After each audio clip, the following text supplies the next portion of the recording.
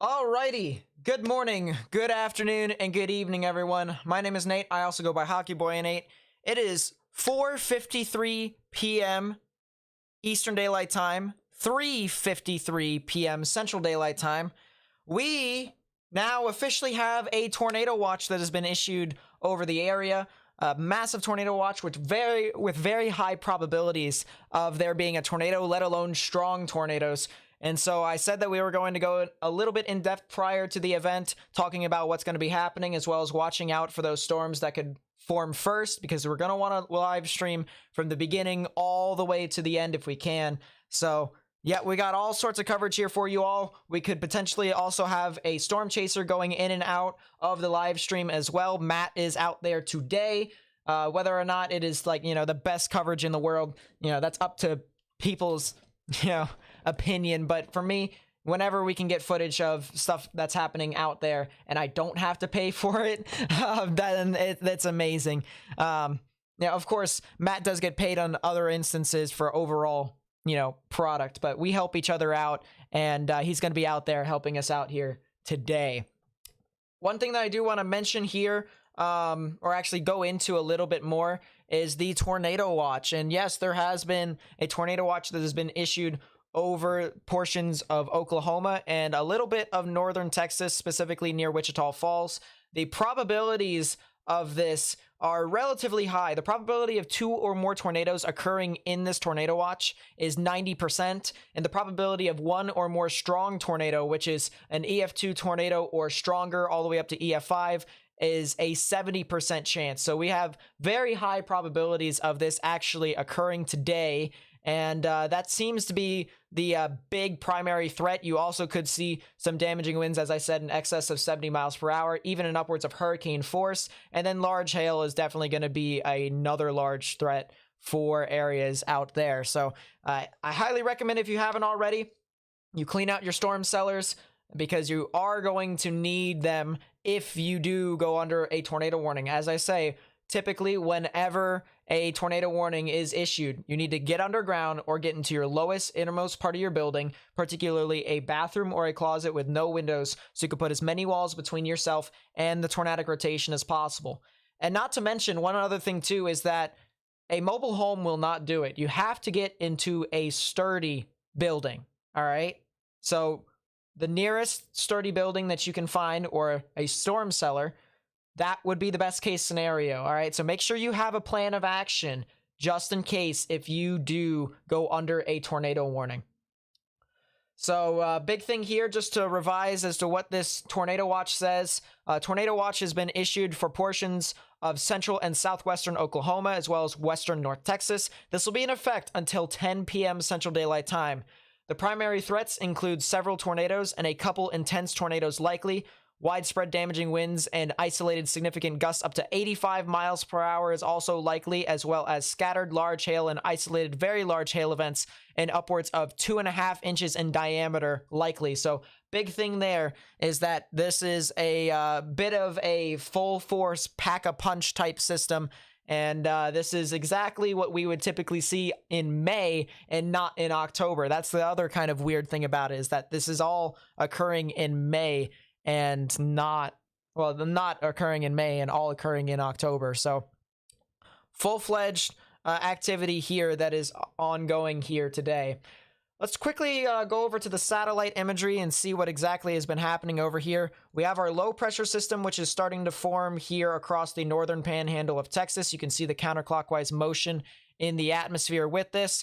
What we're basically going to look out for is these little pockets of clouds over here and seeing if they can actually root into the atmosphere. We'll talk about that a little bit more when we take a look at the Mesoscale analysis page from the Storm Prediction Center.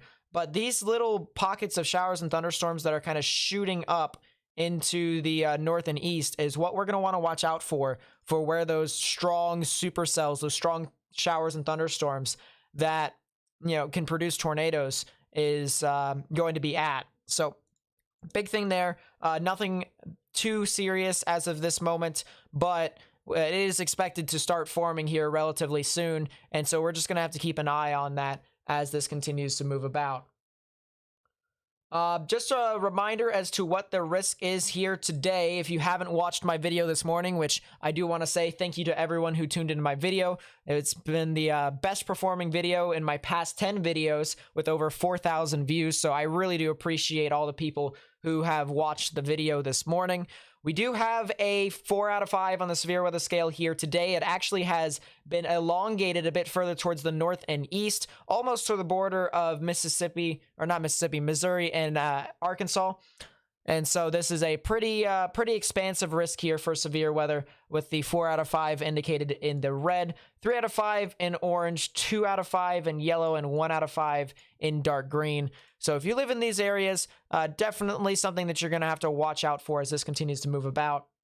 Large hail is expected once again for areas specifically around Oklahoma City and Lawton. So if you're over there, you guys could see some large hail in upwards of 2 inches, maybe even larger in some areas. Otherwise, if you are not in this black circle with dotted lines, then you could just assume that you're going to possibly see large hail in upwards of 1 inch or larger in some instances within 25 miles of a point. We also have our wind risk. This has also been increased since this morning. It was a 30% chance. Now it is a 45% chance, and that does include Oklahoma City as well as Tulsa, heading up further towards the north and east, almost towards the border of Missouri, Kansas, and Arkansas. We also have that significant risk, which is our black circle with dotted lines in the middle. That is basically a 10% chance or greater of seeing hurricane force winds within a 25-mile radius. So if you do have that, really need to watch out for this as this continues to move about. But yeah, this is a really concerning event from a wind perspective. And then, of course, the tornado threat, which is the main threat here today. The reason why the tornado watch has been issued, a 15% chance of seeing a tornado within 25 miles of a point is possible all across central Oklahoma, from OKC all the way over to Tulsa, even up towards down towards Lawton. A lot of activity is expected here with this, and so we really need to be on our game here and trying to figure out where these storms are going to be going, how significant they could be, as well as what they could do in the future. Of course, we'll have that information for you once those storms actually start forming. That's the whole point of radar analysis. We do have our radars up and running here for you today. I mentioned that we also have a storm chaser in the field who will be coming in and out of the live stream every now and then. So a jam-packed whole broadcast here for you all tonight. Whether you live in the areas or you don't, buckle up, because this is going to be a pretty significant event here, especially for this time of year.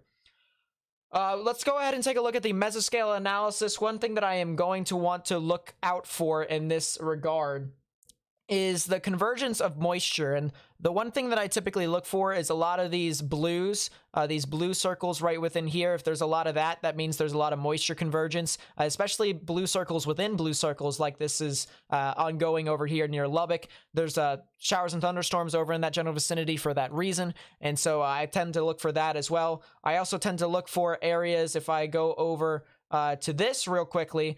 This is another example of just the same product. A lot of the reds indicating moisture convergence, as well as the overlap of high reds and high greens. If you ever see those blue dotted lines, that's typically one of those things to where not a whole lot of convergence in that area.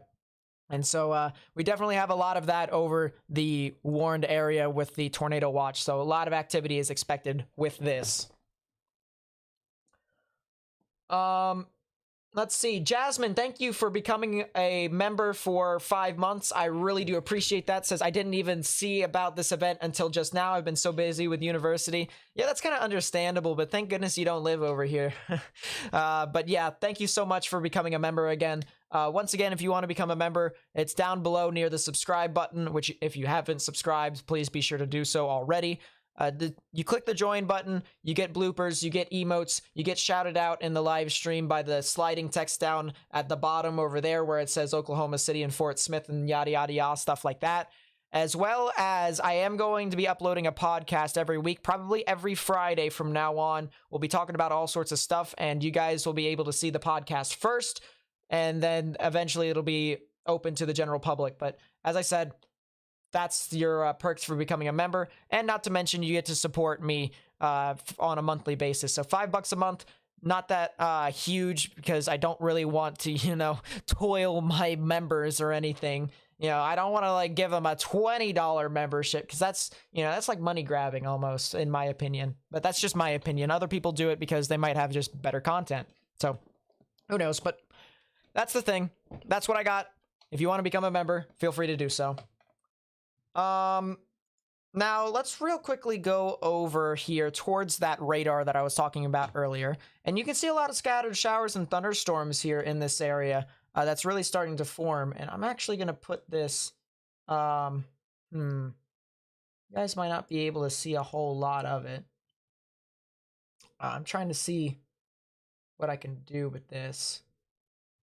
It's fine. If I put it right here, you guys might be able to see. No, you guys won't be able to see it. I think I'll just put it over to the side here for right now. I'll put it like right there. On a screen that you guys can't see. That way, if I need to click it, I can.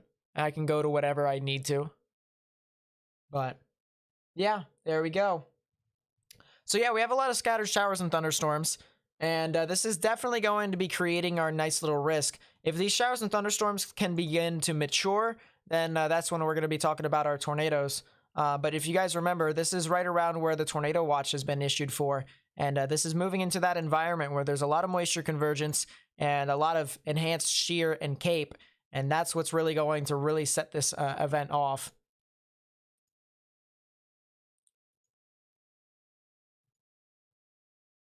One thing I do ask for you guys, if you are watching this live stream, is that I would like to share this with as many people as possible, because I do want to try and get the information out. You know, it's not just, you know, to boost my analytics on YouTube. I really do want to help people in this instance. So share this live stream with friends and family and on social media. And also by liking the live stream, you actually help me get this out to more and more people on YouTube's platform. It's just the recommendation system. That's how YouTube's algorithm works. So I'd really appreciate it if you guys would help me share this on YouTube by leaving a like on the live stream. That would be greatly appreciated. Ashi has became a member. Thank you so much. I really do appreciate that. Thank you so much. You know, I mentioned earlier what the members get, but thank you so much for becoming a member. I really do appreciate that. So yeah, a lot of scattered showers and thunderstorms. The environment within this is all right. It's going to get, you know, progressively better for the environment as time moves along, of course. But the cape within this environment is about 1,500 joules per kilogram, and it is expected to increase here as well. So would not be surprised if we saw this to continue to skyrocket. But that's what we got there. That's what is expected in that regard. I want to take a look at the wind shear here real quickly. I want to take a look at the... let's go with the effective helicity here. And helicity values are actually decently high off near the border of Texas and Oklahoma. So it's not that bad. Right around Childress, there's actually some decent values there. But yeah, definitely something to watch out for. And we'll see these numbers start to skyrocket within the coming hours. Or coming hour, I should say. Because that's when stuff is expected to be the best. Scott Clark, thank you so much for becoming a member. As I said, I really do appreciate that. I really do. Let's go into the timings of this event, shall we? Let's go into the timings, see what specifically you guys can see and when. Of course, if you want to take a look at the actual time, it's up here. You guys might not be able to see it, so I actually will have to like zoom in a little, which I'm okay with. There we go. So we've zoomed in. You can see the time at the top left-hand corner of the screen right there. So if you want to follow along, feel free to do so. And we can see here, heading off into 4 p.m. Central Daylight Time, which is right about now, you can see some storms that start to form near Childress, which is exactly what we see on radar. And we also have some scattered showers and thunderstorms across the OKC metro area, but that's not that big of a deal until, you know, 5 o'clock when stuff really starts to kind of fire off on a widespread scale. Look at this. From areas along the Red River all the way up to OKC, Supercells then are expected to start to form. You have some areas near Lawton that really start to get some big activity. Areas up here near OKC and Stillwater start to ramp up a bit. And then as this continues to move about, that's when this huge line of storms start to congeal, move through Lawton, and approach the Oklahoma City metro area, passing over 44. And then as this continues to move about, you can see how this line really starts to congeal, and you have some other supercells that form out in front of this. Look at this. In southern portions of Oklahoma, you have a supercell right there. In northern portions of Oklahoma, you have a supercell there. So it's just all depends upon where these storms form specifically. But once they're along the line, that's when your big wind risk comes into play. And you could still get tornadoes along that line, but the main priority, or the main risk, I should say, within that threat level is going to be the wind, due to the fact that you have storms basically all, as I said, all along the line, and it just covers a whole lot of ground in that regard. So that's the thing there that I did want to mention for you all in that sense. And then storms start to head into Tulsa as well as Dallas-Fort Worth at about 9 to 10 p.m., maybe even a little bit later if things actually slow down a little bit more. But right around that time period, Tulsa and Dallas-Fort Worth, which is all the way down to the bottom part of your screen right there. You can barely see Plano, but it's right there. You can believe me. These lines of storms will then begin to move through your area at around 9 to 10 p.m. Central Daylight Time. So a lot of activity is expected within this line, and we're just going to have to watch out for how this actually evolves.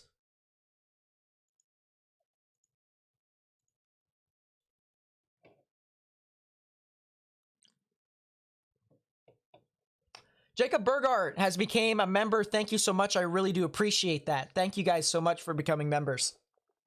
Thank you so much.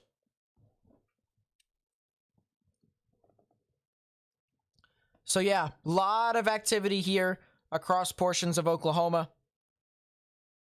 And of course, you know, if you live in Oklahoma, you probably know where you are on the map. So you can accurately determine as to when these storms will be moving on through. But that's the simulated radar there from the HRRR.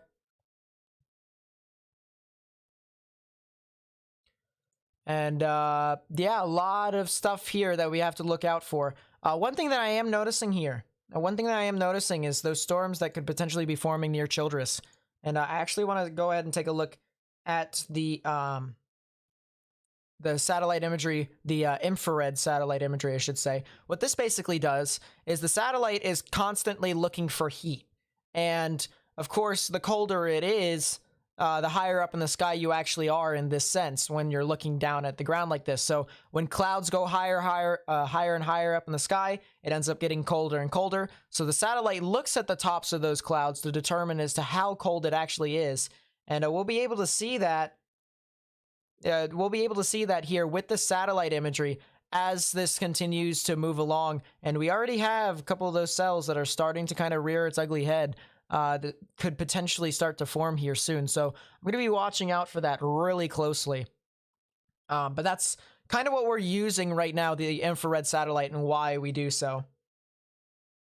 Would you consider making a video to explain how you forecast and what tools do you use, etc., to your members? Of course. If people would want me to do that for members, then yes, I can do that.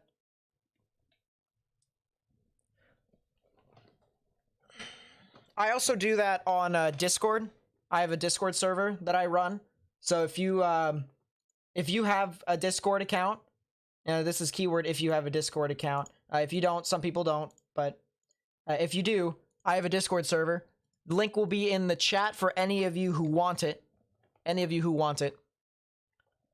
But that is exactly what I'm going to be doing in that Discord server. I'm going to be trying to help people hone their skills in weather. Of course, I'm going to hone my own skills as well as time continues to progress, because that's one of those things to where I'm not perfect. I know I'm not perfect, but, you know, if we're all together, we can strive to be better in the future and by studying stuff like this. So that's what I'm going to try and help people to do. Now, real quickly, I want to go... I want to do something here real quickly. Make a pop-out window. And I'm going to edit my screen here for a second. I'm going to edit my screen. And I'm going to pull up Discord here.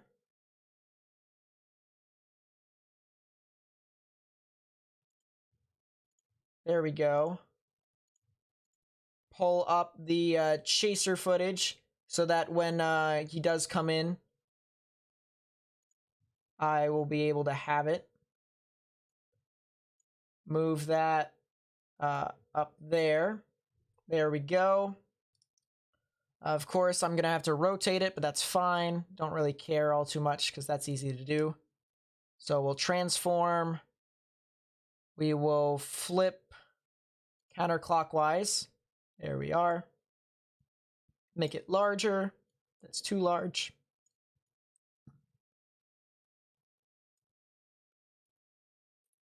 And there we go. We have our stream from our chaser that's up. I'm going to put this back. Actually, do we have a full screen here that we typically use? Yeah, we do. Yeah, we do. Let's flip counterclockwise again. That's clockwise. Rotate 180 degrees. There we go. Put that up there. Making sure that we get everything ready. Turn that off, and we have our stream set. Let's see if I can find my face cam. Put that on. Put that up. Edit my face cam. Like, that's not what I wanted. Kind of like that. I think that's good. And yeah, I think we should be set for our, I think we should be set for whenever he actually shows footage. Oh, beautiful, beautiful. Let me put your scuffed. There we go. But just let me adjust it at all. I should probably wash this windshield. That's what I should So you're currently positioned in Lawton, correct? Yes, sir. I'm at the Walmart right here on Sheridan, just off of Cash Boulevard, Northwest Cash. So I'm right here at the Walmart, not far from 44. Yep. This is probably about a mile. I'll say about a mile west of 44 is probably where I'm at. This is Matt Chapman. He is our storm chaser that we typically have on our live stream. He's had a history of catching tornadoes, and he's had a history of catching tornadoes on the stream. So yeah, I think we've had 4, 5 tornadoes, maybe 6 it's actually at most. A good stream. Wow. Something like that. So we've actually I think it was about 6. I think it was 6 on stream this year. Yeah. So we've had a history of finding tornadoes and showing them to the general public, giving people an idea as to what exactly is happening. So that's what we're gonna try and do here. We are getting ready to. We're trying to figure out what. Well, these guys are all about to leave. All these chases right here are about to leave. Vince Waltie's over here in the over here in the black car over here. That's Vince Waltie over there chasing for Ryan Hall. He's about to head west to Snyder. And then, a bunch of other chasers are here too. I was just talking. They're all about to start moving out. So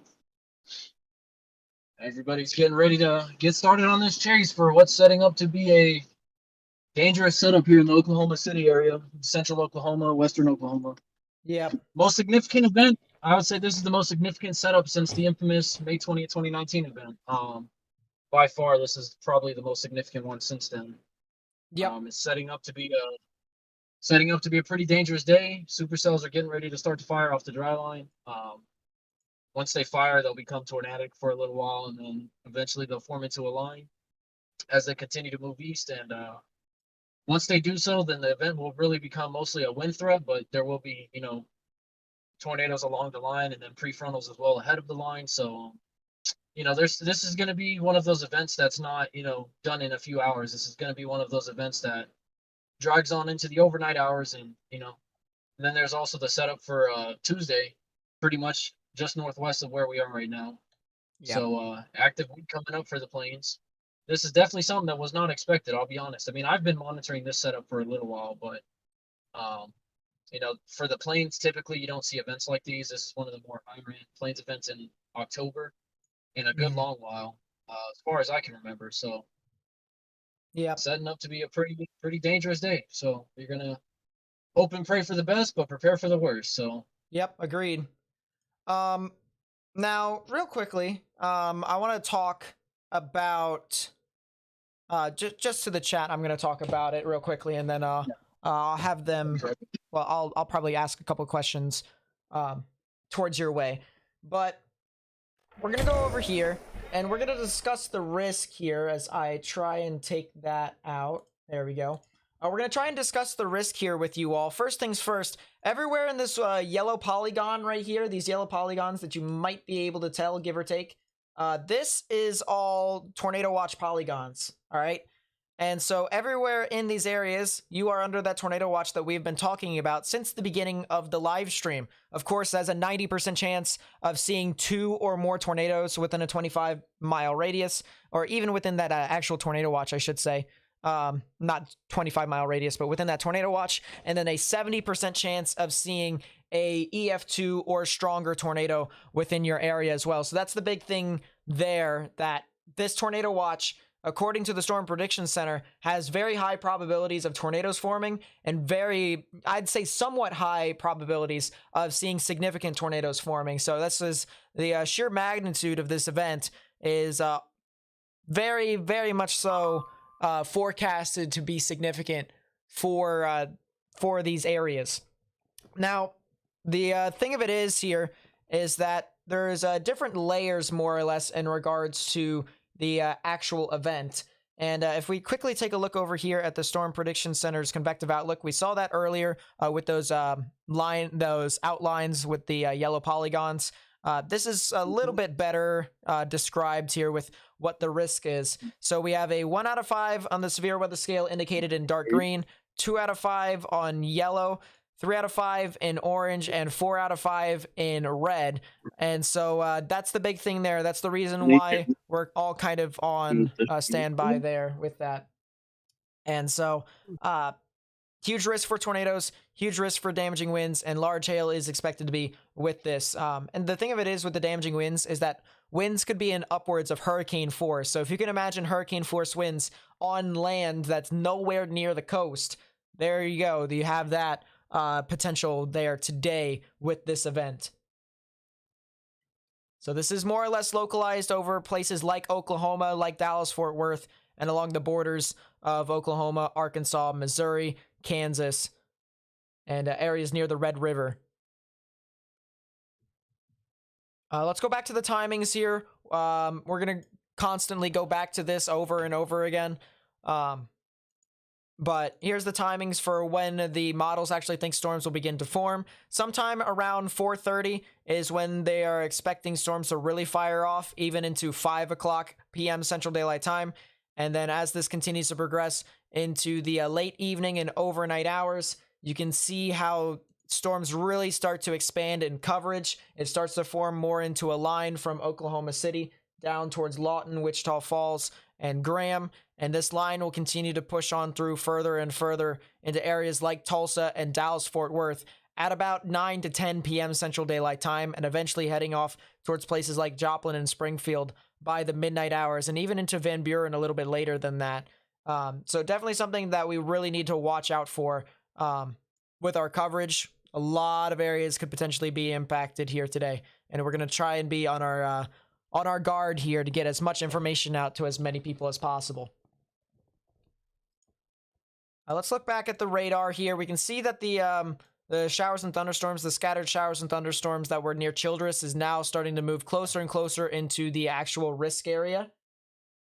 So these pop-up showers and thunderstorms, as they move further and further, these could be the ones that end up forming that big thunderstorm, the thing that we call supercells. Those could be the ones that produce those tornadoes today. And it's just, trying to figure out which one is which one is significant, and what they could do later on to try and get as much information out as possible.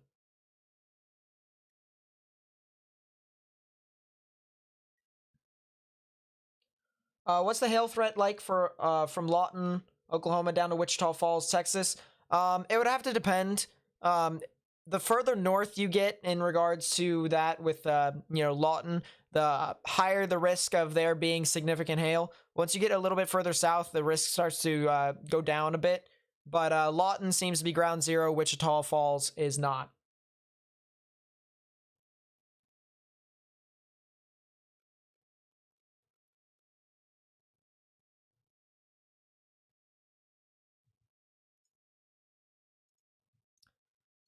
I'm going to take a look at the mesoscale analysis here from the Storm Prediction Center. Try and see if I can find any patterns here to where those thunderstorms could actually form. And I think I'm starting to see right about here, right near Frederick, that's where the storm, we can have a storm that could potentially form here soon. We could also have another storm that could form off to the north of that, maybe north of Lawton.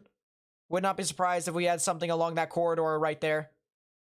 And so definitely going to have to watch out for that close. But I definitely see a lot of convergence ongoing over there near Frederick, Oklahoma. And I would not be surprised if that something formed here relatively soon. And it would have to be like right near Frederick, Oklahoma too. There's a lot of moisture convergence, which basically is going to create your scattered showers and thunderstorms. So we got that there.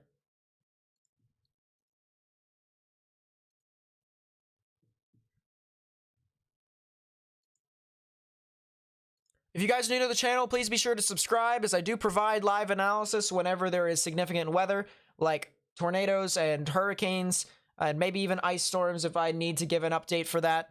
So feel free to subscribe to the channel if you haven't already. Also, be sure to turn on channel notifications to stay up to date with all the latest information that I do provide for you all. And be sure to like this live stream if you do enjoy it, as well as like it to try and spread the information out as much as possible, because what that does is that tells YouTube's algorithm to share this information with more and more people on the platform. So if you actually hit that like button, hit that thumbs up button down below the video, you actually are helping me get this information out to more and more people. Of course, share this with friends and family and on social media, especially if anyone you know lives in these areas, that this information could definitely be useful to them. Or at least I hope it will be. Will there be tornadoes in Dallas, Texas tonight? It's very hard to say, but they are in a risk for tornadoes. So I would not be surprised if they got into that action. But we'd just have to wait and see if this could be as significant as they say. But definitely tornadoes or damaging winds will be the main threat over there in your area.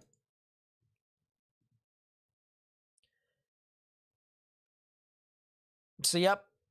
I'm gonna try and take a look here. New update from IEMBot. If you hear those dings, that's from IEMBot. It keeps me up to date with what the National Weather Service and Storm Prediction Center is saying. So if it gets annoying, I'm sorry. New mesoscale discussion. So what they basically do with mesoscale discussions is they talk about what the environment is like, what it's doing, and what it could do in the future. So the summary is initiation of discrete storms is becoming more likely in the vicinity of Frederick, Oklahoma. Within the next 1 to 1.5 hours, the threat of tornadoes is increasing in southwest Oklahoma into parts of central Oklahoma. That is basically what we've been saying here. We said that Frederick, Oklahoma, there's already starting to get a lot of moisture convergence there. And so we already have a general idea as to what is happening right now. What's your analysis on northwestern Arkansas, since the line should be formed by then? Definitely your main threat will be scattered showers and thunderstorms, with damaging winds being your main threat, in my honest opinion. But within the hour here, we're expecting showers and thunderstorms to form. I'm expecting storms to actually form a little bit sooner than that, just based off of what the environment is like. And so we'll continue to keep you all up to date. To go. Fuck that, yeah. Let's see.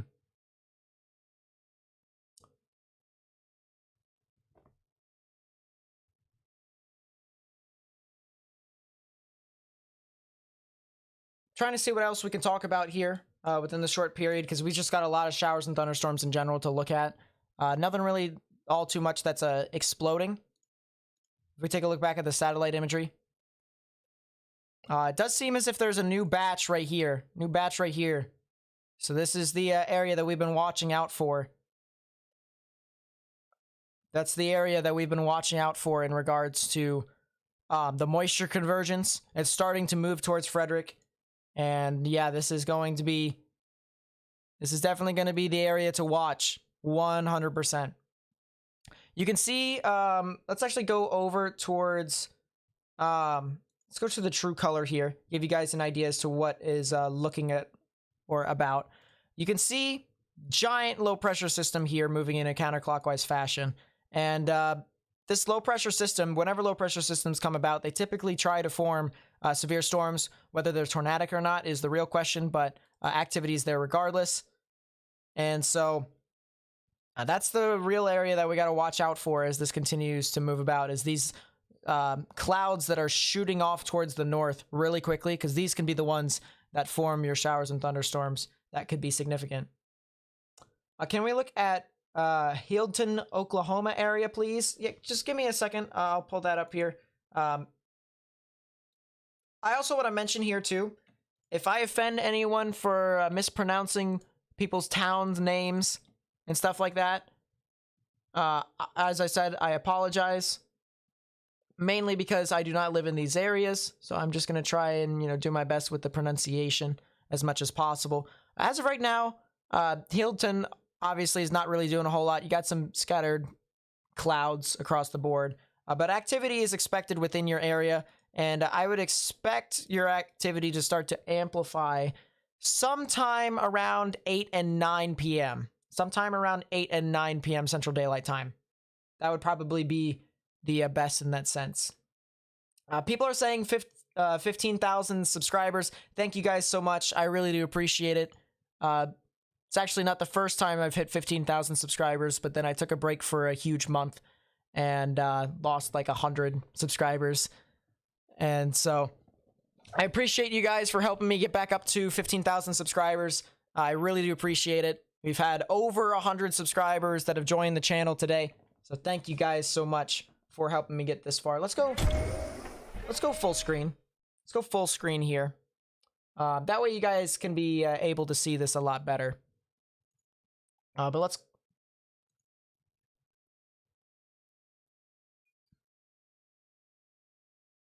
All the chasers here seem very firm on going west to Snyder. They said that they saw something on the newest Mesoscale discussion that says Snyder.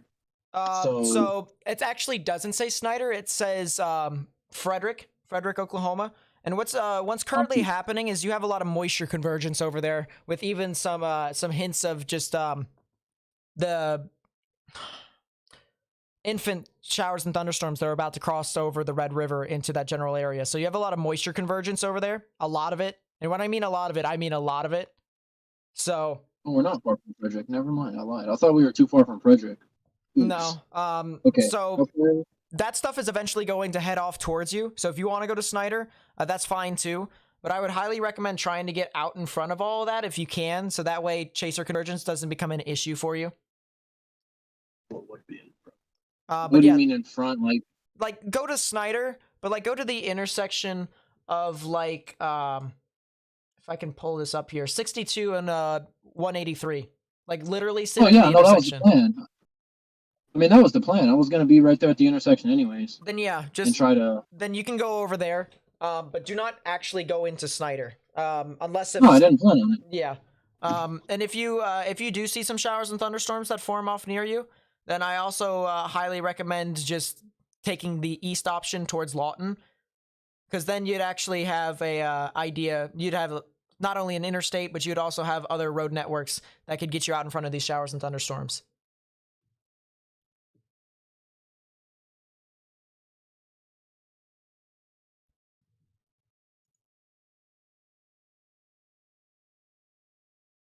But yeah, that's the thing right there that I was talking about. And they did say south of Frederick, but moisture convergence is right around there. So that's what I was talking about, and that's probably what I would watch out for as well.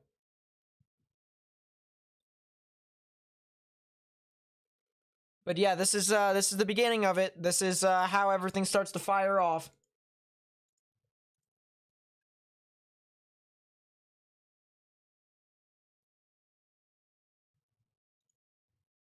And this is going to be pretty interesting to watch. I will say that much, because there is a lot of factors that go into how this event actually propagates forward. Security Guard 92 with the £2 super chat says greetings from the UK. Stay safe, please, guys. Thank you so much. I really do appreciate the £2 super chat. I appreciate all the support that you guys give me to help me fund my channel. As I said, all the money that I get, you know, even from the memberships and stuff like that, goes straight back into either me and the channel, or me storm chasing and getting equipment so that you guys would have better coverage. So, yep, that's greatly appreciated to everyone who helps me out there. Let's see. I do not see anything as of right now quite yet. Hello everyone, by the way, who are who's watching the stream from wherever you may be. Thank you so much. How are you guys? How are you guys doing? How are you guys doing tonight? Actually, slow as fuck if you want to look at my phone.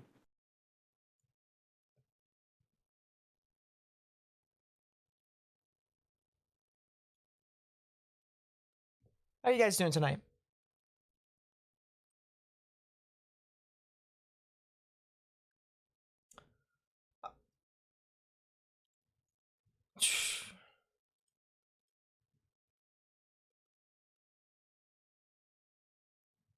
Jeez.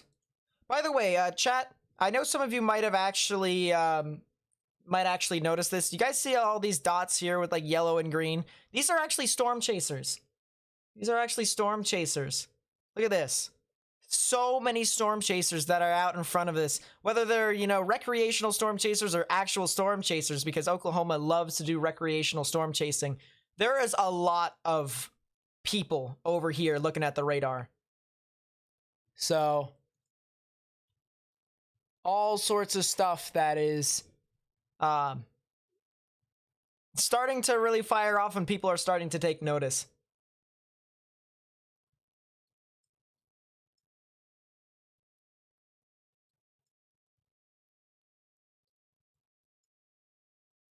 Yeah, there's a lot of people.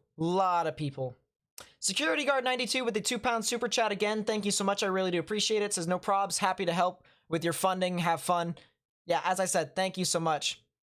How did I get that on GR2? I actually have this as a shape file, I believe is what it's called. Yep. Either that or it's a place file. No, it's a place file. My bad. Place file. So, yeah, that's how I got that there. I also have analysis from satellite and RAP. Tells me specifically what's happening in the atmosphere within that area. So it tells me the helicity, tells me the CAPE, tells me the capping inversion. And that's for all the people who are who know what weather is about.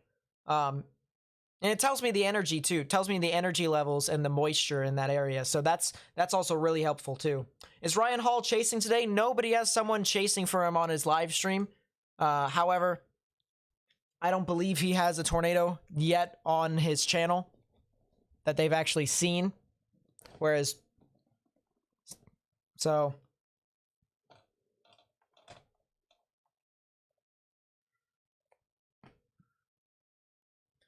I need to stretch. But yeah, as I said, we have experience here with getting tornadoes from Matt, specifically from Matt. We also have a couple from taking a look at traffic cameras too, but that's the other thing there. But yeah, as I said, that's what we got here. That's what's available to you all on stream. Whether you guys want to follow us, it's completely up to you. But as soon as things start to fire off, man, we'll be able to cover it in all flying colors. I think those cells in southeastern Texas Panhandle will go nuts. Also about an hour. The environment for southeastern Texas is not exactly the best. So, I think they'd go nuts from a thunderstorm perspective, but not from a tornadic perspective. There's a lot of energy over there, though. Don't get me wrong.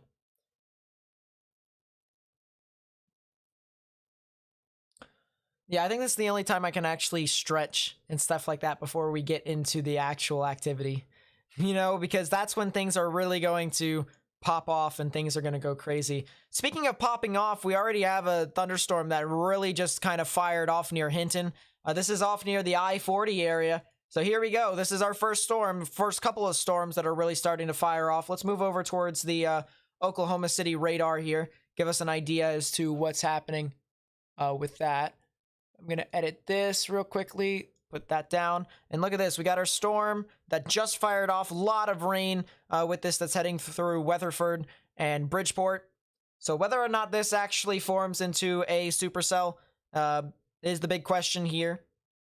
I'm going to take a look at the satellite to see what exactly is happening. And yeah, it does look like there is something that's going to start trying to register right within here. So big thing to watch out for.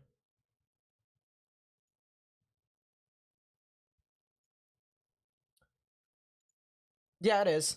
It's working. Do I think McKinney, Texas could receive a tornado? It's very hard to say whether a specific city or town could get a tornado. However, I can give you an idea as to whether or not you have a chance. So give me a second here. Do I think global warming is and continues to change weather patterns? I think it can influence it based off of the outcome. However, with weather patterns itself, it completely is dictated by their own. So winds, you know, influence other winds is basically what I'm saying. So give me a second. I'm going to try and look up McKinney, Texas here.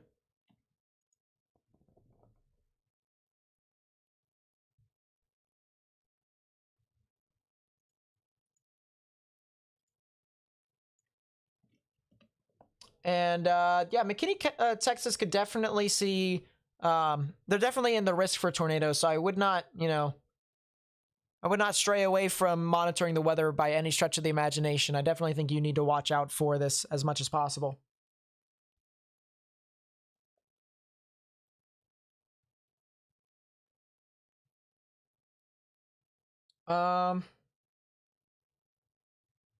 I casually love how everyone is starting to quote Twister in the chat. That makes me smile every now and then.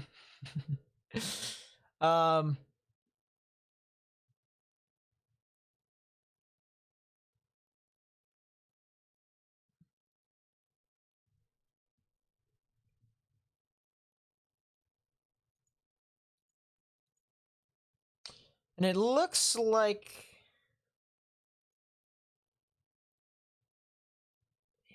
yeah, it does look like it's starting to try. It's really starting to pop up with these showers and thunderstorms here. And I mean, it's really trying. I also have a lot of background noise here, so if I go silent, this is me trying to listen for a bit until I, you know, turn back on so that you guys can hear it. Right now, they're currently moving towards Snyder. They're moving towards Snyder, Oklahoma, which is just to the west of Lawton. So they were over here. They were over here.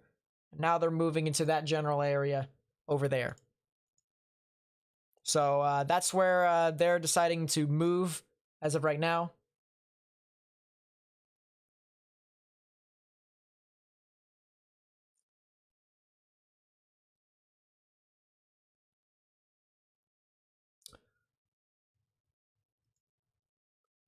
Yeah, there's a lot of scattered showers and thunderstorms that are really starting to kind of materialize. You can notice how we had a lot of these greens, and then the reds immediately just start to fire off.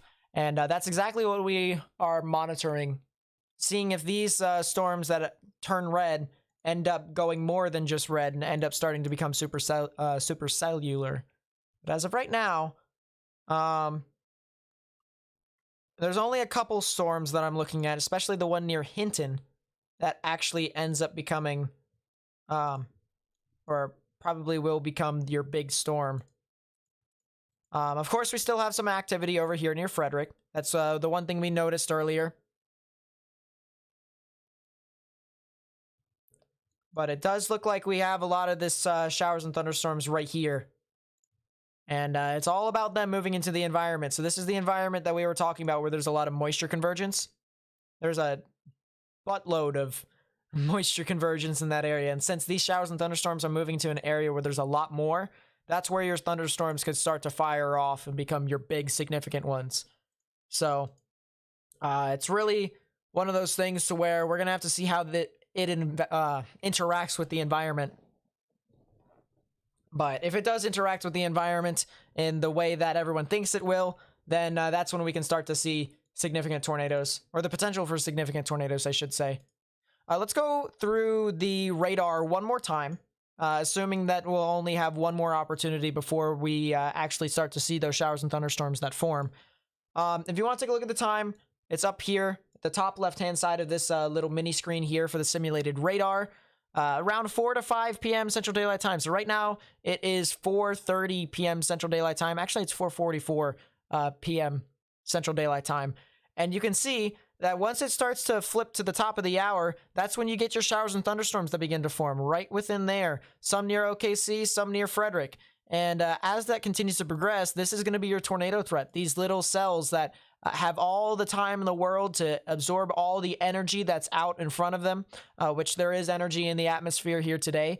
For any of you who are curious, there is expected to be above 2,000 joules per kilogram of CAPE, or convective available potential energy. And so there is definitely enough energy in this environment for these storms to actually fire off. And this will be able to congeal into most likely a broken line to where you'll have some showers and thunderstorms that are heavy in one spot, others that aren't. But it'll be just this giant line that'll push on through with a chance for tornadoes within them.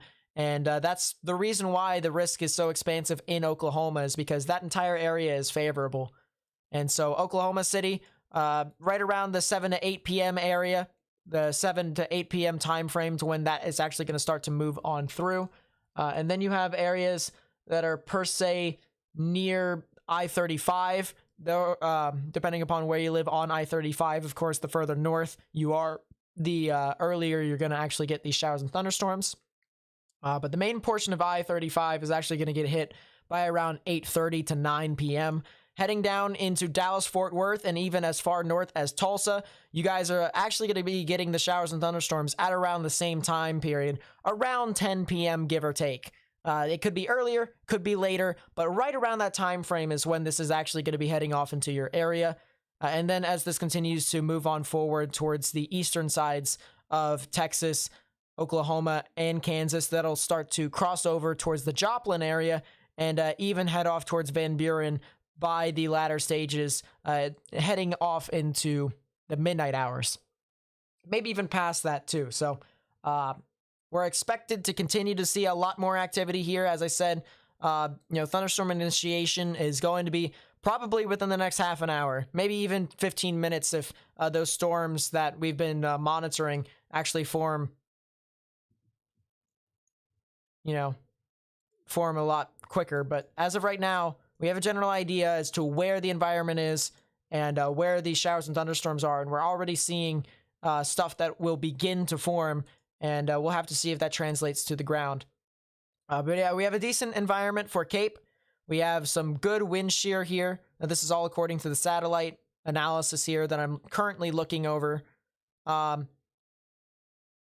The actual directional wind shear, which helps forms tornadoes, isn't exactly the best with this with this thunderstorm over here, which is off near I-40. So that's the good news. All right, this one probably doesn't have a huge chance of producing a tornado right now if it were to do something, but something could definitely happen later on, and that's what we're going to want to watch out for. Is that when this storm moves into that favorable environment that we were talking about, what does it do?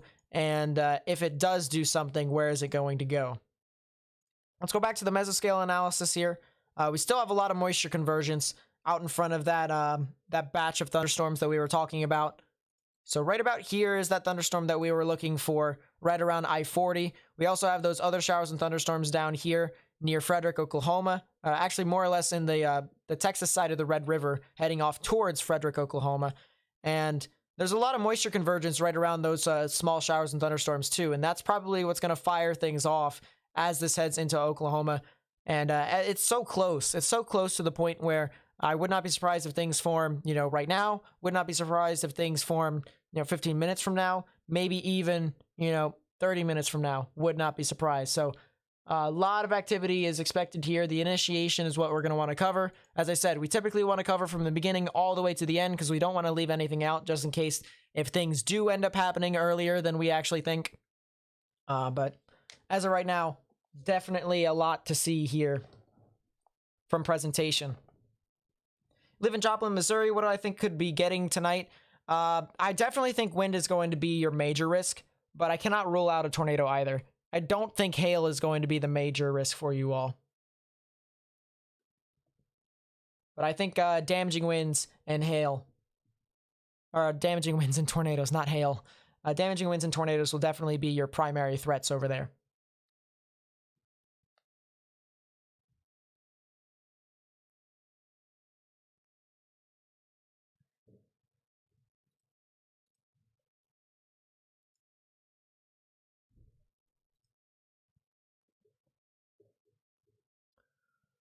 Why aren't satellite-based weather radars a thing? Because when you're actually doing that, if let's say that theory or that idea actually gets put into motion, you actually have to beam through the storm, and it's actually a lot harder than most people think.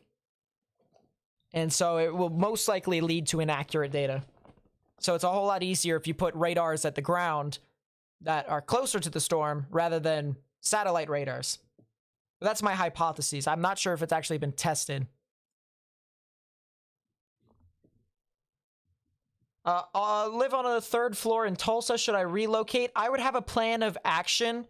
This goes for anyone, too, who lives in these areas here in Oklahoma. I would have a plan of action in case if you're under a tornado warning. The main thing that I say is get underground or get into your lowest, innermost part of your building, particularly a bathroom or a closet with no windows so you can put as many walls between yourself and the tornadic rotation as possible. But the key word there is the lowest. Keyword lowest, all right? Basement storm cellar is fine, because that's underground. But if you don't have that, have a plan of action to get to the lowest, innermost part of your building. If you have neighbors that are on that first floor, I would highly recommend talking to them and saying, hey, if we're under a tornado warning, can I come down here and take shelter with you all? And if they don't, then just find another area that will be able to that you'll be able to get to a sturdy building. But have some sort of plan of action for if you ever get into a tornadic situation.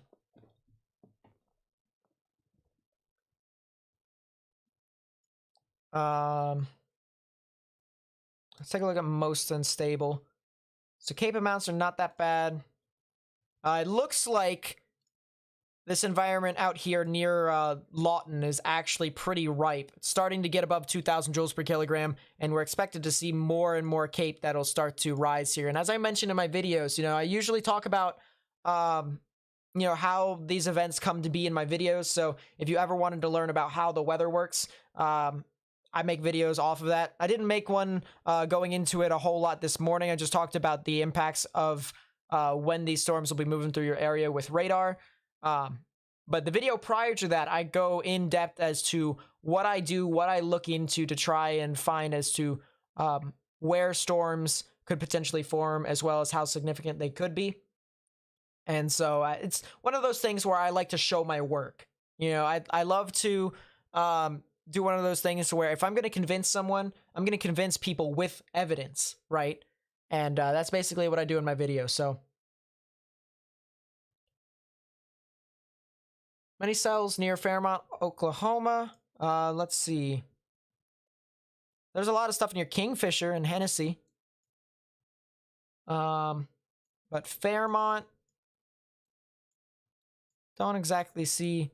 Of course, as I said, I don't exactly know where most of these places are in Oklahoma, but I don't see a Fairmont over here. So storms you know, as I said, they could be moving through your area in Oklahoma. You're just going to have to be weather aware as this continues to move about. And as I said, I will inform you all where the major activity will be when it happens. All right. I'll give you information as to what they're doing, where they're going off to, and how strong they're actually going to be.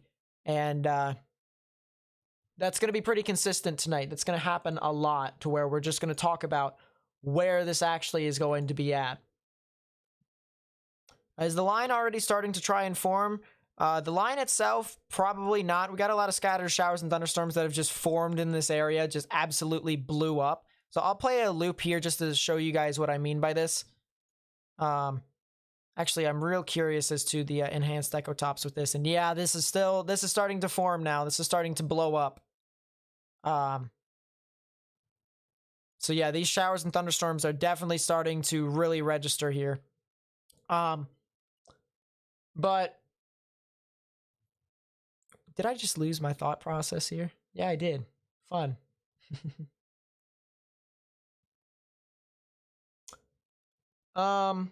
Let's see. I also do appreciate everyone who's came out to the live stream here today. Thank you guys so much. As I said, without you guys, I wouldn't be able to do stuff that I do on my channel. So I really do appreciate all the people who support me. Whether you subscribed, you've liked the video to help share this with friends and family and on social media, as well as on YouTube's platform. Because, by the way, if you do like the video, you're actually helping me get the information out to more and more people on YouTube. Because it actually recommends it to more and more people. That's probably how you actually came to my live streams, because other people have been helping me too. But whether you shared the content, whether you've donated and stuff like that, I just want to say everyone here, whether you've done just tuning into the video or you've been here for a while, I do appreciate every one of you. So thank you so much for helping me out. But yeah, we got a lot of activity that's really starting to fire up. Someone said it's near Enid. So yeah, there's a lot of showers and thunderstorms that are forming near Enid. Whether or not these are actually the big time storms is going to be the big question. It doesn't seem as if that's going to be likely, in my honest opinion. The further south you actually are, the higher chance that will be the case. But in this instance, it doesn't seem to be it. So as of right now, I'll just say that the main risk for this is going to be damaging winds.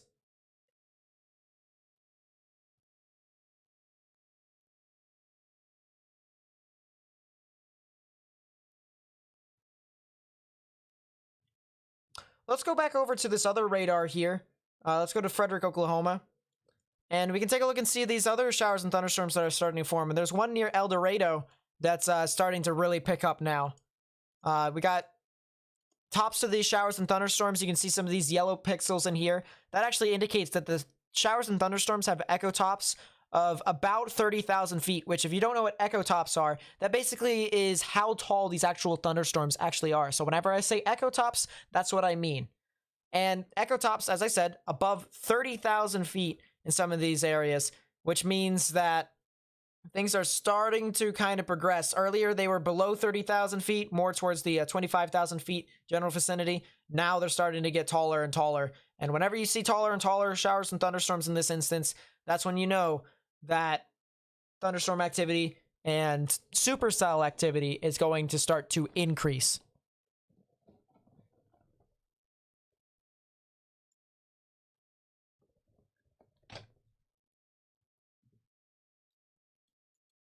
I'm also taking a look at the showers and thunderstorms that are just to the north and west of OKC, and it seems as if those echo tops from the other radar from Frederick, it actually says that these are pretty tall as well, above 30,000 feet. I can't exactly say for certain in that regard as well, but these storms over here are definitely doing a whole lot, and they actually have been producing some tiny bits of hail as well, just barely enough, probably at least a fourth of an inch, 0.25 as the size for hail as well. So a lot of activity there that's starting to really register, but otherwise not all too big at the moment. But as I said, this is the beginning of the event. Things start to kind of turn up a notch, and here we go. This is what we've been looking for.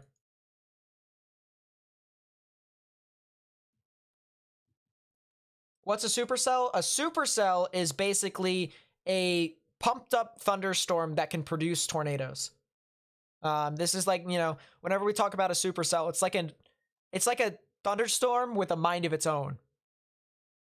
And if that's, if that kind of sums it up the best, that's in my opinion what sums it up the best. Of course, there's other characteristics that go into it, but the basic thing is that whenever you hear supercells, that's the thunderstorms that can produce tornadoes, or at least the most oftenly produce tornadoes. But good question, good question. Also, I want to say one more thing too. As I casually go over to my Twitter here. If you have anything, if you live in these areas and you want to send something in to me, say you want to send a picture to me of what could be happening within these areas, please @ me on Twitter or even DM me on Twitter. That would be greatly appreciated as well. I'll put the link to my Twitter in the chat so that you guys may be able to see what my Twitter account is, but it's @Nate_Snyder. And if you send stuff in, depending upon whether or not it's legit or not, I will put it up here and show the public. Because the one thing that I believe, and I believe my Storm Chaser shares the same viewpoint with me, is that seeing is believing. I can say so much, as much as I want, but if I show you the radar, some of you might say that it's just a spilled bucket of paint. And that's not really all too useful to people who may not believe. Of course, other people may think that I'm not as credible as some of the other news sources, which that's fine too. But the big thing there is that I want to try and get information out as much as possible. And if you guys send pictures and stuff like that into me, that would be greatly appreciated so that I can get information out to more and more people. So,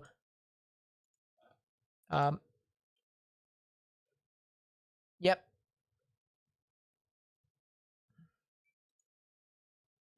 Yeah, that's, I'm talking to Matt right now. That isn't going to be that big of a deal for you all. That's not in the best environment. There's a couple showers and thunderstorms that are starting to form towards your west now. That I would actually pay attention to the one that's south of Altus. I'd actually pay attention to that one. Evelyn Rose Weather, hello, welcome to the stream. But yeah, this is definitely starting to really ramp up now. It's...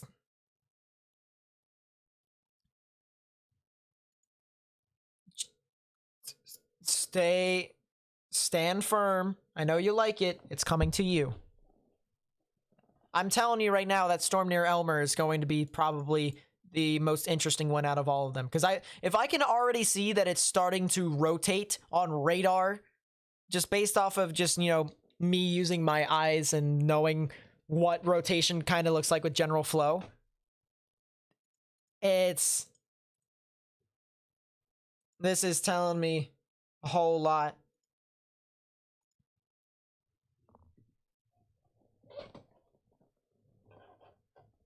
But yeah, I'm looking at satellite right now, and it's really interesting to say the least. As of right now, yes, I do.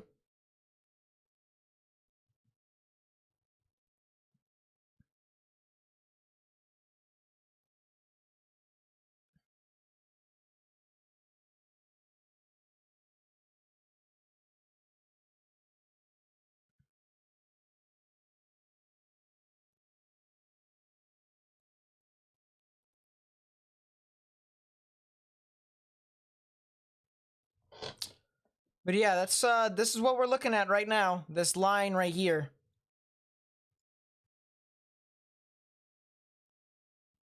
And even these showers and thunderstorms down here near the Red River as well. That's what we're looking at for when these showers and thunderstorms to start to form. I want to take a look over at the mesoscale analysis, see what the moisture convergence is now. And the moisture convergence is actually starting to get a little bit better. And it's starting, those showers and thunderstorms that we were talking about earlier, it's starting to move into that environment. And I definitely think after those showers and thunderstorms form near Snyder, Oklahoma, it'll start to move into an even better environment. And that's when we can start talking about the peak of this event in regards to the tornadic potential. But this is definitely looking like something here to watch out for. I mean, this is... I just want to give everyone an idea as to the magnitude of this event here. We haven't seen one of these events in Oklahoma since like 2019. And that may not seem like a long time ago to most people, but for the amount of weather events that has happened in between then and now, there should have been something at minimum last year. But it didn't. And here we go. We have something that's occurring in October of all times. So there's that. That would be Snyder. Yep. Let's see. Do you think the estimated time of arrival for the storms in Claremore, Oklahoma still is later this evening? Let me check to see where that is real quickly. As I said, I'm not too familiar with the geography of Oklahoma. But I definitely think that sometime around 10 p.m. Central Daylight Time is around the right time to which you guys can actually see your showers and thunderstorms. So basically any area near Tulsa and Dallas-Fort Worth, you guys are expected to see your showers and thunderstorms sometime around 10 p.m. Central Daylight Time. So if you live in that area, all right? If you live in that area, that's the expected time frame. You know, it could be 30 minutes or an hour before, it could be an hour later. Sometime around that area is when you guys can get your activity. Oklahoma City is a bit earlier than that too. If we go back over to the radar, it's right around 7 to 8 p.m. when Oklahoma City finally gets that first line.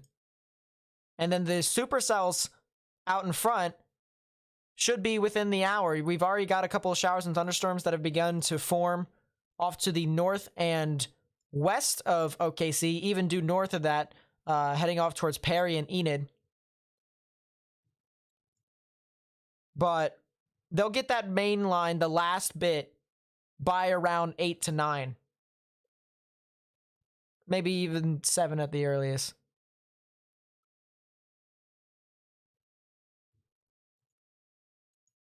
But yeah, this is definitely something to watch out for with all of this. The environment does seem to be still relatively tame, except for down near Frederick, Oklahoma, which is the area that we've been watching very closely. Those storms that actually have been firing off, that have been moving into the moisture convergence that I was talking about, is now starting to really ramp up. And we have hail amounts from this that is starting to be above half an inch. And now it's starting to get towards the severe threshold. Of course, it needs 1 inch size hail or larger to be severe. But it's starting to climb into that general area. And this is definitely a storm that we're going to have to watch out for.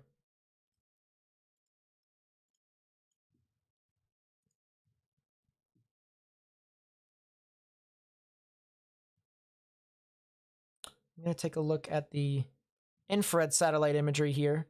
And you can see, look at that. Look at that. Look at that right there. I'm going to try and see if I can get a different color here to give you guys a better idea. Look at that right there. Stuff starting to pop off out of nowhere, and that's what we're going to want to watch out for. That is the showers and thunderstorms that will eventually become tornadic. Hopefully not, though. Hopefully not, but that's...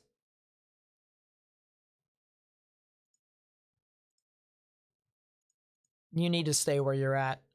I'm telling you, do not move.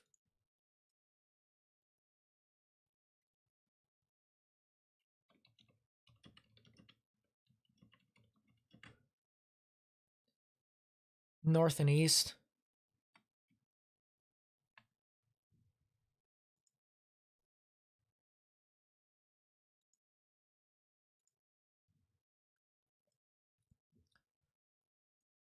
Um,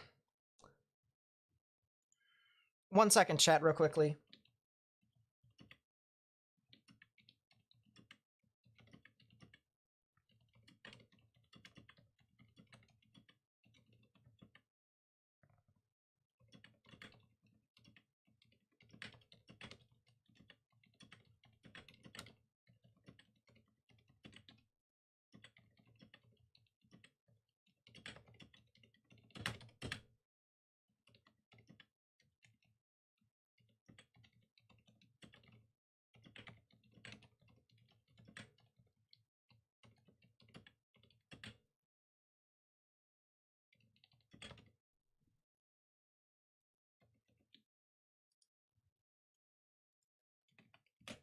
DMs Morgan. All right, we did that. Keaton Mesmer with the $5 super chat. Thank you, my friend. I really do appreciate it. Says, did you see the new Meso discussion for the current tornado watch? I believe it came out, what, at 5:30 or something like that? And if that's the case, then yes, I did. And that's 5:30 Eastern in my time. And yeah, that is the case right there.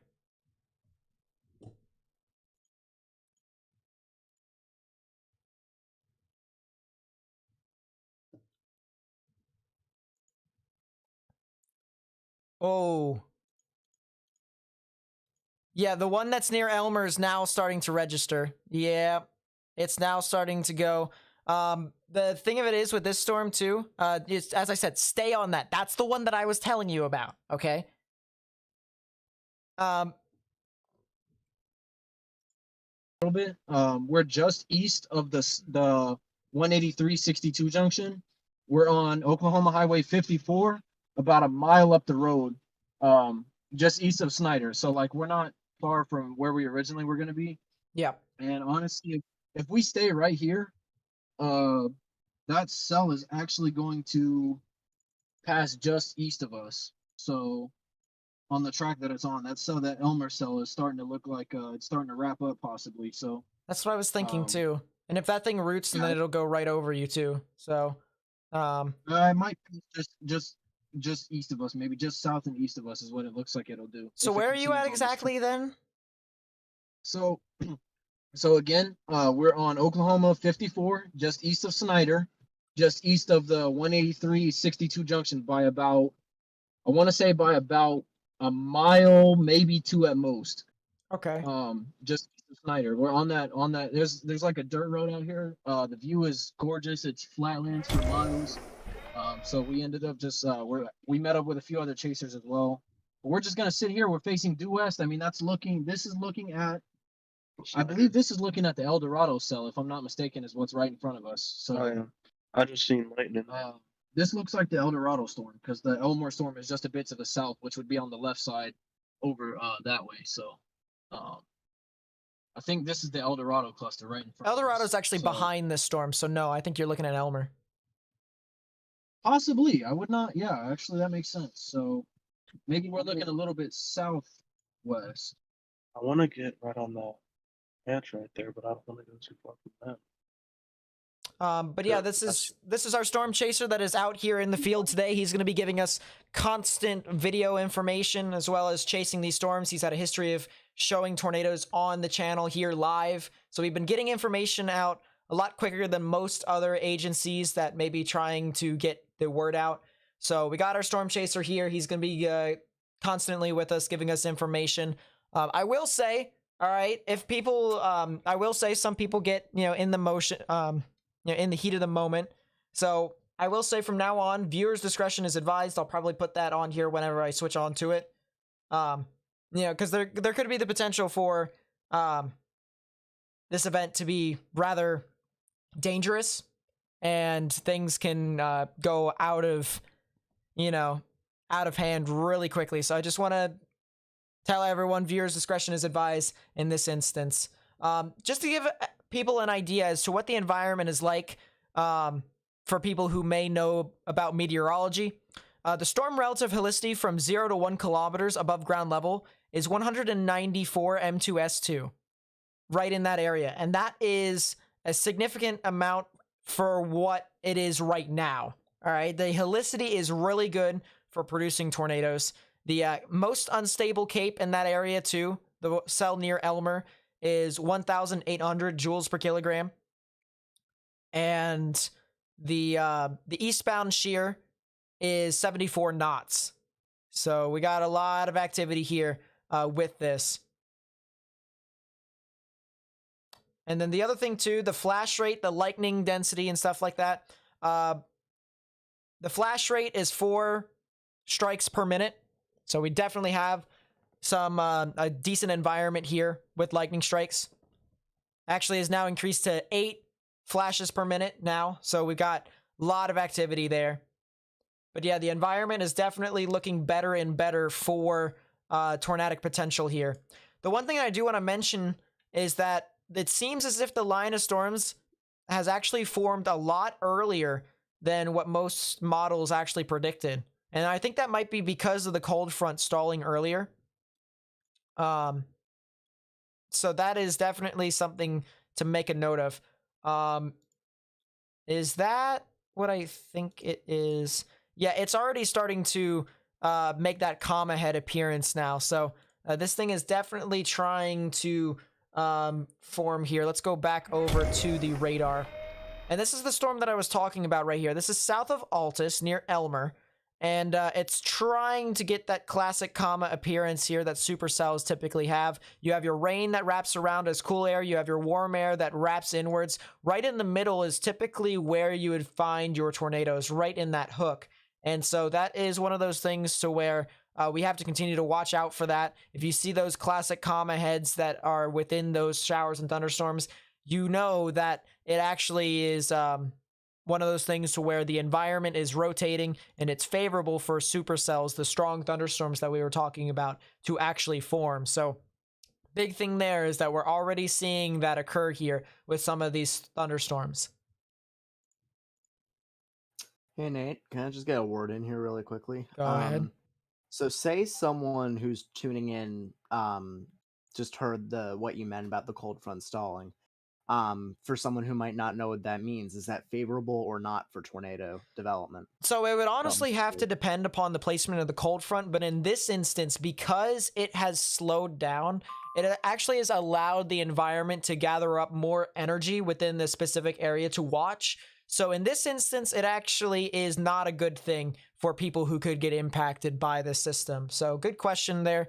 But that is the big thing here, because the cold front, which would be over here, let's see if I can draw it. Here would be the cold front right about here, and it's moving in that general direction. So it originally was over near Abilene and, well, not Abilene, it was near Amarillo and Lubbock. Now it's moving towards the border of Texas and Oklahoma. But because it's slowed down and even stopped for a specific point, it has allowed moisture to continue to move up north. Because if you remember how a low pressure system rotates, it rotates in a counterclockwise fashion. So when it rotates from the south, it actually brings all this warm moisture up with it. And in this instance, it's created a lot more energy for these storms rather than there being not as much energy when we originally predicted it.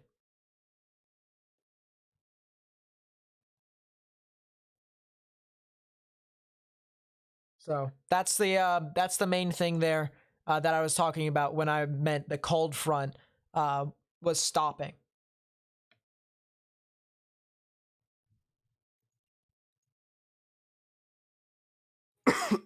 So short term, it's a bad thing, but long term, can it be a good thing since it allows the line to form?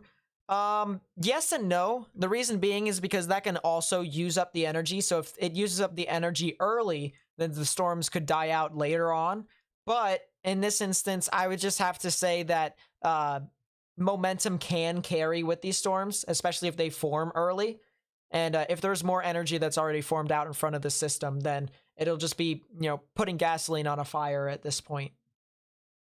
So I would say probably a bad thing for people ahead of it as well. Now, there is another outcome here, which could deplete the actual risk for tornadoes. And that is if there is more showers and thunderstorms that actually end up forming, that can actually blot out most of the activity favorable for tornadoes. But as of right now, based off of what I've been seeing, that doesn't seem to be the case. So I don't think that is as likely of a scenario. But there still definitely could be something within there. And I would not be surprised if it actually happened. Moose Munch has became a member for 2 months now. Thank you so much, as well as a $8 super chat, an $8 donation. Thank you so much. I really do appreciate it. It says, love this channel. I love you all. Thank you so much for helping my channel grow as much as it has. So thank you guys so much.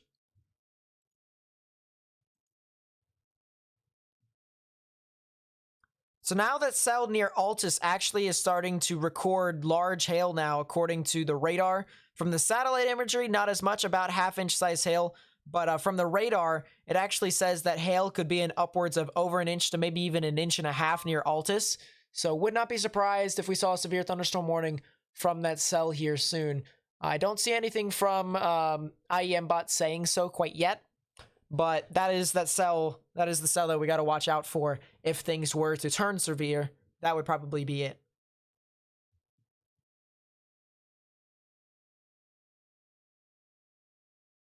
With the storms going linear, doesn't that stop supercellular formation? Kind of, because there's still an environment that favors spin in the atmosphere. So if they go linear for a period of time, they will end up eventually reverting back to its normal state with an addition of more showers and thunderstorms. So it would really have to depend upon how those showers and thunderstorms that are linear interact with the environment. But otherwise, that is what we're kind of looking at right now.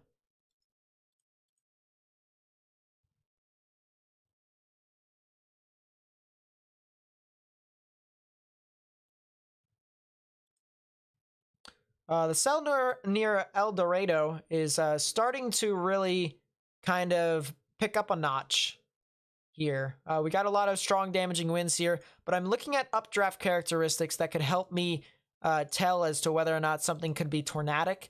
I do see a little bit of a tornadic updraft right over El Dorado that could potentially be trying to form. So we'll have to see as to whether or not that actually translates to the ground. But definitely something that I did notice here on radar. Another thing that I did notice is that I talked about earlier with the enhanced echotops and how it measures how tall these actual showers and thunderstorms actually are. In this instance, we also can see, instead of it being 30,000 feet up in the sky, it is now about 38,000 feet up in the sky, which is pretty tall in this instance, 38,400 feet to be exact, with this storm right here near Creta. So this is a pretty large storm, and we're expecting it to continue to climb higher and higher to become larger and larger. So this is definitely one of those signs that is telling me that things are about to kind of go off the rails a little. I do appreciate everyone who's gotten me up to 600 likes on the live stream, as well as us having over 1,100 viewers. Thank you so much. I really do appreciate you tuning into the channel. As I said, we are currently waiting for these storms to start to really consolidate and mature. Right now, it's in infancy, but as soon as they mature, they will most likely have characteristics of them being severe and maybe even tornadic. But it's just now one of those things where we need to find out which area ends up being the most significant. A Farmer Matt has become a member for 6 months now. Thank you so much. I really do appreciate it. Says, Night Nate, stay safe. Yep, you stay safe indeed as well. Thank you so much. I really do appreciate it. But yeah, to all my members on my channel, thank you so much. I really do appreciate you sticking around and helping me out. I also want to note here, real quickly, that we do have over 15,100 subscribers. So to everyone who is subscribed here today, I want to say thank you for tuning into the channel. I really do appreciate it. And I will continue to do this for whenever there actually is significant severe weather events, as well as hurricane landfalls and stuff like that. And I also upload videos that update people as to whether or not things can happen and stuff like that. And I also talk about winter as well, but that's not as much of a a risk right now because it's not winter yet. I mean, there's still a snowstorm that could impact places like Idaho, Wyoming, and Montana, but we're still in severe weather season and hurricane seasons. So that's the main thing there.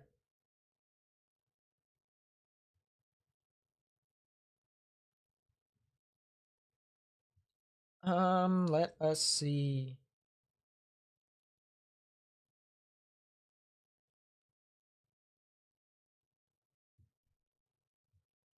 Yeah, I don't see anything from the Storm Prediction Center quite yet. But yeah, we got a lot of showers and thunderstorms here that are now starting to get taller and taller. And I'm going to go over here to the satellite imagery to show you all what I mean by those showers and thunderstorms that are actually starting to explode. And look at this. It was pretty calm. You saw a lot of grays, maybe some purples, and now you're starting to see some of the greens in there that is starting to pop up. And that's indicating that we do have some showers and thunderstorms that are starting to really mature. They're starting to form in the atmosphere with that moisture convergence. And once they start to move into a better and better environment, then they're going to eventually get stronger. And now, for instance, we even have this storm that was near Elmer, now moved off towards Altus.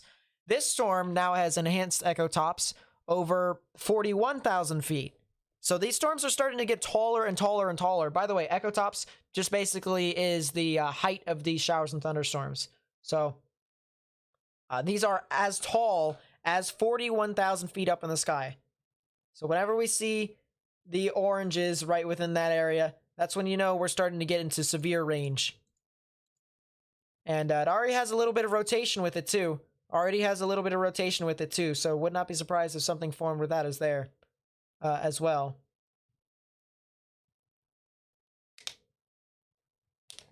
But yeah, there's a lot of activity there already. All of them are taking this, which I kind of think we should too, to be honest. And there's the severe thunderstorm warning. There we go. First severe thunderstorm warning of the day. And this is for Jackson and Kiowa counties. This will be in effect until 6:15 p.m. Central Daylight Time.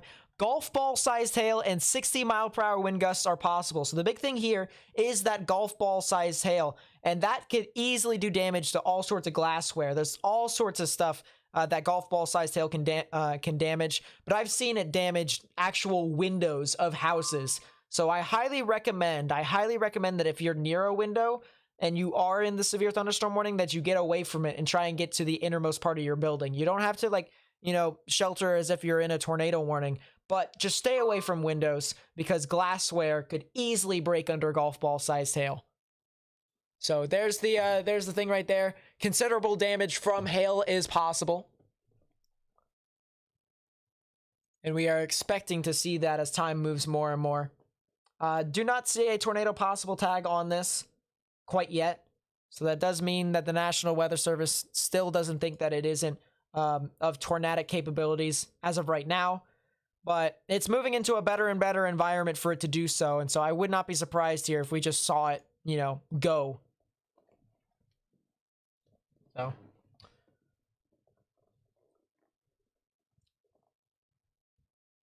Rue or Rue. I'm assuming it might be Rue or Rue. But I apologize if I butcher that name. But thank you for the $20 super chat. I really do appreciate it. It says, living in Tornado Alley, I rely on you every year for updates. Informative, detail-oriented, and prompt. I see bright things in your future. Thank you so much. I really do appreciate the $20 super chat. I really do appreciate you supporting my channel. And then Vasily Galenko Jr. with a $5 super chat says, thanks for live streaming. Can you look at the Seymour, Texas storm? Is it in prime condition to develop? Seymour, Texas, which is down here, a little bit further to the south, doesn't seem to be in prime condition to do so. The ecotops aren't exactly too tall. They're upwards of 30,000 feet, so it's, there's still some, but it's not, massive, so that's the good news there. But it's not ready quite yet. It's not ready.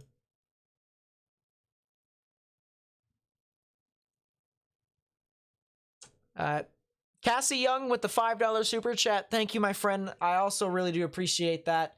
It says coffee time. Yeah, the classic coffee time. Thank you so much. I really do appreciate the support. But yeah, that cell over there near Altus really looking explosive here. I mean, look at the pinks in this. This indicates that there is actually hail that could be in the system itself. So that is some pretty remarkable reflectivity scans that we're seeing here already. Can I check Milwaukee, Wisconsin? I don't think there's a whole lot that's happening over there in Milwaukee. And there's just some scattered showers and thunderstorms here that I can see for the most part. So nothing really too serious for you all. But yeah, I mean, look at that. Got that pinks. Got them pinks. And we can already see stuff that is trying to form here. I'm going to look a little bit higher up in the atmosphere because sometimes it actually can develop rotation in upper portions of the atmosphere. I do not see that here, although I do see a little bit of a hooking characteristic, so I know where to look for it in this instance. And I don't see it as of right now. I do not see it right now, so it's still in its infancy stage, but it's getting a lot of large hail, and it's trying to consolidate. But keyword trying. For people who are curious as to how tall this thunderstorm now actually is, it's above 45,000 feet. So this thing is going to continue to climb and climb and climb until Kingdom Come. And according to the actual radar, it actually says that the hail size could be in upwards of 4 inches. However, I don't think that's actually accurate. I think more or less golf ball sized hail is actually more or less accurate in this situation here. But yeah, that is definitely something to watch out for if you're in those areas. Now, another area that I want to actually look out for here, it may not actually be a full-fledged supercell, but this storm right in here, right there, this right here, I am thinking could potentially end up becoming a supercell later. So we'd have to watch out for that as this continues to move on through. But just based off of the characteristics of how it's raining and where it's raining, as well as the significant damaging winds with this, would not be surprised if that ends up becoming supercellular as well. But yeah, we've got winds in upwards of 55 miles per hour here, and that's some pretty fast moving winds. Yeah, I try to answer questions. If I gloss over people's comments, I apologize, but I try to answer questions as best as possible.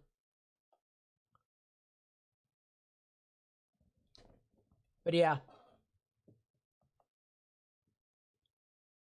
How bad will Tulsa get? Definitely will get some significant damaging winds. In regards to the tornado threat, they are in the tornado threat here, but it's going to be hard to say as to whether or not Tulsa itself will get a tornado. But they are definitely in the threat 100%. So, Nate, I think there's a funnel cloud right in front of me. I think I'm looking at a funnel cloud. I could be mistaken, but I think I'm looking at a funnel cloud. It's back here, back behind this tree now, right in front of me. But I think that's a funnel cloud over there. Yeah, I do see a little bit of rotation on that storm, but I don't see a whole lot of rain wrapping around it. So I can't exactly say for certain, but the environment around it is really good. I kind of want to keep. Actually has a really good chance of doing so. Cloud, though. But it's right around Friendship. That's where the actual storm would be. I think that might be a cloud. Because that might have been what I was looking at. Might also be Scud too, so keep in mind with that. Yeah, I'm trying to, like I said, it might have been I can't exactly confirm it. I'm trying to get a view right now. It's off to the left of the screen now, but it looks like possibly a funnel cloud. So it also looks like the cell near Friendship is also developing an outflow boundary. If not, it's starting to develop a boundary to where it can actually jut its rear flank downdraft in and form a tornado with that. So I'd watch out for that. I'd watch out for that storm. A lot of people are heading north of Snyder on 183. Yeah, that's actually what we're doing right now. We're not going to go too far. I'm just going to try to get out of the town first, and then we're going to look back to the west. Because this thing, if it does root, it's going to pass like right in front of us. It's going to pass like just barely of Snyder. So yeah. There's also a road that's a little bit further north. It's north of Snyder, north of the mountain park, and I think it's the it's a little past a mountain park. It's right before the Great Plains State Park. It goes east, and of course it goes through the wildlife refuge, so we might actually lose contact with you in service. But it just goes east, and so if you want to take that route to kind of parallel it as well, that's fine too. Yeah, get some pictures of this. But that's what it's looking like right now, is that this storm is trying to consolidate. And yeah, I'd have to agree with you, Matt. The thing is starting to really wrap up. Yeah, there's a ton of upward rising scud. There's a ton of. I'm gonna try to get a shot for you. Hold on 1 second. I'm gonna out the window right. right there, right out here, right outside this mountain. This is the friendship area you were talking about. There's a ton of scud feeding into this right now. It looks like that may be trying to actually it has a little bit of an inflow tail on the end of it. It's kind of wrapped in rain. It's hard to see, but it definitely is starting to pick up a ton of scud. It's feeding in a ton of scud. There's some lightning out there as well. It does look like it's starting to try to develop a wall cloud, maybe, or maybe some sort of outflow boundary or something like that. I'm not really sure, but I'm I'm thinking gonna keep on watching this. I'm thinking on the Watching. So left-hand side of your screen that jutting down motion right there. I think that might actually be the beginning stages of the wall cloud.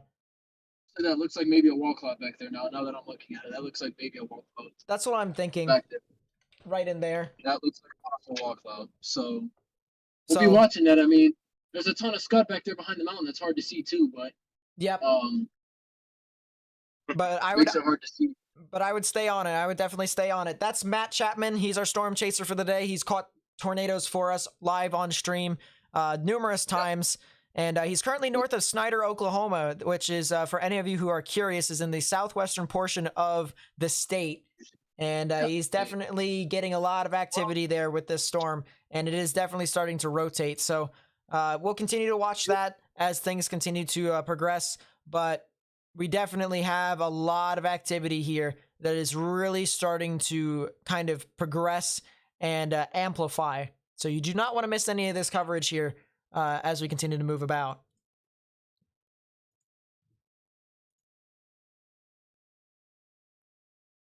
But yeah, this is definitely a pretty gnarly storm here that is really starting to kind of congeal.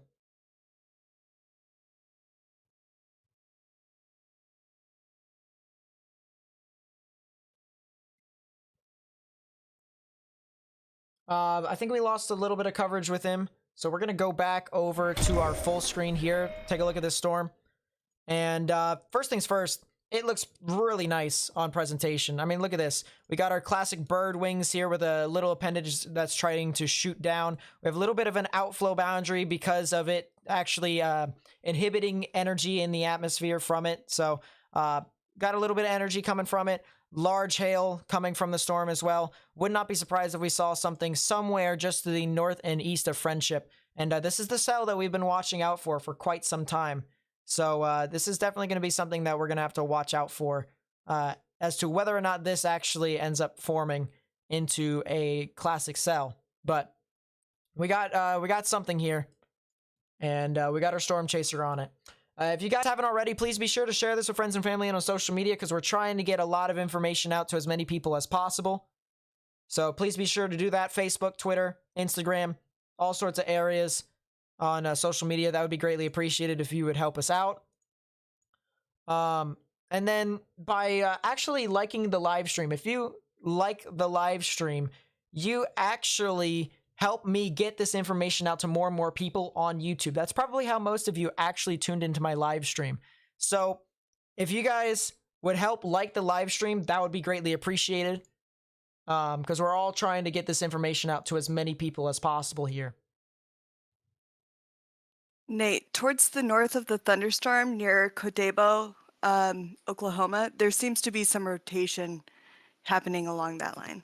All right, I'll take a look at that. Let's see. So just to the north of the storm, near Gotebo, which is over here. Let's take a look at the reflectivity, and there is a little hint of rotation in there that I can tell. We're looking up 6,700 feet up in the sky, so typically there's always rotation when it's that high up in the sky. But for the most part, we got pretty interesting rotation there with that. Monster. Oh my god, this thing's a beast. And Sheesh. Nate, This storm is a I hate to monster, interrupt, but man. there's a tornado warning from Minnesota. So there's another storm that's up in Minnesota that has a tornado warning. Is that Matthew was saying? There it is. All that stuff. So we'll talk about that in a bit. I want to go full screen. Actually, we can't go full screen to Matt here. He's I have an image of what he's looking at, but it's actually looking really, really significant here. I mean, this is a classic setup here. In the grass. It looks like a classic setup there. So Here's what That's what I'm gonna show you real quick. Here, then. let's go full screen your here. way. He's actually here now. That And is a look at that right there. monster, dude. That Monster is storm. a Beast of a storm. big wall cloud right there. That is a low wall cloud too. Look at that. That is That is very, a monster wall cloud. very Wow, well this is- pronounced you- storm you that's have to- really starting to form here. You have a textbook green right here, Nate. Here's your hail core. That's a very textbook green. That's a very good indication of a tornado developing. There's a hail core in there. This thing is pulling in a ton of inflow. That is a monster wall cloud developing right here to our. This is to our west, if I'm not mistaken. Right. I think, if I'm not mistaken, Nate, I do believe this storm rooted to that boundary that it created. And if it did, we're about to have big problems. Yep. Nate, So- quick interruption. The velocities just went. Yeah, I this just storm's gonna noticed go. that too. It really did just blow up. Camera? And I said, as Yeah. soon as these things start to Steven, mature, Steven. things ramp Yeah. up from 0 to 100 real quickly. And that's exactly what we are seeing right there. We had a clear wall cloud right there. And it's Hold on, now got an let me outflow get you- boundary here too. I'm gonna get you a view just a second, Nate. I'm about to pull up to this road right here on the left, and it faces towards the wall cloud. I'm gonna get you a real good view of it right now. Give me 1 second. Yep. As I said, we got our storm chaser out there. That's Matt Chapman. He's got us tornadoes in previous live streams as well. And yeah, that is a pretty amazing shot. Looking at that, he's done it again. He's chasing this storm. He's gonna try and get as much information out as possible. We're gonna try and get as much information out as possible about what's happening from a radar perspective. So if you guys want to stick around, feel free to do so. As I said, share this information with friends and family and on social media. That would help me greatly get this information out to as many people as possible. Tornado warning for that cell. Yep, and it's starting to rotate significantly. The spectrum width, which just measures turbulence in the atmosphere, and tornadoes create turbulence, has just spiked significantly. So now we have a lot of this orange and a lot of this red and yellows that are right near the surface to where that actual wall cloud is, and that is a well-pronounced cell. We're going to go back to that radar that I was showing you earlier, and there's what I was talking about, the oranges. Look at that. High amounts of turbulence right in there. And So, I'm gonna break this down real quick for you, Nate. Real quick, I'm gonna just break this down a little bit. Right here, guys. Right here, when I'm pointing at right above my finger. This is what we call a beaver's tail. Storm spotters, that's what we know it as. It's called a beaver's tail. This is an inflow tail. There's a ton of inflow feeding into the storm right here. We have a gigantic, ginormous wall cloud right here. It's rapidly rotating. You have this textbook green here right here. That's a textbook example of a big hail core, and that's what Nate's been talking about on radar with those pinks and dark reds and whatnot. That's a deep hail core. There's a ton of rotation. I think there might be a tornado on the ground back here. I'm not sure yet. I gotta wait for it to come over this hill. We're gonna see where the best rotation is, but it looks to me like it's right there. We're gonna see here in just a second, but this is tornado warn now, and I think this storm did just. I think that's a big wedge, Nate. I think that's a wedge on the ground back here. I'm not sure exactly. I'm gonna wait for. oh, I think do that's see a I big do wedge. see a lowering. That might be a funnel cloud back in there. I do see a lowering.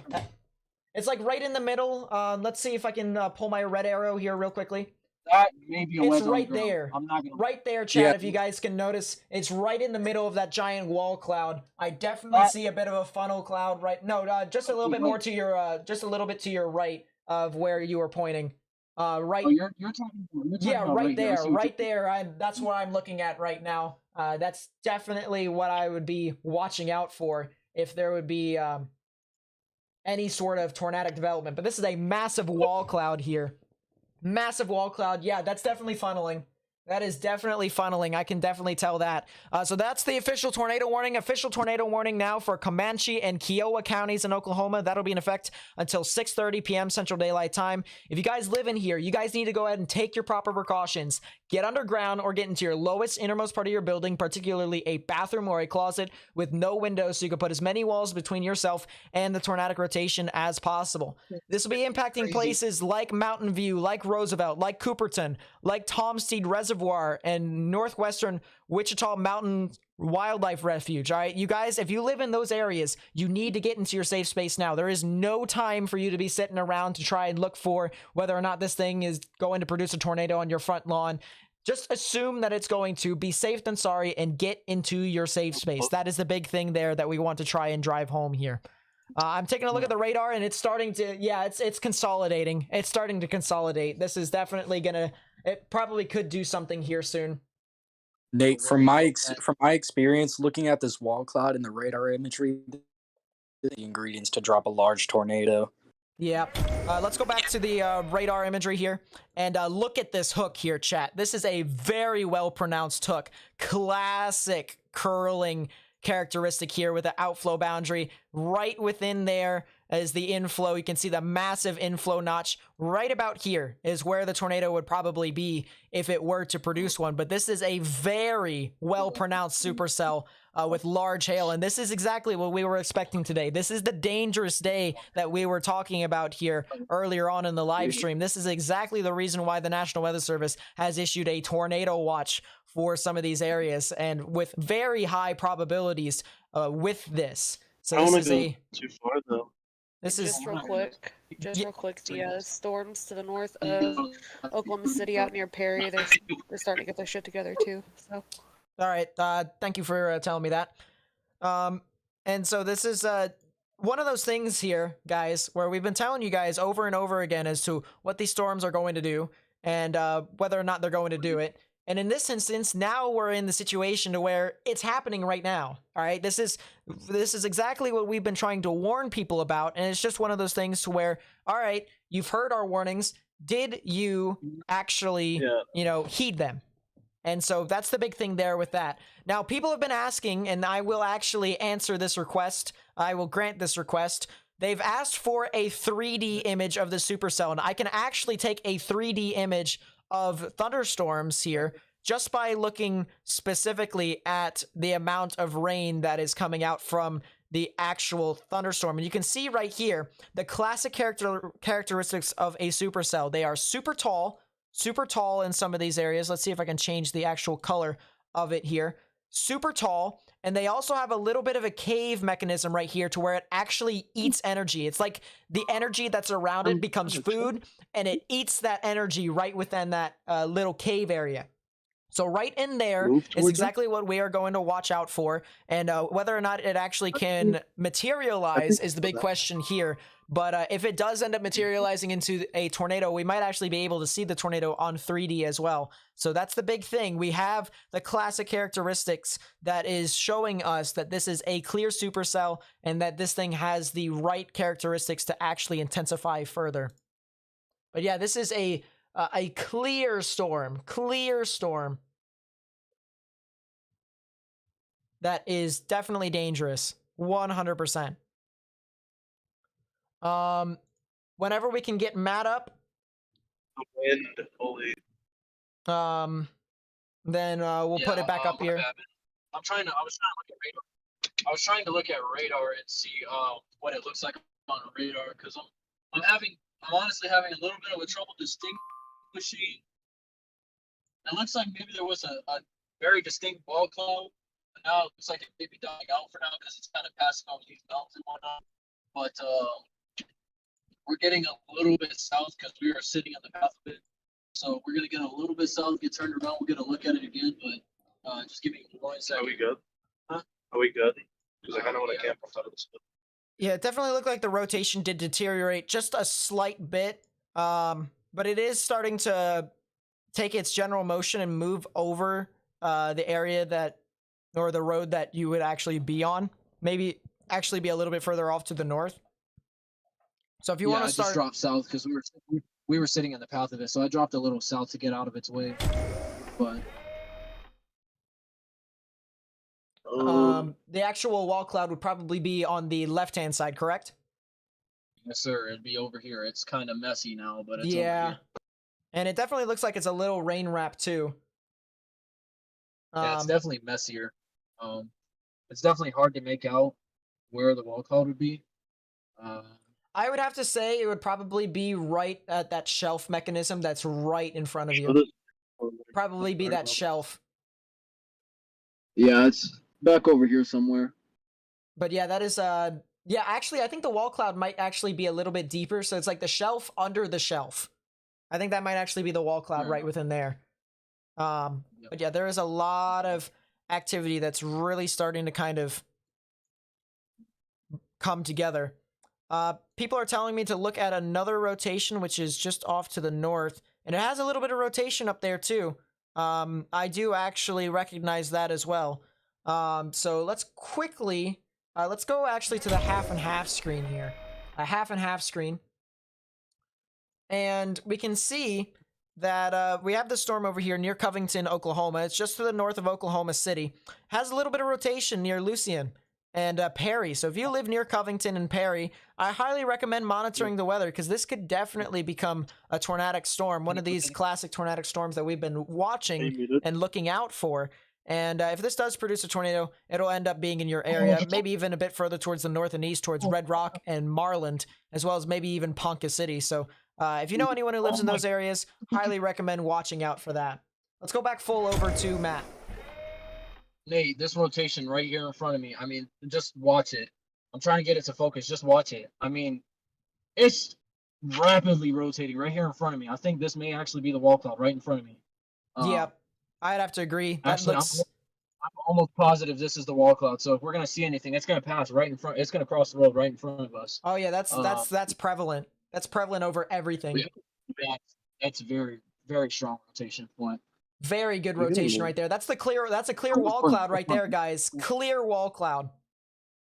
Rapidly rotating wall cloud. Very, very rapidly rotating. If we're gonna see anything, it's gonna be right in front. It's gonna cross the road right in front of us. I think we're fine. I think the RFD. I think we're. Yeah, I think you guys are fine. If you guys are where I think you actually are, which is before the giant bend, before the lake, you guys should be all right. This thing's gonna drop a big tornado if it drops one. It's gonna drop a big tornado. But it definitely looks like it's starting to consolidate a bit more and more. And I mean, just my goodness. This is rapid. This is very rapid. How do you do live? How do you do that live show? And guys, this is currently north of Snyder, Oklahoma. This is in the southwestern portion of the state. He's currently looking off towards the north. And he is looking at a tornado-warned storm that has been rotating for quite some time. And this is definitely a pretty significant-looking storm, to say the least. Definitely seems to be rotating, as you all can see in front of you. But yeah, that is that is definitely a pretty strong storm that we're looking at right now. Just for reference here, real quickly, the tornado warning will continue. However, there's an additional threat. I mentioned before that hail was possible with the storm prior to the tornado warning. The hail will actually now be in upwards the size of 3 inches. So we have 3-inch size hail that is also possible with this severe storm. So all the more reason why, if you are in this tornado warning, all right, you need to get into the lowest innermost part of your building, particularly a bathroom or a closet, whether it is a storm cellar, whether it is a basement, whether it is in your closet in the middle of the actual house, or even the bathroom in the middle of your house. You need to get there because large hail can easily break windows, easily can break cars and do dents and stuff like that. And the reason why I say break cars is because, you know, with hail that large, it could even, go through your windshield and almost total it. So it's pretty significant here in regards to what the storm can do and what its capabilities are as this continues to push off. But yeah, this is a very strong storm that is starting to form and even mature fully as this continues to move about. But yeah, this is a really large storm.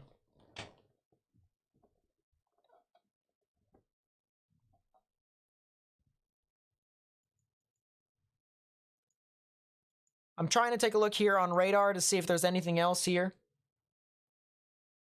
So much rotation here. What is happening? Let's go. Let's actually go back full to Matt here real quickly. There we go. Yeah. So we're just watching a lot of rotation right here around us. I mean, it's just rapid all over the place. I'm trying to distinguish that wall cloud. Looks like it may have broken up. Yeah, it would be right. It would be off to the. It would just be a little bit further north, not the whole condensation that you're seeing, because you can actually see clockwise rotation right in front of you. But on the opposite side, somewhere over here, if you can see this chat, would be where the actual rotation of the supercell would actually be.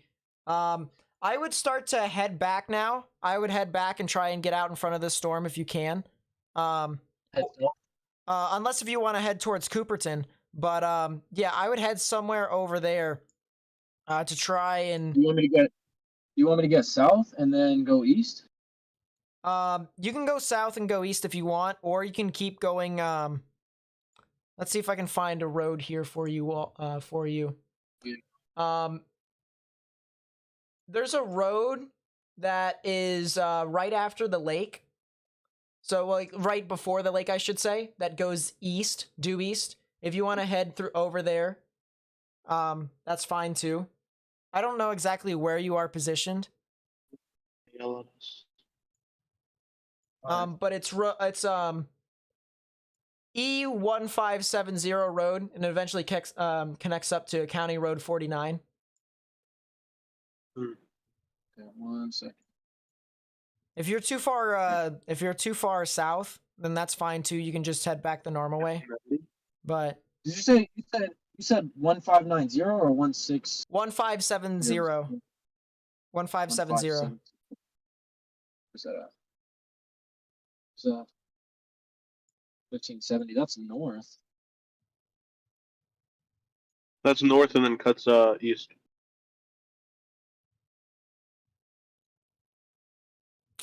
But yeah, that's a Large and massive strong storm right north there. Southwest. Yeah, they've got a report in on this already. Large to rapid motion. City Okay. All right, Nate. We're gonna end up trying to get a little south from here. All right, if you're gonna go south, then start heading east. Just start heading east, and then go to Catch, and then you can head to Catch, and then go north, or you can yeah, you can head to Catch. Okay, that's fine. But yeah, I would just try and find a Already way. start. I would just try to find a way to get out in front of this again if you're gonna head back south. Because if you just head south and then sit there, it's gonna go by you and you won't be able to catch back up. So might as well get in front of the chaser convergence anyways. But yeah, that's a pretty significant storm. Let's go back to the radar here. And we got a lot of things to see here. Look at this. Very well pronounced hook here. A forward flank downdraft. Very evident here. You can see this little curling characteristic right here. The hook wrapping back around, so the rear flank downdraft wrapping back in. So right about here is where the rotation would be, where the tornado I would expect it to be, right around that area. So would not be surprised if that actually starts to really consolidate more and more. But we had a that was such a good wall cloud to look at. That was a textbook wall cloud that we were looking at when it passed on through. And my goodness. As I said, if you have pictures that you want to send in to me, or if you find something on Twitter, feel free to tweet me at Nate_Snyder. I will be able to show that on stream so that we may be able to show it to more people, because seeing is believing in this instance, and we kind of need to get the information out as much as possible. But yeah, that is the big thing there. We're trying to show everyone what exactly is happening with these storms. We saw a massive wall cloud earlier. Massive wall cloud. And, of course, on radar, we can clearly see the actual rotation from the storm with all the storm chasers. There's a lot of storm chasers there, too. I'm actually going to turn the storm chaser place file off for right now. I'm going to turn that off for right now. But this is still, I mean, look at this. Clear, classic storm. This is as textbook as you're gonna get here with severe weather. One sec. Wait a sec. Damn these ones. It's right here in front of us. I'm trying to see if there's anything else. It looks like, Matt, it's starting to surge again. Yeah, that's what I'm. Go right there. Go right there. Because it's gonna be right up here in the rain. We can't see it. We're on the backside. We gotta go. Yeah, then We're yeah. gonna have to go east. Yeah, you need to go east. So go south and then go east. Yeah, it's starting to wrap up again really well. I wouldn't doubt there's a tornado on the ground, considering this hook I'm looking at and the velocity signature. Yeah. I don't doubt there's a tornado on the ground back here. I really don't. but it definitely looks like it is gearing up to do a whole lot.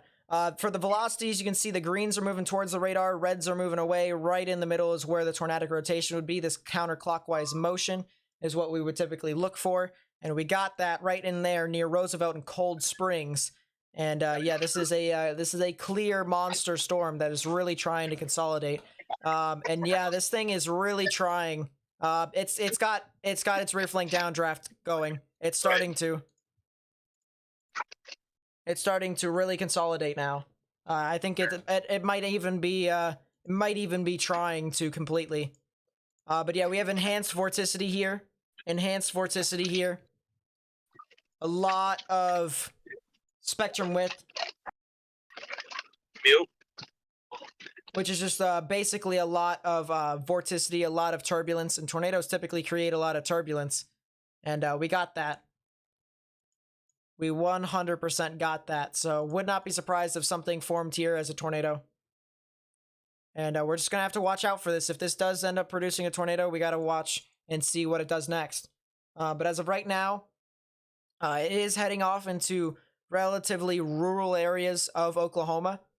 So after Cooperton, it's Mears and Alden, as well as Boone, Apache, and Broxton. But that's the good news as of right now. It does seem to be kind of over this grassland.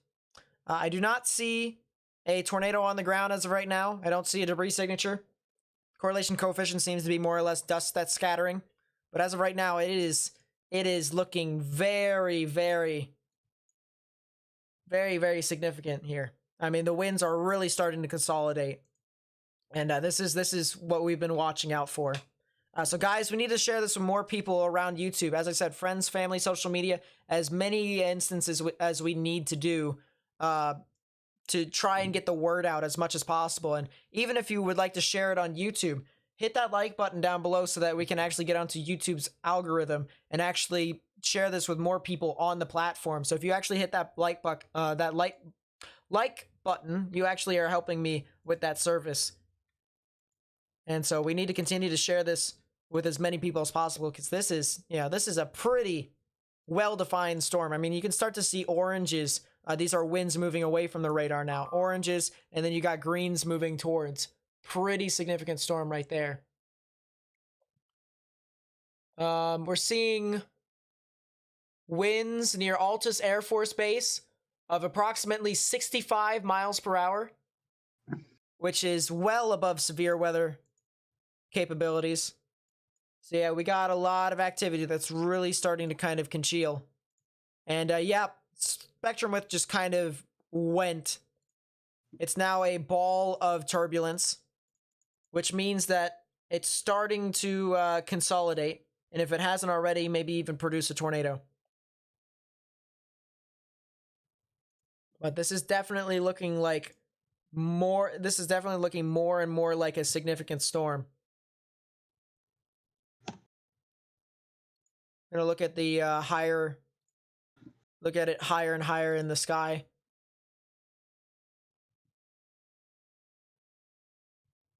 A lot of people are saying, the News Corporation is saying that we have a tornado on the ground.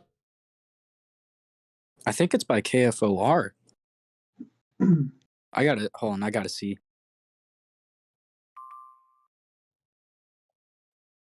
Continuous tornado warning now observed. So now it's an observed tornado. Tornado is confirmed on the ground. This is a confirmed tornado warning here for places of Comanche and Kiowa counties. That'll still be in effect until 6:30 p.m. Central Daylight Time. Expect a extension of the warning to be likely, and we'll probably have a new tornado warning out in front of this for places near Alden and Boone and Apache and Stecker. So would not be surprised if that was the case there as well. Matt, are you still here with us? Is Matt still here? He's having connection.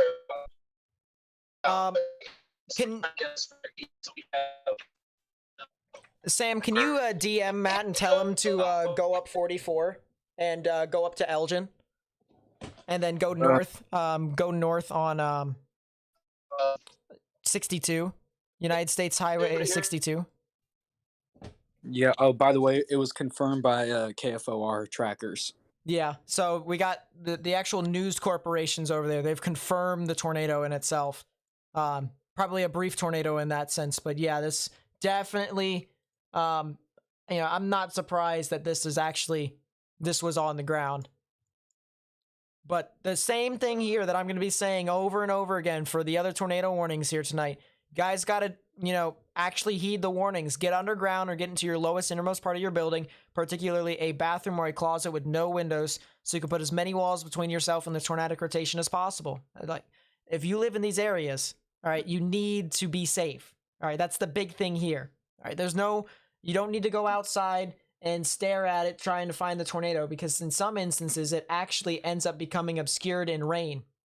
And so you really need to heed the warnings of the National Weather Service when they issue these tornado warnings. And even if there isn't a tornado on the ground in some of these other storms, they could produce a tornado. So it's more or less one of those things to where you need to just be prepared, be rather safe than sorry. But yeah, this is a pretty gnarly storm here. I do not see a debris signature at this time. I see a lot of air being wrapped around if we trace the actual rear flank downdraft here.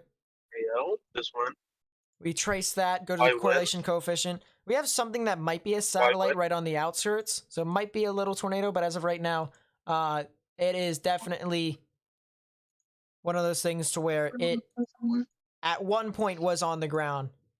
People are asking me to check Minnesota radar. It's too far away from the radar. However, there is a new tornado warning for Canada there, specifically in Ontario. So if you live near Thunder Bay, you guys could potentially get a tornado warning. Let's see, near Kakabeka Falls, Whitefish Lake, Arrow Lake, areas over there need to watch out for a potential tornado. But as of right now, there isn't a whole lot to talk about because it's not really near a radar site.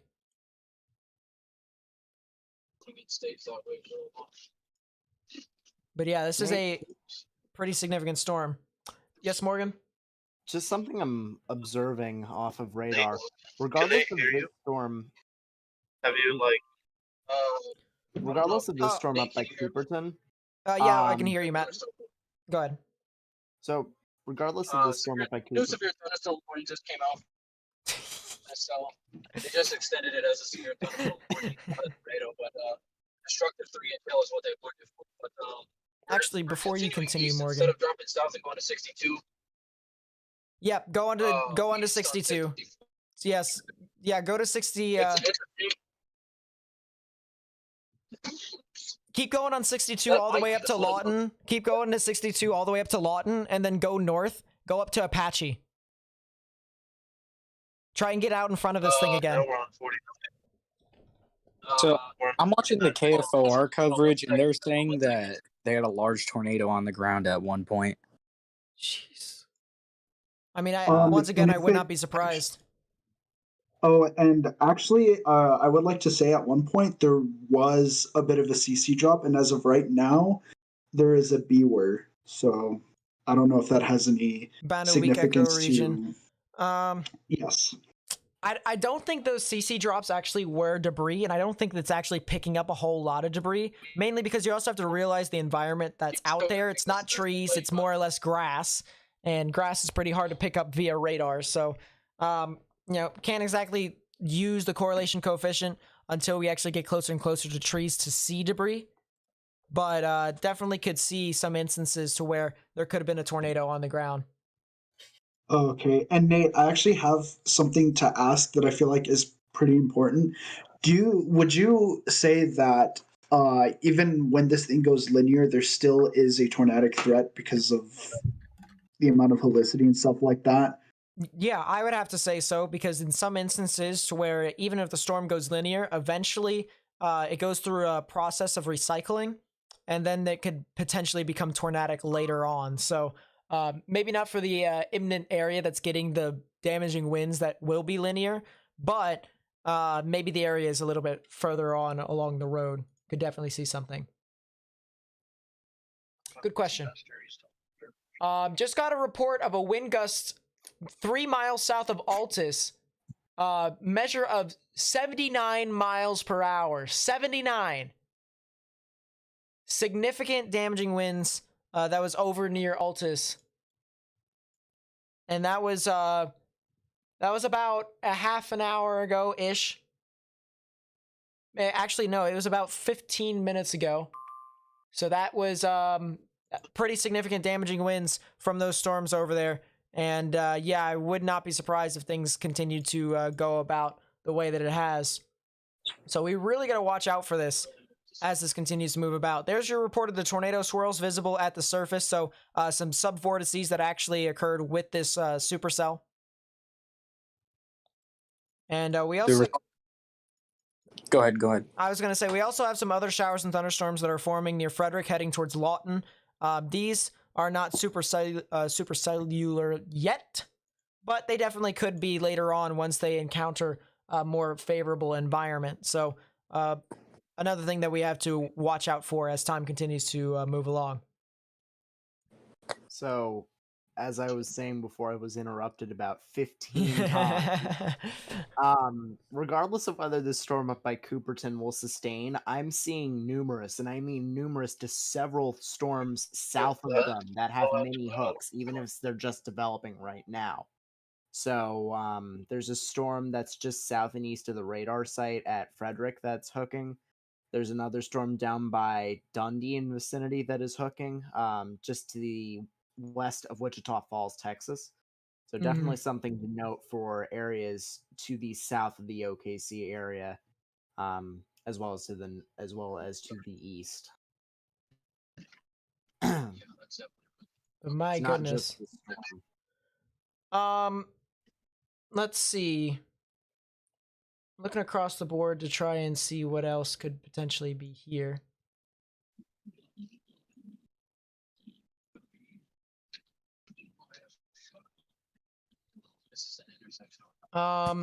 This is a picture from Edwin Sexton.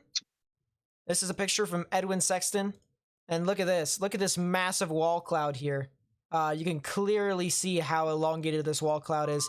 A lot of rain that's wrapped into it too, so it's very hard to see what exactly is happening underneath it. And so we're just going to have to see as this continues to progress further and further along. That's the reason why I'm sending my Storm Chaser out a lot further out in front of it.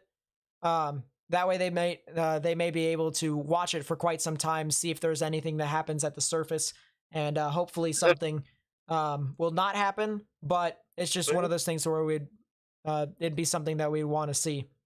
We also have this other picture over here, this other wall cloud. Look at this massive wall cloud right here. A lot of the rain that's being wrapped around again, so it's very hard to see what's actually underneath it. But or maybe even a ghost train, a lot of dust that's actually being wrapped around. But still, you know, pretty significant storm there that we're watching here, and Storm Chasers are actually tracking. KP with a $25 super chat. Thank you, my friend. Says, thank you for what you're doing. We were in OKC at May 3rd, in 99. We have friends still there. I call them with your info. They are heading to the storm shelter. Keep up the good work. Yep, no problem. Thank you so much for tuning into the live stream, and thank you so much for the $25 super chat. I really do appreciate it. I really do. So thank you so much. And yeah, there's even, this is from Colorado Weather Nuts live stream as well. So look at this. He might have actually had a tornado here, somewhere right in there. I mean, look at that. That is a pretty well-defined lowering, and could have been a brief tornado right within that wall cloud right there. But yeah, I mean, look at that. Pretty gnarly looking shot there from the system. So good shot by Colorado Weather Nut there. Good work. Is that a new tornado watch that just got issued? That is a new tornado watch that just got issued. Tornado watch number 518 just got issued from the Storm Prediction Center. Hold on, let me turn around. Nate, Yes, Nate, I think we got a tornado on the ground right here. where? I'm pretty sure that's Shit. I'm sitting. I think I got a tornado. Hold on, we're gonna turn around. 1 second. You gotta find some. Turn it on. I would say, Matt, I would just say keep going. I would say keep going. Just keep going all the way to Lawton. Stick with the plan in this instance, because the Hold on a second. storm is racing across. It's getting harder and harder for people to be able to keep up with it too. You gotta turn it on now. I know, I gotta wait for these guys. I'll just keep moving. But yeah, I mean, my goodness. Now, the one thing I can say is that it looks like the supercell is starting to actually get congealed with some other thunderstorms around it, which is probably making it a lot more difficult to see. And you have a lot of extra rain that's being put into the storm, creating a bit more of a They're done, like, somewhere right here. more obscured visibility for the actual system. So that's the one thing there that I'm noticing, is that we're actually getting a lot of rain wrapped around into the system. Yeah, those dots are all the storm chasers there that are currently chasing and using the spotter network.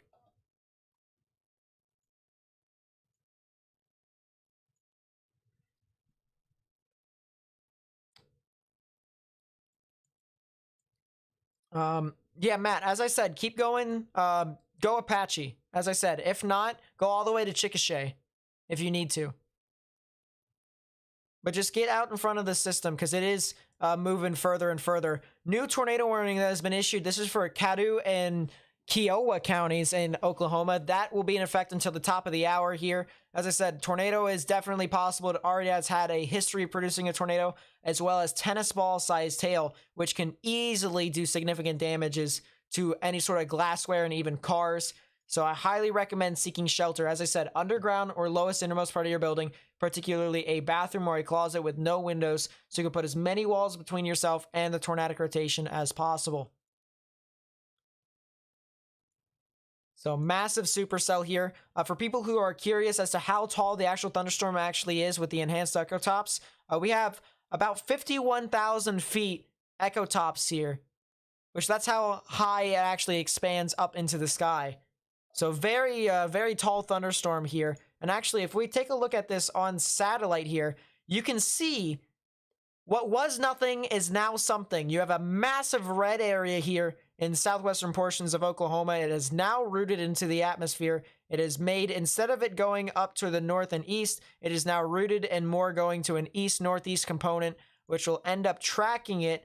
If I do track this correctly here, it actually takes it towards the general vicinity of Chickasha. So this is the big thing there that we got to watch out for as this continues to move on through, is that how significant this storm will be as this continues to move on through. So this is in Oklahoma here. This is heading off towards Apache, Oklahoma, which is just to the south and west of Chickasha, or the south and west of Oklahoma City. If you know anyone who lives in those areas, highly recommend telling them that there is some significant weather coming near them. And if you're in a tornado warning, you need to go ahead and take your proper precautions. Underground or lowest innermost part of your building, particularly a bathroom or a closet with no windows, so you can put as many walls between yourself and the tornadic rotation as possible. What L2 feed do I use in GR2? I use Iowa State, because it's free.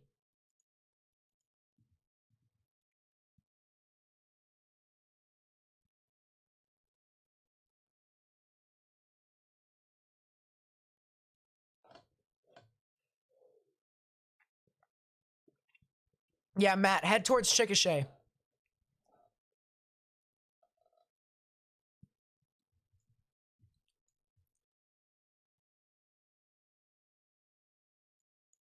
Where are you at?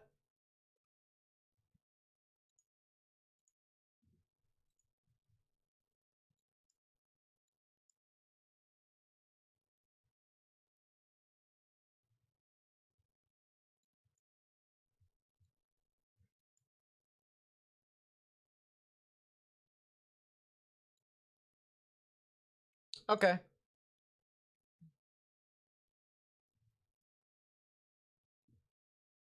All right. Yeah, as I said, if you can get to 62 and then branch 62 to 44, try and go up to Chickasha. You'll be right back into position of catching this system.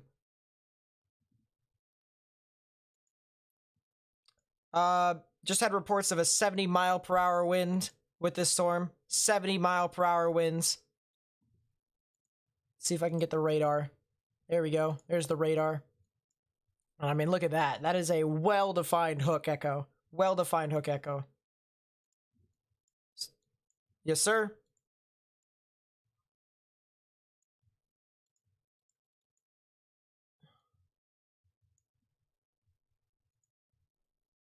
Oh, good catch. Good catch. Yeah, that's definitely a storm that is a supercell. 100%. I can clearly see how the enhanced echo tops are relatively high up in the sky. And this is approaching the Wichita Falls area, too. So wouldn't be surprised if there was actually a tornado warning issued for that area as well. And we need to watch out for this, all right? If you live near Wichita Falls, north or south, east or west of Wichita Falls, whether you're along US 287, need to watch out for the storm. And if there is a tornado warning that's issued for this, I need you guys to get into your safe space. Have a plan of action. But you can clearly see there is rotation with this. Greens are moving towards the radar. Reds are moving away. This counterclockwise spin in the atmosphere is what we typically look for.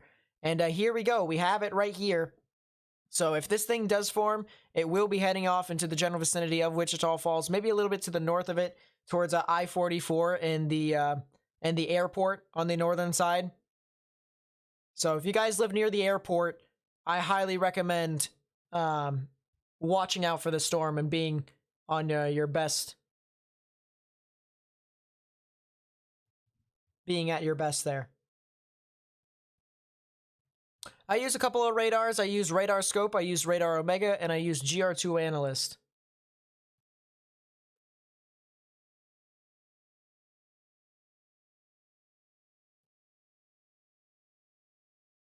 But my goodness, this is definitely a storm. Yeah, it's starting to consolidate more and more. I would not be surprised if this actually produced a tornado here soon. Yeah, that is a that is a really good, that is a really good looking storm from a meteorological perspective.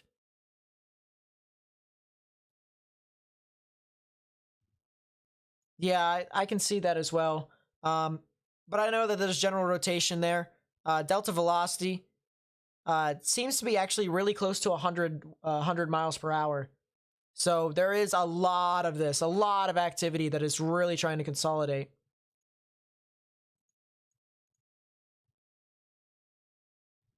If you guys would like to help me share this information with as many people as possible, please share this with friends and family and on social media like Facebook and Twitter. If you have a Facebook group, especially if you live in these areas here and you have your Facebook group for your specific town, please share this live stream in that Facebook group. Just the best way to spread information as much as possible. You know, I'm trying to do as much as I can to get information out, but the big thing here is that some people may not believe that this stuff is happening. So we're going to want to try and convince them as best as possible in this instance.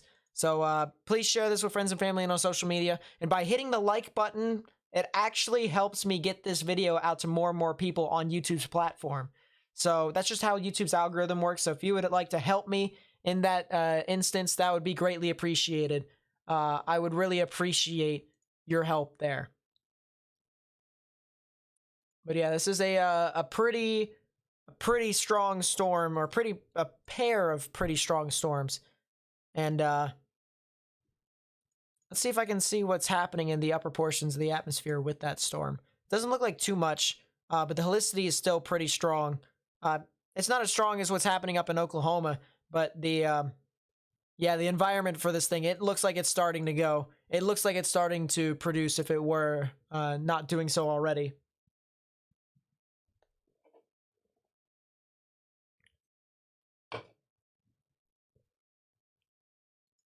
Yeah, base velocity still looking really good. You can see how the greens are moving towards the radar. Reds are moving away. Right in the middle is where the rotation would be. Clear rotation there with this storm.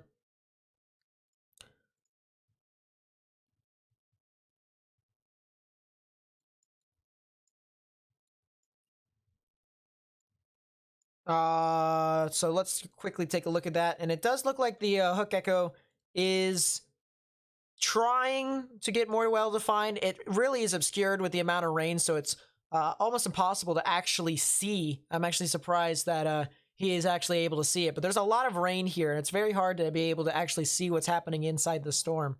But regardless, this does have a tornado warning. You really need to heed the warnings of the National Weather Service, and it's one of those things where I'd rather have you be safe than sorry. I really would. But it's over here south of Alden. That's where the actual rotation would be. And of course, if you were to take a look at the velocities, you have your reds moving away, you have your greens moving towards. So this giant, this giant counterclockwise spin in the atmosphere is where I would be looking for the tornadic rotation. However, because it's so giant, it actually affects whether or not it is consistent and consolidated. Because when you actually have consolidation, that's where you can actually see your tornadic activity. But when it's so broad like that, then it's not exactly, the best case scenario for it. What weather app am I using? Is it free? This right here that I'm using is GR2 Analyst. It has a 21-day free trial. However, after that, you would need to make a one-time purchase of $250. You can do 3D analysis. You can do slicing tools and stuff like that. It has all sorts of products with it. But if you want something that's a lot cheaper, I highly recommend something like Radar Omega or Radar Scope, especially if you want it on your phone. It's about $10 each. So if you want something like that, then feel free to get something like that. Let's take a look at the mesoscale analysis. Look at all the convergence there. Huge convergence, moisture convergence right within that area. So good on us for looking at it as much as we had. Looks like there's still 2,000 joules per kilogram CAPE out in front of this system. It might be actually experiencing a little bit of capping inversion. So that's the one thing there. That probably is the reason why it's so unorganized as it is. But once it gets closer towards the OKC area, then you can probably see a lot more activity with this. But as of right now, it doesn't seem to be as well consolidated. I want to take a look and see if I can find storm relative helicity. And the helicity tracks on this actually are pretty high. Upwards of 300, maybe even 400 in some spots, but 300 seems about right. So helicity is not bad. What about surface to 1 kilometer helicity? It's in a decent environment. It's not the best environment, but it's still something. It's just having issues translating to the ground in some instance.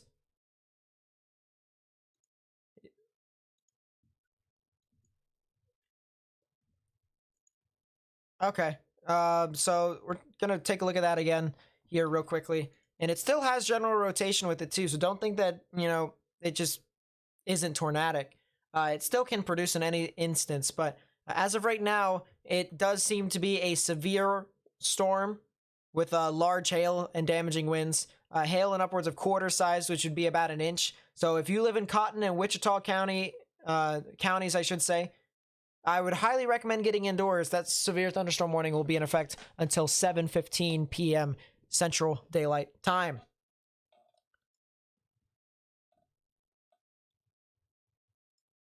I'm going to try and pull up things here.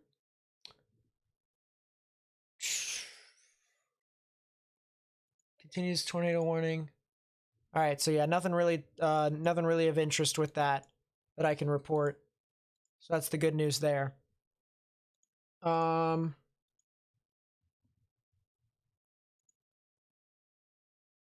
Yeah, it looks like even I'm looking at some other pictures here of streams. It's so rain wrapped right now that people can barely see anything, and that's the risk here that we actually have to play with as storm chasers. Is that there's going to be some instances to where you're going to have storms that can produce tornadoes, but be so rain wrapped to the point where you actually can't see where it is. And if you get hit by that rain, then you could very well be in the tornado. And so it's one of those things where, really have to watch out for where you're at in regards to where this thunderstorm could be moving. But there's just so much rain around it.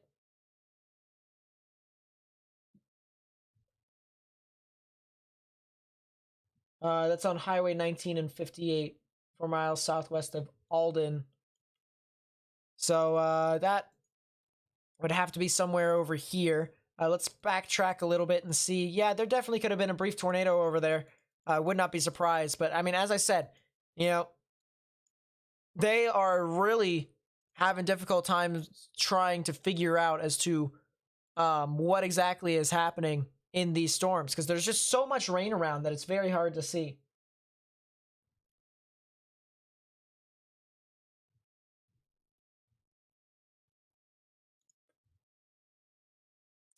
There's the observed tornado warning. So, yep, damaging tornado. It's confirmed by weather spotters and baseball-sized hail. So you're getting the whole shebang here with this system. So much activity that's really kind of starting to consolidate. And yeah, that is a confirmed tornado. So that's a confirmed tornado until, I should say, a confirmed tornado warning until the top of the hour. So if you live in these areas, all right, if you live in this tornado warning, all right, this is for Caddo County. You guys need to go ahead and take your proper precautions. Underground or lowest innermost part of your building, particularly a bathroom or a closet with no windows, so you can put as many walls between yourself and the tornadic rotation as possible, because that's what this thing is going to do. It will produce a tornado, and you won't be able to see it, so you need to just go ahead and get prepared. All right?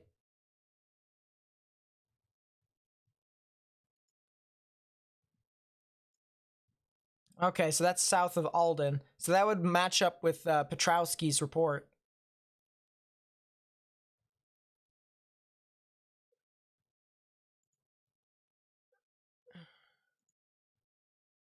Possibly. I can't show it onto the stream, unfortunately.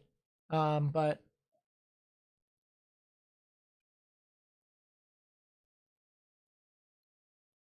oh, that I might actually share with the stream. This is what the person you just heard was talking about right here. And you can see how it actually dips down kind of like this. Not sure if that's a tornado, but it looks like it might be something on the opposite side of the rear flank downdraft, something on the rear end. And I wouldn't be surprised if that was the case either. But definitely could be something. Definitely could be something of something worth to note. Luckily, I will say the good news is that this isn't impacting a whole lot of areas. It's relatively rural out in these areas, so not a whole lot of people. So that is the good news with this. No, there is not a PDS tag on this system. That is the good news. However, it is relatively weak.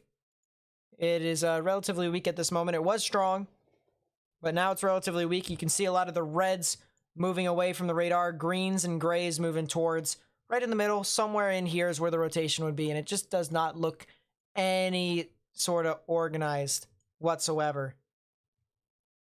So as of right now, I can't exactly say as to whether or not it's tornadic, but it definitely seems as if it's trying. But it may have lost it there for a brief second.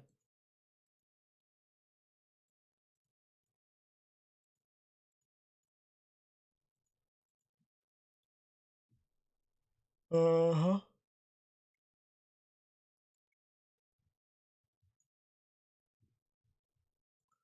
Uh,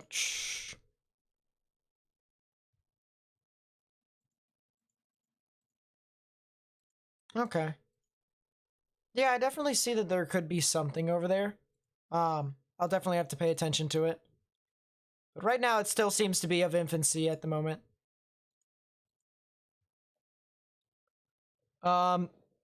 Alrighty. Matt, are you back with us?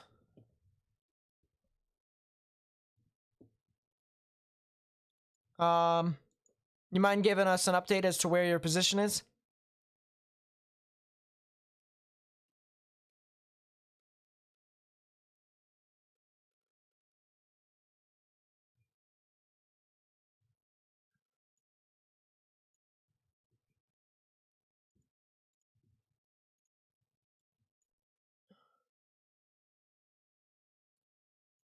So you're turning on what, 115?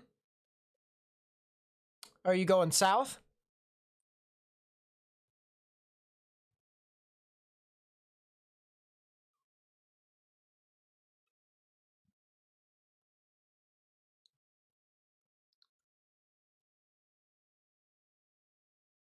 You can go to 40. You can keep going on 49 over to 44.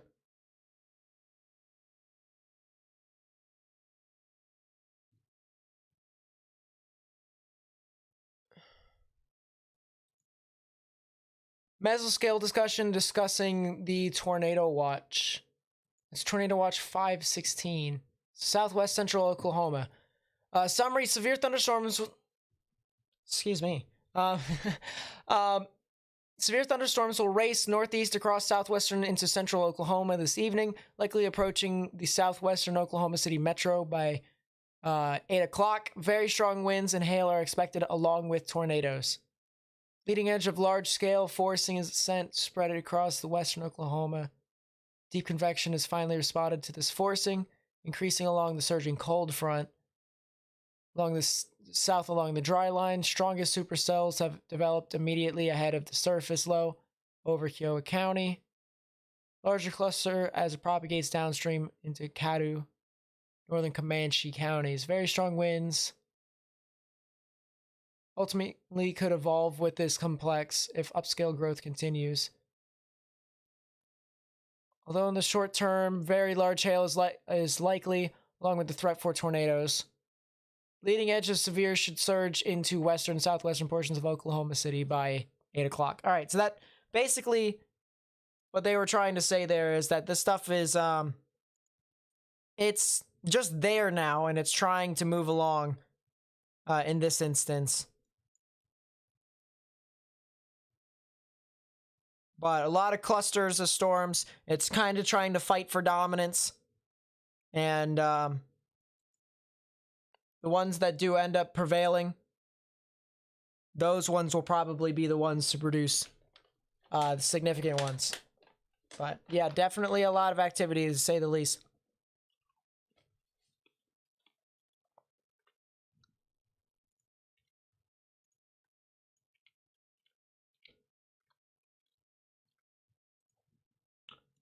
Just got thing over there.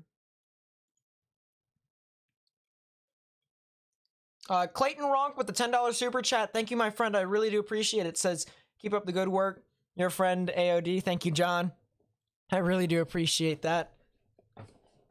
Clayton's a good friend of mine, so you'll know the reason why that is.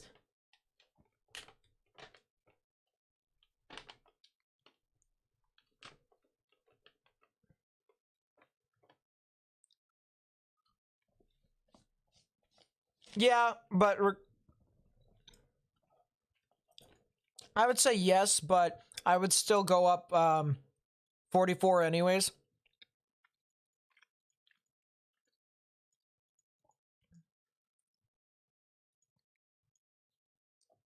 Yeah, I wouldn't be surprised if that was the case either.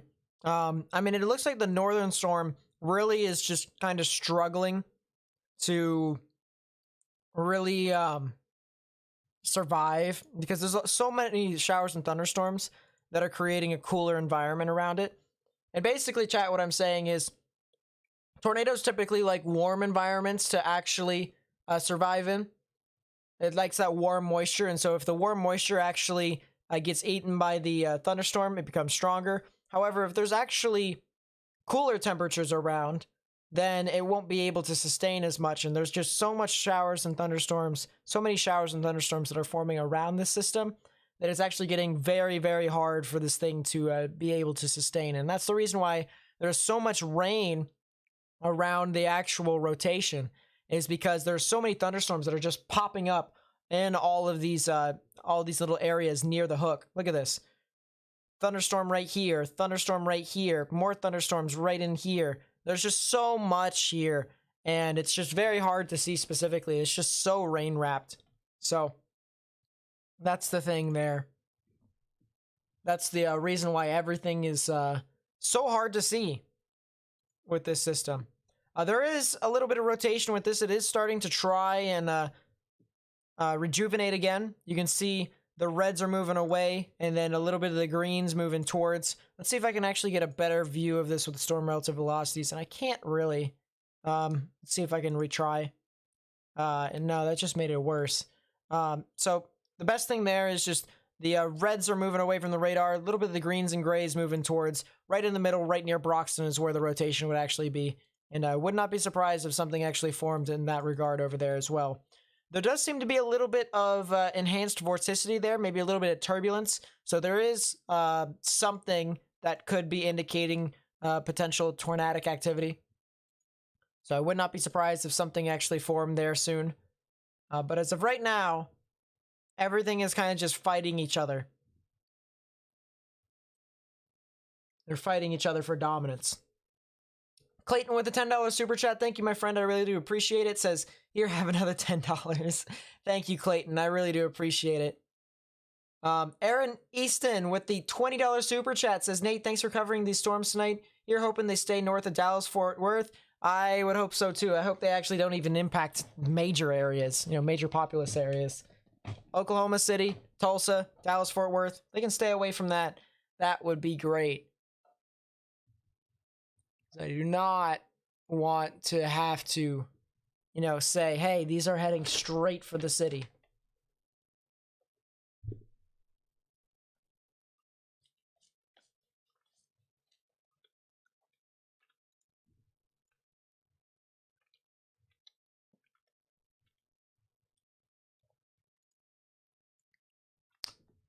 Let's see, what was that? Tornado warning still continues, so that's still there. It doesn't seem to be on the ground right now, according to the National Weather Service, which is a good thing. But the one thing that I can notice is that it looks like it's trying to separate itself from the other showers and thunderstorms. The other thing too that I can see as well is that this might not be as much of a tornadic hook more than anything. And you can tell a little bit based off of how the inflow notch is actually shaped. So you would want your tornado to be somewhere over here, but you would want your inflow notch to be kind of curled and not with a bit of a corner like this. Because if it's a corner, then the actual inflow is heading kind of just like into this corner. It's not exactly getting channeled into where the actual tornado could be. So if it can fix that issue, if it can fix the issue and start curling that corner, then we can start talking about a tornado, maybe even a significant tornado with this. But as of right now, it looks to be more of like a hail supercell more than a tornado supercell. But that could easily change. I would not be surprised if it changed here relatively soon. Clayton Ronk with the $20 super chat. Thank you, my friend. I really do appreciate the support. Rowan Flynn, thank you for the $10 super chat. I really do appreciate it. People are telling me to check Twitter. I am checking Twitter now. Look at this. This is a good picture. So look at this. This is from KOCO.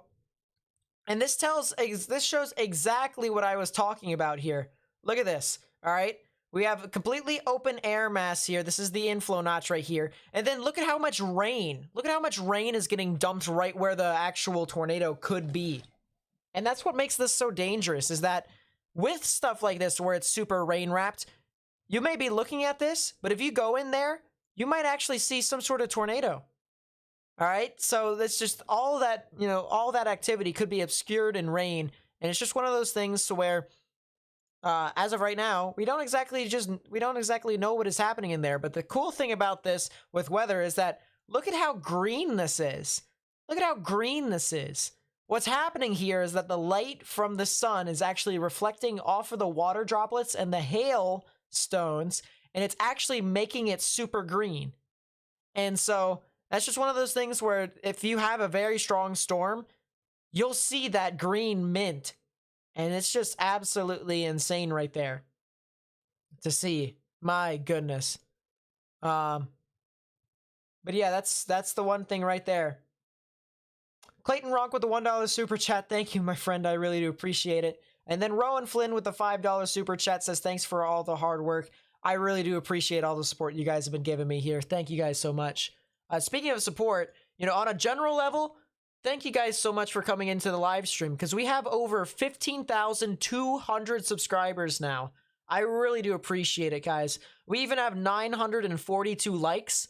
We're so close to 1,000 likes. I really do appreciate all the stuff that you guys have been doing for me. So thank you guys so much. If you guys actually would continue to hit that like button, you're actually helping me get this live stream out to more and more people on YouTube. That would be greatly appreciated as well. But man, oh man, thank you guys so much for the support. I really do appreciate it.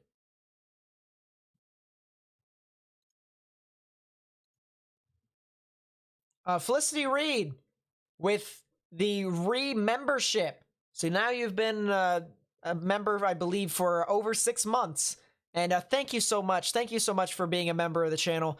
Members get exclusive perks like bloopers. They get shout out in my live streams by the sliding screen down below. They also get exclusive content, such as they get to see my podcast first before the general public.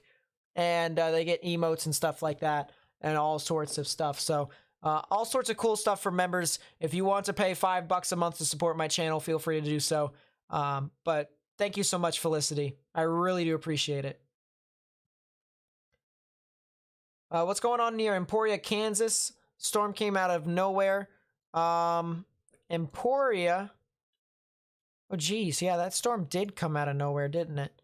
There is a severe thunderstorm, and it looks like that will be more or less a damaging wind threat more than anything. So if you live in Kansas, I would watch out for that. Definitely would. How's it going over there, Matt?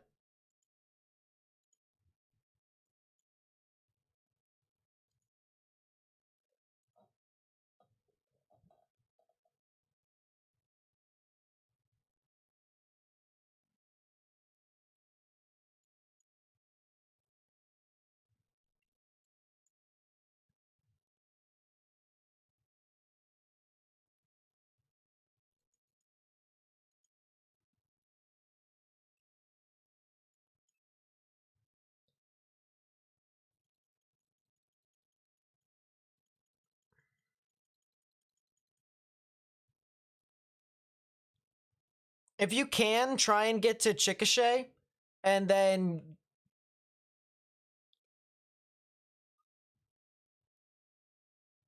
yeah, go to Chickasha and then get off at Chickasha on 62 and head kind of in that general vicinity towards Tabler.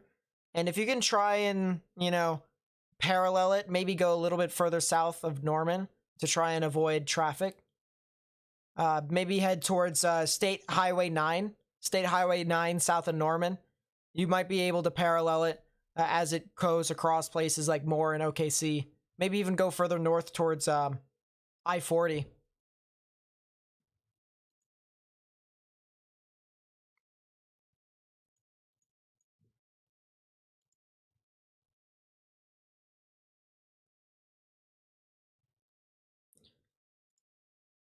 It's trying, but it's having difficulty really doing so. But yeah, there's definitely some rotation here, 100%.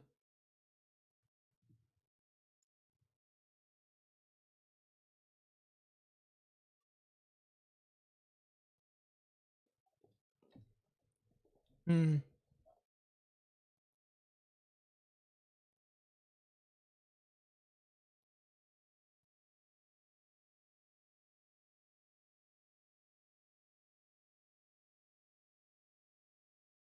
Yep.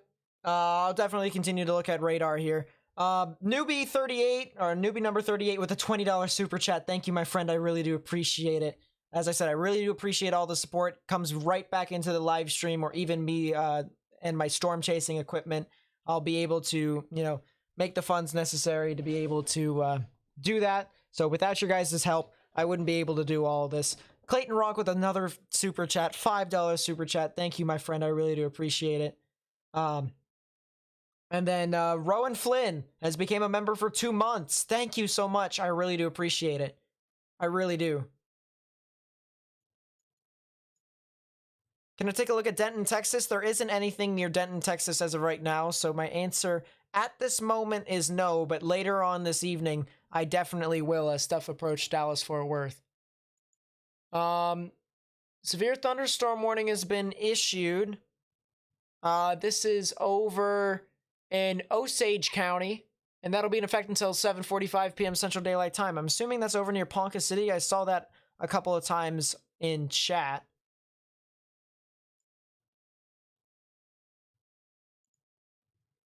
Yeah.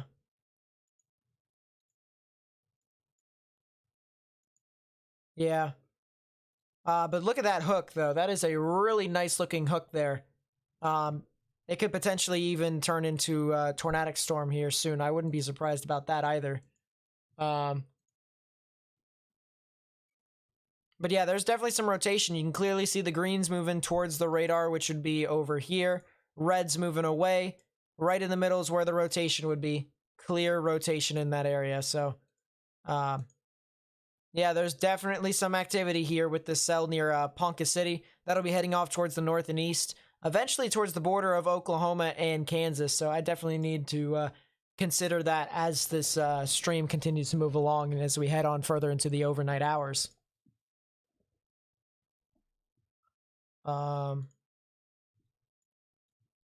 But yeah, my goodness. Where's Altus? Altus is a bit further towards the west of this system. So if we go back over here, you can see Altus is over here. And a lot of these showers and thunderstorms have already passed it. It's already gone towards the east of it. So Altus is done with this risk. Areas near Vernon is done with this risk. Areas near Wichita Falls, however, is not done with this risk. They're still getting activity here as we speak. And there is a lot of activity still.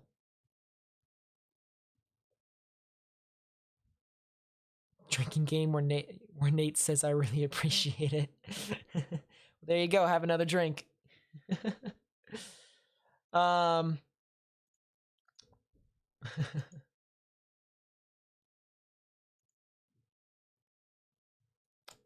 trying to see if there's anything else here. Let's go back to the actual tornadic cell. Let's go over to the Oklahoma City radar here and see if we can find some rotation. And yeah, look at that. Better rotation here with this. I'm going to turn off, once again, I'm going to turn off the actual, I'm going to try and turn off the spotter network stuff here. Turn that off for right now. And this cell is right near Anadarko. That's where the actual rotation is actually at.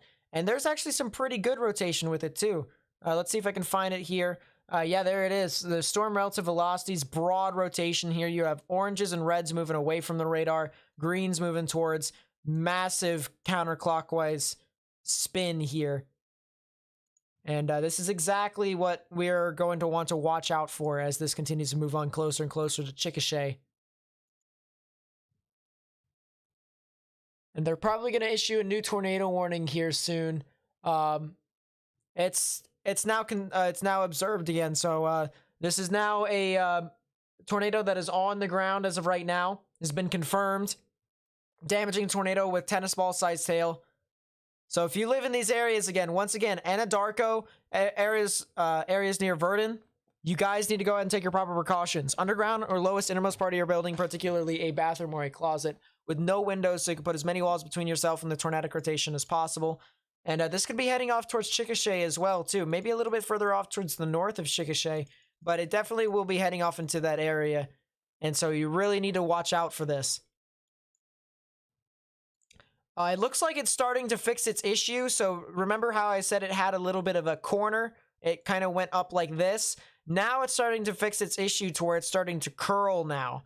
And that's a sign that tells me that it probably could try and start to rotate a little bit more and consolidate a lot easily, or a lot easier than it once was, I should say.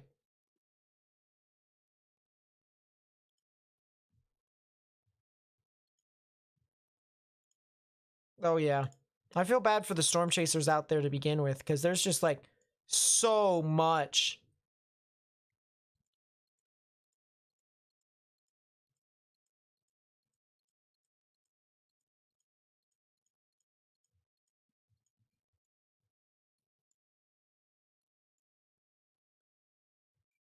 No. Yeah, I would actually don't even go on 44. Once you go after Chickasha. Once you're done with Chickasha, go on 62. Yeah, go east and parallel. Because we're trying to avoid that chaser convergence, correct? So go 62. Go 62 all the way up. And then once you get to 9, then go east from there, unless if you want to head north into Newcastle. But then you're playing games with the actual Canadian River. That's going to be pretty hard for you to navigate. So if you go east on 9 over to Norman and then keep going east, you'll be able to parallel the storm heading on towards the southeastern portions of OKC. That's what I'm thinking, at least. New tornado warning has been issued for Caddo and Grady County. That'll be in effect until 7:45 p.m. Central Daylight Time. If you guys live over there, all right, this tornado has been reported to be on the ground, okay? So you need to go ahead and take your proper precautions, all right? Get underground or get into your lowest, innermost part of your building, particularly a bathroom or a closet with no windows, so you can put as many walls between yourself and the tornadic rotation as possible. This is heading towards Chickasha, all right? Chickasha is literally in the tornado warning, all right? So you need to take your proper precautions with this, because this system is really starting to consolidate. And that's the reason why they've issued a new tornado warning with this. So share this information with as many people as possible. As I said, family, friends, social media. By liking the live stream, you're actually helping me get this out to more and more people on YouTube's platform. So that would be greatly appreciated if you would help me out, continue to get this information out to more and more people. But this is definitely a system that is really trying to consolidate more and more.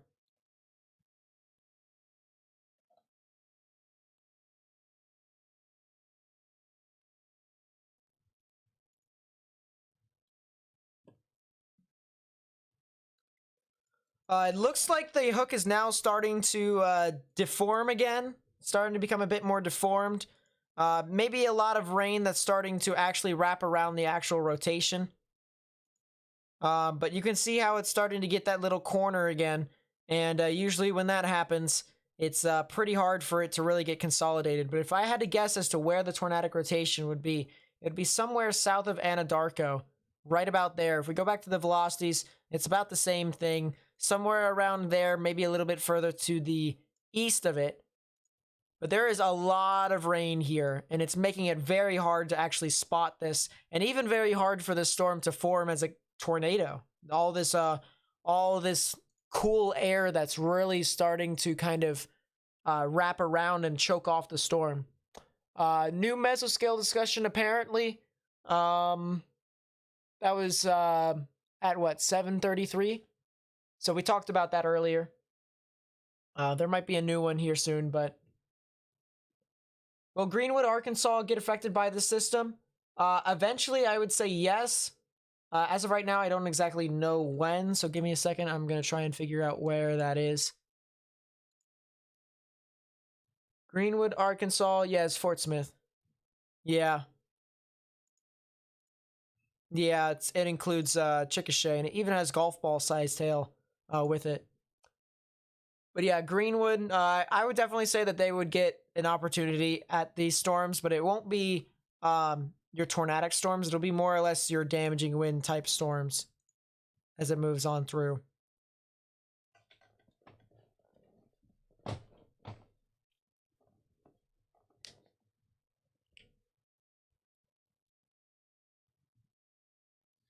So eventually these storms, as I said, are now heading off towards Chickasha. But the other thing, too, is that these storms will all be heading off towards the I-35 corridor here relatively soon, probably within the next hour or two, when this actually is pushing on into that general area. So I would not be surprised if they got more and more activity as this continues to progress. But giant line of storms here. As I said, massive wind threat most likely. Couple severe thunderstorm warnings that have been issued. Most of these severe thunderstorm warnings, if not all of these severe thunderstorm warnings, have 60 to 70 mile per hour wind gusts possible. So I definitely watch out for that as this continues to progress.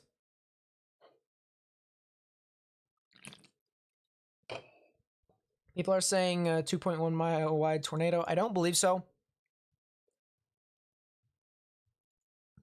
I mean, the rotation in itself is pretty large, but in regards to there actually being that large of a tornado, very hard to say, especially since people can barely see anything. So I would say no at this instance.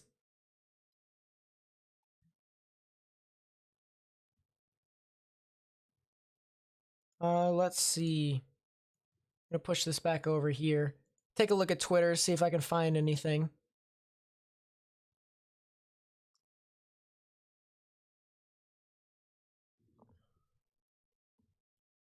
Tornado damage south of Carnegie, Oklahoma. Wow. So look at this. Here's some damage. Oh, you got a tornado? Full. Oh, wow.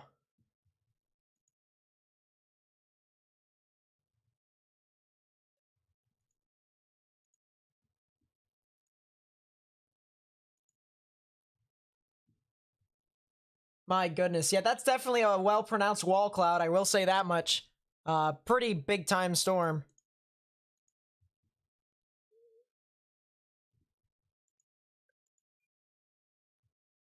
But my goodness.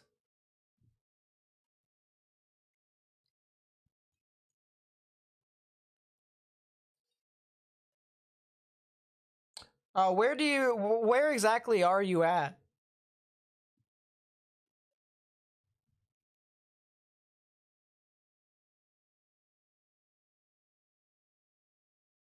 I would ask, like, where exactly are you at? I'm trying to answer. I-44. 37 miles. South of just like literally directly south of what town is that? I can't tell what town that is. South 37 miles north of Elgin. Okay. Trying to get you an exact location. Give me 1 second. Due south of Cyril, or like just southeast of Cyril, Oklahoma. Okay, so you might have saw something from the outer bands of it. Yeah. Probably There was definitely it was definitely rotating. There was condensation on the ground, so either, yeah, that could have either A, been scud, or B, been some sort of anticyclonic activity there. As I said, go to Chickasha and then head east, because those lines of storms are about to literally go right over you. I gotta pay this toll 1 second, Nate. I gotta pay this freaking toll. That's fine. That's fine. But yeah, this is what some of the damage from the tornado was earlier. We had a tornado that was on the ground. Look at some of this damage here. Got some roof damage here. Got some metal that has been scattered all over the place. Not major damage that I can see. Probably about EF0 to maybe even EF1 damage. That's the good news. That's the good news, that this thing was like out in the middle of nowhere. But yeah, you can definitely see the roof damage over there from this system.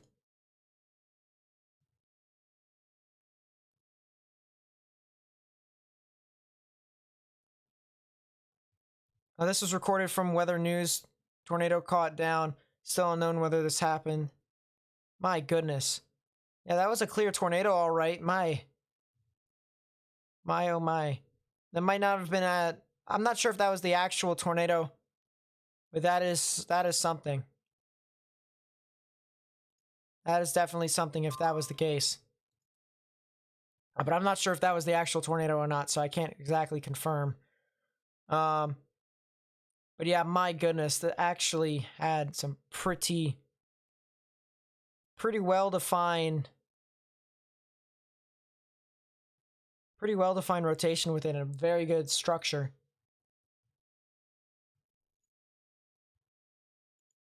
Let's go back to the radar here. Rotation's still there, and it looks like there might actually be something that's starting to channel down to the ground now. If not, it's very large hail. If not, it's very large hail. And I mean super large hail. Nate, Yes, sir.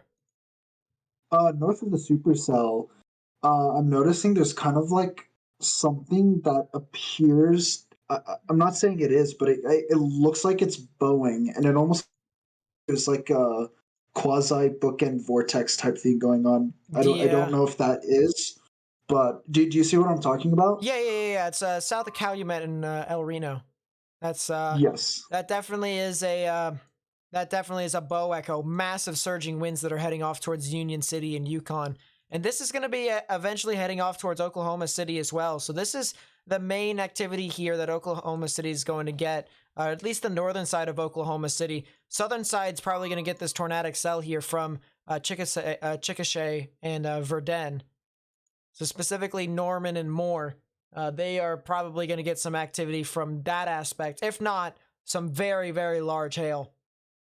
But that seems to be pretty consistent with what the radar has been saying.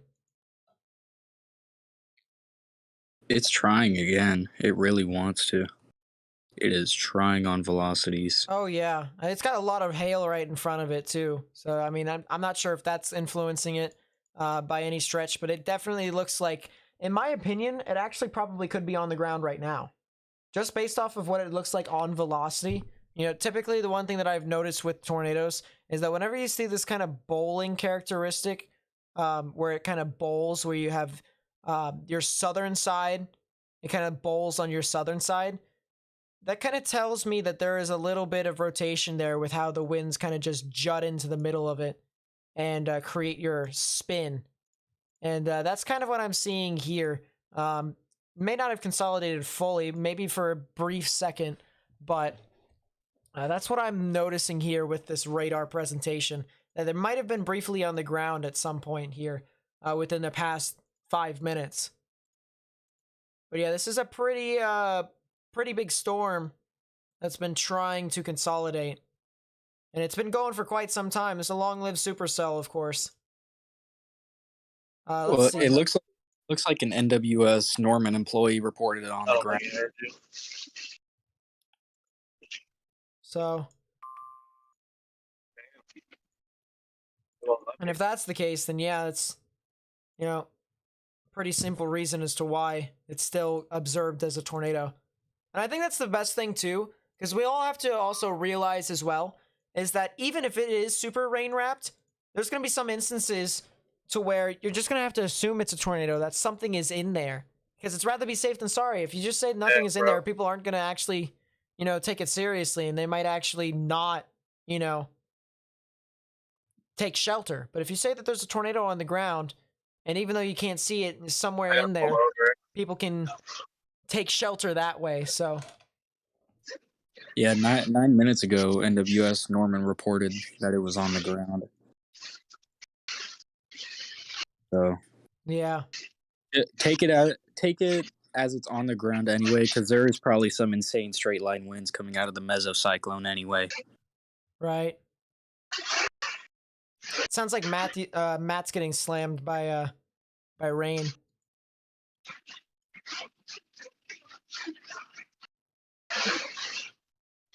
That'd be pretty How you consistent. doing, Matt?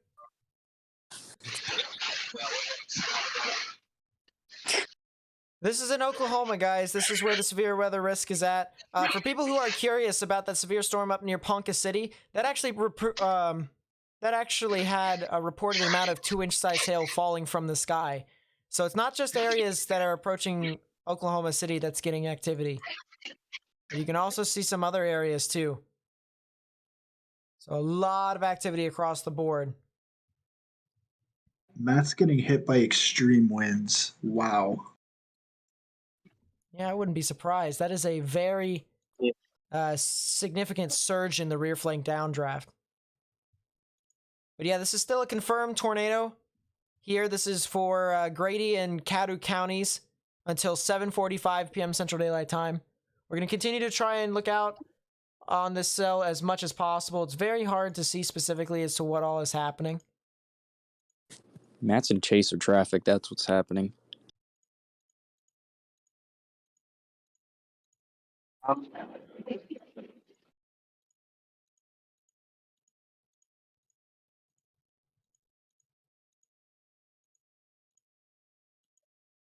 Looks like everyone's just trying to get out in front of it, but it's just like it's catching up to everyone.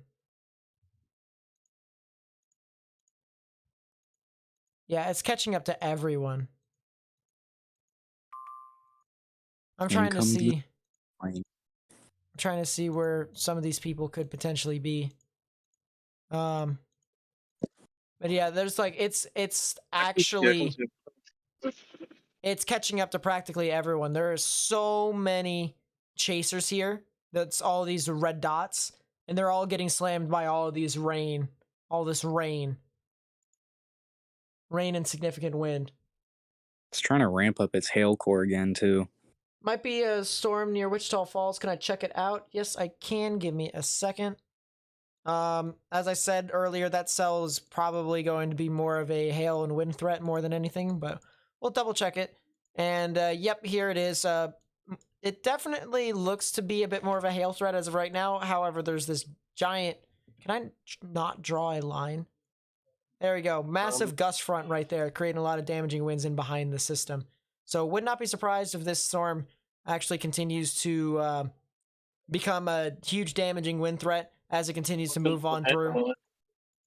So we're going to have to watch out for how that continues to progress. Massive line of storms. Hold up. Let's try and see if we can go over and take a look at these storms here that have elongated into Texas. So we'll put our radar over here near Abilene. This other radar.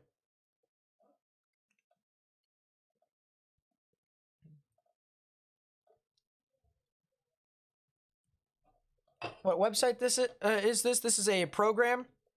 It's called GR2 Analyst. It has a 21-day free trial, but then afterwards you'll have to pay $250 for a one-time purchase. But this is honestly like my favorite. This is honestly, oh my goodness, I cannot speak. Honestly, my favorite program. It's so bad.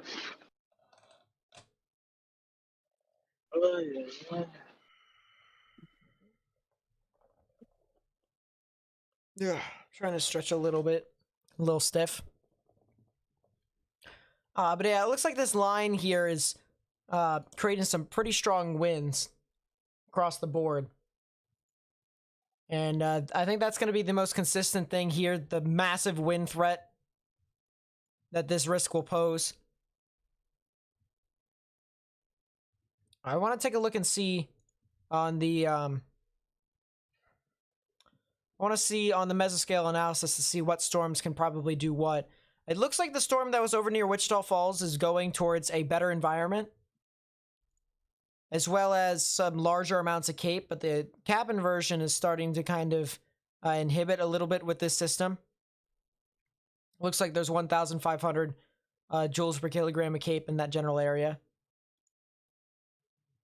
Most unstable cape is in upwards of the 2,000s. So honestly, I think if we were to look for the best storm and whether or not it could I want produce... this to pass so I can step outside and piss, because I really don't... If there is a area that I would choose that would probably have the best opportunity to produce a tornado, it might be this cell that's over here that just passed over Wichita Falls and heading off into Oklahoma, because it's heading into the best environment for this type of activity. And we'll have to see how this actually interacts with the environment here. Will it stay as a linear threat? Will it not? We'll see. Go ahead.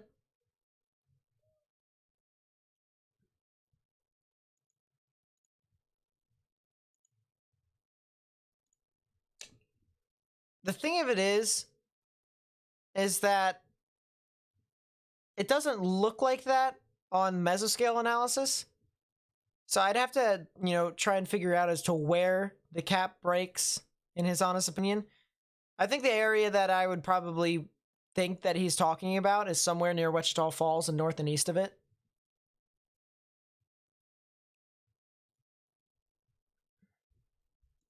Yeah, that's the cell that I would probably watch out for the most. But as of right now, it's a linear threat, huge damaging wind threat with that. But it could definitely start to reorganize into a more significant cell. And I would not be surprised if it actually does. There does seem to be a little bit of rotation in the upper portions of the atmosphere with this cell too. And yeah, I'd have to agree. So if this thing can actually start to get its act together, would not be surprised if this turned tornadic, but it's just there's so much rain right around where the tornado would end up forming. You know, it's the same thing. It's the same thing that I said with the other storms. There's so much rain that it's kind of just inhibiting tornadic development within these storms. So there's just a lot of activity, more or less, that's happening as this continues to move on through.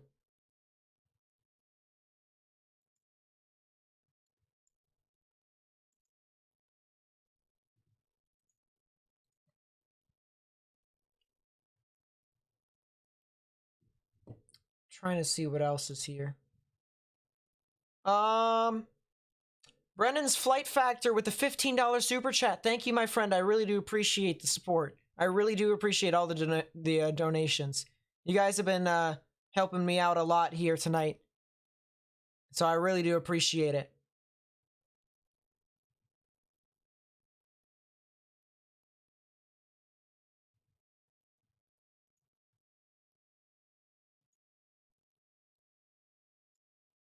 Let's see, what else is there? There are so many severe thunderstorm warnings as of right now. We now have egg-sized hail that is being reported in Osage County. So that's the cell that's over near Ponca City. So egg-sized hail that's over there, falling from the sky. Bunch of severe thunderstorm warnings, as I said.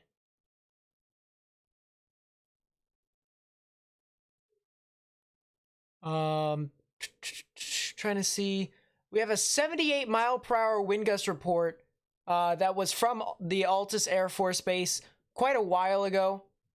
I don't know why they registered it right now, but these storms have a history of producing an almost excess of hurricane force winds higher than 75 miles per hour. That's pretty significant. Easily could do damage. But there is a lot of activity here, to say the least.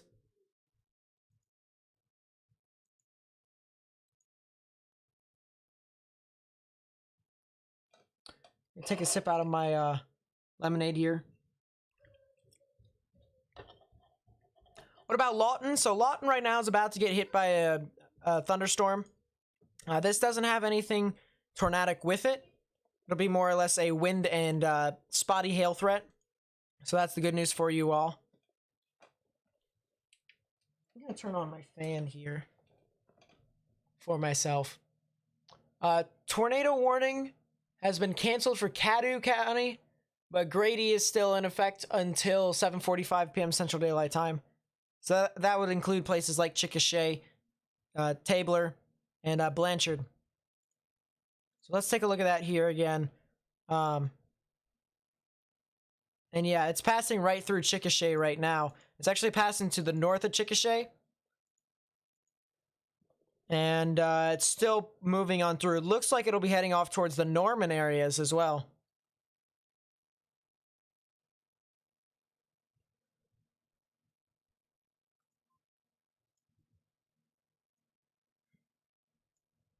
I wanted you to go east on 62, yes.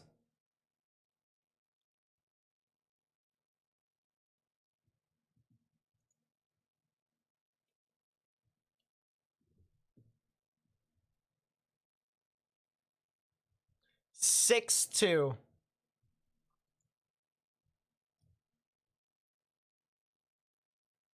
It's in. It's the second exit of Chickasha. It's the second exit. So there's one on the southern side, and then there's another on the eastern side, and that'll take you east.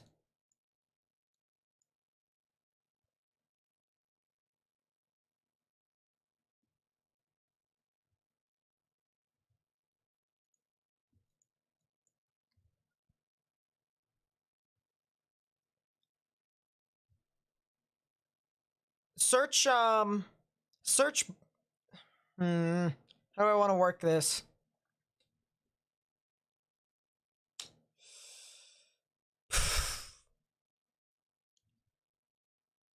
Yeah, tabler. That's what you need.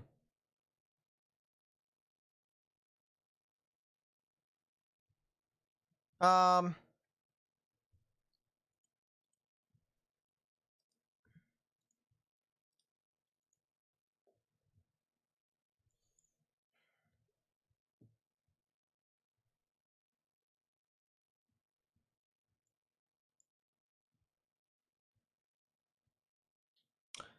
search up Goldsby, Oklahoma, on your maps and go there. That's the place that Video. that's the place that I would head towards, Goldsby. Yeah, because I'm gonna be.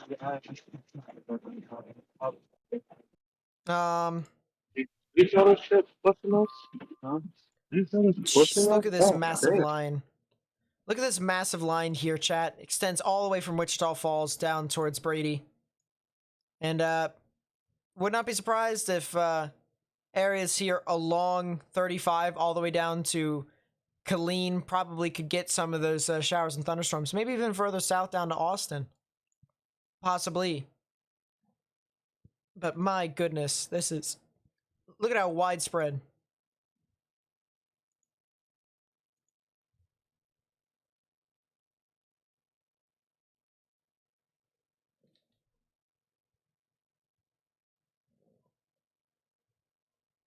My goodness. I'm just looking at the stream over on the side, trying to see if it's something. Let's actually go full screen. Let's go to Matt's stream. Yeah, so this is what we're looking at right now. We're sitting on I-44 at mile marker 74. This sign right here on the right side of your screen, that's mile marker 74. That's where I'm sitting at, right on I-44. We're just kind of sitting here writing this line right now, but very intense winds on the right now. Very intense. These are probably, if I had to guess, these are probably right at severe limits, right at 50 miles an hour. Very intense winds, a ton of lightning, very intense winds. This mode is going linear, but I do see it being possible for a few, prefrontal supercells possibly. In my every hand to the possible prefrontal. We're just kind of sitting here, kind of wait on the rain to lighten up a little bit, and we'll take anyone going towards Goldby, like you said. I'm watching you. I know, I'm seeing it on radar. I know. But yeah. I'm gonna continue here in just a second, advancing towards Goldby. We'll just kind of see from there. Yep. So he's as he said, he's on 44. He's inside the actual hook per se. All the strong damaging winds that are surging on through over the interstate. And he'll try and evaluate his situation as time moves along. Matt, one thing that I think you probably could do, honestly, is actually try and head towards 35. Try and head towards I-35 if you can. Try and find the quickest way over there. And then, yeah, and then reevaluate your situation, whether you want to go north or south. Because the environment around you is relatively, it's in a relatively good environment to actually do things. So, the El Reno station over there just reported winds of 70 miles an hour. That's pretty crazy. And then the Chickasha station, listen to this, reported winds of 81 miles an hour. 81 miles an hour in Chickasha. And that is over at the municipal airport. So very significant winds. I want to try and see if I can find the airport here.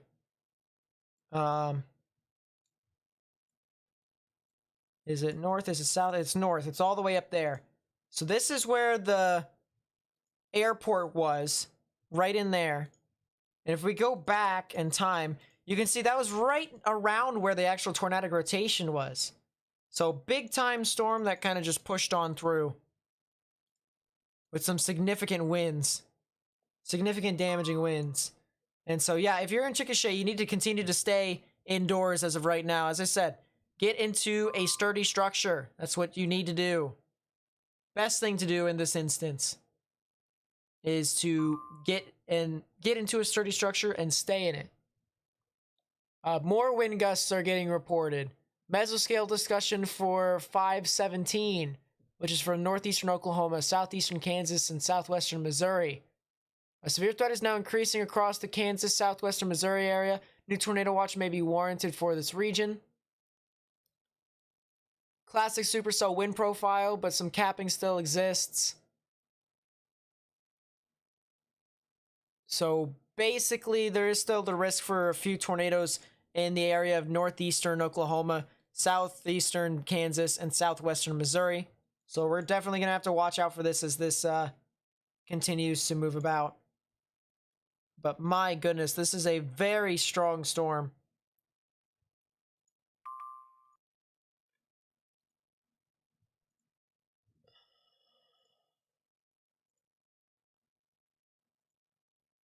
People are saying in the chat that KWTV reports a tornado. I'm not exactly sure if I can say that officially, but yeah, it definitely looks like there's a strong storm right within there. Very hard to see. As I said, so rain wrapped, it's not even funny.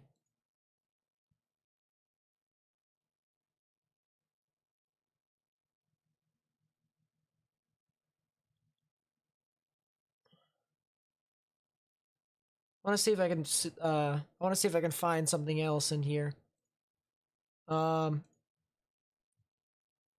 Yeah, 81 mile per hour winds reported in Chickasha. That's pretty crazy. That's really crazy. Nate, it looks like there might be a QLCS spin up trying to organize northwest of Mustang. Mustang, which would be Southwest Oklahoma City. over there. Yeah, there definitely could be something, and that could definitely would not be surprised if that forms a tornado either, because that definitely looks like it's trying to jut out to become tornadic. So yeah, Oklahoma City, definitely need to watch out for this. Definitely could be a tornado warning that heads right for you all. You do have a new severe thunderstorm warning for Grady, Oklahoma, Cleveland, Canadian, and McLean counties, which will be in effect until 8:15 p.m. Central Daylight Time. So definitely something that you guys are going to need to watch out for with tennis ball sized hail and 70 mile per hour wind gusts. So please, please, please, all right? Can't stress this enough. You need to get underground or lowest innermost part of your building, particularly a bathroom or a closet. There's also a flash flood warning that just got issued for the city of Oklahoma, Oklahoma City. And so I would not be surprised if you guys also got some aerial flooding as well. Would not be surprised.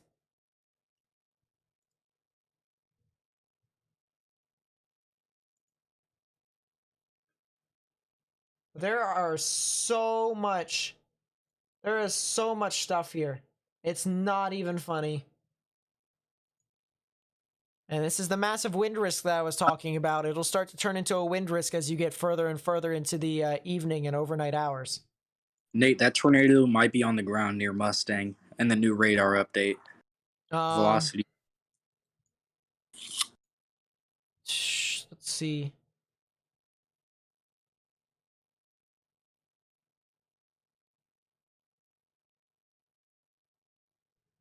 I don't see anything as of quite yet. Not a whole lot of turbulence in that area, so it's very hard to say for certain as to whether or not it's on the ground or not. Actually, it's probably not on the ground as of this moment. No, but are we gonna have to pay for it? But there definitely could be something here, and I would not be surprised if that was the case. There's also a tornadic storm up near Crescent. Not exactly a full-fledged supercell, but there definitely could be something over there as well. Take a shot next to exit. So, definitely something worth noting. I'm gonna try and see if I can find something else here. Look at near Lawton. I'm looking near Lawton. I don't see a whole lot of a tornado threat. Hmm. I think it's more or less just scattered showers. Even if I look in the upper portions of the atmosphere, it doesn't really say a whole lot. Still, there is hail. Don't get me wrong. There's hail there. So that's more a hail threat more than anything. But I don't think that one's of any interest as of right now. Let's see if I can take a 3D with this cell over here near Blanchard, heading towards Norman. So let's see what the 3D says with this cell. So it definitely has a really good inflow notch here. I can say that for certain. But the only other thing is this gives us a better idea what I'm talking about here. Look at how much rain. Look at how much rain is falling out in front of the actual rotation here. So you can't see anything, all right? You can't see anything. If you're like a person over here and you're trying to look at the tornado, you can't see anything because look at how much rain there is. It's covering the entire rotation. So it's not a good idea. Not a good idea to just sit around. Highly recommend just getting indoors. As I said, lowest innermost part of your building, particularly a bathroom or a closet, is probably the best. He was saying it's not a good idea. And I was like, what? To do exactly what we're doing? Can you clear that, please? It's not a good idea. To do exactly what we're doing right now. Get indoors. I agree with that. I want to see. I want to look at this cell that was over near Wichita Falls again for a second. It's obviously past it, but still definitely a wind threat here. I can say that for certain. But there is some areas of interest that might actually have a little bit of rotation too. So, you know, I can't exactly ride any of these storms off. Oh, yeah.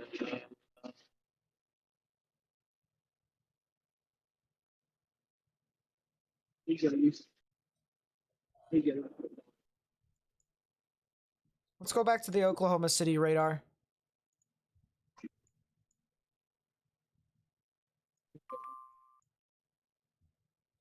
New update from IEM bot. Tornado warning continues. Only radar indicated. Tennis ball sized hail.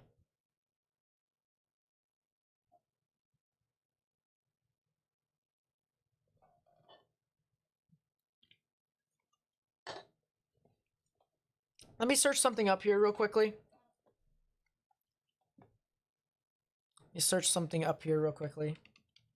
I'm curious. I want to see.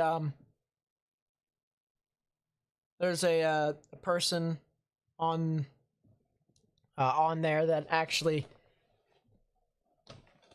shares some good viewpoints. So I'm really curious as to what their opinion is.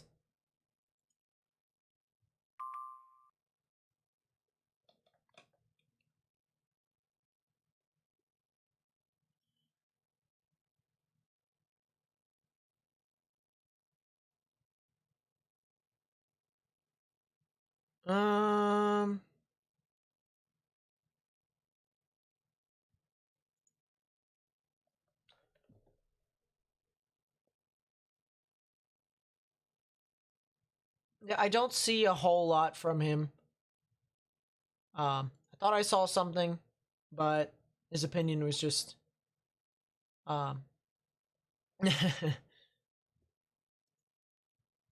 his opinion was something else. So nothing really to report from someone else's opinion. Brian Empfinger, however, this is a pretty interesting thing. Brian Empfinger had a video of a potential tornado earlier, I believe. And I even saw damages as well. But that was definitely a tornado. Let's see if I can show you all here. So this is Brian Empfinger. Look at that. Clear tornado right there. Clear tornado. And that's all rain wrapped too. Look at how much rain is around this. Look at how much rain. Good lightning shot. Good damage. Damage pictures, I should say. Not good damage. Power poles snapped. My goodness. Good stuff from Brian Empfinger.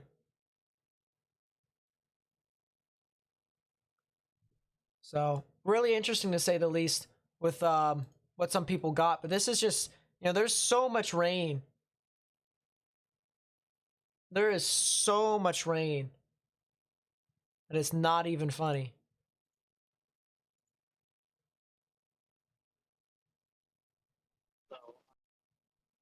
I'll watch the. It looks like the storm near Blanchard is still trying to rotate. Keyword still trying. But it's not exactly, wrapping up completely, so it's still more or less a damaging wind risk more than anything.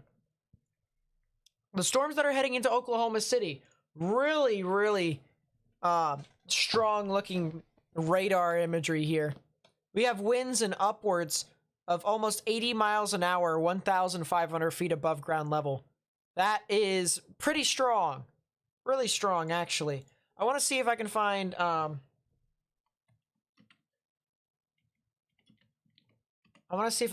the Oklahoma City Skycam.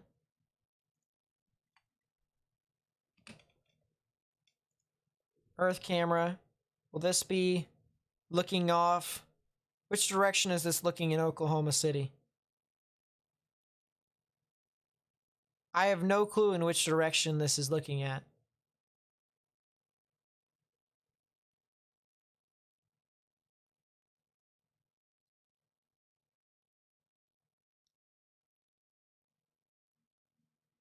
Anyone have any idea?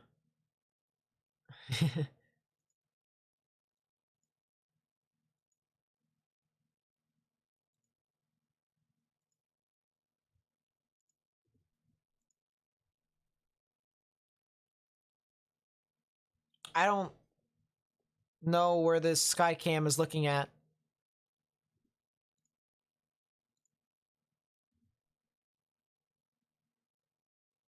I have no clue. I saw some lightning in the background, so I'll keep that there.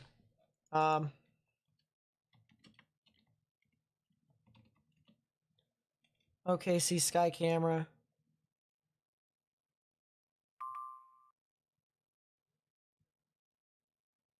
That's Norman. Norman Regional Moore.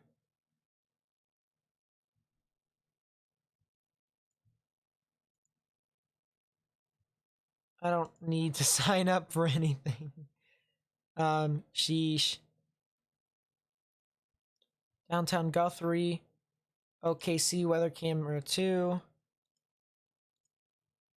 That is... I'm not sure if that's a video. Oh, it updates every 2 minutes. Yeah, like that's helpful. Like that's helpful.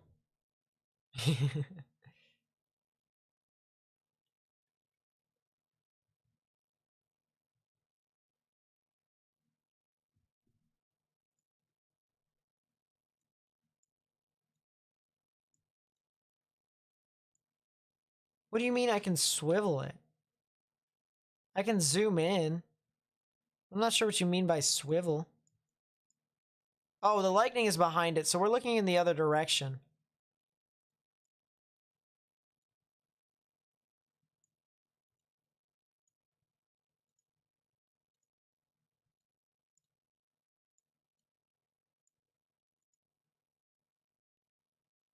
No, we can't swivel it.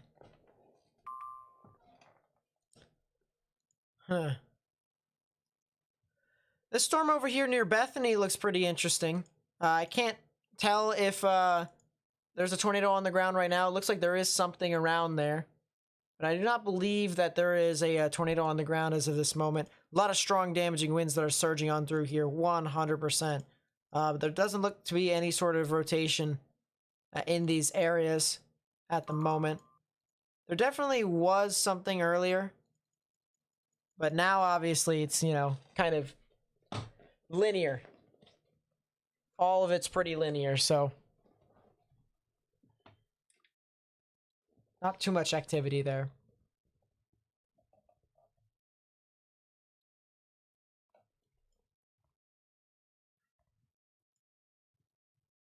So now this is starting to get outside of the triple point. And that was the big golden. I mean, we're still in the area to watch where there could potentially be some strong tornadic activity. But in my honest opinion, it's starting to leave that window of opportunity. I mean, there's still a giant 15% chance for tornadoes across the board. But I honestly think it's starting to lose that window of opportunity to where there would be the highest risk of tornadoes. We're gonna get even 35. Yeah. KWTV. I don't think he heard you, Tesla. So that's Tulsa. This is not bad though. I can keep that up here too. If I knew what, what was what, I probably could be able to even use that. I think the threat for any more tornadoes is over for tonight. I still think there is a threat for tornadoes. I just don't think it'll be that classic tornadoes that we saw earlier today.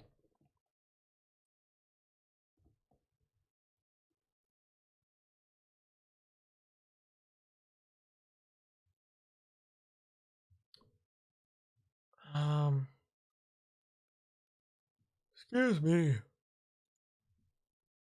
But yeah, this storm that's heading right for Norman still has rotation. I think it's starting to become a little bit more linear in itself. I think it's been linear for quite some time with a little bit of rotation. The bookend vortex and the supercell. So maybe a little bit of rotation in the hook. But otherwise, massive damaging wind threat heading towards Dibble and south of Norman. But the actual rotation in itself is heading towards Norman. So Norman in itself will still get the tornado threat. But areas south of that, probably not. I want to take a look at this storm over here near Comanche. And it looks like that's a wind threat as well. That looks to be a wind threat. Let's head off down to the south, looking towards the Abilene radar. Massive widespread wind threat with that as well. I mean, look at this massive line. There's some kinks inside the line that could potentially become tornadic. But, I mean, just look at how far this line extends. Massive line. Let's see if I can turn this to satellite imagery here. And I want to go to the Mesoscale 1. So we've done that. And then we're going to turn this onto long wave IR. And hopefully... Alright, not that. We're going to want goes Mesoscale number 2. There we go. So let's turn off day 1 convective outlook. Let's turn off the warnings here. Weather alert settings. Turn off the tornado watch. All the severe thunderstorm warnings. There we go. And let's turn off... I would turn off all the other warnings, but I think this is fine. Look at this. Look at the satellite imagery right here, guys. 3D satellite imagery of these storms. Look at how long it extends. Look at this. These things extend over a large span. I'm going to try and outline Texas here. Here's Texas.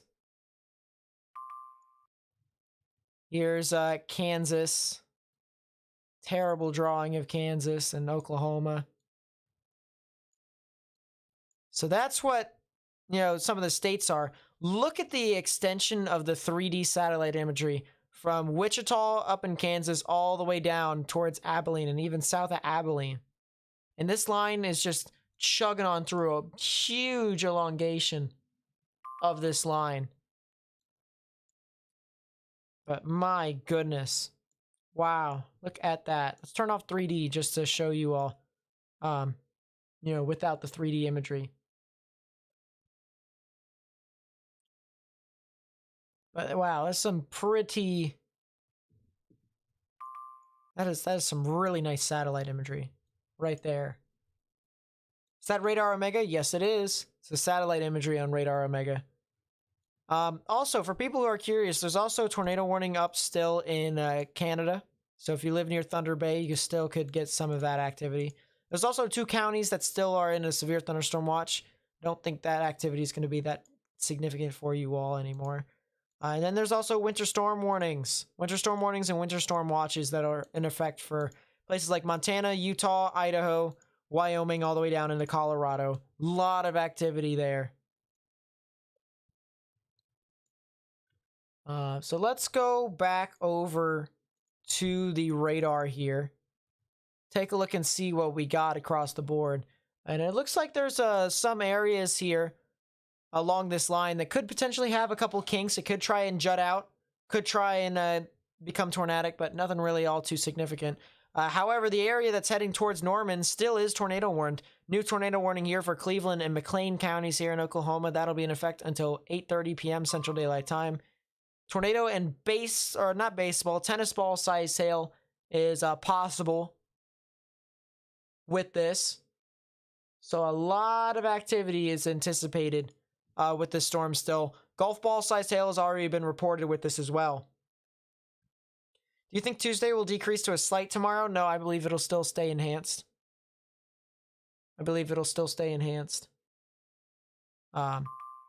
But yeah, there's that new tornado warning heading straight for Norman. Right for Norman.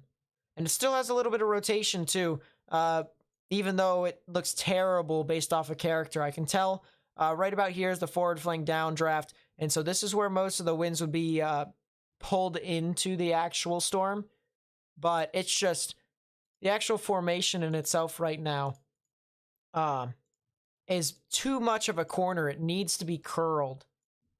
And if it's not going to curl itself, then it's not going to become tornadic. It's going to be just kind of one of those things where it's not channeled into the actual vortex.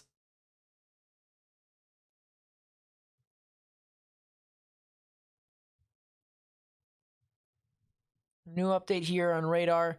I do not see any debris signatures whatsoever as of right now. Still a lot of activity here, but yeah, this is the tornado warning that's heading off into Norman. And regardless, if you live in these areas, you need to get into your safe space. All right, underground or lowest innermost part of your building, particularly a bathroom or a closet. All right, you guys know the drill for the most part, but you know, for the people who may not know, the people who are in Norman, all right, if you know anyone who lives in Norman, highly recommend telling them to get into their safe space. And the other thing too is that if you know anyone who lives in these areas too, I would highly recommend telling them to get into a sturdy structure as well. This is south of Oklahoma City. This is south of Oklahoma City, and this is going to be getting a lot of tornadic activity into your area as well. So, I mean, it's better to spread the information as much as possible. You know, if you'd like to share my stream with these people to give them an idea as to what exactly is going to be happening, feel free to do so. But as of right now, not anticipated to get a huge shot because the actual rotation is not exactly the best defined. But yeah, share this live stream with friends and family and on social media to try and get the word out as much as possible. And even by liking the live stream, you actually help me get this information out to more and more people. So that would be greatly appreciated. It helps spread this information on the platform of YouTube. So thank you so much if you have already liked the live stream already and helped me out. My goodness.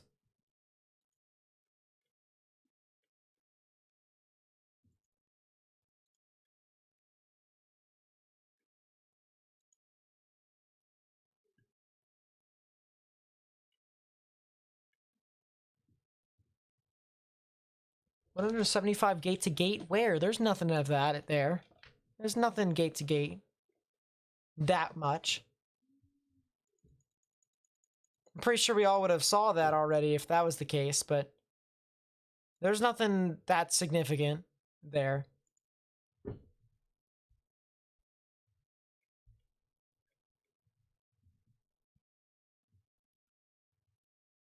Trying to see if I can find anything else.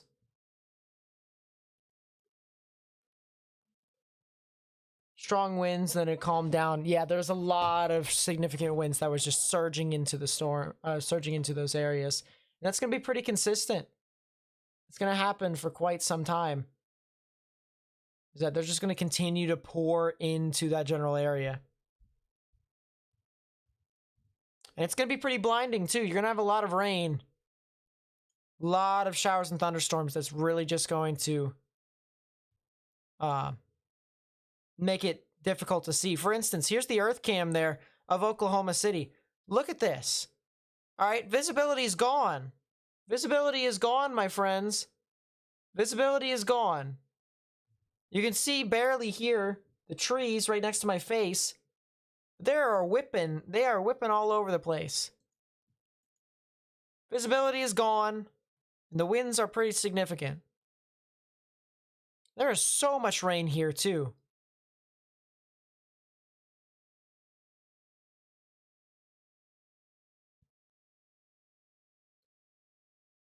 So much rain.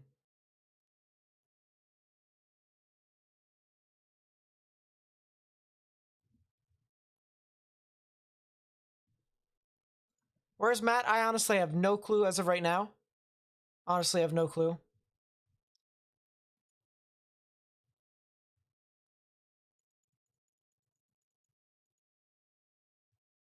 The storm that went through Bethany was a bust. Not even the slightest speck of hail. That's what I was thinking. Anywhere along this line really isn't going to produce a lot of hail unless if you're now down towards Norman. It's going to be a lot of significant damaging winds more than anything. Wind gust report from the Oklahoma City, Wiley, Oklahoma station of 65 mile per hour winds. 60 mile per hour winds in Chickasha. A lot of severe thunderstorm warnings that are now starting to come along. But a huge polygon here of tennis ball sized hail and 70 mile per hour wind gusts. There is so much activity here. A lot of stuff that's really pushing on through. From NYC, how's it going? For people over in Oklahoma, it's kind of not so good. They've got some very significant damaging winds with a threat for tornadoes with that, as well as potential flooding. But for me, I'm doing all right. I'm doing all right as of right now. There's an area that I want to point out here, right near Moore. It's actually right over Moore right now. Potential for something to be rotating is right there as well. Now, probably, if it were to produce a tornado, probably wouldn't do so until it actually moves out of the town of Moore, heading towards 240 and even 40. But there still could be something that could push on through.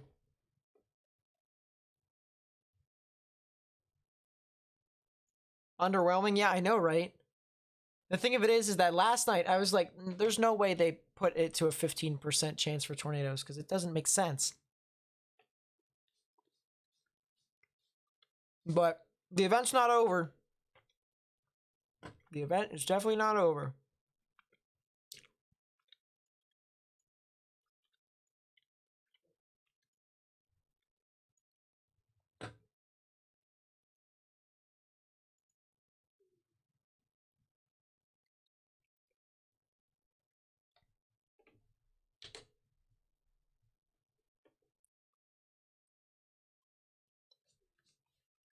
Tornado threat decreasing. The natural tornado threat, where you get it from supercells that I was talking about earlier, that is decreasing.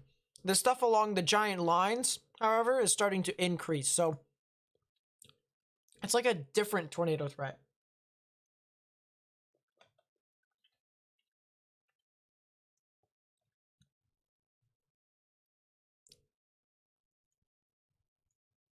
But yeah, there's definitely still a little bit of rotation right around near Moore. Doesn't seem to be completely organized, though. A lot of rain still around it.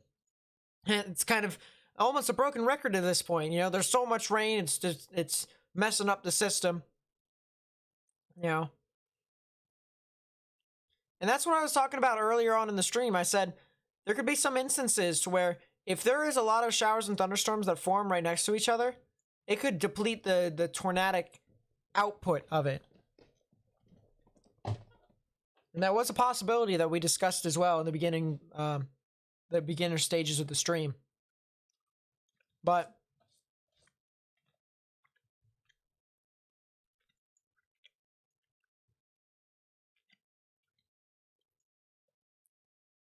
it's still here. There's still a couple areas that have a lot of activity.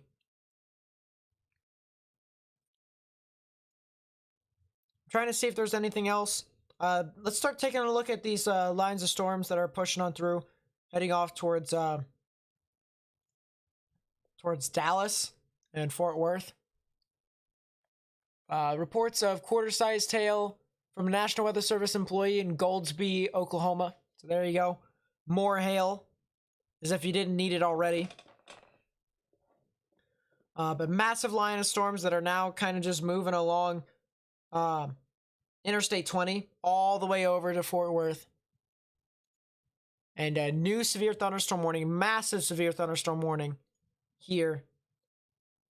60-mile-per-hour wind gusts, quarter-sized hail seems to be the consistent thing for the most part.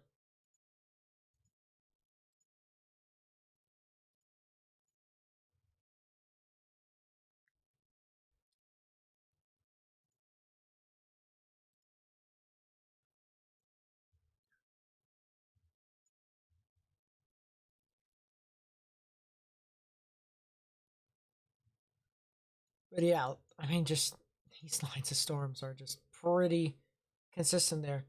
Check Dodge City, Kansas for you. I don't believe Dodge City, Kansas is going to be in the risk here. They got a couple showers and thunderstorms that might move on through, but otherwise they're not in the risk here for today, for you all. I had to pop my neck there. There is, however, some showers and thunderstorms that are moving towards Kansas City. So for the people who might be at the Kansas City Chiefs game right now, there is a couple showers and thunderstorms that might move into your general area. So I would watch out for these storms as well. It's not exactly completely near the stadium, not near Arrowhead yet, but there still definitely could be some showers and thunderstorms that could move on through here within the next half an hour.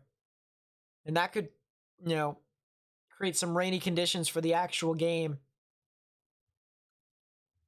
So that's something to consider if you live over there, if you are actually at the game right now. Yes, I can.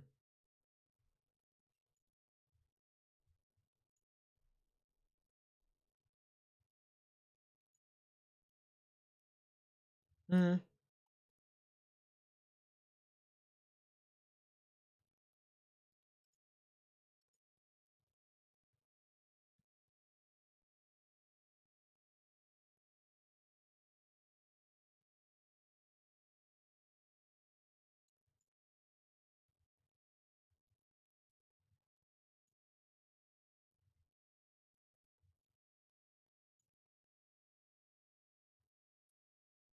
Just go down south on 35. Go south on 35.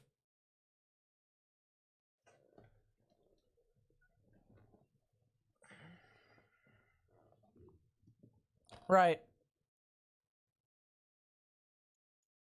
That's fine, and a lot of people can't catch it either. I mean, there's like so many people that are getting trapped.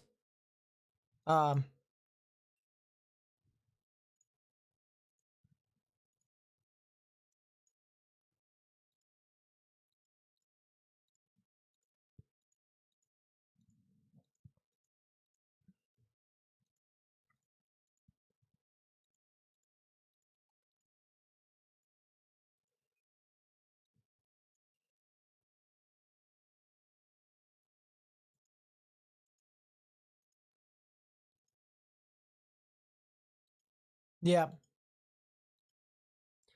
Yeah, I would just I would try and find the fastest way to get over 235 and then head south.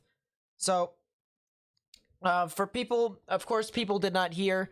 Matt's gonna head south. He can't catch up to the Norman cell because there's just so much water in the roadways and there's so much rain. That's the reason why there's a giant flash flood warning over that entire area, is because there's just so much rain in this general vicinity. So he's gonna try and head south. He's going to try and catch these other cells that are moving into a pretty good environment as well. Probably a better environment than the other cells that are up near Oklahoma City. And so we're just going to have to see as to how this actually ends up unfolding. But yeah, the cell that's over near Moore definitely seems to be something to watch out for.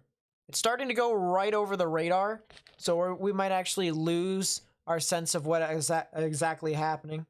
But yeah, at Arrowhead, just sprinkles. Yeah, you guys are expected to just see sprinkles for right now. Let me go back over to that radar image for you all. Yeah, just some sprinkles in that general vicinity, but you're expected to see some showers and thunderstorms here, probably within the next 30 to 45 minutes as this continues to move on through, off to the north and east. So, I would just watch out for it. I would just watch out for it.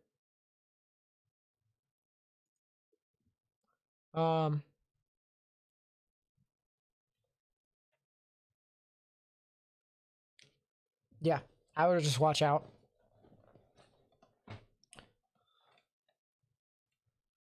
So let's go back over here to the Oklahoma City radar. Tornado warning continues, so the tornado warning's not going anywhere anytime soon. It's still a day 1 moderate, so let's see what the convective outlook is from the Storm Prediction Center. I'm really curious as to what their probabilities are. I really am. My prediction is that, like, I really want them to drop the 15%. I really do.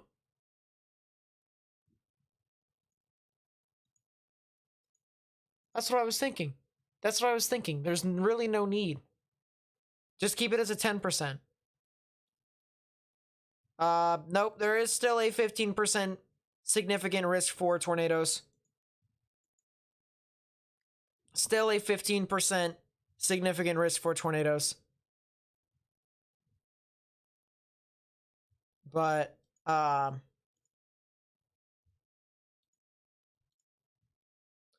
there's still also the risk for significant hail as well. I'm assuming it's from the supercells down in the south, but otherwise, I'm kind of surprised that they...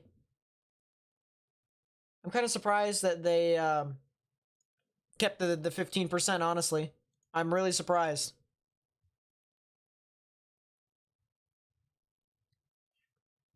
Someone asked if I can check Iola, Kansas, which is over there. It is south of Ottawa. So over here, got some showers and thunderstorms, scattered showers and thunderstorms, not too big of a threat over there for you all. So that's the good news. That's the good news for you all.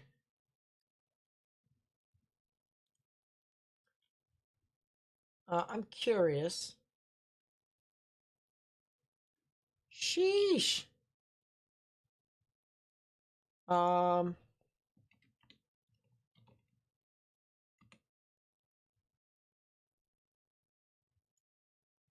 Yeah, wow. I'm not too surprised with that.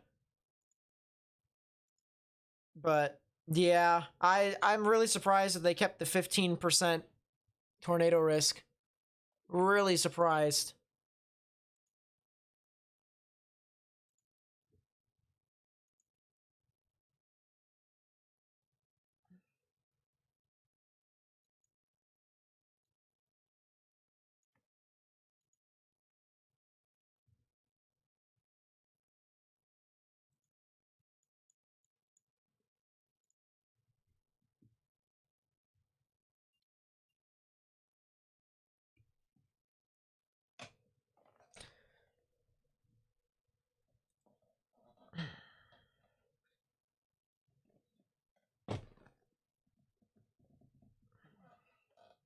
Yep.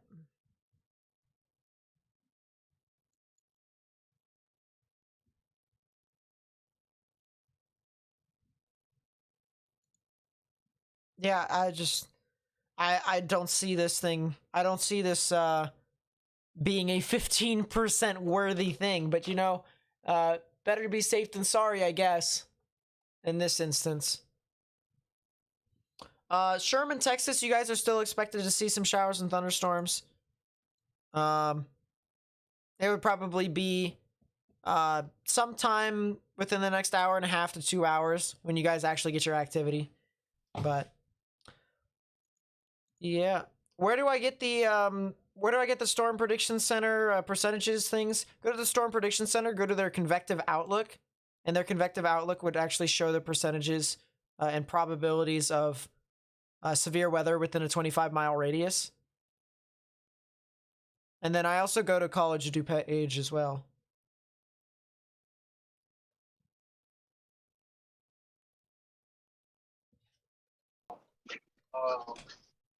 Yeah, I have one picture of the tornado that was on the storm. We Yeah. didn't really get to see it, but it was a large stovepipe. I don't Yeah. think you're going to be able to show it, but they have a picture of a pretty sizable tornado coming from Jackson. So That someone else found. yeah, somebody else caught that. I think we were on the backside of it. Honestly, Nate, whenever the storm first crashed on Hayward and the storm was coming, do you remember when I showed you the wall cloud coming over the mountain and there was that Right. big monster wall cloud?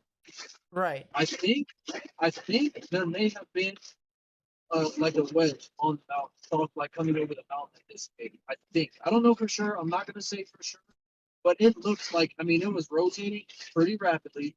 It was large. It looked very low. It could have been on the ground on the mountain, and then it disappeared once it got to the mountain because the mountain would have killed off. Right. It's changed would have killed it off. Now, like I said, I'm not gonna say for sure. I'm not gonna call it a tornado, but it's very possible. That was, and I wish I had gotten a video of it so I could play it back. Whenever you were looking at the rotation to the right of it, I was looking to the left. There was it looked very well defined, very low. And was actually rapidly rotating pretty quickly. So that could have been a decent sized tornado coming up and down that just died out once it got to the mountain. But I mean, overall, I mean, did today perform severe? Today, that's my opinion. Today, Yeah. I will say the HRRR model completely nailed it. I'm going to say that because HRRR had this Supercell coming storming. We saw Right. that. HRRR did excellent on today. Overall, am I upset? A little bit, not really. I'm glad that nothing really serious happened. Very glad that nothing major happened. Yeah, I agree. I'm glad I that wouldn't- the event wasn't as bad as the Storm Prediction Center thought. I'm partially part of me is kind of upset that I didn't get to see a tornado in the open field. I want to stress that. If I would have seen one, I would have wanted it to be an open field. I need chat to understand that. I don't want destruction. That's not what I want. Right. But that's why I'm saying I'm very glad nothing serious has happened thus far. I guess the SGC still sees the possibility of it happening, but I mean, they're the professionals. I'm not going to say anything. They're the professionals. I'm not. But Right. Up to this point, I'm just glad nothing serious happened. Am I kind of upset a little bit, but not really? I mean, it was still a nice adventure to get out, get to chase storm again. So with your brother. But yeah, with my brother too. My brother, I do believe that might have been an anticyclonic tornado that we showed earlier. There was a funnel that was kind of rapidly rotating, some circulation on the ground, some dust. So I feel like that may have been an anticyclonic on the backside of the main tornado. That's what I was thinking. I think that might have been an anticyclonic. I'm pretty sure it was because I looked up and there's a funnel about halfway to the ground. May I? What? Go ahead, speak. So yeah, Nate, I was just driving through the what was coming into pretty decent precip, and then I peek over to my left because I noticed pretty brown cloud in my peripherals, and next thing you know, I see a debris field, and He pointed out to me, and then I looked up, saw a funnel cloud right above it, pointing down right to where the circulation would be. It wasn't fully condensed. It was just a funnel about halfway to the ground, and then ground circulation that was rotating with it. So Right. I do believe that was an anticyclonic. I'm pretty sure that was an anticyclonic. So I mean, technically, I guess we could count that as a tornado today, but you know, it's one of those days. I mean, part of like I'm excited that I'm glad that nothing happened, but at the same time, I just would have liked to see something in the open field, just kind of trekking over the field, because that would have been very mesmerizing to watch. Hmm. In an open field, low precip type storm. Because originally we were looking at those photographs, and just thought today would have been more of a low precip type storm mode. And I think I it will might say have. we were wrong. I think it might have been because the updrafts might have collapsed a couple of times. I want to say it's because of that. Yeah. Yeah. Um, I should say not Oklahoma City, Dallas, Fort Worth area. All right, if you're in those counties around Dallas, Fort Worth, all right, stuff is not going to hit you yet. Remember, I said that the storms are going to hit you at around 9 to 9:30 Central Daylight Time, maybe even 10. All right, sometime around that time period is when you guys could get your activity. So if you're near Dallas, Fort Worth, okay, that is when you guys are getting your activity. Nothing has changed so much in your in that regard.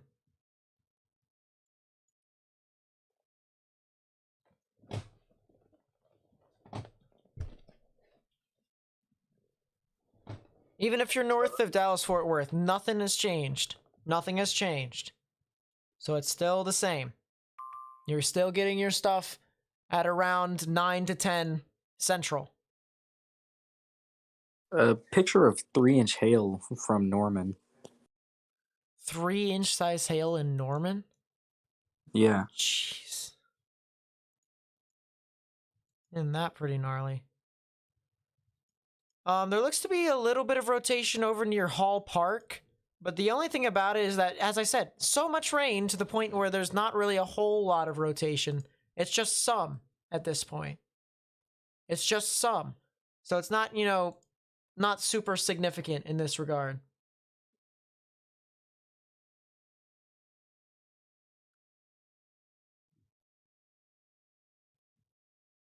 But yeah, 3-inch size hail report. That's kind of insane. I'm not gonna lie. Not only a report, but photographic evidence.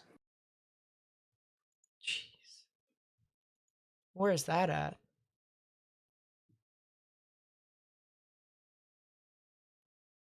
It says Robinson/Jones area in Norman. Wow. Report is 3-inch hailstone. Rest was mostly golf ball sized. Sheesh.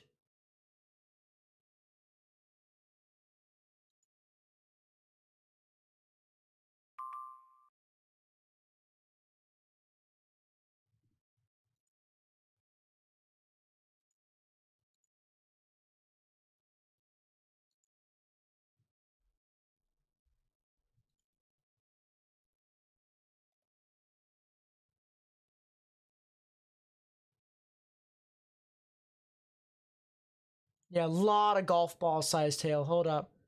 This is from one of the Storm Prediction Center employees, I believe. Yep, this is one of the Storm Prediction Center employees. Look at how much hail is here in this bucket. Look at this. That's a lot of hail. Lot of hail. From Geyer. Mesoscale discussion discussing the tornado watch. Let's see what it says. Why did it keep it at 15%? Thunderstorms capable of strong winds, large hail, and tornadoes will move across the region this evening. So they still think activity will occur.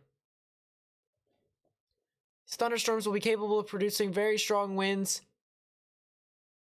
as strong westerly low-level flow along the west of the dry line is transported to the ground within thunderstorm downdrafts. Head of the dry line, low-level theta E instability will be maintained as the nocturnal low-level jet ramps up and moisture slowly increases, yielding some hail threat. Tornadoes cannot be ruled out with the advancing squall line given the degree of low-level shear across the warm sector, especially with any kinds that develop along the line. Thus, despite the loss of diurnal heating, the severe potential will increase through the evening across much of North Texas. So they're still saying there's going to be some activity. I have to say it's probably going to be more of a wind and hail threat more than anything. Some large hail at OU, Oklahoma University. Also, before later and tomorrow, when people are complaining about how today busts, just be glad that people didn't die. Because this day looked very intense. Look at this large hailstone. My God. Just be glad that no one was killed today. Hurt. Yeah. Yeah. That's the best thing. I'm just happy that this event was not as bad as the Storm Prediction Center said. Yeah, because when they said 15%, I'm like, what? 15%? Because I seriously thought it was just going to be a 10%. I could see there being a potential 15% near the beginning of the triple point, but, extending all the way over to Tulsa, I didn't really agree with that take. I was just like, I thought there was going to be a small 15 from like Lawton to OKC, but I thought they were going to issue it at like 16:30.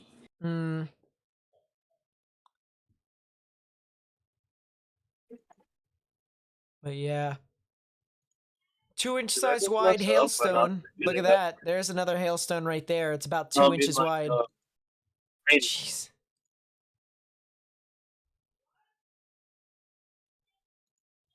So many hailstones here. There's just all sorts of different sizes.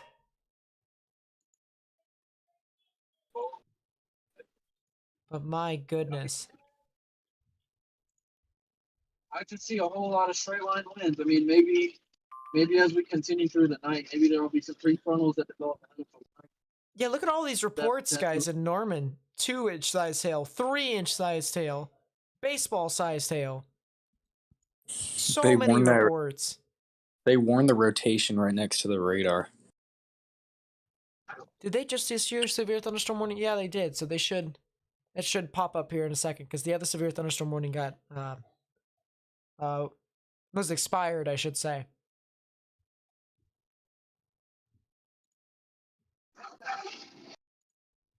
I think the moderate for was a good poll. Well, yeah, I mean that's what I was saying. I was saying that the wind is probably going to be the big threat after the triple point action. Like once stuff moves out of Lawton and, eventually gets to OKC and after OKC,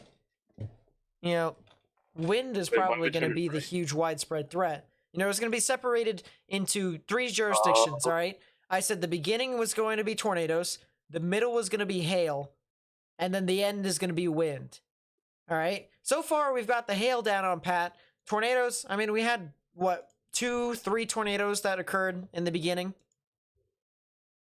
They weren't, they weren't anything to look at on radar. They were really ugly, but they still were tornadoes. Biggest hail I've seen in real life, pea-sized hail. Come in.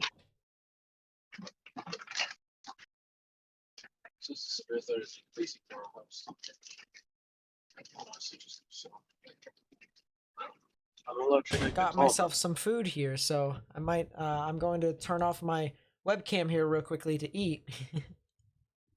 It's nighttime. It's gonna get hard to see anything. I'm forecasting baseball size hail for Greencastle, PA. That's nice.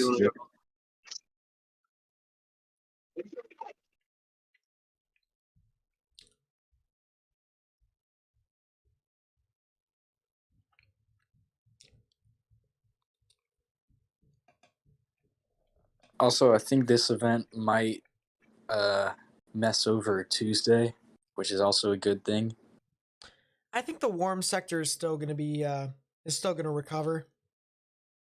Really? I don't see the moisture return happening, to be honest.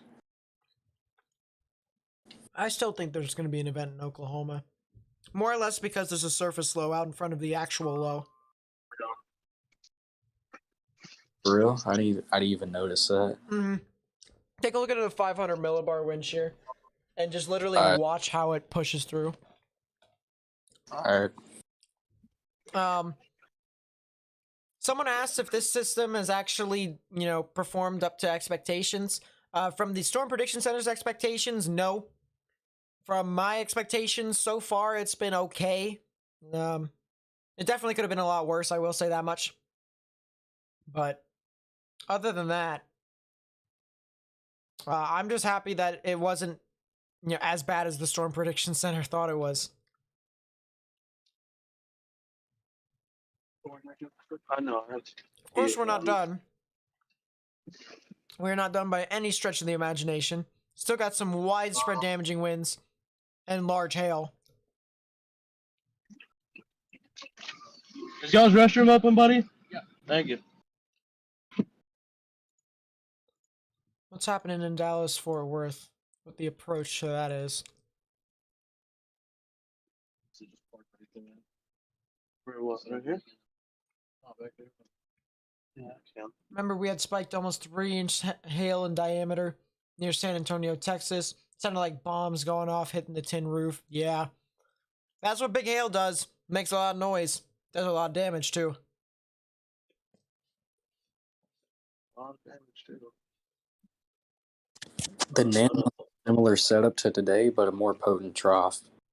Mm. Will Pryor, Oklahoma get it? Let's see. Pryor, Oklahoma is up to the north and east of Tulsa. So yeah, they will get some stuff. It won't be as strong as what's occurring right now, but they'll still get some damaging winds as your primary threat.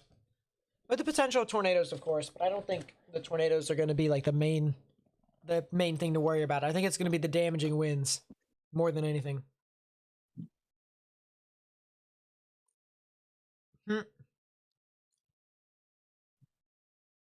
Watch Illinois just go brazy tomorrow. I know, right? Well, I mean, it doesn't have a lot of energy, so it might actually be one of those mini supercell days. Yay. Photogenic storms.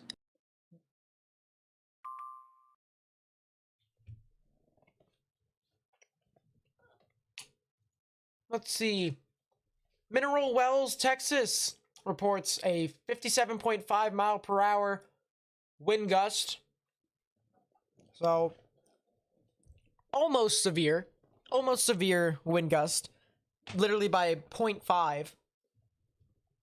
Yeah, I was gonna say literally by half a mile. That's Half a mile per hour. It was just barely severe.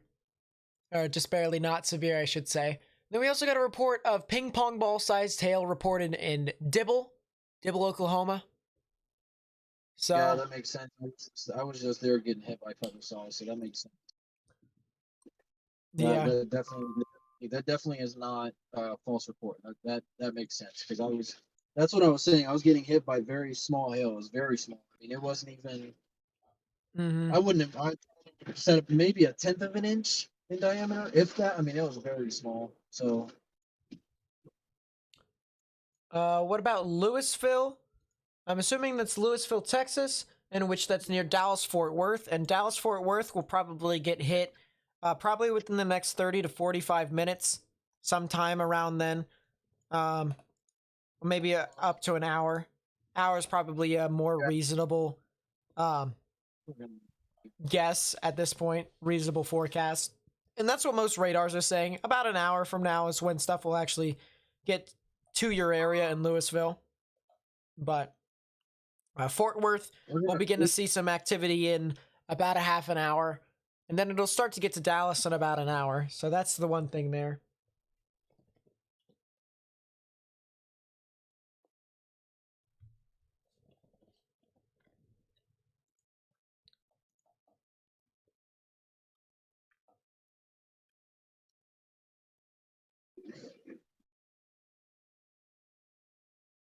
Yeah, we're gonna go ahead and get south today. We're gonna try to catch up with the line south of here. Yeah, I would do that too. I would try and see if maybe we can get a prefrontal or something. Maybe Yep. we can get lucky about it, but we'll see. something along the line could even do something as well. Wouldn't be surprised. I think the storm that would probably do it would be the one that's about to cross over areas near Velma and Fox and Hilton. New warning. New tornado warning? Oh, that's up that's OKC. Hold up. Oh. That's yeah. Yeah.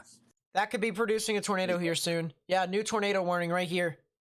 This is a tornado warning here for Lincoln and Oklahoma counties. That'll be in effect until 8:45 p.m. Central Daylight Time. If you guys live over in these areas, all right? If you live in Chandler, Wellston, Warwick, you guys need to go ahead and take your proper precautions. Underground or lowest innermost part of your building, particularly a bathroom or a closet with no windows, so you can put as many walls between yourself and the tornadic rotation as possible. This has some big time rotation with this, and would not be surprised if this thing ends up producing a tornado because it has a bit of turbulence with it as well. But yeah, you can clearly see the little hook with this. Look at this. Little hook right there. Inflow coming in right in there at the hook is where the tornado probably would be. And yeah, there it is. Debris signature. It's on the ground. It's on the ground. This thing is on the ground. So this is going to be passing over Captain Creek Road. All right. If you know anyone who lives near Captain Creek Road or areas north of Hara, all right, areas north of Hara, that's where the tornado actually is at this moment. Let's see if I can get a better idea as to where this is at. So it's north of Hara.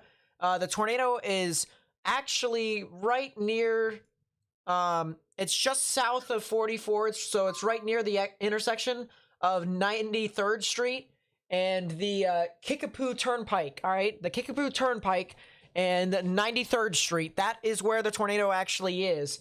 You know, and if you were to keep going along 93rd Street, it's north of the Dollar General. You know, it's north of the it's north of the middle school, the Jones Middle School. It's all north of Britain Road and 93rd Street. That's where the tornado currently is.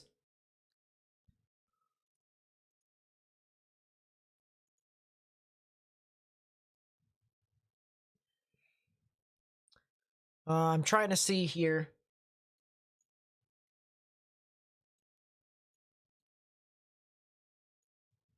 And it might actually be right near the Dollar General, actually. It's getting really close to the Dollar General.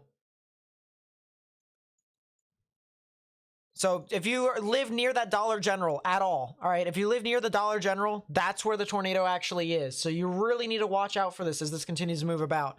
But yeah, that's a tornado on the ground right here.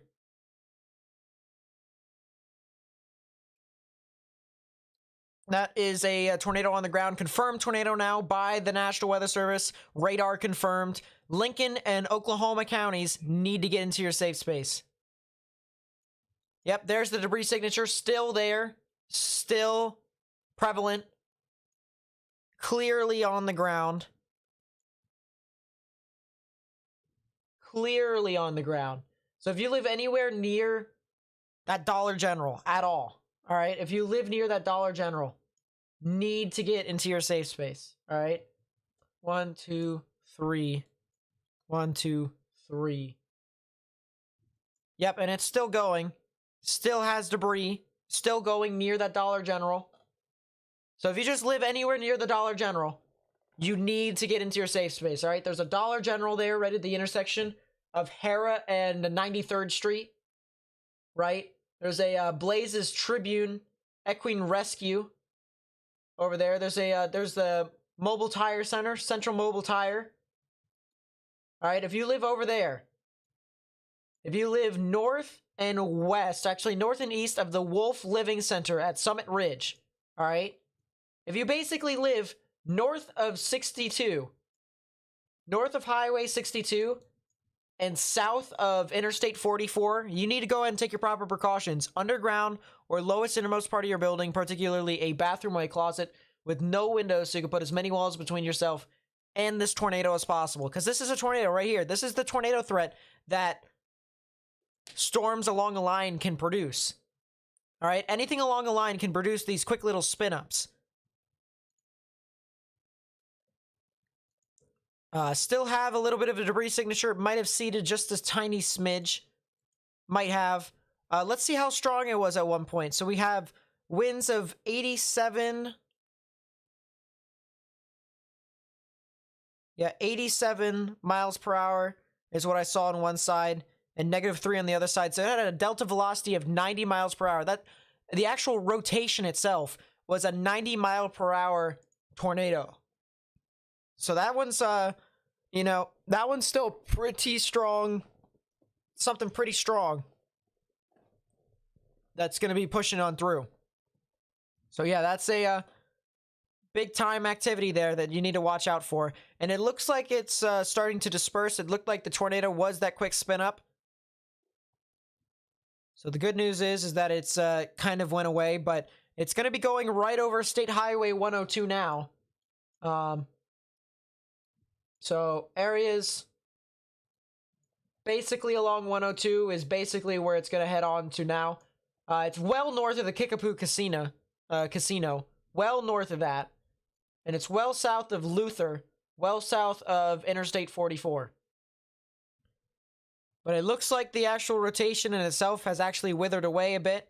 It also looks like the original supercell that was near Norman has now started to gust out more. You can see it's starting to kind of arch, almost like a bow. We call this a bow echo, where you have a lot of winds coming in behind it. And at the tip of the bow, that's where the strongest winds actually reside. So you have a bit of a bow echo there. And we got some widespread activity here from these storms, from these showers and thunderstorms. And they're going to continue to...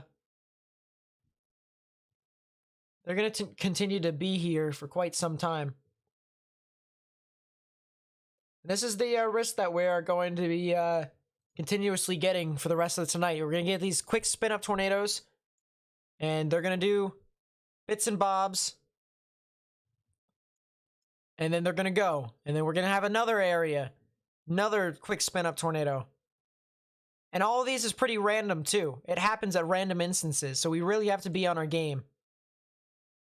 Hera, okay. Hera is a little bit to the south of the current tornado, so you guys are fine. Just stay indoors. Stay away from windows. That would be my recommendation for you all.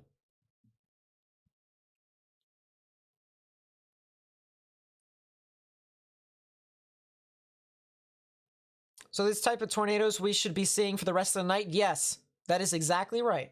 This is the type of tornadoes we'd be seeing for the rest of the night. They're just quick spin-ups.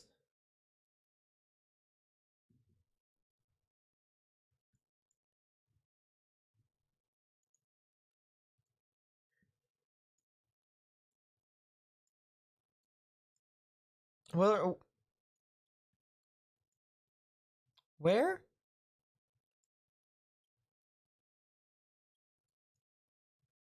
Oh, that. Yeah, Purnell. Yeah, there definitely could be something, a bookend vortex right there. Would not be surprised. Let's go back to the tornado warning again. Take a look at the correlation coefficient. Yeah, it looks like the debris signature is started to wither away. So it was indeed a quick spin-up tornado. Quick spin-up. So the good news is that that one is now over. However, we still could see more tornadoes later on, somewhat similar to that. So we really need to watch out for this all along this line.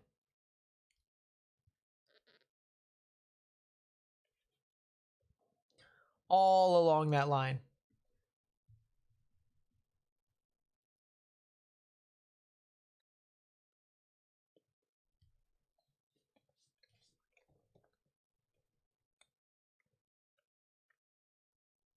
Will Greenwood get tornado threat tonight from the system? Let's see. Greenwood, I'm assuming that's Arkansas. Yeah, so they could definitely get some damaging winds. Probably not a huge tornado threat. I'd say damaging wind threat more than anything. But yeah, you guys could probably get impacted by this system. This is a mostly rural area. Open spaces where the tornado was in Hera. Well, that's the good news there. It does look like there could be some, housing over there. But yeah, it definitely looks like more of a rural area more than anything. So that's the good news.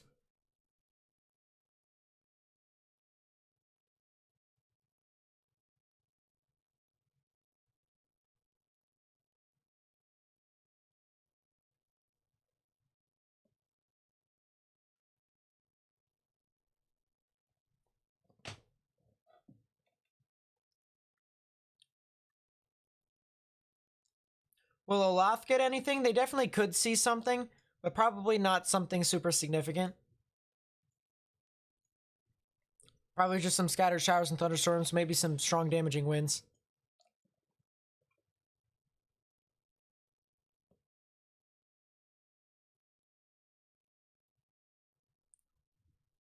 Figured as much. If I were them, I'd probably cancel the tornado warning. Cause the actual rate, the actual rotation, fizzed out as quickly as it formed. When does it expire? Yeah, then they probably could keep it around for a bit. Forecast for Rogers area? Give me a second. I'm gonna try and figure out where Rogers is. Thank you for the subscription, Jeff Stoll. I really do appreciate it. As I said, thank you to everyone who's actually subscribed to the channel. We have 15,260 subscribers. We're 40 away from 15,300. I really do appreciate everyone who's actually helped me out today. Helped me grow my channel. I do upload videos. I try to upload videos to try and help everyone better prepare for the weather. And we actually do have, there's another severe weather event that's on Tuesday. We'll be going into detail of that tomorrow, as well as the severe weather event for tomorrow in the Ohio River Valley and areas near the Great Lakes, as well as the Mississippi River Valley. So we'll talk about that in our video tomorrow. So if you want information like that, it goes into detail about why stuff happens in the weather, feel free to stick around, because I love to show my work. Yeah, Rogers, Arkansas, it's about the same thing as anywhere else in Arkansas. Probably going to get some strong damaging winds more than anything. Kansas City weather football game is there now? Yeah, I mean, the thing about it is with Kansas City is that they're about to get some showers and thunderstorms to move in through that area. So it's what? Been about 45 minutes, and it's almost, these storms are practically almost there. So for any of you who basically are, well, for any of you who are curious, the game over there in Kansas City, the Buffalo Bills are winning 17-10 with 3 minutes left in the second quarter. So that's for any of you who may be curious about what all is happening there.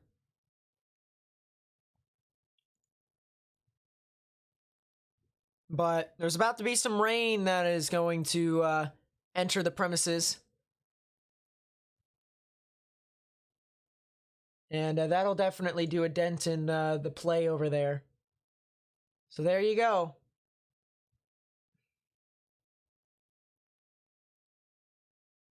It's going to be relatively interesting to see how much Kansas City is actually impacted by this. Let's go back to Oklahoma City. And this is so satisfying to look at. Massive bow echo right here with significant damaging winds behind this. I mean, that is clear cut right there. Could be something tornadic. Watch out for something over here near Dale and Shawnee. Might be a little bookend vortex action. So don't be surprised if there actually is something that forms here, moves through Shawnee and Johnson, near Dale. Would not be surprised if we saw a tornado there. I really wouldn't. And watch that be the only, decent tornado from that supercell all the way throughout the line.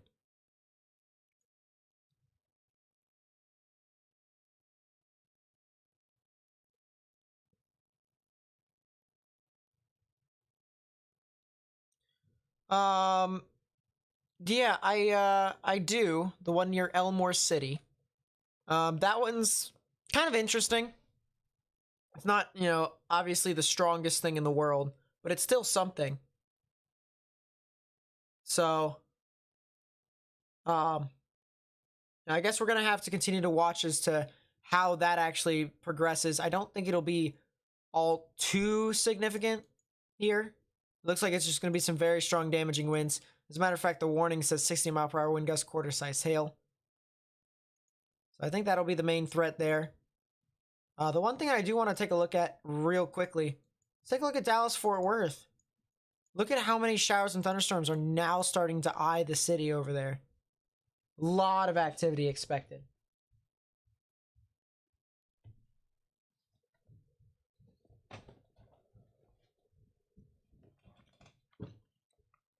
Lot of activity over there. What about Altus? Altus is fine. Altus is fine. I want to take a look at the NAM 3 kilometer real quickly. Just real quickly. We'll look at the central United States. And I'm going to see why everyone's freaking out over Tuesday.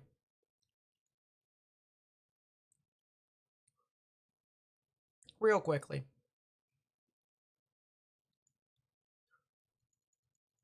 Yeah, so the main area to watch on Tuesday is going to be, once again, Oklahoma. That's what I was thinking. Oklahoma and northern Texas is going to be the areas to watch. It's not going to be, Kansas. It's going to be down near the Red River again.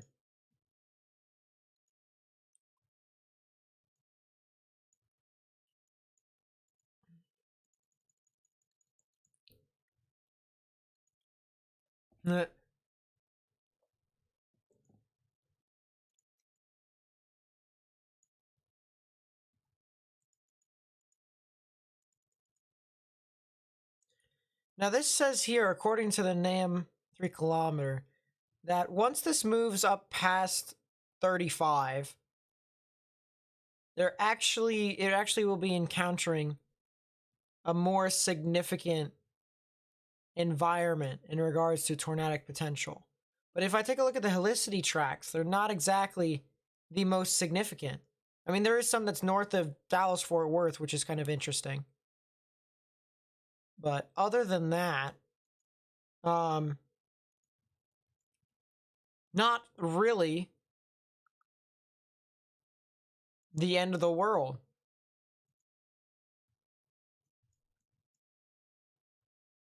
The cell up near Warwick is doing something. So the tornado warning is doing something again. It's becoming a tornado again. Warwick, Wellston. All right. Areas over there near the Turnpike, 44. Okay. Near Chandler. Probably going to have another tornado here again. Probably going to have another tornado. And maybe another quick spin up. Another quick spin up is possible here. So Wellston and Warwick definitely could see something here. 100%. I mean, look at this rotation. You got a lot of reds and oranges moving away. You got greens moving towards. Right in the middle. Sam.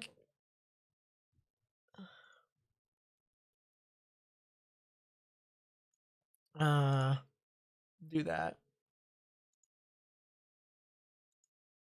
And then. There we go.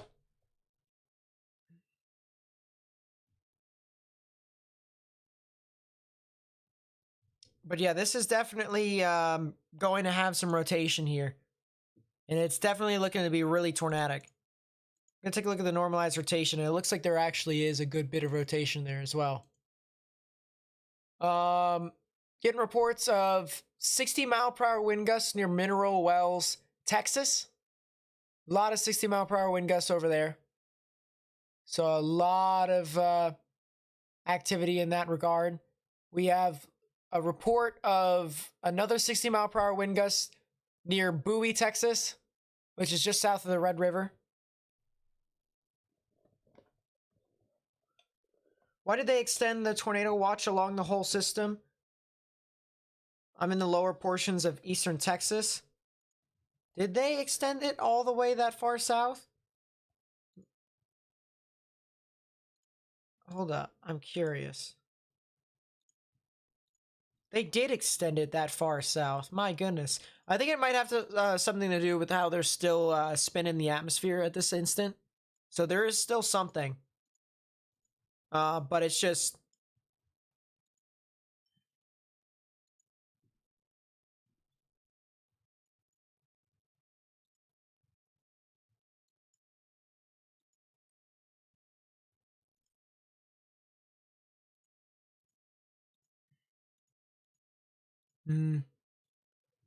Yeah, I think the cell right here in Warwick is about to produce a tornado. And the unfortunate thing is it's going right over this little the little place of Warwick. You know, it's not exactly, you know, a big town by any stretch of the imagination, but it's still, there's people over there.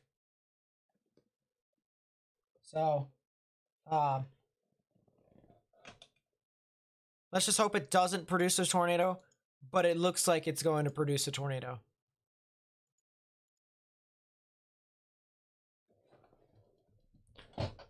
Any idea as to where to watch in Illinois? Practically the entire state, but more or less I'd watch the eastern side of Illinois. Eastern side of Illinois probably is going to get the worst aspect of it.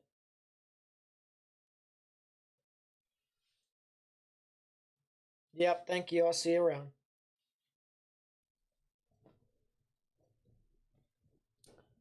But yeah, probably a tornado over here in Warwick. Would not be surprised. Hold up. Actually.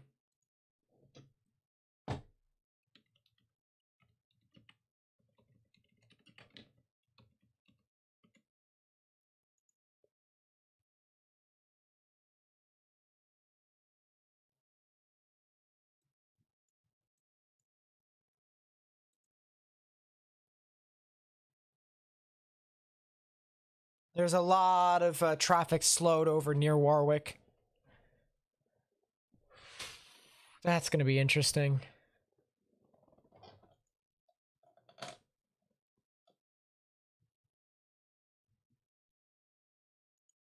But yeah, as I said, Warwick, a new tornado warning just got issued.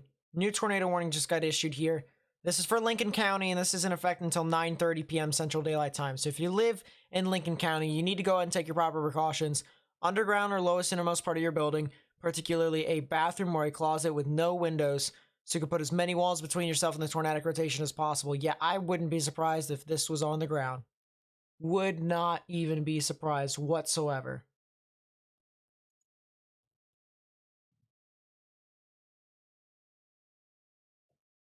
Face cam, please. I'm almost done eating my dinner. Almost done.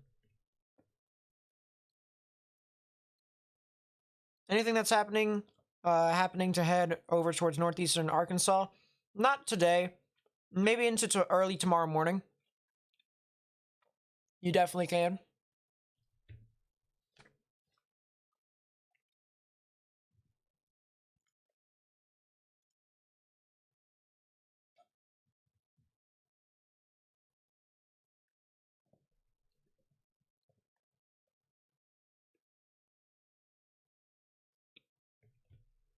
Yeah, I don't see a debris signature yet. But this looks to be... Oh yeah, it's still pretty strong here. Still really strong, actually. We got velocities of 73 and 11, which would make about an 85 mile per hour rotation speed delta velocity. So yeah, you still got a pretty substantial amount of rotation here with this storm. This thing is going to continue to just rotate and rotate and rotate.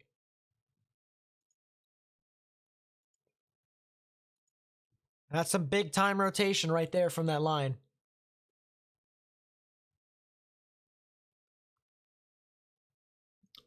Severe thunderstorm warning got updated.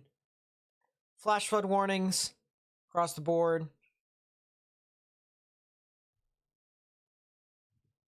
What's happening in Pryor,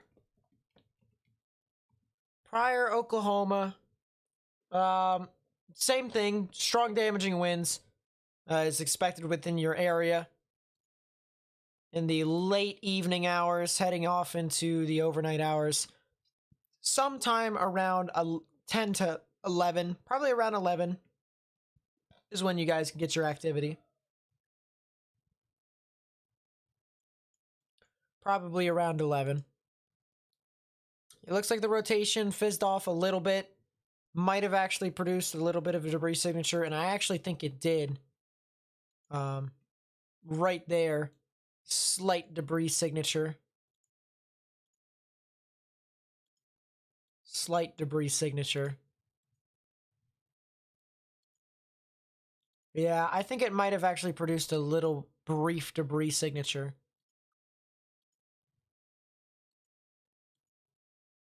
But yeah.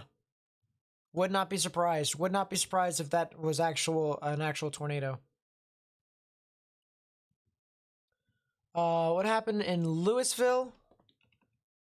Louisville, Texas. That is near Dallas, Fort Worth. So you guys are not getting impacted yet. As I said, we're getting close to the 9-10 o'clock region when you guys are actually expected to get showers and thunderstorms.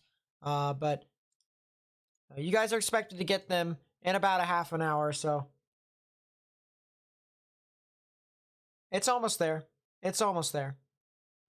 How's it looking for Tulsa? Tulsa's still going on strong. Still going on strong. Activity probably won't hit you for another hour, maybe hour and a half. Yeah, I'd say probably an hour.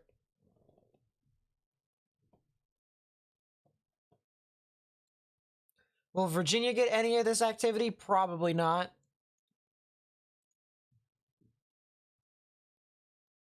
What about Nixa, Missouri? You guys could get some activity a little bit later tonight, a little bit after midnight. Probably some strong damaging winds more than anything.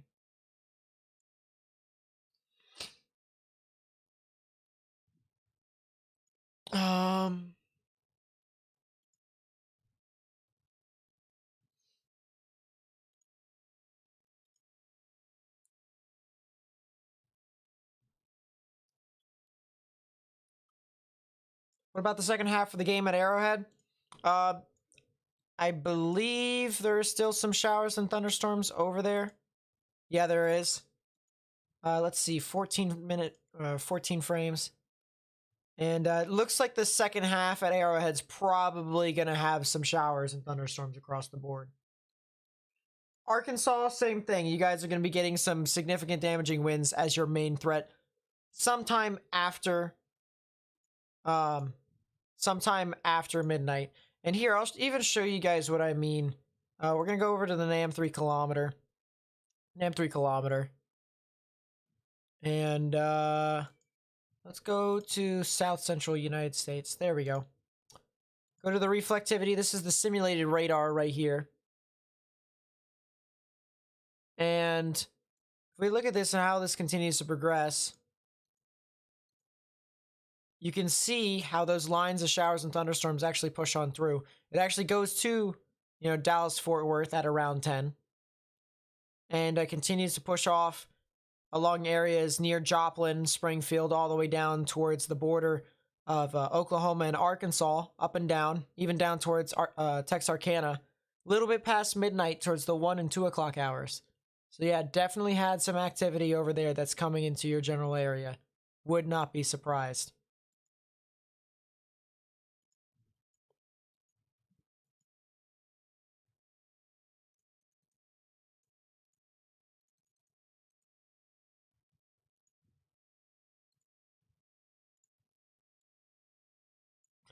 But yeah, definitely a tornado there. Definitely a tornado there. Definitely was a brief tornado.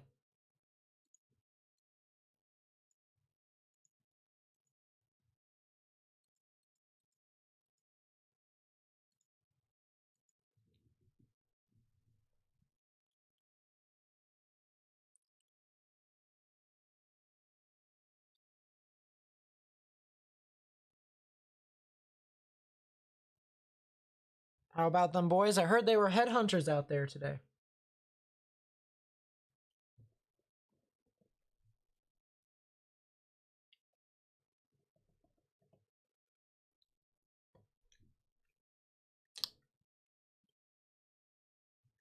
Can I look at Dale?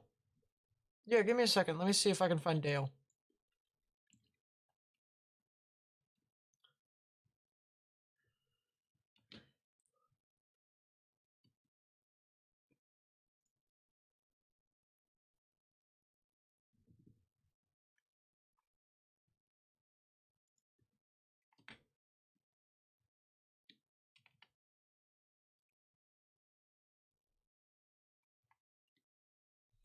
Dale, Oklahoma.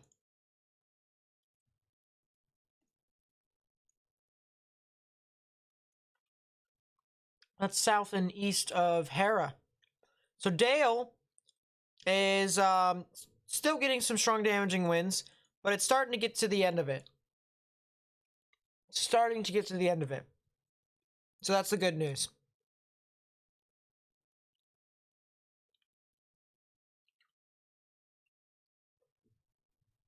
But strong damaging winds seems to be the main thing over there.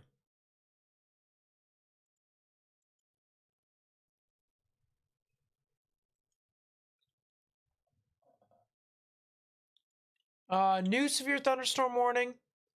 I think this does include Dallas, Fort Worth. Not sure specifically. Yep, there it is. Massive severe thunderstorm warning.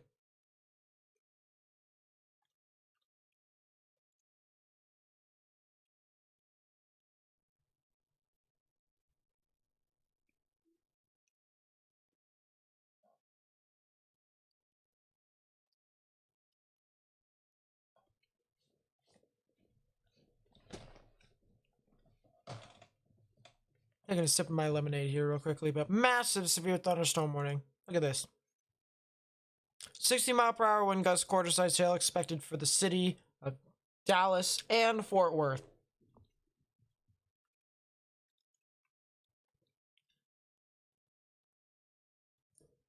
I think I might be done with that thing of lemonade.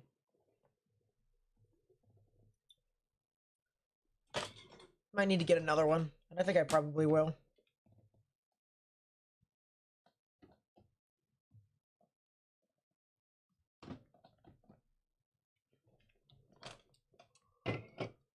What was the update for Greenwood? Greenwood. If it was Greenwood, Arkansas, you guys are gonna get a wind threat after midnight. But yeah, massive storm heading off over there. A CC drop on Johnson, Oklahoma. What's over there? Oh yeah. Oh yeah. Bookend vortex. That's what I was talking about. Area near Dale. Dale, Shawnee. You know, that's what I was talking about earlier. And so yeah, would not be surprised if I saw something like that. A lot of vorticity there near Johnson. And yeah, that's a tornado on the ground. That is a tornado on the ground. That is a tornado in progress. So Johnson, areas near Prague, Payton, Boley. If you guys live over there, you guys need to go ahead and take your proper precautions. Underground or lowest innermost part of your building, particularly a bathroom or a closet with no windows, so you can put as many walls between yourself and the tornadic rotation as possible. Oh yeah, big time tornado over there. This is what I was talking about. These tornadoes can occur out of thin air in this instance. And yeah, we got a big debris ball with this system. But yeah, spectrum width indicates a lot of vorticity, a lot of turbulence, so it's still on the ground right now. It probably will be on the ground for another 5 to 10 minutes.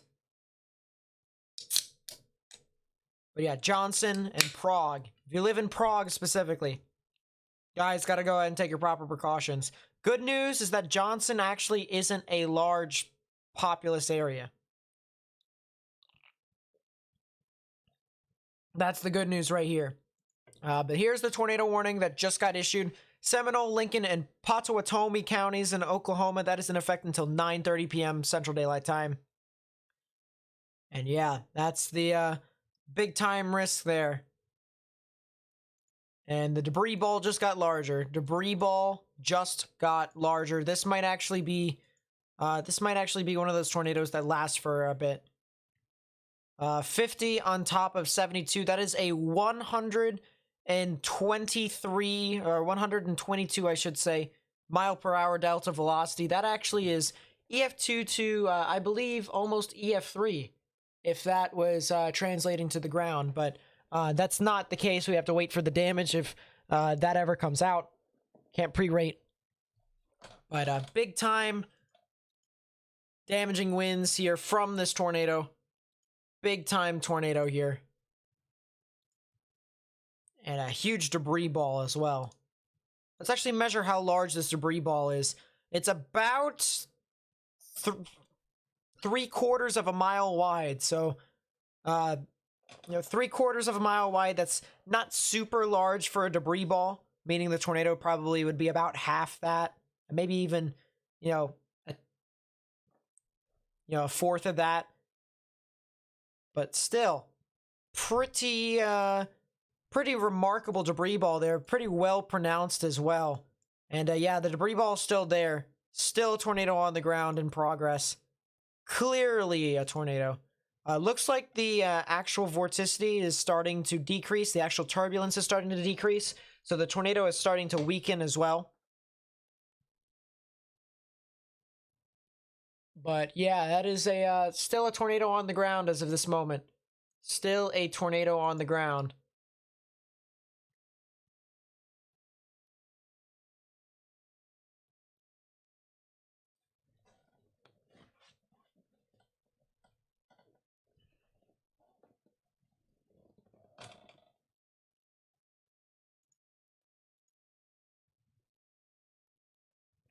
But sheesh.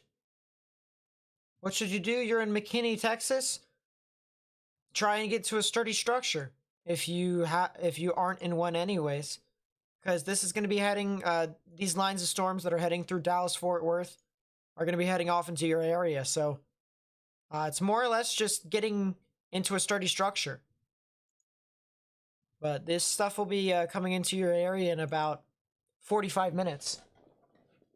About 45 minutes.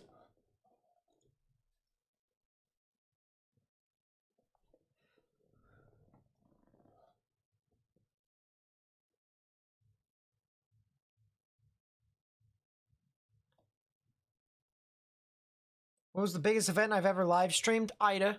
Ida has the most views I've ever gotten in a live stream. Also has the most concurrent viewers I've ever gotten on a live stream as well.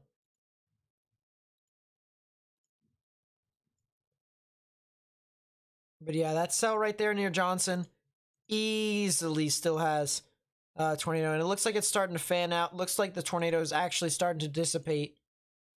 Which is the good news here. Tornado starting to dissipate. But yeah, it had a pretty well pronounced debris ball. It just shot up like a cannon. And then boom. How fast are these storms moving? These storms are moving not too fast, actually. These storms are actually moving at about 40 to 45 miles per hour in itself. So it's not, all too bad. But there's still some activity that is with this that's still kind of holding it back. That's the reason why it's moving as slow as it is rather than not as fast as it is. But yeah, big time debris signature that was just over Johnson. Of course, the tornado just lifted, which is the good news here. So no longer a tornado on the ground, but still could see a potential tornado along the line further along. So we're going to need to watch out for this. We're going to really need to watch out for this. How close did it just got missed in Shawnee? It was up near Johnson. So I'd say pretty close. I'd say really close, actually. It was right about there. So here is the tornado at the time. Here is the outskirts of Shawnee. So it's really close. Really close. Is it near Frisco, Texas? No, this is over near Oklahoma City, near Shawnee. Down near Texas, you got some strong damaging winds that'll be moving on through. Biggest tornado I've ever covered. The Bassfield So-So tornado, or the Basefield So-So tornado. Which was the largest tornado ever in Mississippi. and the third largest tornado on record.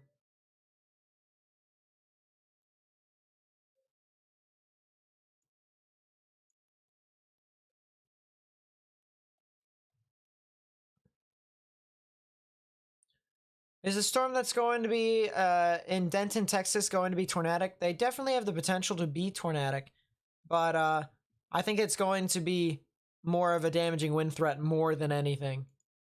But yeah, Denton's about to get that severe weather here. About to get it.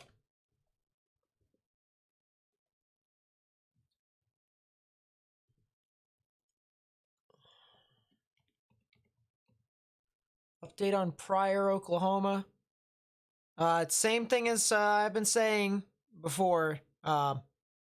Sometime before midnight is when you guys are going to get your activity. Sometime around 10:30, 11.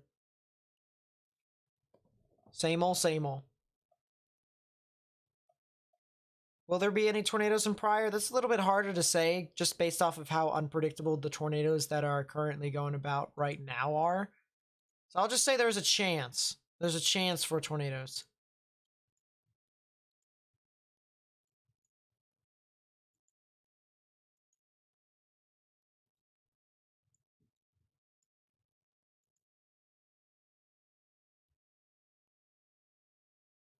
Will I be live tomorrow as well? Probably not.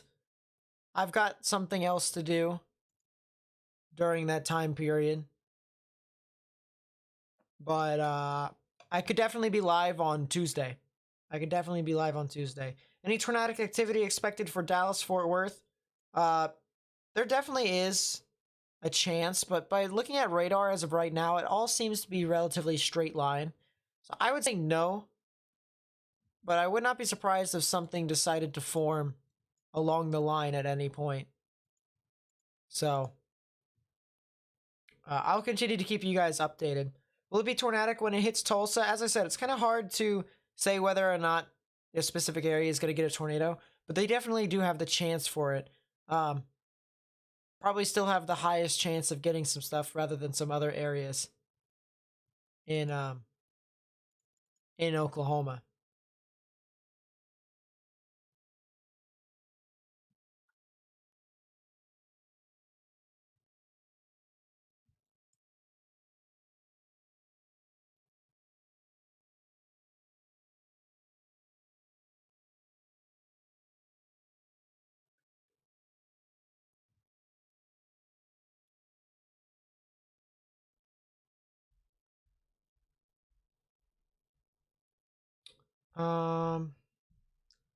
Let's see. I'm trying to look through here. I'm trying to find something real quickly.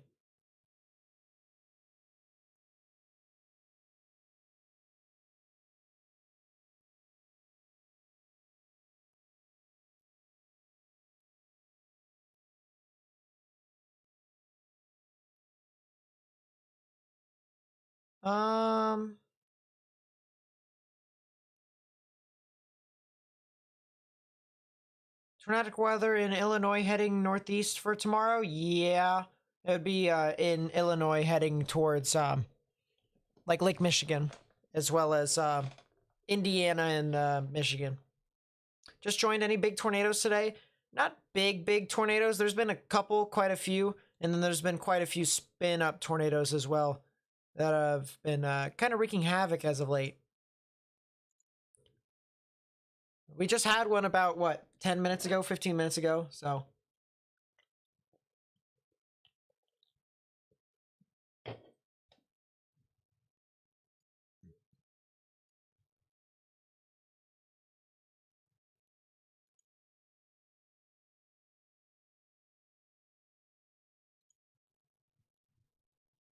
Idabel, Oklahoma. Idabel is still expected to get some activity, but it'll be like sometime around midnight, maybe even a little bit past midnight.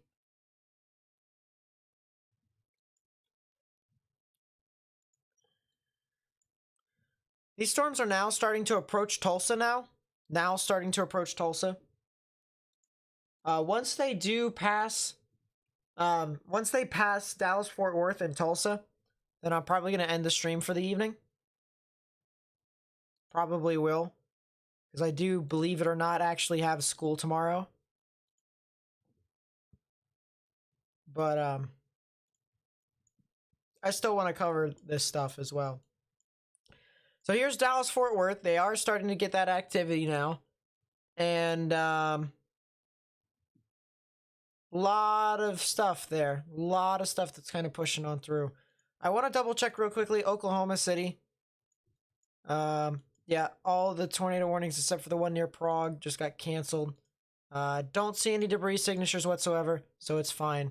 Let's go over to the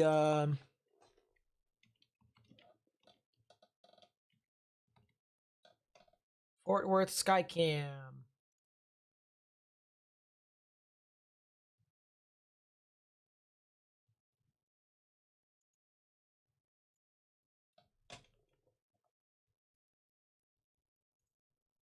So yeah, I don't think that there's a tornado over there. Airlive.net. Dallas Fort Worth Airport. Ooh. Of course, Dallas Fort Worth is always going to be pretty busy. The actual airport. So that's no surprise. I'm going to try and see if we're going to find... Yeah, that's helpful.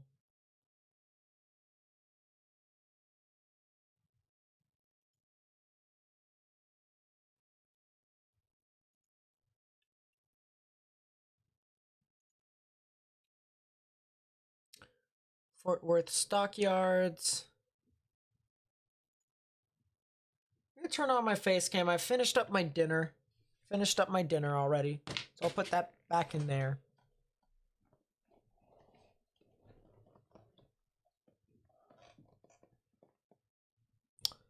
Put that back in there.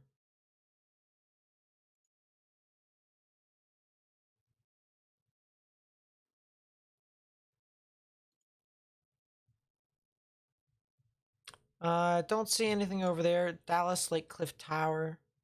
That's in Dallas. Fort Worth Station at Museum Way.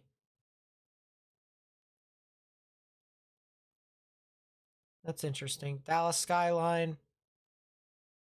Dallas Fort Worth. Arlington Globe Life Park. Nope. Although everyone's starting to exit Dallas. The actual stadium for AT&T. Jerry World.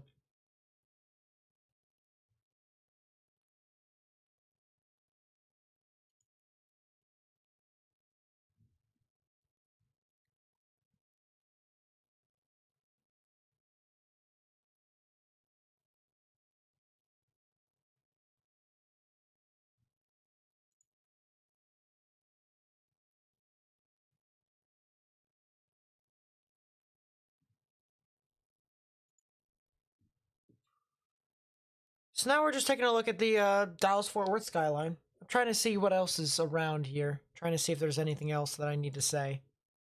Because I'm starting to run out of things. You know what I mean?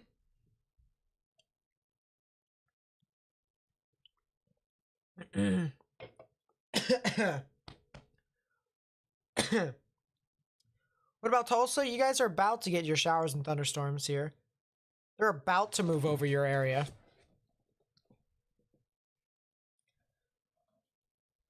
But, not quite yet. Not quite yet. They're coming, though. Don't worry about it. You'll start to get regular showers and thunderstorms within a half an hour. And then you'll get the line in about, say, hour, 45 minutes. Something like that. Look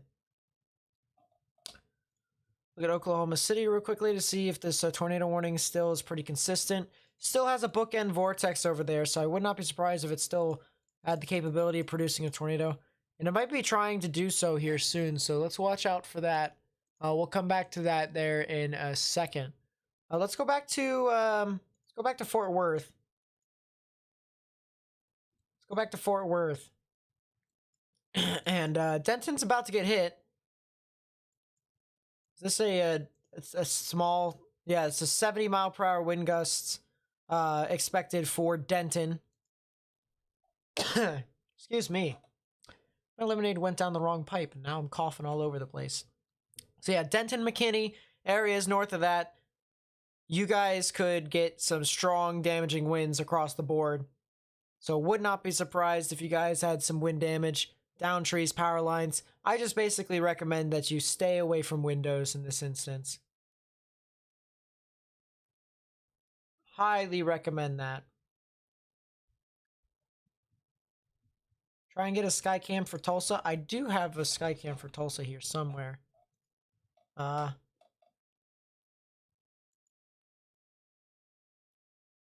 that doesn't really help a whole lot.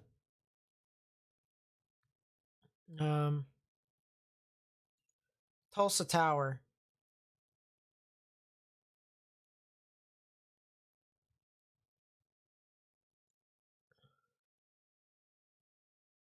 Yeah, this is very helpful. Apparently I don't have a Skycam anymore. Tulsa Sky Camera. That's not helping. It's also not helping either. So that's fun. Then we can just use we can use just rather regular cameras. Picture not updated since 9 a.m. Well, that's nice.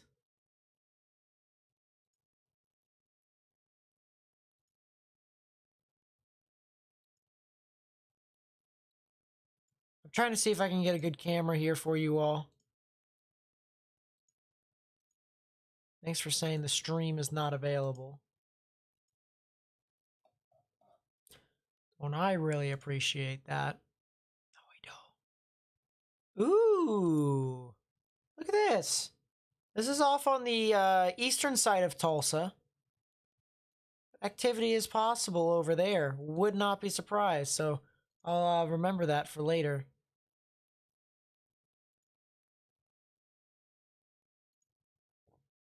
It's looking east. What about west?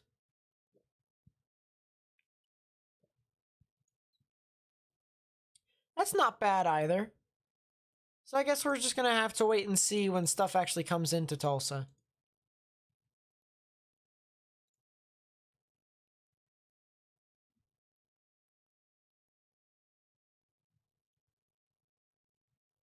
Now, Oklahoma City definitely got a lot of rain.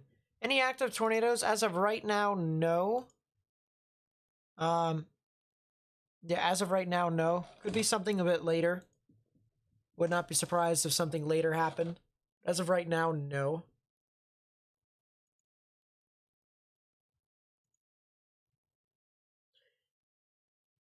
Chiefs Bills game is at halftime with a lightning delay. That makes sense.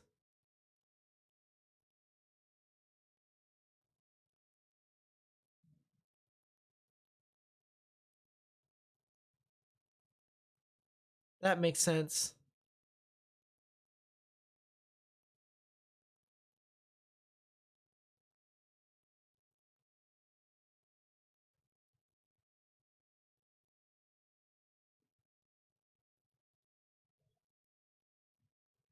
So much stuff here on IEM bot. Bunch of counties just got canceled from the tornado warning, or a tornado watch, I should say. And tornado warning is still continues. Actually, it says it continues, so that's a bit surprising. But a lot of activity still. Rain picking up in Claremore, Oklahoma. Yeah, this entire line is really starting to kind of be a bit of a blob, isn't it? Starting to become a bit of a blob. Still a lot of severe thunderstorm warnings.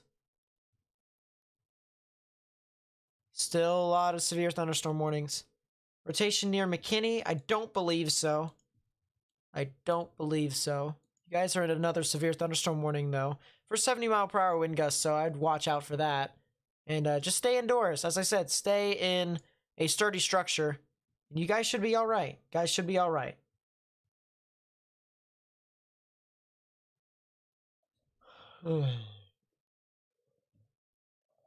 How's the Joplin area supposed to be tonight?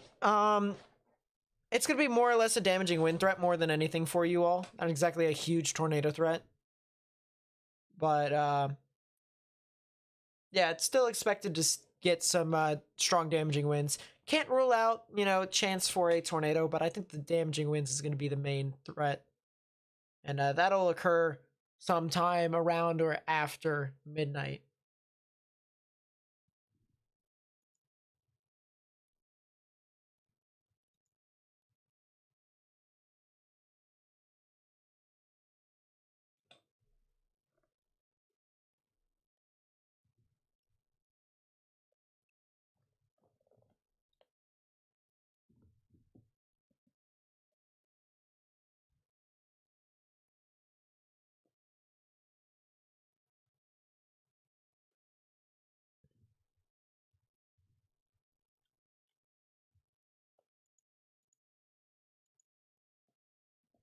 There's even storms inside along the line too. Some of these at some point could even be tornadic, but I mean, as of right now, it seems to be relatively set in stone and it's going to be a damaging wind threat more than anything. You know what I mean? That seems to be the thing.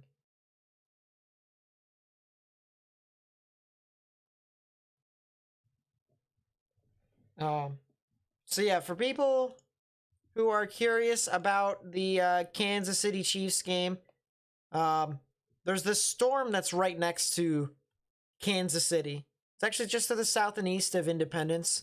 You know, the storms are actually, or at least the actual stuff like Arrowhead and stuff like that, I believe is up near Independence and stuff like that. Might be a little bit further south. I don't exactly know. But regardless, there's these showers and thunderstorms that actually have a lot of lightning. And this is creating a bit of a delay. Creating a bit of a delay for the Kansas City Chiefs tonight. So there will be the game will resume later on when these showers and thunderstorms end up actually moving on through.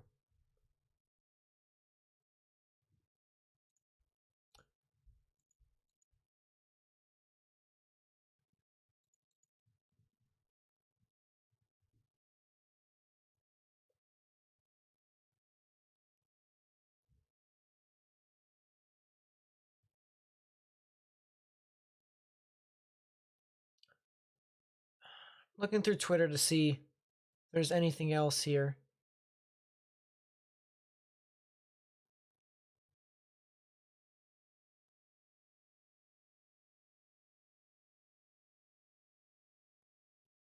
I don't see anything else here of interest. I really don't. On Twitter.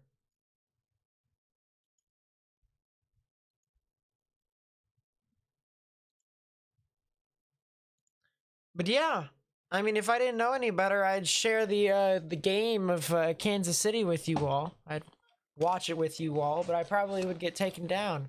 Can't exactly do that, you know?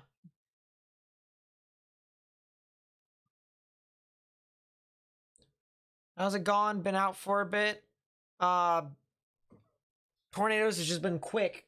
They've spun up quick and then they've kind of went away.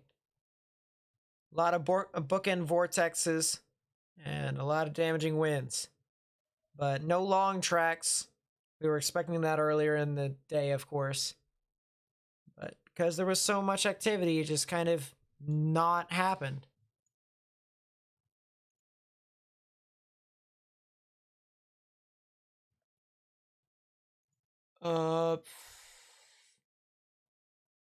Is that a new tornado watch that just got issued? That is a new tornado watch that just got issued. And that includes Joplin. New tornado watch that includes Joplin all the way down to Tulsa, Van Buren, all the way down to Idabel.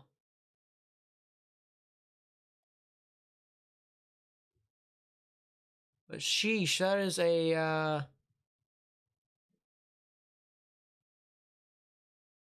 that's a surprise. New tornado watch there.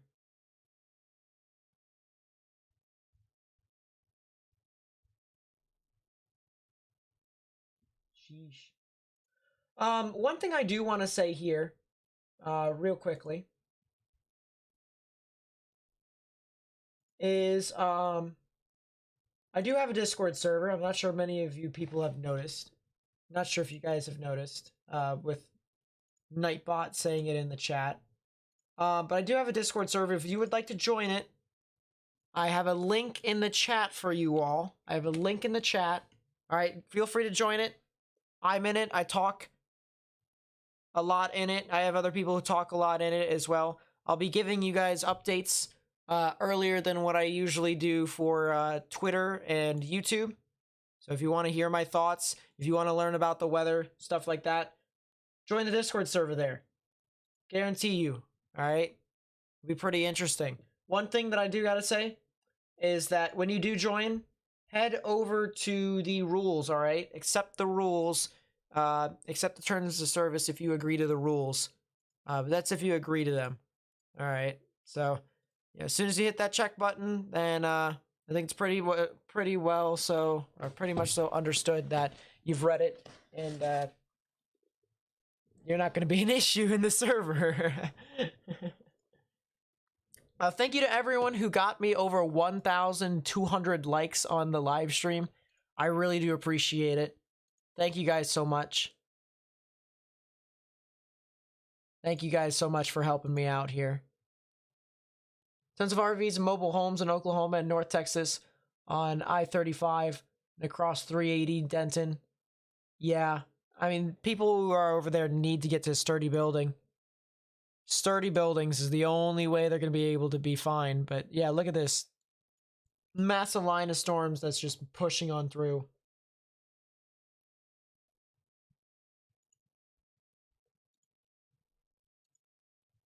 Massive lines of storms. And now there's Dallas-Fort Worth. It's starting to get impacted. Right there in the crosshairs. As a matter of fact, already just got pushed through right there. Let's see if I can see what's happening in Dallas-Fort Worth Airport. Nothing really too much. Yeah, look at that. Let's take a look at Arlington. Put Arlington up there with Jerry World in the background. A lot of lightning in the background of it too, but it tells us that we can actually see as to where these showers and thunderstorms are coming from. So I think we're looking off to the north and west. A lot of the showers and thunderstorms are somewhere in this general area right here.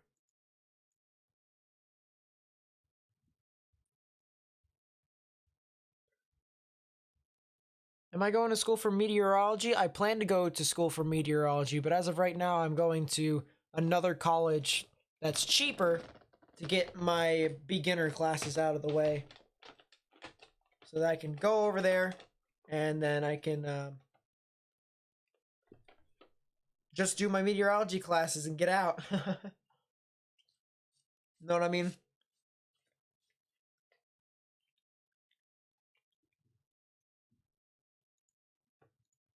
People are telling me to check Cleburne, Texas. Yeah, there could definitely be something right there. Definitely could see something. But not, you know, super significant by any stretch of the imagination. But there isn't really a whole lot of rotation on any of these lines in Texas whatsoever. I mean, I'm looking up and down here from the Red River down to Dallas, Fort Worth, all the way down. The only area that really is just something to watch is Cleburne. Even then, that's just not, you know, not all too consolidated. We might get something that starts to form here within the next couple of minutes, probably like 5-10 minutes. As of right now, it's definitely kind of just like, eh. It's trying, but it's also kind of like doing its own thing. Yeah, Bills Chiefs game is under a lightning delay.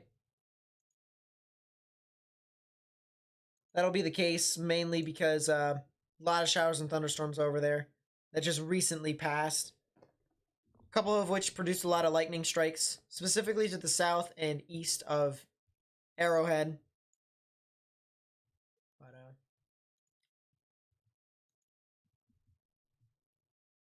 yeah.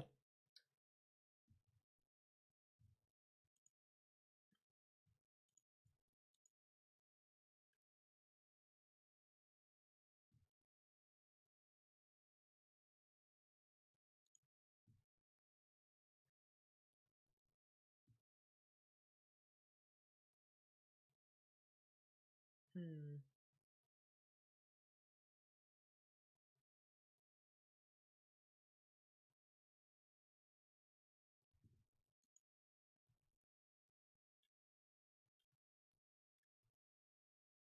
Oh.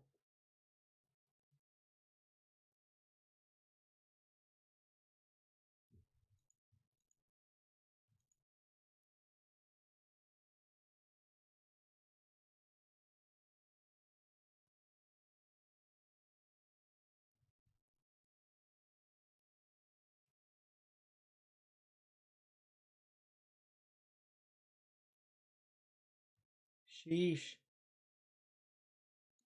That was one heck of a shot. Wow.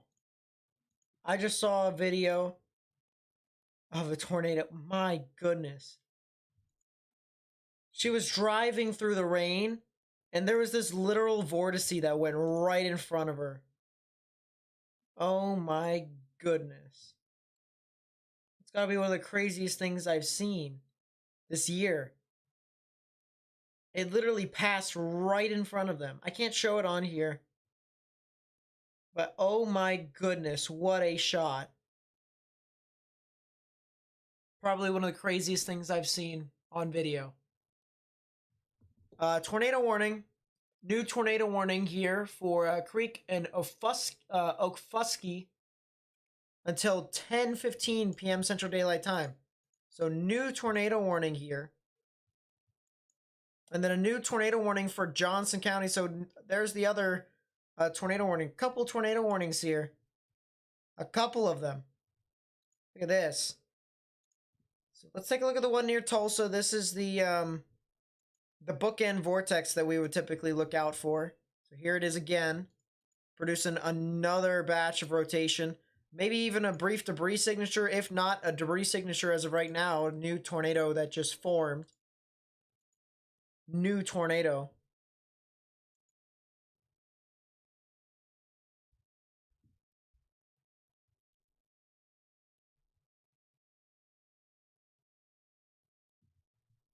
Yeah, that's probably a debris signature right there. North of Payton, near Welty. So let's go through these new tornado warnings. New tornado warning for Creek and Okfuskee County. That'll be in effect until 10:15 p.m. Central Daylight Time. If you guys live over there, specifically near Bristow, Slick, and Depew, or Depew, you guys need to go ahead and take your proper precautions, all right? Underground or lowest innermost part of your building, particularly a bathroom or a closet with no windows, so you can put as many walls between yourself and the tornadic rotation as possible. Trying to see. Yeah, it looks like maybe a brief tornado was over there. Maybe a brief tornado. And then south of Dallas, Fort Worth. This is over near Keene and Cleburne. Tornado warning here for Johnson County in Texas. That'll be in effect until 10.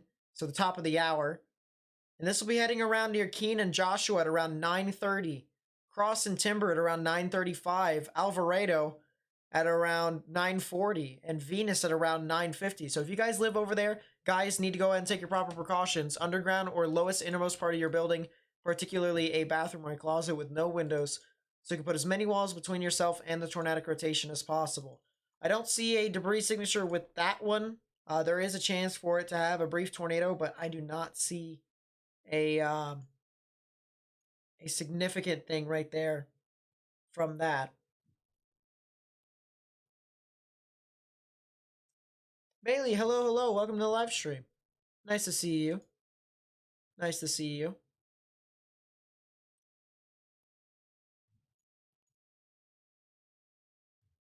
But yeah, definitely at some point there could have been a debris signature. I can't exactly say for certain. It doesn't look like a debris signature in that regard.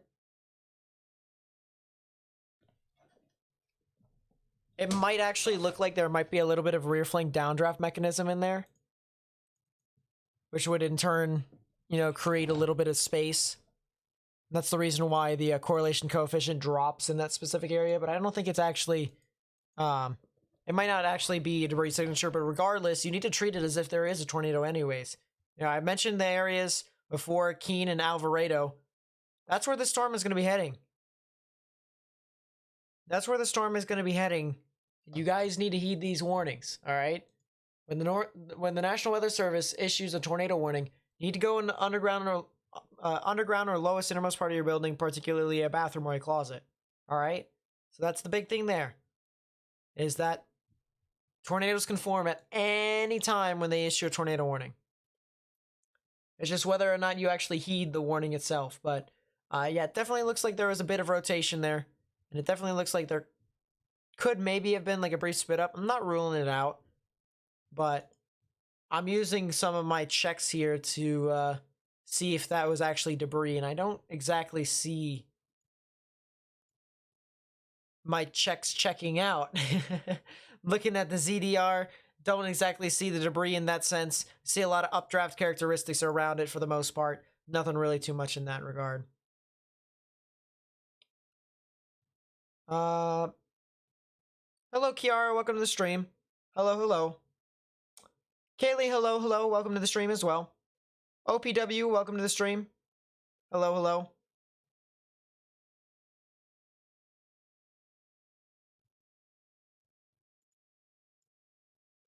But yeah, that's why that's my thought process on that. And then as I said, the storms near Denton all the way down to Fort Worth, pretty significant damaging winds for the most part, some of which can be in upwards of 70 miles per hour. So a lot of activity. Check the Fort Worth live cameras. I'm actually going to pull up Arlington here. We're going to watch Arlington. We're going to watch the watch AT&T Stadium here. See what happens. You can barely tell the trees rocking around across the board, but there is some activity there. So yeah, we're going to watch this for a second. Lot of lightning. Actually, we're going to quickly touch up with the activity up here in Oklahoma. Do not see a debris signature, so it looks like it might have been a brief tornado before eventually withering away. So that's the good news.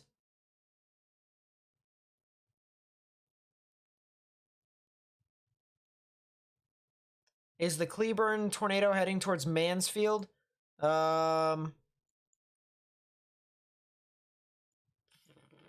Where's Mansfield? Looks like it's going to be heading just to the south of Mansfield. Just to the south near Alvarado and Venus. Yeah, it does look like my suspicions were true that it probably wasn't a tornado. It probably wasn't a tornado.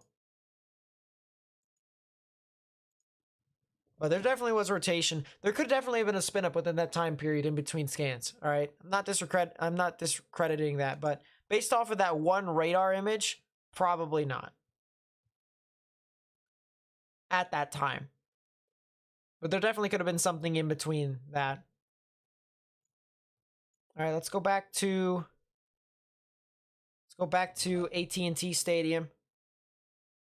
Watch it. Probably going to see a lot more lightning here.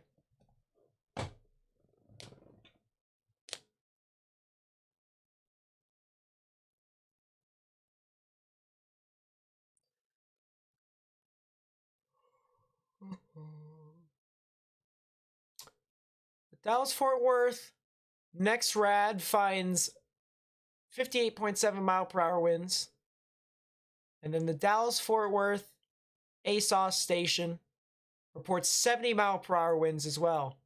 So some pretty significant damaging winds that are going to be continuing to push on through here. That's going to stay consistent. It's going to stay pretty consistent all the way throughout.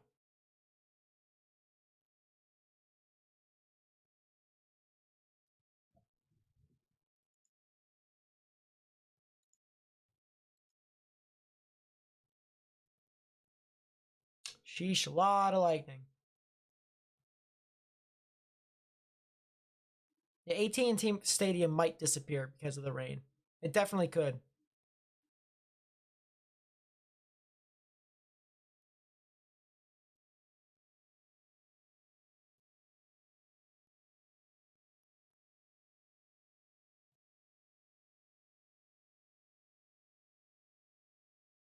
Whew! Big time lightning. There we go.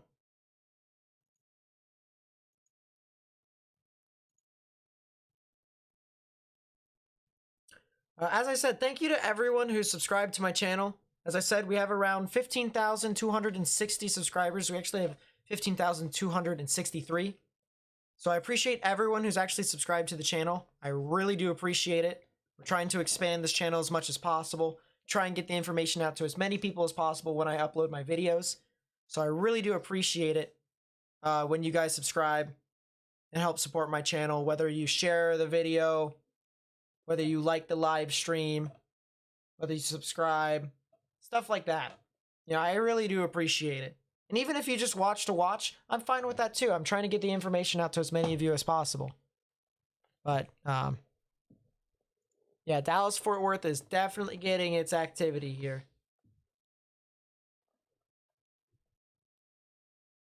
I want to see if there is anything else here. Yeah, look at that. This is from the Dallas-Fort Worth Airport. It's getting slammed. LBJ Freeway. That's not open. Dallas Skyline. No, no, no, no, no thank you. Ooh, what is this? Is that actually a shelf cloud over there that I see? Look at that. Chat. I think we might have actually caught something here. Look at this. Nice shelf cloud here. Very nice shelf cloud here that's approaching Dallas. You can barely see it, but it's there. But yeah, there you go. We're looking to the west here. Looking to the west. And yeah, that's a shelf cloud. So we'll look back at that in a bit. Let's go back to the Oklahoma storm. And let's see what's happening over here. So we got a couple areas to watch. Of course, there's still the tornado warning that's over near Welty, I should say. Sorry. And there's some activity over there. It's not like too big by any stretch of the imagination. But there is still some rotation over there. And then there's also some activity south near Sasaqua, I should say. Sasaqua.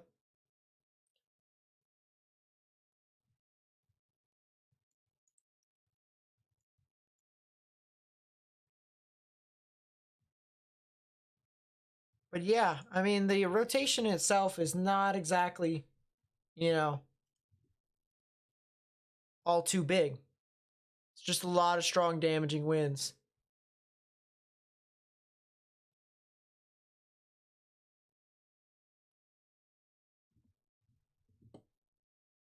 So in that case, let's go back over here to the shelf cloud.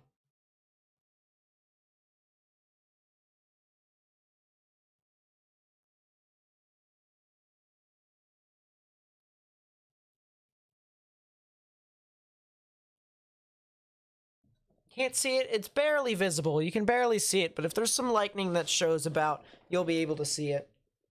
Major wind in McKinney right now. Yep, 70-mile-per-hour winds. More or less anticipated through your area.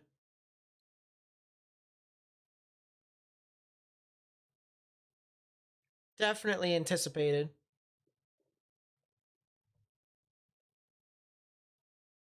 what is a shelf cloud? It basically indicates a lot of strong damaging winds.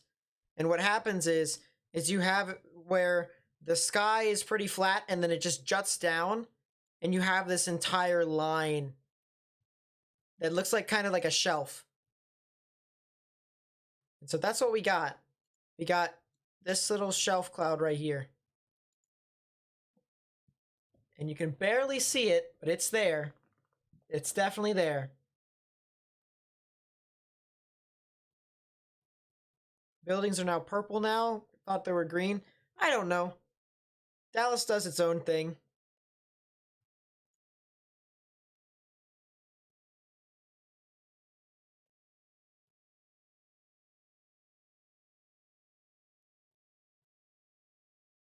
But yeah, this is a pretty nice view. Pretty nice view. Where am I located? Not in Dallas. I'm located in Pennsylvania. I'm covering this from Pennsylvania. But I still like covering severe weather. That's the thing that I kind of do.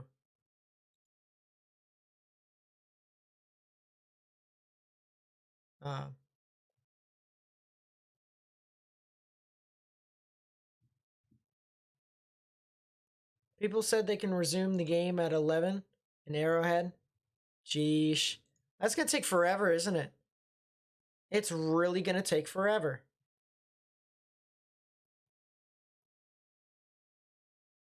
I feel bad for you all. I feel bad.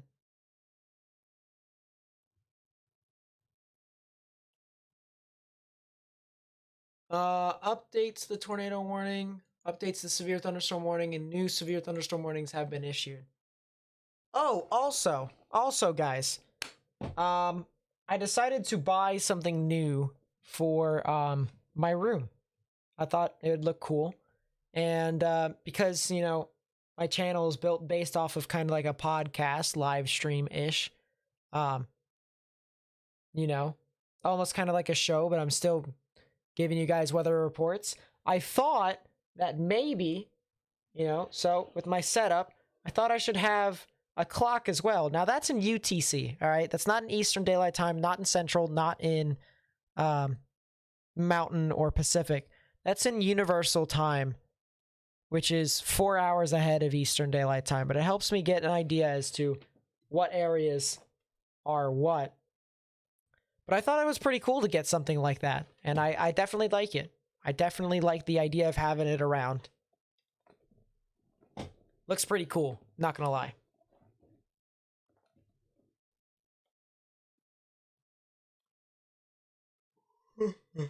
Excuse me. Sorry about the Pirates. I'm not a Pirates fan. Most of the teams that I cheer for is in Baltimore. Because I originally came from West Virginia. I was actually over in the eastern panhandle of West Virginia. And I moved to Pennsylvania.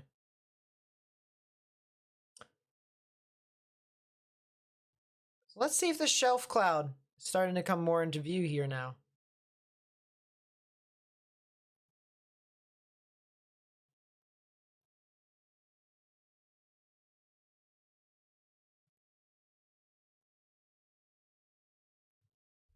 I could definitely see an outline of it, but I need like a lightning strike to illuminate the sky, you know what I mean?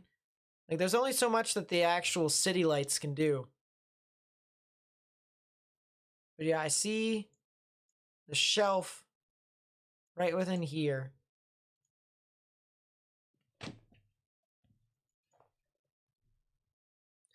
Let's take a look at yeah, there's AT&T Stadium. It's gone. So much for finding that.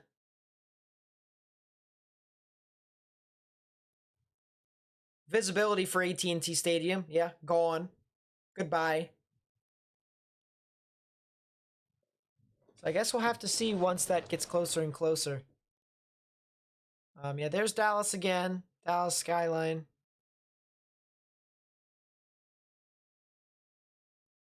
There's so much stuff here.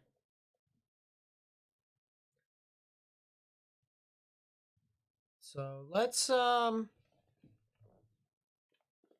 Let's take a look.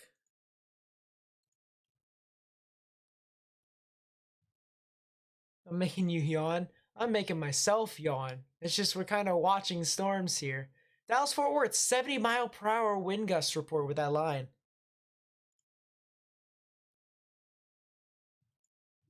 So sheesh. The stuff that was over near Claiborne, kind of dead at the moment. Not really too much expected there. That's the good news. Should you be worried about anything in McKinney, Texas? It doesn't look like you have anything to be exceptionally worried about.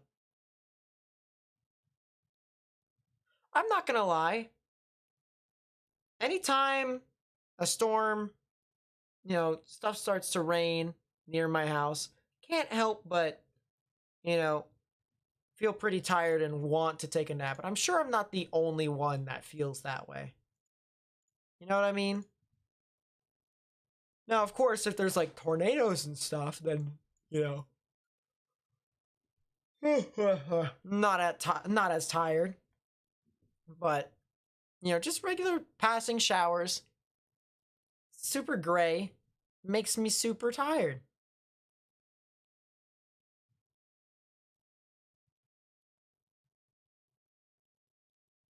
What's going on with the tornado warning near the Alvarado area? Not as significant anymore. It actually kind of died off, so that's the good news. That's the good news for you all over there. Tornado near Ada. Doesn't look like there was a... Actually, there might have been something near Ada. There might have been something. North of Ada. Yeah, there definitely could have been something. I don't see anything on the debris signature. Correlation coefficient. Don't see anything there. So maybe it was strong damaging winds, but other than that, not really too much. What's going on in Pryor? Nothing too much, my friend. Stuff hasn't really gotten there yet. So we're just waiting. We're just waiting for it to get passed into your general area. So it looks like the 2 tornado warnings are kind of just out there. They're probably going to expire here pretty soon. Rain's starting to pick up in Arrowhead. Some other parts of the stadium have heavier rain than others. I think that might be just based off of the reflection of the light from the actual stadium lights. Any hail just dropped off my car in the parking garage. Depends upon where you are, where you're talking about. If you're talking about Dallas Fort Worth, there is some areas that there could be some localized hail amounts. Oklahoma City, same way. Other than that, nothing too much. I already saw, as soon as I went to Kansas City, people actually asked, can you check Kansas City? See if there's anything over there? I was actually curious myself. So, yeah, it looks like there's some showers and thunderstorms still over there. And some of which are still producing bits and bobs of lightning. So, probably will stay delayed for a little bit. But they're expected to come back at 11. So, who knows?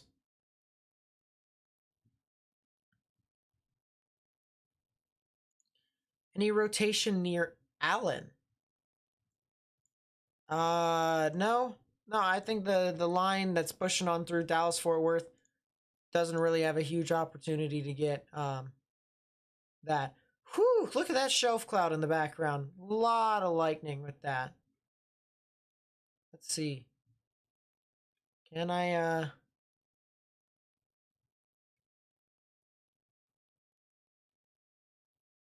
find something here? This might not be a bad camera angle here for Dallas.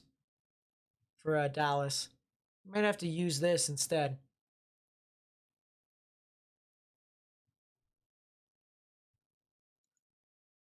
I want to take a look real quickly and see what this storm over here near Itasca is doing. It looks like that could potentially be rotating too, so we might actually see a tornado warning there as well. Wanted to check to see that. Wanted to see if that had anything. And it looks like we might actually have something. Maybe a little bit of a supercell right within here. So Itasca, north of Hillsborough, heading off to the southern portions of Waxahachie, Forreston, Italy, Milford. Would not be surprised if you guys got activity over there. Would not be surprised at all. Both tornado warnings have been canceled, thank God. Yeah, then there could be some localized areas with hail in Dallas-Fort Worth. They refuse to start the Chiefs game. Yeah, a lot of lightning over there too. So would not be surprised. Would not be surprised at all. Let's actually throw our radar over there, our other one.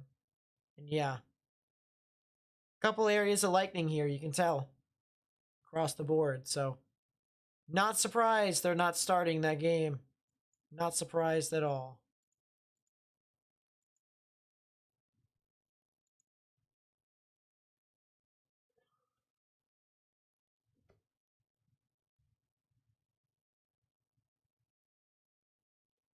So over here is what? Arrowhead? Yeah, that's Arrowhead right there.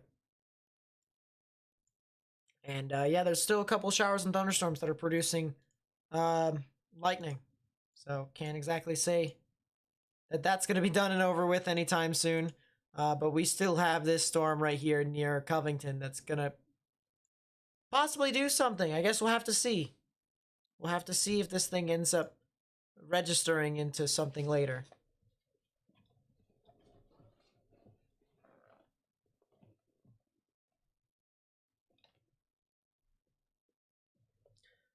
What software do I use? I use a bunch of software. I use the kitchen sink. Um, but for my radars, I use GR2 Analyst, I use Radar Omega, and I use Radar Scope. For models, I use Pivotal Weather, Tropical Tidbits, and Weather Bell, as well as College of DuPage. And yeah, that's practically it, isn't it? Isn't it? Yeah, I believe so. Might as well cancel the game in Arrowhead. That's no fun.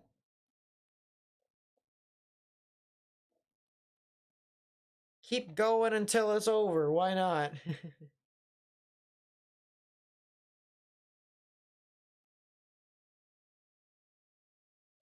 If you haven't subscribed already, please be sure to do so.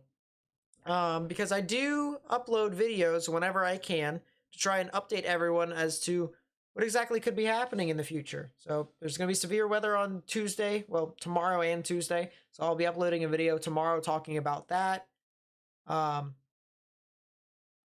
also be doing live streams for severe weather whenever I can. Keyword whenever I can, because I do have a life outside of YouTube. Yeah, and I even do live streams for landfalls of hurricanes as well. So if you want content like that, please be sure to come back. Please subscribe. Please turn on notifications. Help me out by getting to the videos first as soon as you can, whenever I upload them. That'd be greatly appreciated. Feel free to like the live stream to get this out to as many people as possible, but also if you just enjoy the live stream. If you enjoy the live stream, please leave a like, you know? But I really do appreciate that. We're almost up to 1,300 likes, actually. So I appreciate everyone who's came out and done that to help me.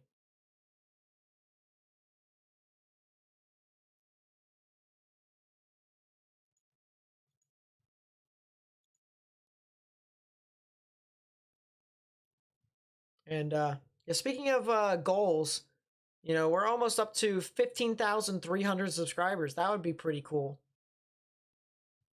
to get that. That would be pretty amazing. I'm not going to lie. And while we are at it, while we are, you know, kind of just sitting around watching for the storms to pass on through, I have something for you all, something that's going to be coming up here soon. And it's going to be a podcast that I'm going to be running. It's going to be about weather, of course, because why not? I'm going to talk about all sorts of stuff, weather, and you know, talk about it on my podcast. It's all sorts of talking points. Of course, they're going to be understandable for most, if not everyone, who may listen. And yeah, the thing about it is with my podcast is that my members will actually see the podcast first. They're actually going to listen to the podcast first.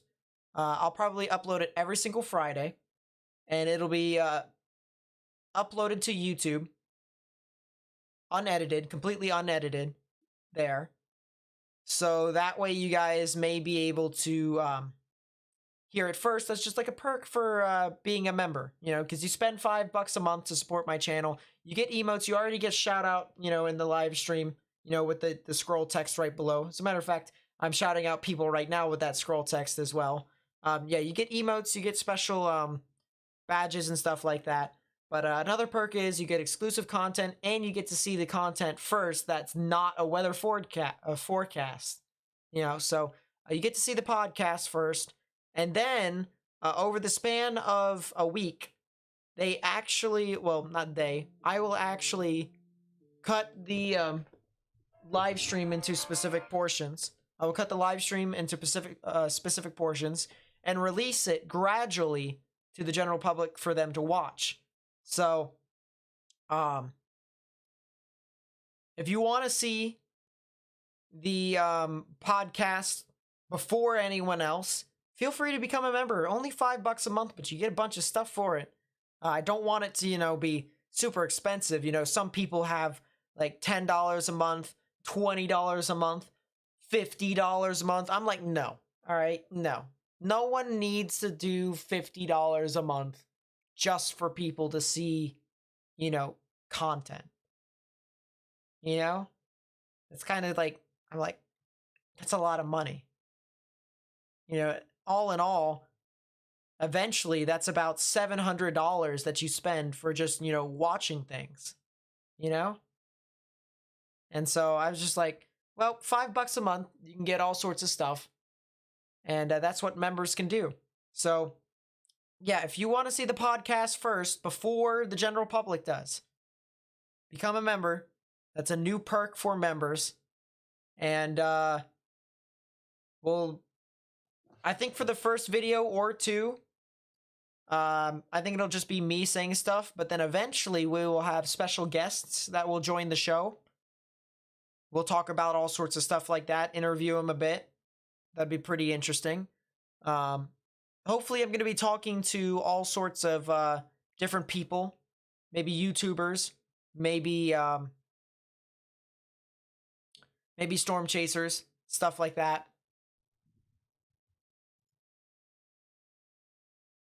So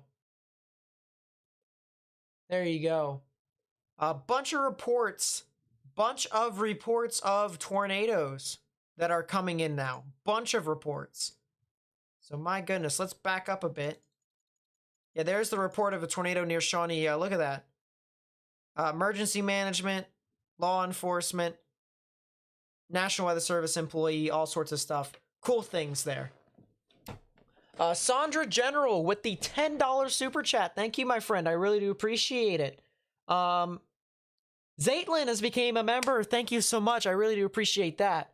And just to show people what emotes they actually get for becoming a member, they get all sorts of cool looking emotes here.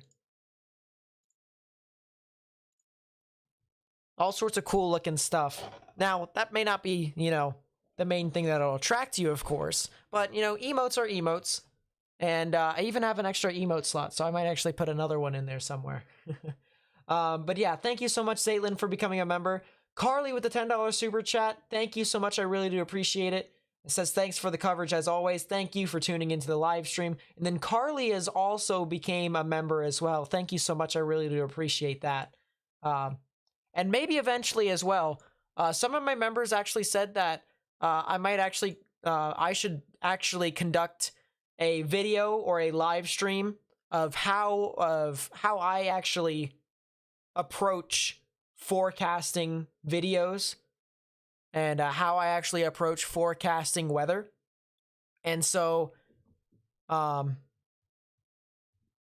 probably going to do that for members only. I think that'll be members only content right there. So, but yeah, that's the thought process for me right now. A new tornado warning near Dallas Fort Worth, or that's in the jurisdiction of Dallas Fort Worth. So let's see what this is. But yeah, as I said, everyone who's donated, who's became a channel member, thank you so much. I really do appreciate it. There's the new tornado warning. We were talking about that near Itasca, south of Grandview, and that'll be heading off towards the Waxahachie area. New tornado warning for Ellis, Hill, and Johnson counties. That'll be in effect until 10:30 p.m. Central Daylight Time. So if you guys live over there, you guys need to go ahead and take your proper precautions. Get underground or get into your lowest, innermost part of your building, particularly a bathroom or a closet with no windows, so you can put as many walls between yourself and the tornadic rotation as possible. May Pearl, the storm will be around your area at about 10:10 p.m. Central Daylight Time. And then Italy at about 10:15 p.m. Central Daylight Time. Ennis, Palmer, and Bardwell at about 10:30 p.m. Central Daylight Time. So a lot of activity there is expected for when this storm actually is going to move on through. So definitely something that you're going to want to watch out for. But yeah, this is a new tornado warning for these areas near Maypearl, near Grandview, heading off towards Forreston and Waxahachie. So if you live over there, really need to watch out for this system as much as possible.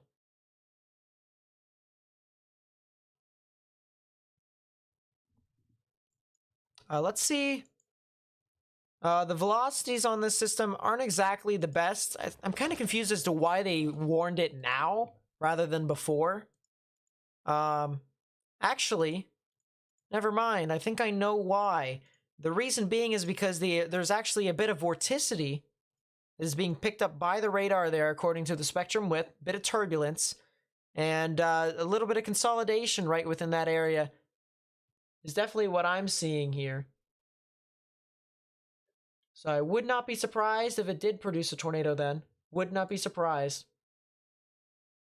But we're going to have to see as to whether or not is as significant as it is. A new tornado warning. Another tornado warning has been issued here. South of Tulsa. South of Tulsa, this is for Okmulgee, Tulsa, and Wagoner counties. That'll be in effect until 10:30 p.m. Central Daylight Time. If you are in those counties, you need to go ahead and take your proper precautions. Underground or lowest innermost part of your building, particularly a bathroom or a closet with no windows, so you can put as many walls between yourself and the tornadic rotation as possible. As I said, that'll be in effect until 10:30 p.m. Central Daylight Time. If you're near Bixby, Beggs, Liberty, Leonard, Glenpool, Stone Bluff, and Hectorville, you guys are under this tornado warning and you need to get into your safe space.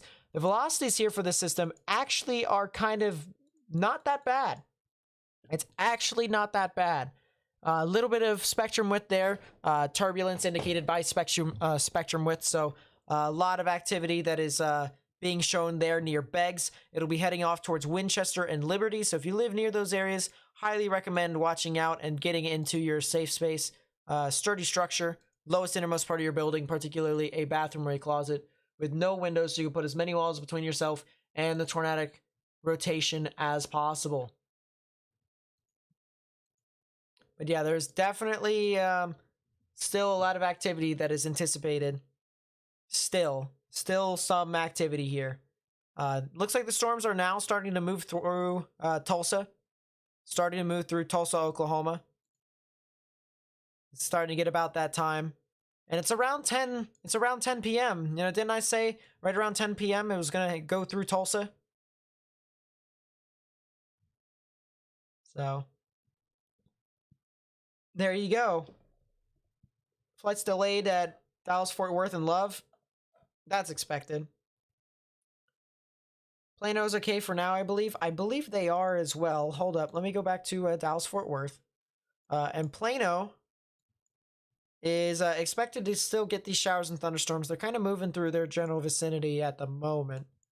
But it seems to be more or less just strong damaging winds in upwards of 60 miles per hour. Not a huge hail threat in that regard, but still something to watch out for. We still have this other storm near Maypearl, and it still actually has a little bit of vorticity with it. Sure, it's weakening a little teeny smidge, but look at this, a little mini supercell that's starting to form here. Classic hook characteristic with the inflow unimpeded. Probably, been one of the nicest looking mini supercells we've seen, or even supercells in general, since the beginning of the stream when we had that activity over there just to the west of Lawton. So, pretty interesting to say the least. Arrowhead's starting to resume the game. Players were told they were able to go back onto the field. Yeah, there's if we go back to the radar over there, it looks like the major showers and thunderstorms are now passing. They're now away. So right about here is Arrowhead, and the nearest showers and thunderstorms is off to the north, heading away from them. So wouldn't be surprised if they were told to get back onto the field. Go play the game. Shove them out there while the tornado's happening. Go play the game. Play the game. It's fine. You've got Josh Allen. You've got Patrick Mahomes. They've done crazier stuff. Go play the game. Go play the game.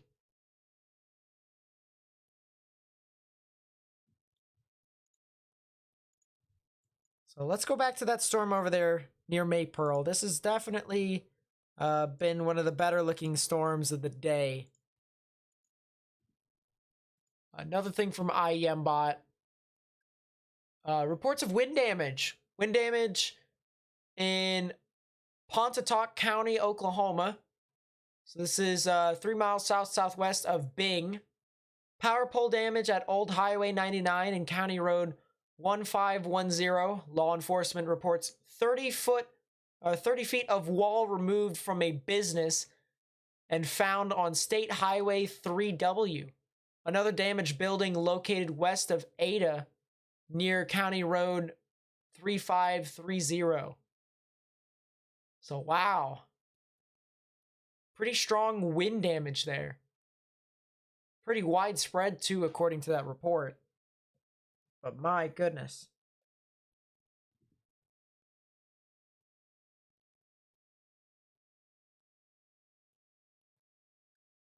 Is that a new severe thunderstorm warning? It is a new severe thunderstorm warning. Out for Corsicana. Stuff like that. Still 60-mile-per-hour wind gusts across the board along that line. So nothing really too significant. Is it going to hit Broken Arrow? Eventually, yes, it will. Eventually, yes, it will.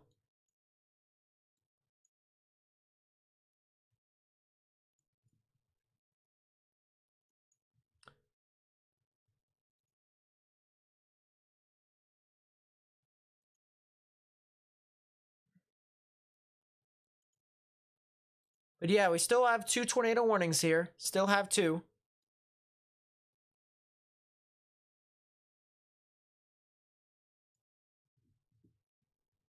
One being south of Dallas-Fort Worth, the other being just to the south and west of Tulsa, Oklahoma. Actually, more to the south of Tulsa. And then we have another that's north of that could potentially go tornado warned as well. That's going to be really interesting to watch out for, too. What's spectrum width? Spectrum width just basically looks for turbulence and shows it.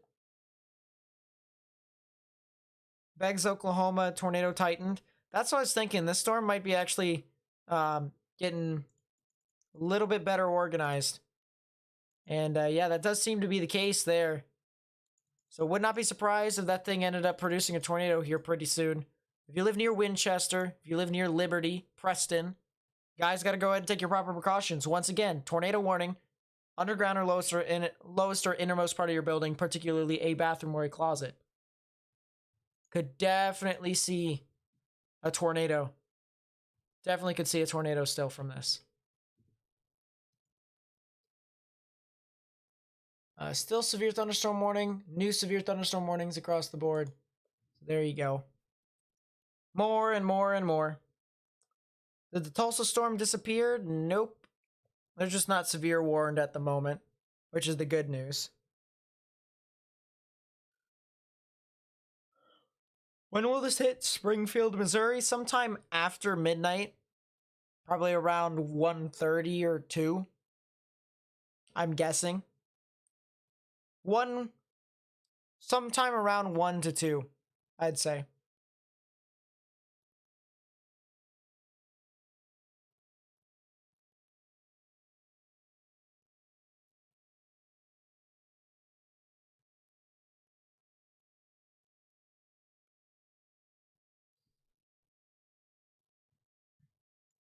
I'm going to look down at this activity over here near Lamar.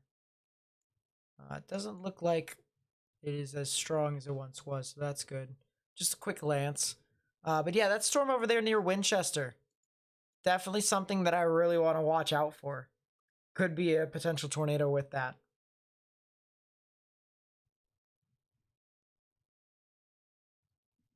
Updated severe thunderstorm warning. Real quickly, I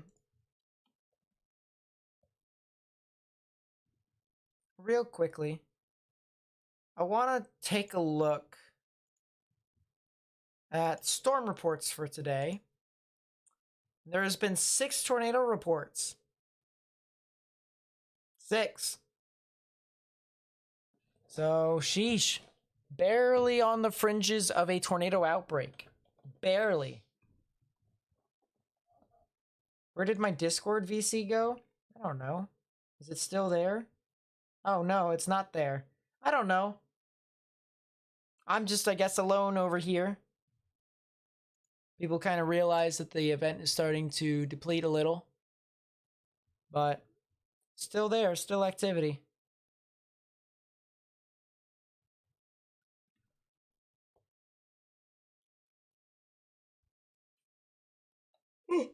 Excuse me.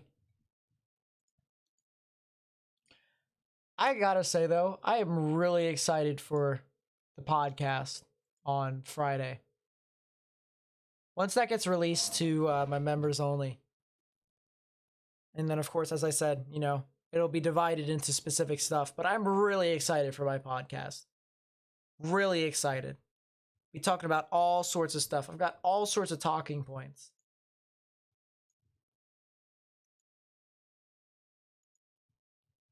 Who knew a person could be that passionate about weather to start complaining and or conspiring and or just giving out opinions?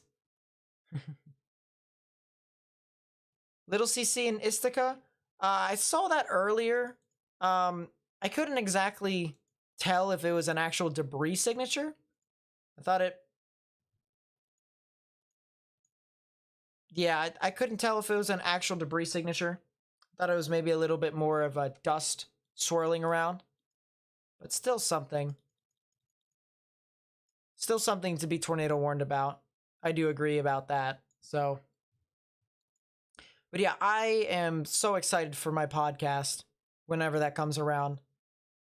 And there's just so much stuff to talk about for me. You know, like I'll talk about how the public sees a weatherman typically. This is actually an interesting topic right here. I'll say 2 extra things. Interesting topic. On Twitter, it was debated as to whether or not hail should be included in the severe thunderstorm warning. So I'll talk about what I think about that and evidence behind it, as well as some hypotheticals.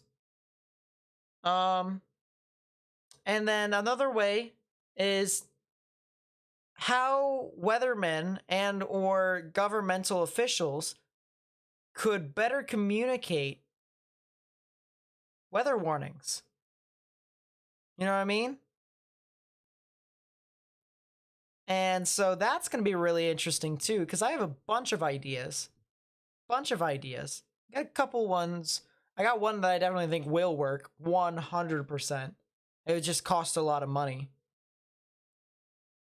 But yeah, I mean, you know, I got all sorts of cool ideas here. As a matter of fact, I think I have what, 1, 2, 3, 4, 5, 6, 7, 8, 9, 10, 11, 12, 13, 14, 15, 16, 17 talking points right here.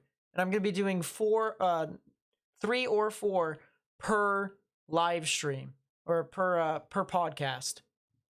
So I've got a lot of content here. Got a lot of ideas. and some of which I might even include current events within it as well. You know, like what happened in the past week. Talk about that as well. So, you know, I got all sorts of talking points here with my podcast. And it's going to be really interesting. I think you guys might enjoy it.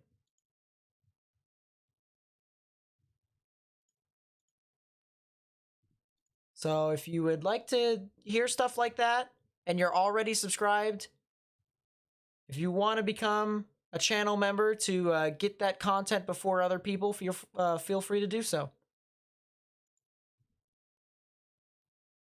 But otherwise, you can just wait and it'll gradually come out. It'll come out eventually as not a full video, a full podcast. It'll just be separated in specific spots. So you'll still see the entire podcast, but it'll be like cut up into sections.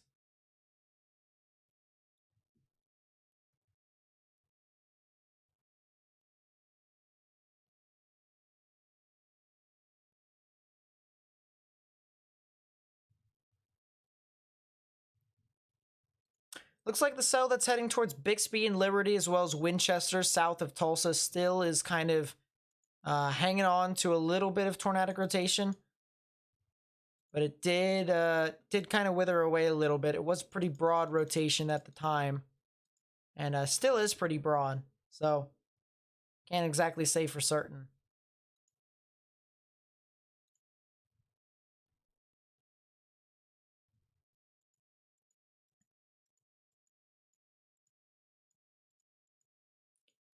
Looks like the stuff that's happening near Dallas-Fort Worth is starting to actually officially pass. So obviously Fort Worth is not being impacted right now, but Dallas actually is, and they're starting to get towards the end of that. The tornado warning that's near Waxahachie actually has a bit of rotation with it still. Still is a little bit of rotation. I can tell there's still a bit. It's right within here, a little jut in the line. So there is still something there, but it's just as weak as it's always been, I should say. New tornado warning. Another tornado warning here.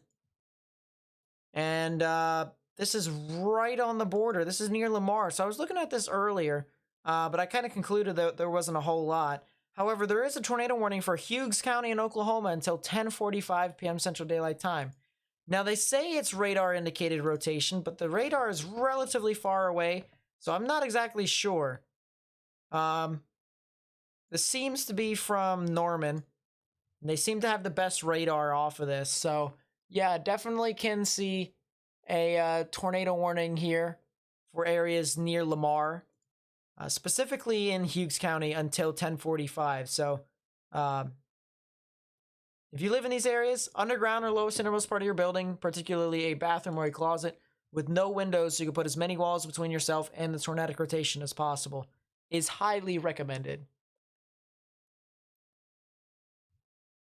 And then another tornado warning that has been issued for out in front of this system.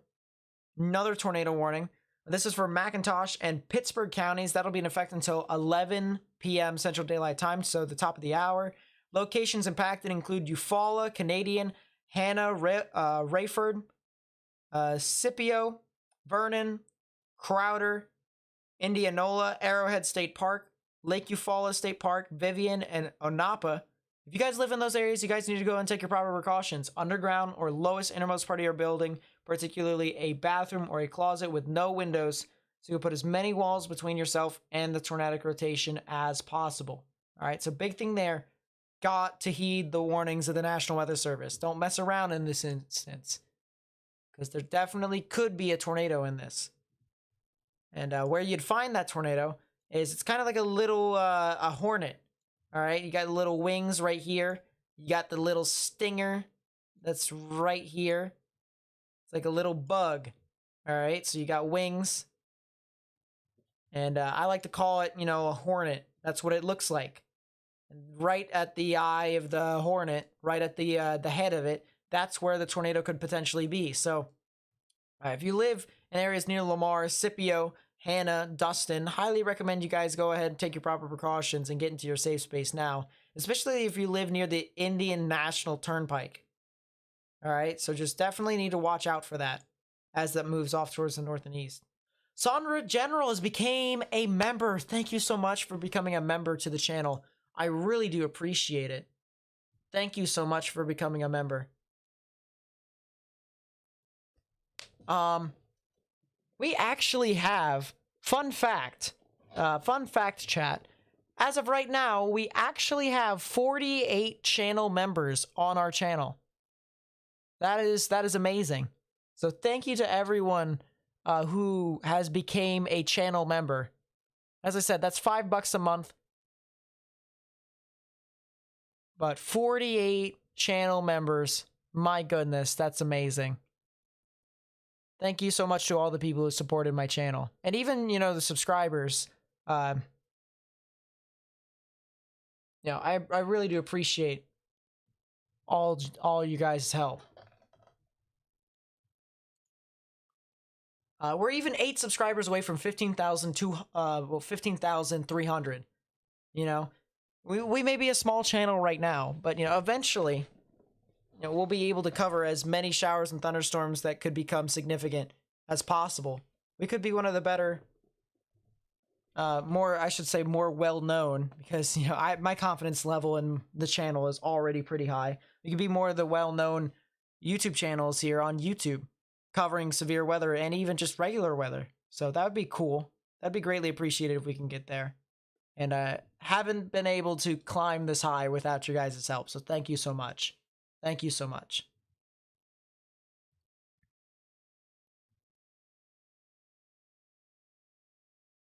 Do the deep earthquakes have anything to do with this? Also, the CME happening tomorrow? No, earthquakes actually surprisingly don't have anything to do with weather. Earthquakes are what's happening on the ground, and weather tends to happen above ground, more or less in the air mass. So, good question though. Good question. Is Fort Worth good now? Yes, Fort Worth is good. Any severe stuff heading towards Wisconsin? Probably not. You might get some activity tomorrow. Tomorrow afternoon.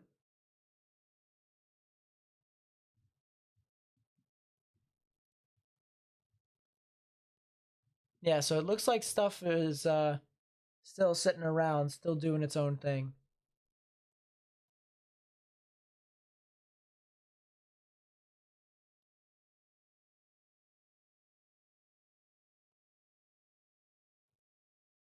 I want to take a look at something here real quickly. Jeez. That's pretty insane.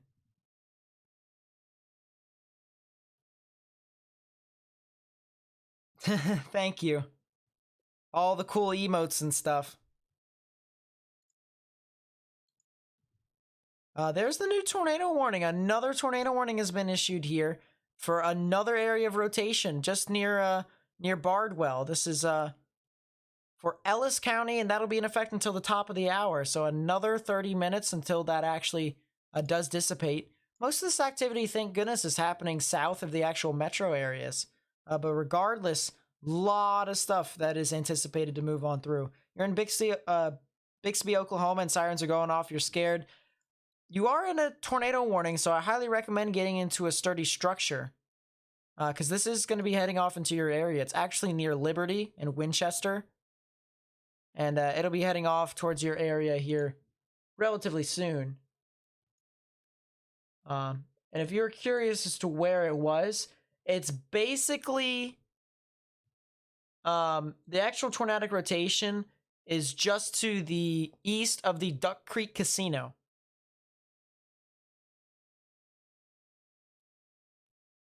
Just to the east of the Duck Creek Casino. So it'll be heading off into your general vicinity here soon. And I highly recommend staying in a sturdy structure. Highly recommend doing that.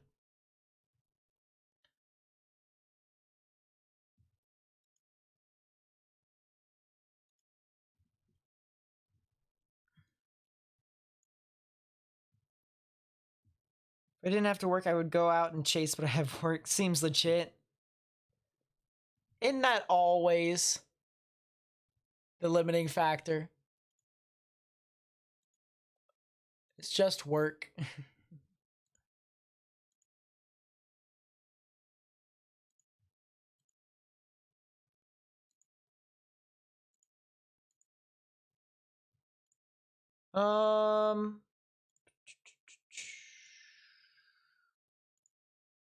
Let's see if I can find something here real quickly. That's funny. That's really funny, actually.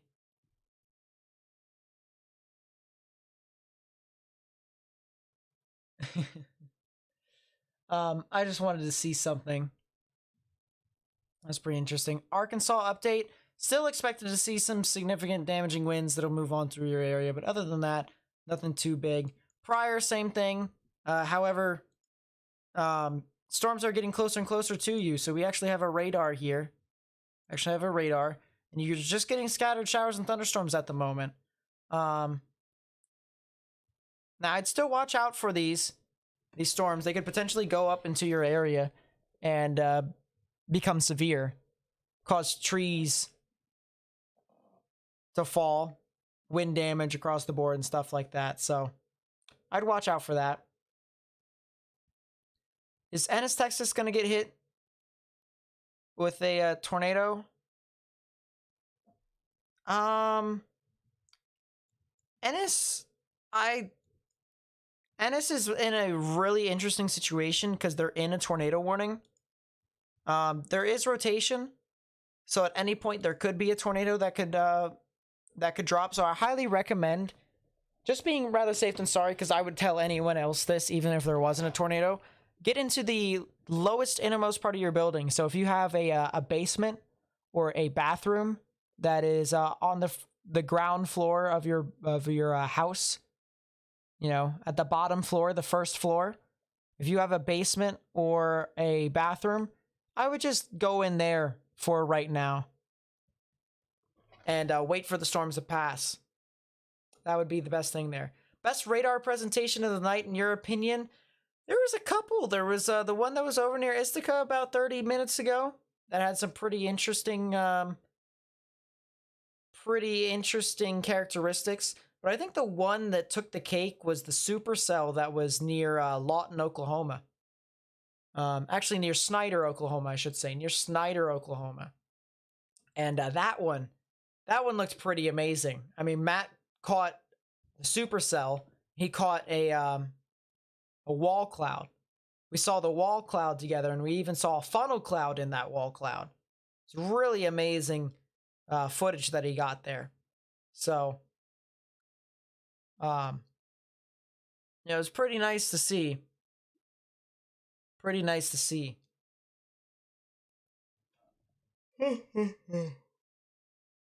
We are sitting at 68 degrees and slowly cooling off, losing the heat of the day. Should kill off the severe factor in northern Arkansas, right? Now it'll be about the same. It's just, you won't get the big tornado threat. It'll just be damaging winds. That'll be the main thing there.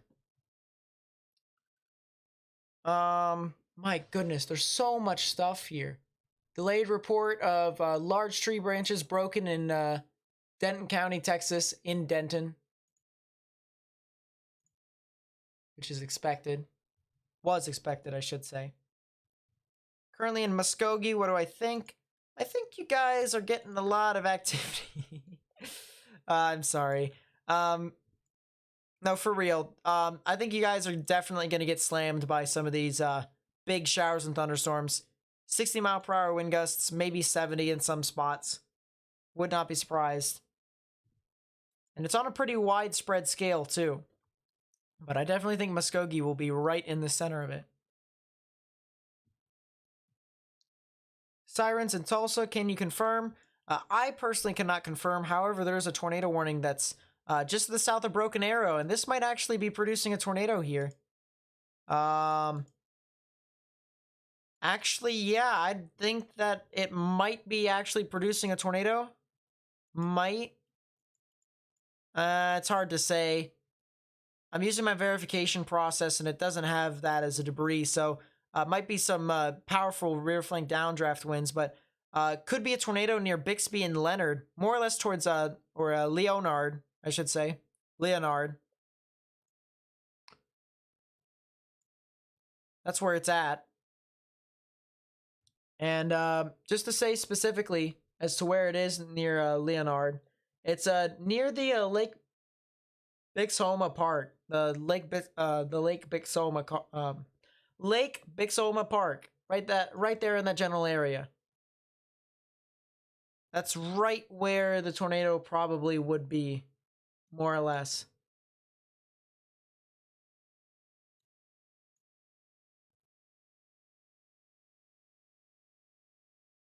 So if you know anyone who lives over there, that's where the tornado probably would be. Future radar shows storms developing in front of the line as this continues to move into Arkansas. Storms in front are usually more severe, correct? It honestly depends. Usually the storms in front of the line end up being more tornadic, and the stuff that's along the line end up becoming a bit more severe with the wind characteristics. Power poles are snapped in Gunter, Texas. More severe thunderstorm warnings have been issued. Considering the following with all these little spin-ups yet? Yes. The answer is always yes. Might be a little bit of debris, maybe. Maybe. Definitely could have been. Maybe some tree limbs that are flying around because there's a bunch of trees over there. Wouldn't be surprised, to be completely honest with you. What would the scale for this be? Damaging winds at most would be up to hurricane force.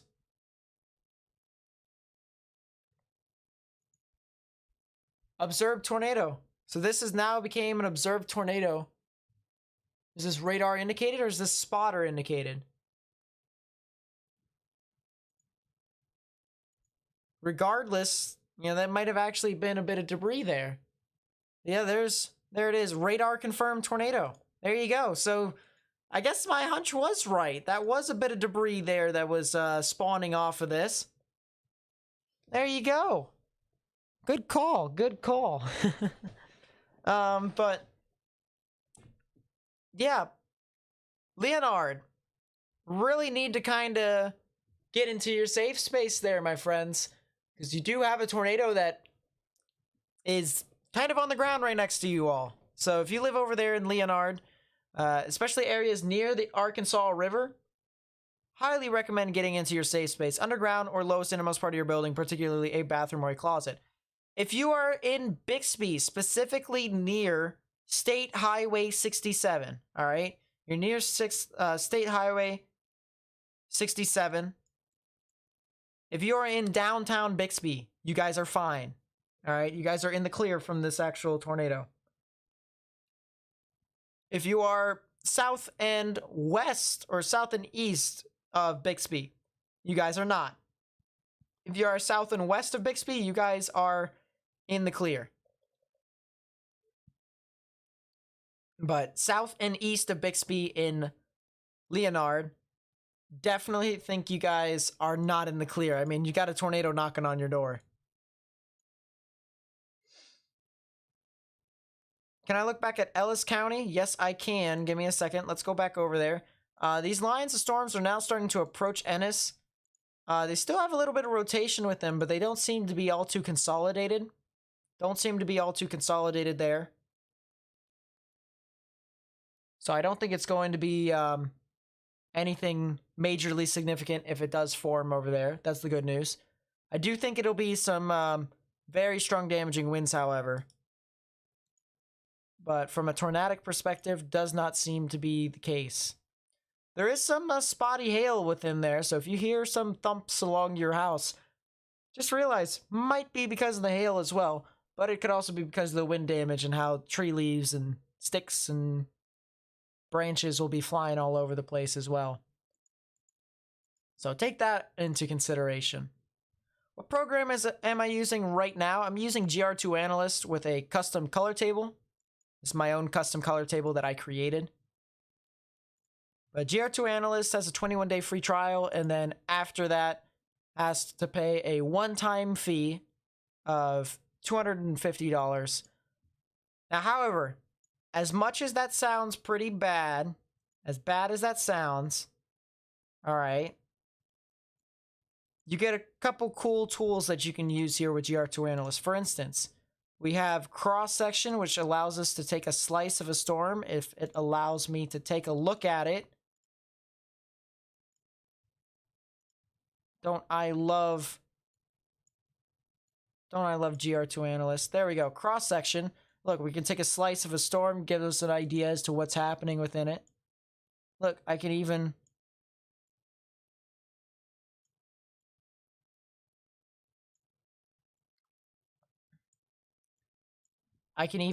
show us all where the tornado was, where the rotation was.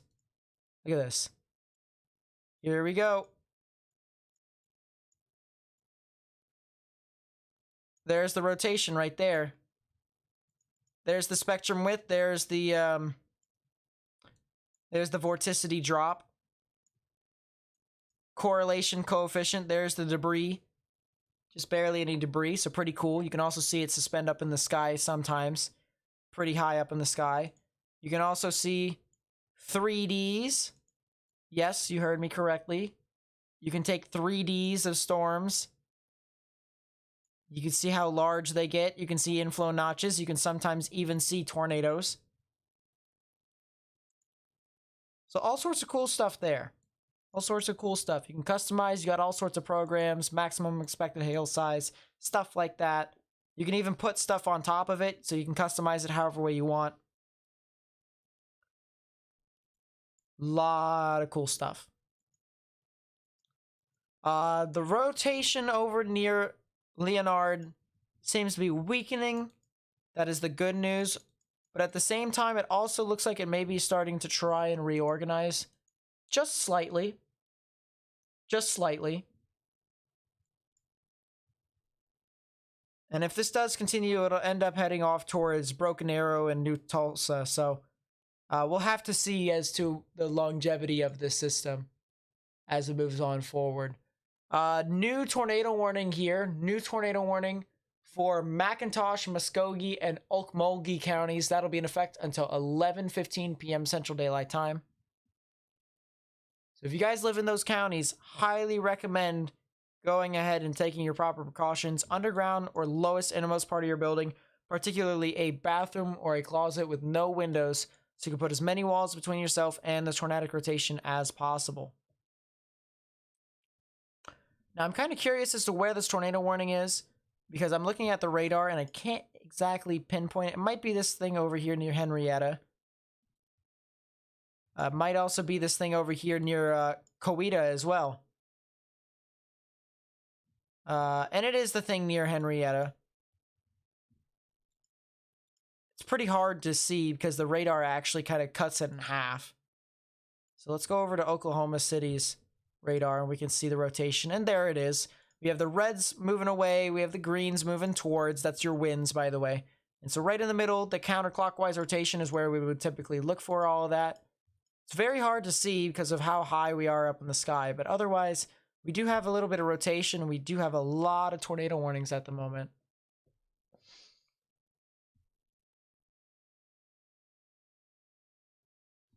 Sheesh. Still a fly here. It's kind of annoying. Kind of annoying. Let's go back down to the stuff over here near Ennis. It still looks like the rotation is still there, but it's not exactly the best.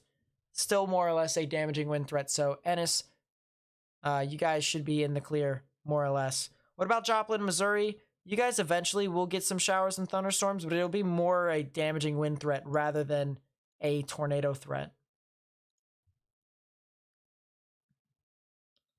Yeah, I'm kind of concerned for this area near Coweta. Coweta actually probably would be the next area I would watch out for potential tornado. I'm not gonna lie. that area kind of concerns me a bit.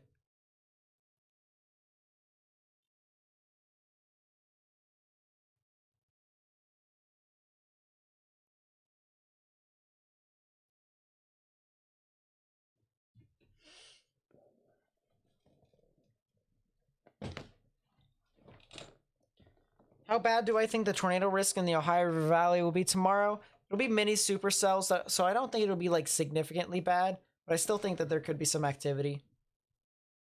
Is the storm line traveling northeast? Yeah, it definitely could. Or it definitely is, I should say. There's the new tornado warning. I was talking about it. Wagoner County. You guys have a tornado warning until 11:30 p.m. Central Daylight Time. And yeah, as I said, this rotation kind of looks like the next big thing to form a tornado. Would not be surprised if it formed one here pretty soon. And here's your new tornado warning. So boom. What about Siloam Springs, Arkansas? You guys are still expected to get some activity. But it would be, you know, eventually. You know what I mean? It'll be sometime after midnight into tomorrow morning. And it would be more or less a damaging wind threat. As a matter of fact, if you live in Arkansas, all right, just to answer everyone's question who may live in Arkansas, your main threat is damaging winds. It won't be, you know, the tornado threat. It'll be a damaging wind threat. Now, you could still have a tornado threat. Don't get me wrong. But the main threat is going to be the damaging winds across the board.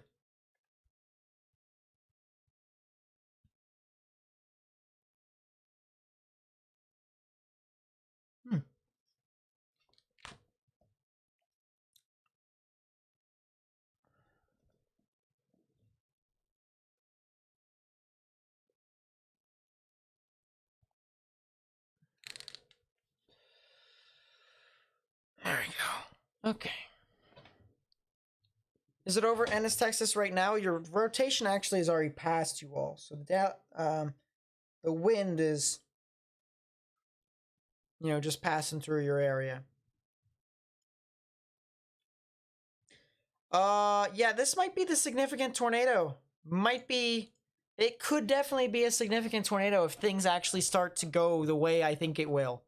This actually looks like a really impressive rotation. You have bright greens and blues heading towards. You have reds heading away. Yeah, this looks pretty impressive. I'm not going to lie.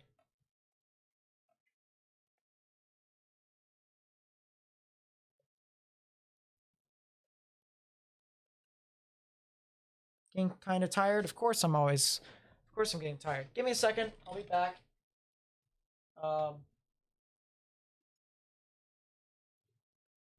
Report of a 73-mile-per-hour wind gust in Beggs in Okmulgee County.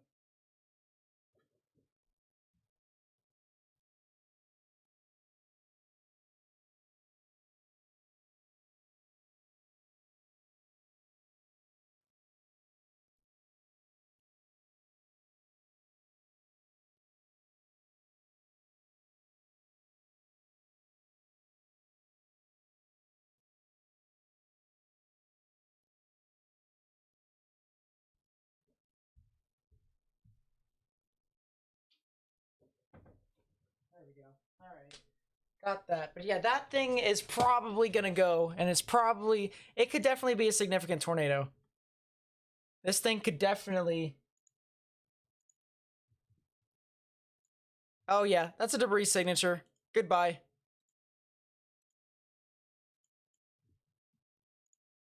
That's not... Well, but I don't think it'll matter at all too much. I don't think it'll matter. But that is probably... You know, I said about 10 minutes ago, I said this is probably the next storm that'll produce the tornado. The tornado.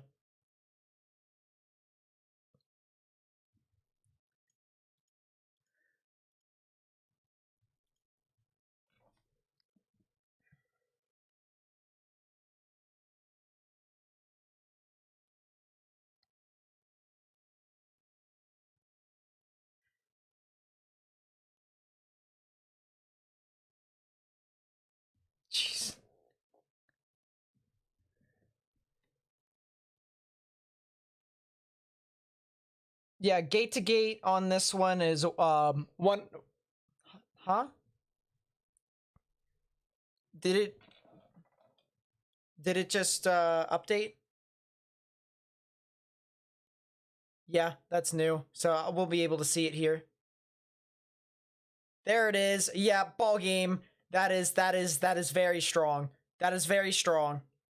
104 on top of 33. Yep. That is a 137 mile per hour delta velocity. This is a big. This is the storm right here. Big time.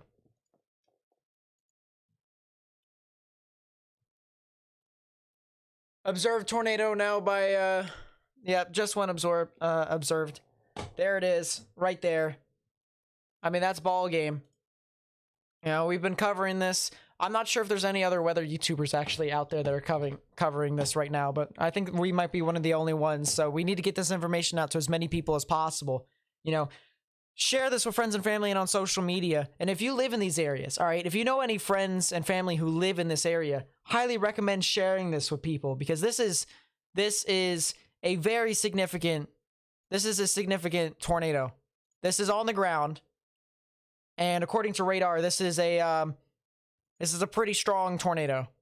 So we need to share this and yeah. And the other thing, well, the other thing too, guys, you know, if you're on the stream, please like the live stream, because that gets it out to more and more people on YouTube. It spreads it on the platform. That's how YouTube's algorithm works. This information could be valuable to people who need it. And, you know, it seems how this is, you know, probably the strongest storm of the day that I've seen. This is big time activity right here.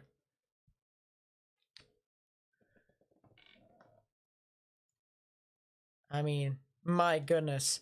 Yeah, look at that debris signature. That is, oh. But it's still so big. The debris signature is 1.25 miles wide.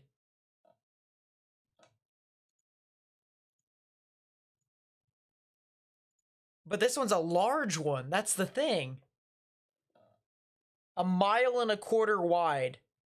That's how wide the debris signature is. The tornado is probably smaller than the actual debris signature, but that's how wide the actual thing is.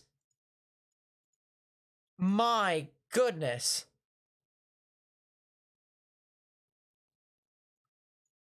And the good news is that after it goes through this, it goes into relatively rural areas. But Coweta right here just got hit by this tornado.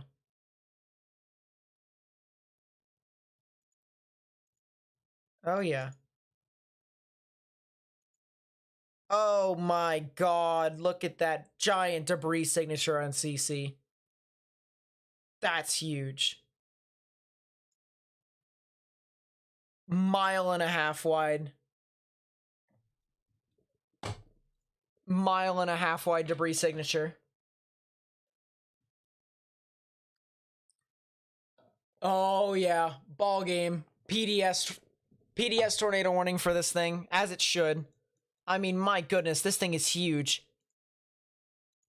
Now, the good news as of right now is that it looks like it's starting to deteriorate. But, I mean, the debris signature is large.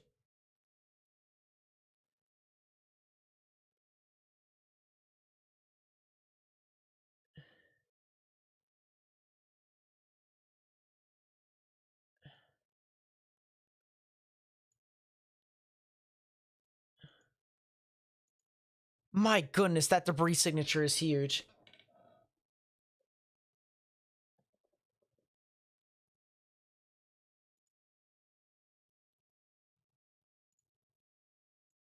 As they should. Let's see.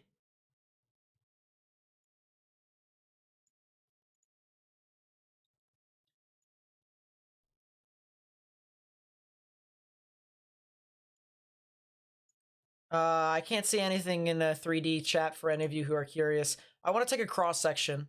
I want to take a cross section and see. Can't see a cross section yet. Probably will have to wait for another 5 minutes. And it's in the clear. Yes, they're in the clear.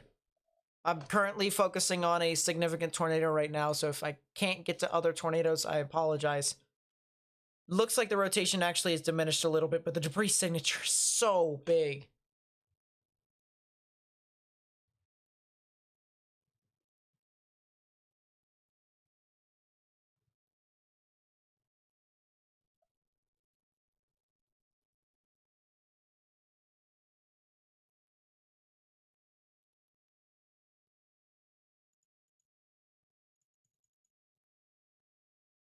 Yeah, I mean, and if you know anyone who lives over there as well, too, I would try and head over there because I'm assuming there's going to be damage. Probably do some sort of reconnaissance trying to help people out over there because people could be stuck. One thing, too, Morgan, can you try and see if you can find a scanner for that general area?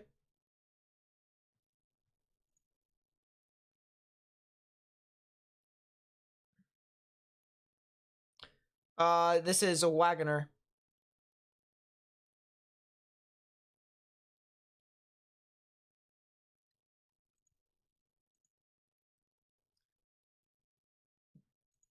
Yeah. Right.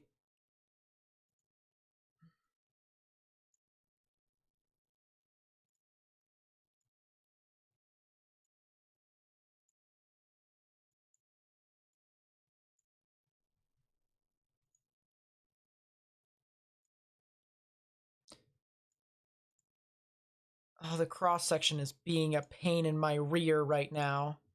I hate it. Jeez, this is so stupid. No, it's that whenever I try to click on it, it disappears. It's like playing cat and mouse with me. I hate that.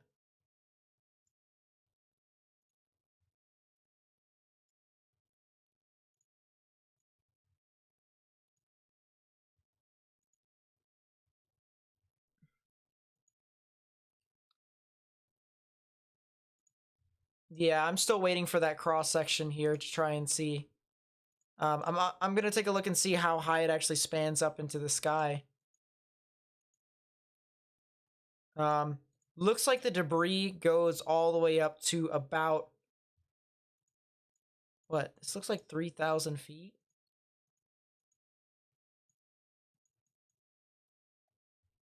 Well, that goes up to 4,400 feet. Goes up to 5,500 feet. That seems to be about right. So definitely one of those surface-based tornadoes. Definitely one of those surface-based tornadoes. But yeah, that was a significant tornado right there. I mean, that's the one that I was watching. I was saying, hey, if that one's probably gonna be the next one to produce a tornado, and it ended up being a significant tornado here. And for people who are curious as to where this is specifically, this is to the south and east of Tulsa. South and east of Tulsa, near the Coweta areas, or the Coweta area. Just to the south and east of Broken Arrow, just to the east of Leonard. All right, so this is going to be areas impacted. Probably the high school. Looks like the high school actually got impacted directly. So the high school.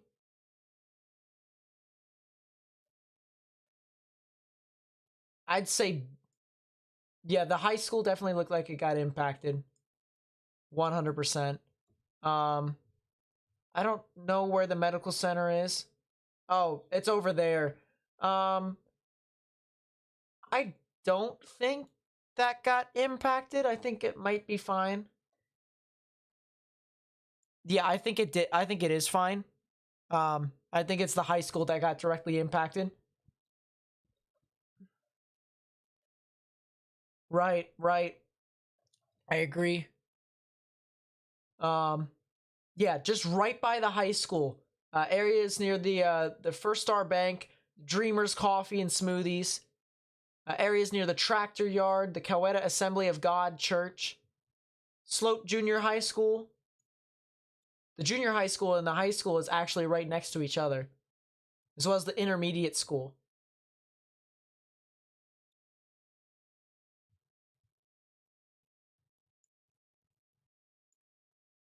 Those are the areas that got impacted by this thing. And of course, it's already weakened now. The tornado is dissipated. Morgan, do you have those that scanner on you, or did you? Oh yeah, you did. You did. All right. I'm going to put up the scanner. We're gonna play it live. With $2 medium iced coffees from 2 to 6 p.m. Try any of Dunkin's delicious iced coffee, like their signature original blend. Or treat yourself to mocha, caramel, or the fall favorite, pumpkin. Always freshly brewed, made just the way you like it. Make time for happy hour and enjoy a $2 medium iced coffee from 2 to 6 p.m. Washington, D.C. runs on Dunkin'. Participation may vary. Limited time offer. Exclusions apply. Sheesh.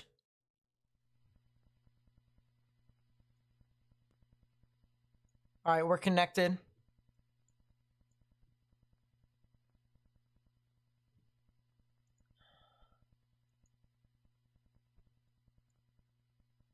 I'm going to take a look at the other tornado warnings here real quickly. We're going to go down to, well, we actually don't have to. We can go back up to Oklahoma City. This is radar. Look over towards Eufaula. And there's a couple storms over there that actually has some good rotation. There's the one storm that's near Eufaula that actually has some pretty good rotation in itself. I'm not sure if Fort Smith actually picks it up. The actual radar site, but let's see.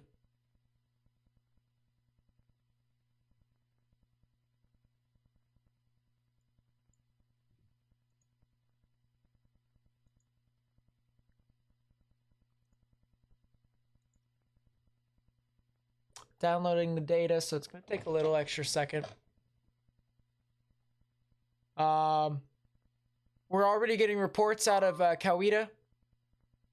Power poles down, buildings damaged. Already.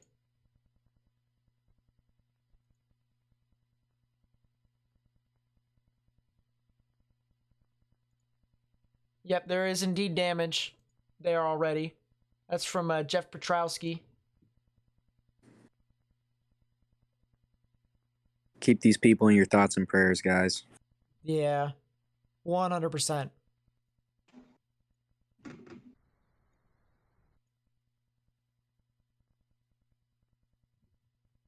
This is a this was a storm.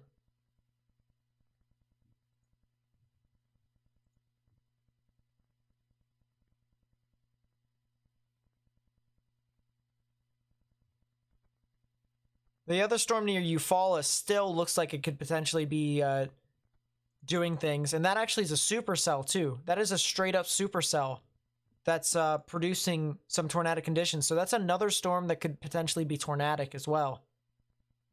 Another storm. So we'll have to. It just gained its structure like that too. I know, right? It originally was linear, and then it ended up becoming supercellular. I gotta check the helicity. There's gotta be something nuts. 300. That'll 0 to do it. 1. 0 to 1, That'll do it. 300. Yeah, that'll do it. Goodbye. Casual, mixing layer cape, 1,874. That'll do it. Goodbye. That is good environment. That is a good environment for this stuff. And that's the reason why everything is starting to fire off now. Because it shed that linear mode. Hey, not gonna lie, HRRR actually did not do a terrible job today with the simulated reflectivity. Yeah, it wasn't terrible. It fired the big supercell off perfectly.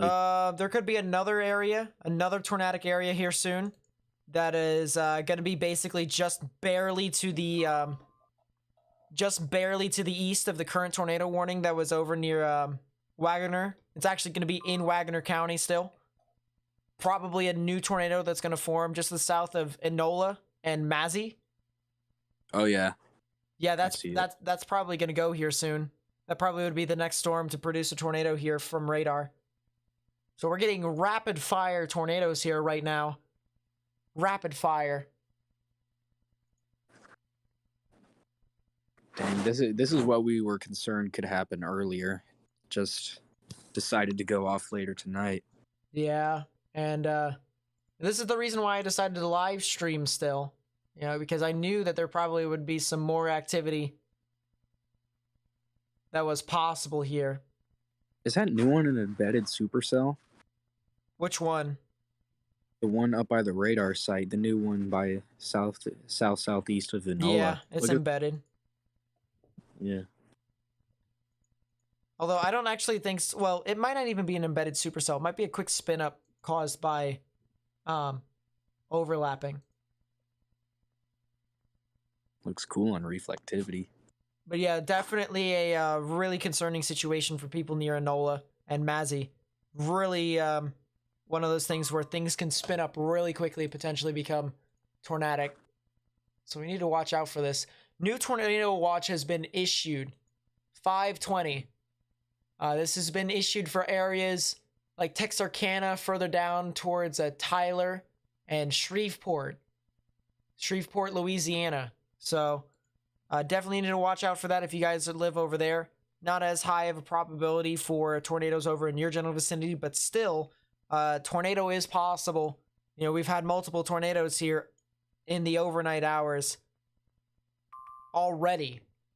So don't be surprised if stuff actually happened here. New tornado warning here. This is for this storm that we were talking about. This is for Mays, Rogers, and Wagoner counties. That'll be in effect until 11:45 p.m. Central Daylight Time. It's this storm right here that's just to the south of Enola, just to the south of United States Highway 412. Really need to watch out for this as this continues to move off further towards the north and east. But yeah, this is exactly what we were watching out for. And Pryor, I know we have someone who lives in Pryor here in the chat. You are now under a tornado warning. The thing of it is that this cell probably, it'll take some time for it to actually get up near your area. About a half an hour, actually, until it actually is right on your doorstep. So you have a little bit of time to continue to monitor this situation, but make sure you have a plan of action in case a tornado actually does form, because this is definitely one of those things to where anything can happen, and that's just proven to us tonight that that's definitely a situation that could occur.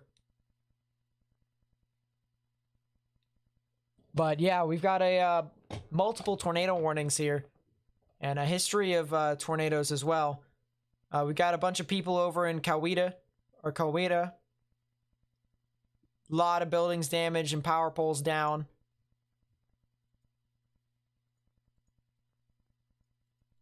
Von Castor of News 9 was actually right up next to the tornado in Coweta.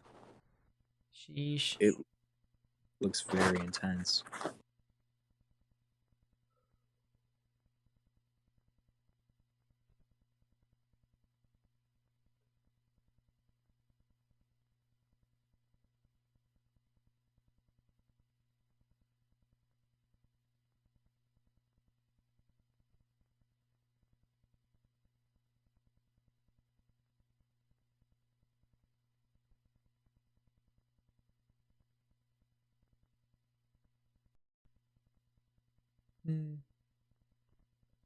But my goodness, that is... Sheesh.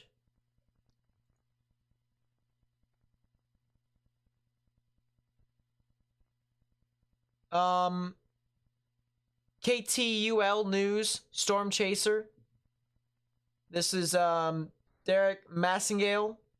He reports high school and gas station in Coweta with heavy damage. He says there's a heavy gas smell and added that he was asked to evacuate the area. So damage has been done in Coweta. A lot of damage. And this is definitely something that we're going to have to watch out for as this continues to progress. But this is a pretty gnarly storm, I'll say the least.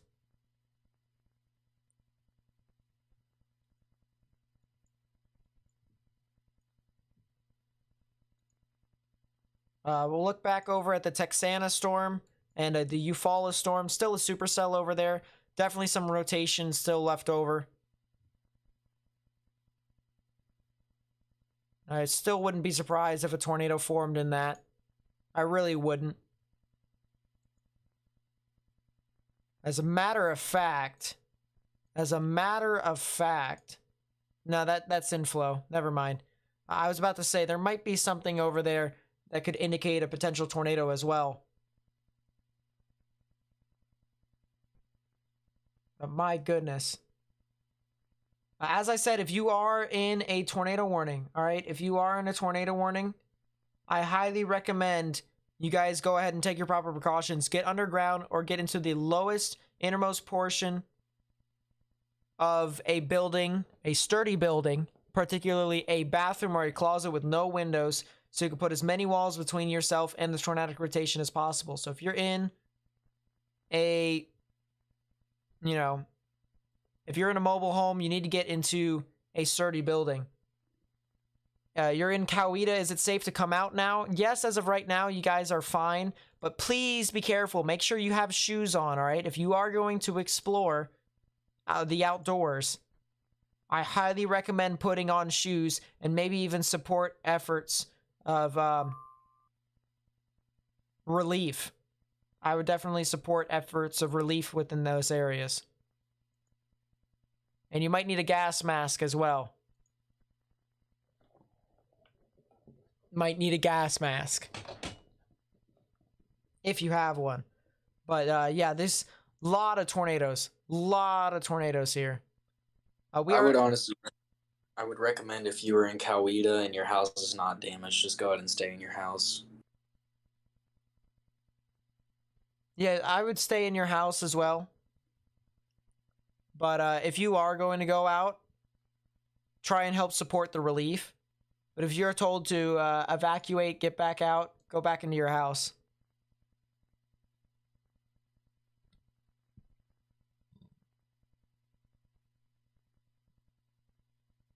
You may not need shoes to chase naders, but if there has been damage done, you need shoes to walk around or else you're going to get splinters. Gas mask for what? Because the gas station has been hit over there and there's been reports of gas leaking from the actual station. So that's the reason why I say have a gas mask on.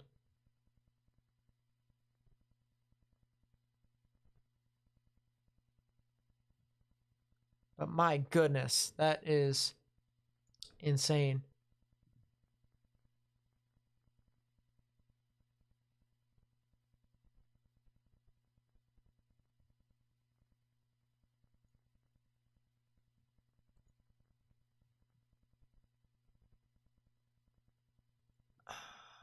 Yeah, I mean, there's just so many areas here that could just spin up quickly.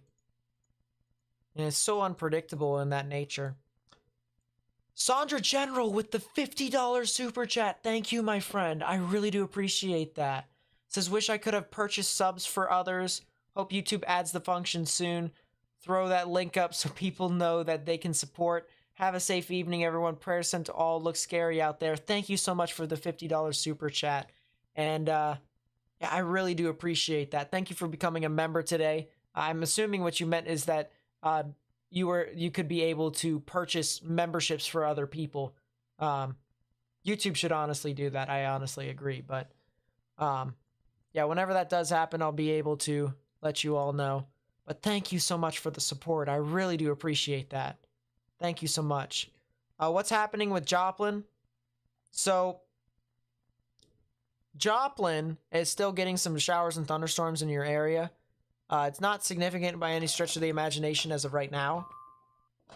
But there could definitely be some severe weather that could push on through your area soon. So I would just watch out. Probably within the next half an hour to an hour.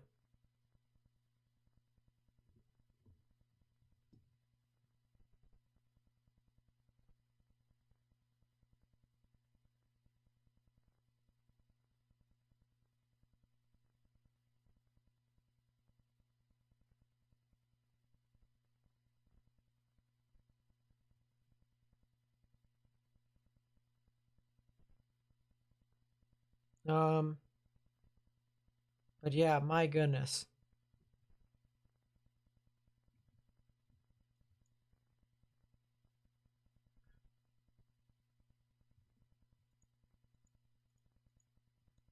The good news about this is that it looks like the tornadic circulations across the board has weakened. But then we've seen a continuous pattern where things have weakened and then things have intensified shortly after, and it's just been, this constant loop of up, we're gone, up, we're not gone, up, we're gone, no, we're not gone. You thought that we were going away, nope, we're gonna produce more tornadoes, and it's just, this constant cycle that we've been seeing tonight. So we got to continue to stay on our game here. Got to try and look for as much as possible. Bill Dickhouse, thank you so much for becoming a member of the channel. I really do appreciate it. Thank you so much for becoming a member of the channel. Yeah, I really do appreciate it. Actually, I'm curious here real quickly. I think we have 49 memberships here on our YouTube channel. So that's 49 people who are paying $5 a month to get exclusive perks on their channel. I really do appreciate that. Thank you so much for supporting my channel.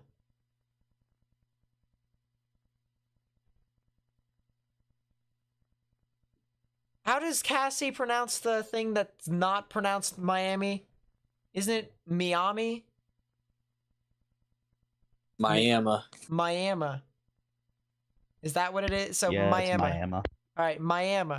So what about Miami?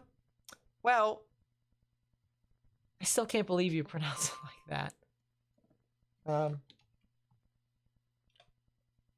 But Miami, you guys could still see some activity, but it's just some scattered showers and thunderstorms in your general area. So I would watch out for it. Probably be more of a damaging wind threat more than anything. Probably not tornadic. But yeah, I would definitely still watch out for these showers and thunderstorms that'll push on through.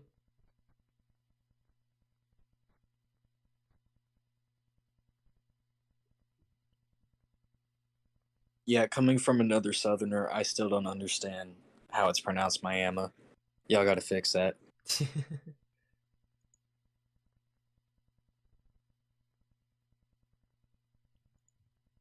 Hey, I'm new to Oklahoma.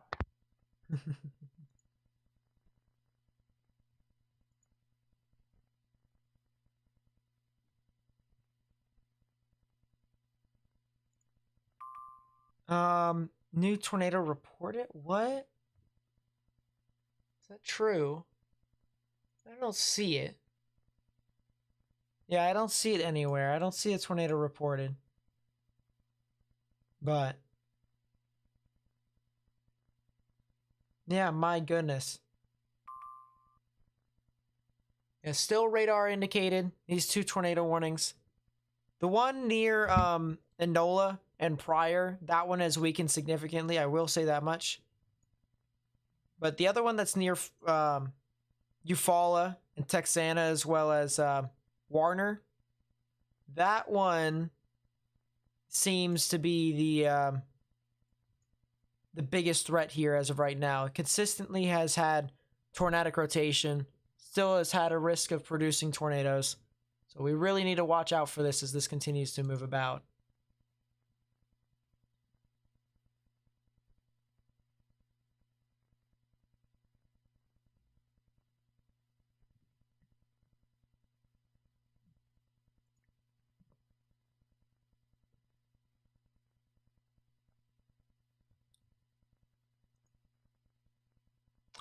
Thank you everyone for helping me get above 15,300 subscribers. We're at 15,339 subscribers right now. I really do appreciate it. If you do want to help support my channel, please be sure to hit that subscribe button and turn on notifications to stay up to date with all the latest content that I provide.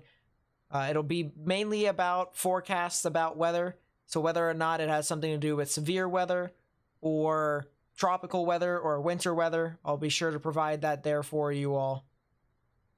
So if you enjoy that type of content, or if you would like to know more about the weather, how it works, please be sure to subscribe, as I will be giving you guys that information. We still have a severe weather event that's going to occur tomorrow and on Tuesday. I'm going to pull that up here real quickly on the Storm Prediction Center. Day 2 outlook, massive 2 out of 5 on the severe weather scale indicated in this yellow area. Includes places like St. Louis into much of Illinois, portions of Wisconsin, Indiana, and Michigan. Big tornado risk there for the people over there. And then the day afterwards, another big severe weather threat that'll include portions of Nebraska, Kansas, and Oklahoma. Personally, I think Oklahoma could get expanded. The 3 out of 5 on the severe weather scale indicated in the orange could get expanded further south. And I think places near Lawton and Frederick, Oklahoma, as well as Elk City could be in the crosshairs again as to whether or not there could be some showers and thunderstorms that'll end up form into tornadic storms. So all the more reason why you should stay tuned to the channel, as there is more activity that is anticipated over the next couple of days. Of course, you know, even when there's severe weather in the future, I'll also be covering that as well. So if you want to come back, feel free to do so as well. But that's kind of what I do here. I talk about weather, I try and forecast, I try to get the information out to as many people as possible. And if you kind of like that content, if you want to, you know, see me talk about it, stuff like that, feel free to do so. But we've got a jam-packed week for October?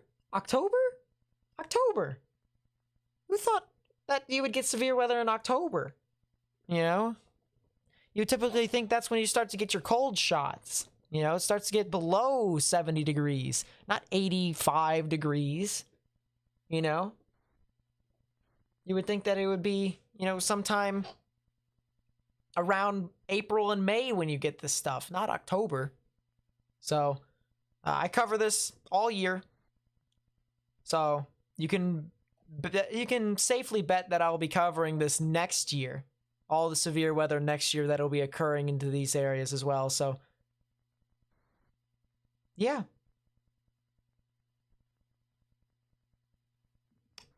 Let's go back to the tornado warnings here.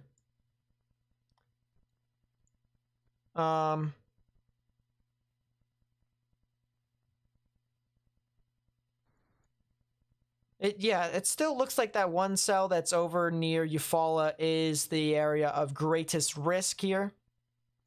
But, yeah.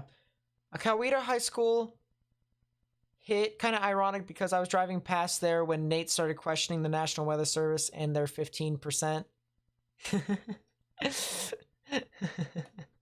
Reports of an East Coweta roof blown off home, and high school also damaged with AC units blown off the roof. I still honestly think that this event would have been fine as a 10% SIG. I still think it would have been fine. But regardless, you know, I mean, a tornado is a tornado. There's a lot of activity across the board with it. Lane Shearer, thank you so much for becoming a member. That is our 50th member on the channel, guys. Thank you so much for helping me get up to this milestone of members. You get exclusive perks. Fun thing for the people who actually become channel members, I'm actually going to be starting a podcast on Fridays from now on. The first episode is this Friday, and members actually get to see the podcast first, and then eventually the general people who watch my YouTube channel for free, they will eventually see the podcast in different sets. So I'll upload 3 different portions of the live stream onto this channel, and 3 or 4, and they'll be able to see it as well. So yeah, you guys get all sorts of cool stuff, as well as emotes. You get shout out and, you know, the scroll text at the bottom, all sorts of stuff there. So I really do appreciate all the people who help support me. And 50 members, thank you so much. I really do appreciate the 50 members who have supported my channel, because that's $5 a month, and I really do appreciate it. Is Pryor gonna get hit? They're definitely gonna get hit by some strong showers and thunderstorms, but in regards to something being tornadic, probably not. Probably not. I think you guys are probably gonna get more or less hit by some strong damaging winds more than anything, but it would be right about now as to when your activity is going to start becoming at its worst.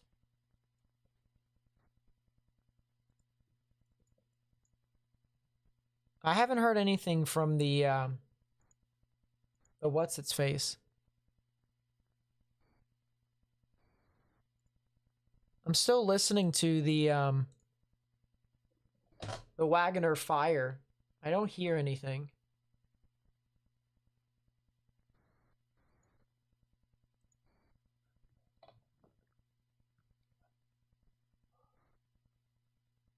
Hold up.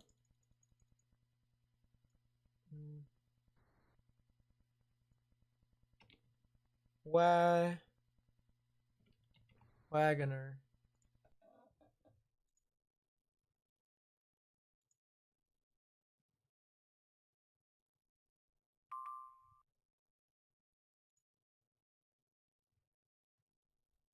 Go to Oklahoma here.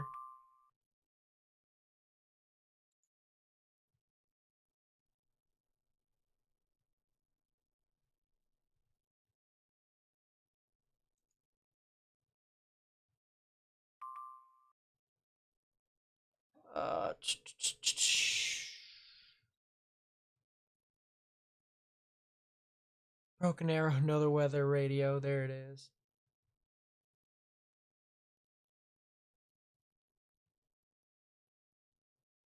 I'm trying to see if I can find Flat Rock Fire. No. Redbird.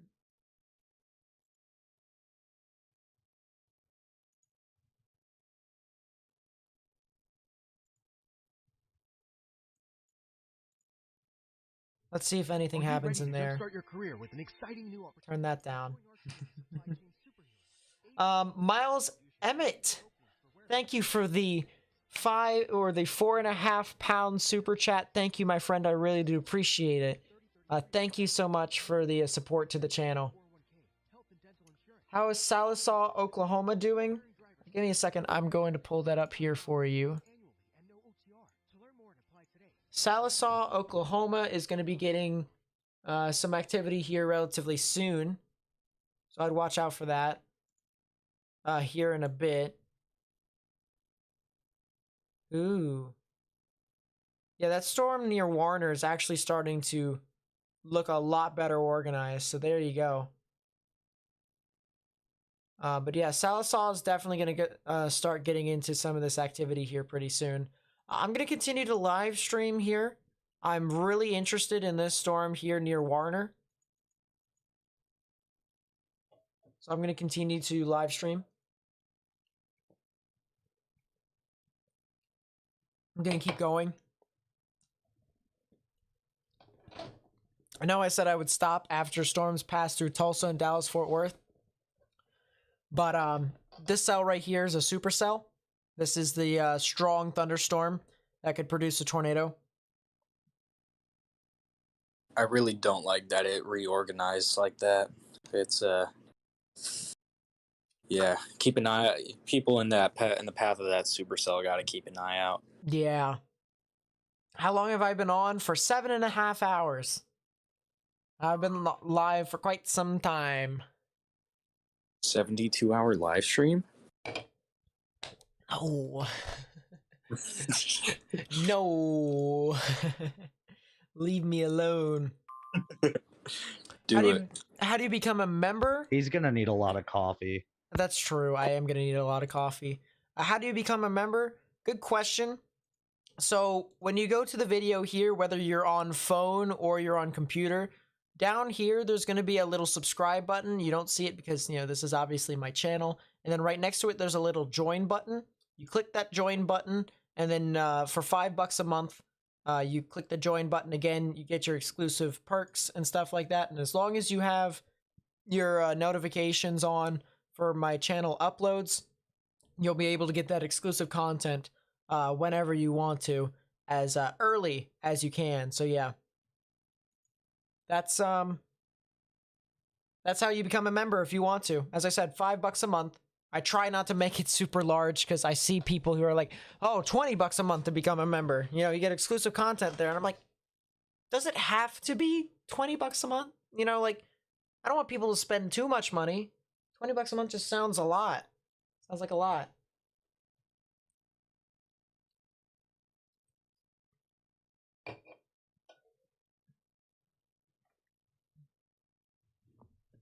So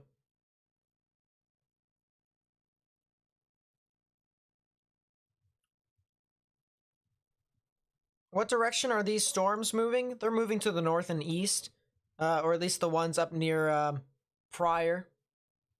The ones near Warner, they're moving east-northeast. Yeah, that storm is looking really interesting now. My goodness, look at that. Yeah, it's really starting to congeal. I do not like that. This thing is actually starting to intensify. I really don't like that.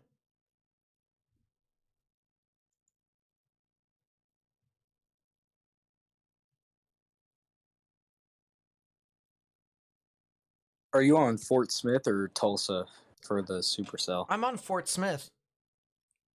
All right, good. Isn't about making money, it's about warning people. Yep. I agree 100%. And the thing of it is, too, is that there was this one time back early in my career. It was during Easter of 2020.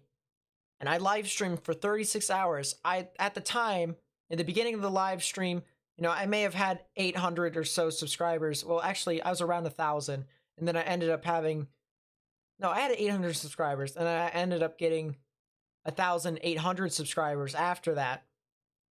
And so I had such a small channel, but I live streamed for 36 hours because I wanted to, you know, I wanted to be with everyone to try and, you know, get the word out as much as possible. So I have a history of going the distance, trying to help out.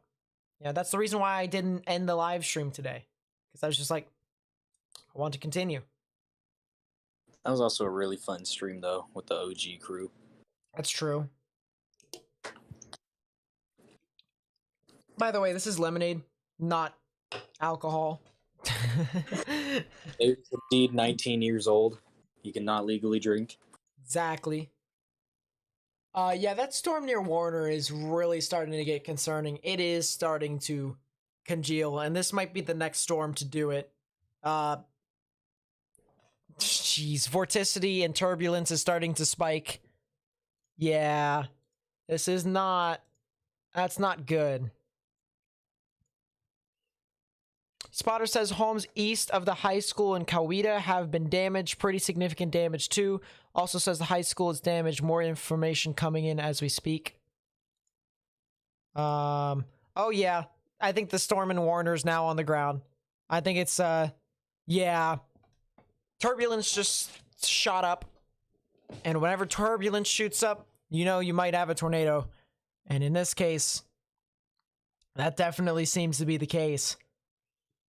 So yeah, this is a most likely a tornado on the ground here near Warner. Most likely a tornado on the ground near Warner. And if you live near Gore, if you live near Paradise Hill, guys need to go ahead and take your proper precautions. Get underground or get into your lowest innermost part of your building, particularly a bathroom or a closet with no windows, so you can put as many walls between yourself and the tornadic rotation as possible. Now, the actual tornado in itself is actually just to the south, and actually it's just more or less due east of Warner. So it's, you know, once you pass the exit, if you're going, say, you know, eastbound on 40, okay? It's past the exit, and then a little bit further towards the north. That's where the actual tornadic rotation would be. And right now it's actually over a field. That's the good news. It's over a field. But do not get on US Highway 64 for any reason. It's right over US Highway 64, and it's going to eventually head off towards the Muskogee Turnpike. So if you're on the Muskogee Turnpike and you're heading south and you're experiencing a lot of rain, turn around. Turn around. If you turn around, things will be a whole lot better for you because you actually have what appears to be a tornado that's heading right for your area. Yeah, that spec width is off the walls. Yeah. That's a, yeah, there's the new tornado warning. New tornado warning for Sequoia, Cherokee, and Muskogee counties. That'll be in effect until 12:15 a.m. Central Daylight Time. And if you're in these areas like Warner, Gore, Marble City, Greenleaf State Park, Cookson, Cherokee Landing State Park, Keefaton, Vian, Webbers Falls, Braggs, Pumpkin Center, Brushy Lake State Park, Lake Tenkiller State Park, and Box, need to get into your safe space. Proper precautions. Underground or lowest innermost part of your building, particularly a bathroom or a closet, with no windows, so you can put as many walls between yourself and the tornadic rotation as possible. And I'm not sure if that's debris or not. I can't Nate, say. This is also going towards Cassie's house. Is it? Yeah, relatively. Is Cassie on right now? She's probably awake.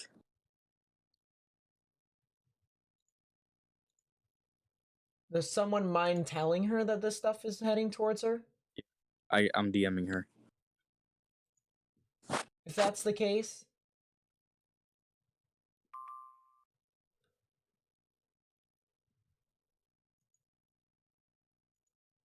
Nothing of interest in that.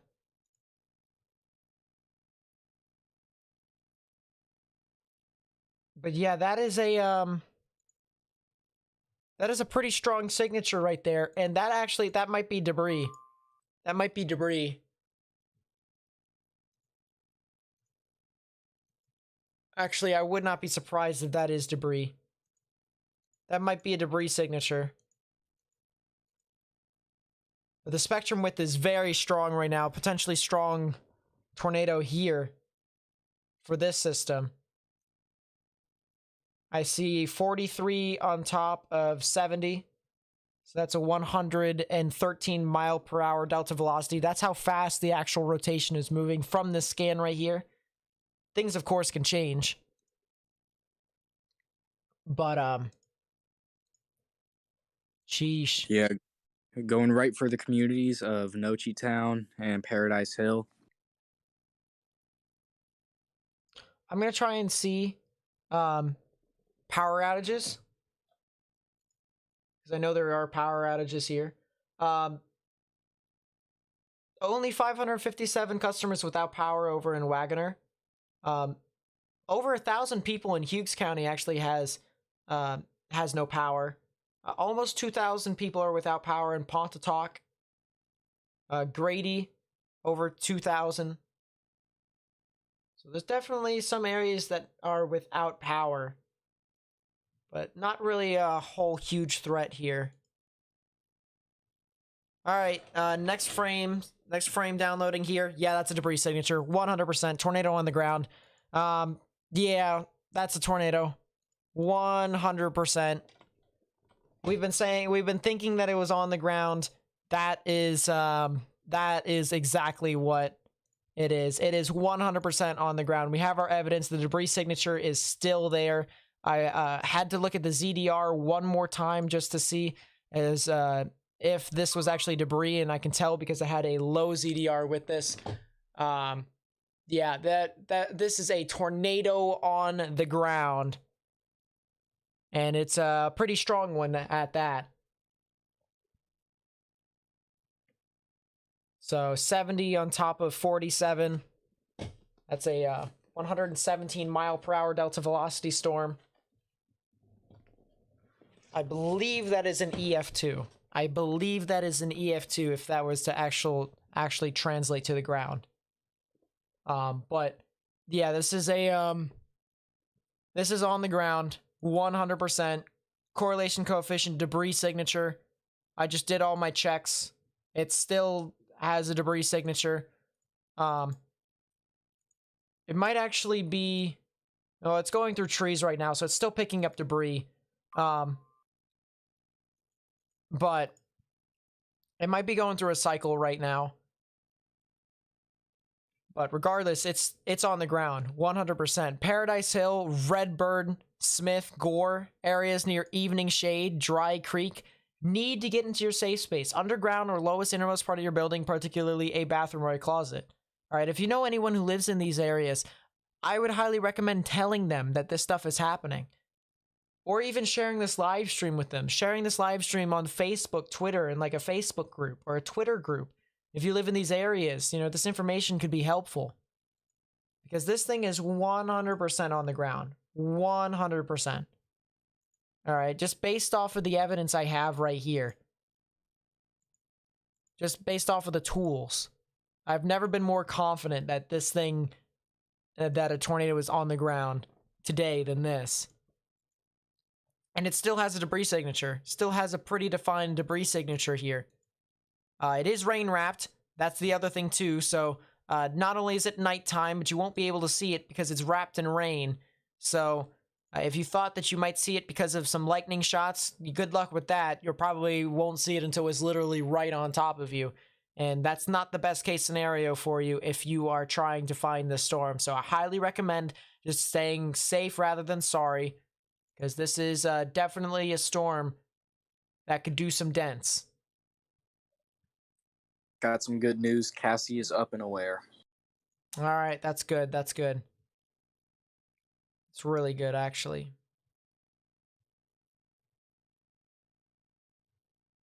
47 on top of 60, so now it's 107 mile per hour delta velocity, so it's weakened a little bit.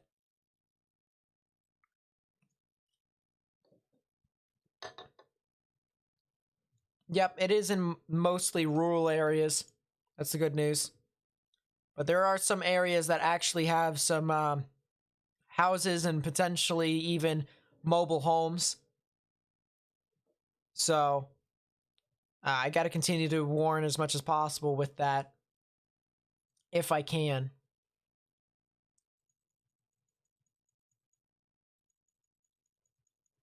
But yeah, that is a definitely a tornado on the ground right there, and still on the ground with a debris signature too.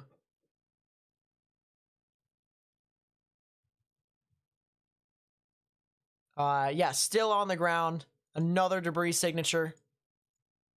It's still consistently on the ground. It's even got arms. It's got arms swirling into it. Outflow boundary. Rear flank downdraft. It's got arms. Yeah, this is a tornado on the ground. So if you live anywhere here, all right, I'm going to call the following counties: Sequoia, Cherokee, and Muskogee counties here in Oklahoma. You have a tornado warning until 12:15 a.m. Central Daylight Time.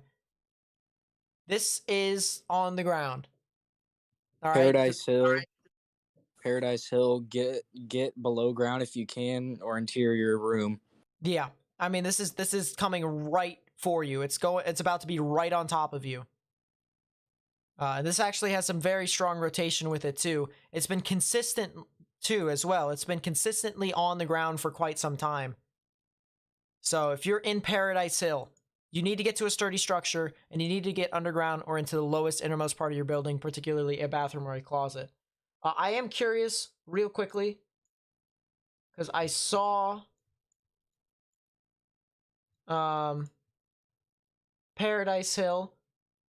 It might be actually a bunch of mobile homes. I'm not sure. I hope not.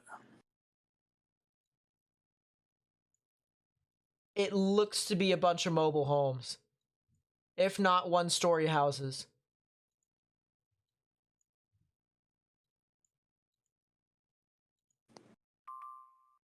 There's also a gas station there. It is now observed. The tornado warning is now observed. As we've said for the past, 5-10 minutes, it's been on the ground. Okay, Paradise Hill is homes, thank God. It's, well, there is a mobile home park. So that's unfortunate. Yeah, and it's the side that it seems to be trending towards is the mobile home park side. Yeah, so if you live in a mobile home, you need to get immediately into a sturdy structure. Immediately. Run over there. Yeah, we mean freaking ASAP, guys. Like And this is bad. And if you can't, get into a ditch and lay flat. No joke, get into a ditch and lay flat. All right, it may rain around, it may cause puddles. Get into a ditch and lay flat. Muddy clothes are better than going to the hospital. Right. Still a debris signature, and it's still heading off into that general vicinity towards Paradise Hill. Yeah, this is it right here. This is it's been pretty consistent. Could see a debris signature ramp up in the next scan or two. Yeah. Fucking LMAO. Is that you, Cassie? It is. I'm watching extremely is. closely. Oh, it is. Yeah, this is I've got my eyes on this thing. as you should, as you Be should. safe. I mean, this is really this is the system Yikes. to watch out for. If this jogs north, then Jeez. Oh, the I mean, velocity I'm got already- stronger. I'm Did it? already 3 miles from the warning Yeah, itself. I got- Oh, no. O'Reilly. All right, bro, get out of the No. That's a 124 mile per hour delta velocity. Oh my god. It probably is recycling at the moment. And if that's the case, that might be even stronger down the line. That is not good. That's not good. That's, jeez. Wow. The good news is this is the only tornado warning as of right now. The bad news is that the velocities did increase. Taking a look here, the reds are the winds moving away from the radar. The greens, the bright greens, are moving towards. Right in the middle is where the tornadic rotation is. And the actual rotational velocity of this thing is a 124 miles per hour. Whenever we say delta velocity, that's actually the rotational velocity of the area, of the actual storm with the tornado. So that is pretty strong. If I take a look at the enhanced Fujita scale for any of you who are curious, of course, you know, we can't actually rate the tornado until after it's done damage, but the enhanced Fujita scale, in order to be an EF3, you need to have at least 136 mile per hour winds, which is just about 12 miles per hour above what this current status is. So a high-end EF2, if it was actually continuously on the ground, and those winds that we are seeing from the radar that are actually on the surface. But it looks like it's starting to try and recycle. It's trying to recycle here. And it looks like the main circulation is gonna miss Paradise Hill. Thank God. Yeah. And it looks like the actual rotation actually is actually going through a recycling. So, it did weaken a little bit. That is the good news. But it still looks like it's becoming a rather dangerous storm. Spotter reports rope tornado being illuminated by lightning near Weber Falls. Okay, that's this storm. So there is a tornado on the ground. As we kind of saw with the radar. Yep. There we go. So this is what we've been watching all day. We've been trying to cover this all day. We've been consistently up all day.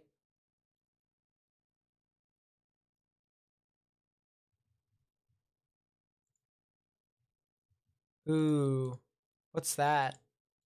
Ooh, I think it is recycling. I think it's trying to shed the original rotation. Yeah, I need the next scan. I think it might be trying to shed the original rotation and then trying to clear out the inflow. If it's trying to clear out the inflow notch, this thing might try and go again. Is Pryor going to get hit tomorrow? Probably not, but they definitely could get hit on Tuesday or Wednesday.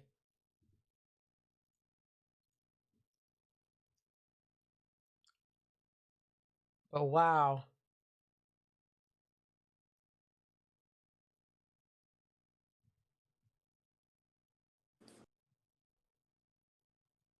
Anyone have an update for Tahlequah?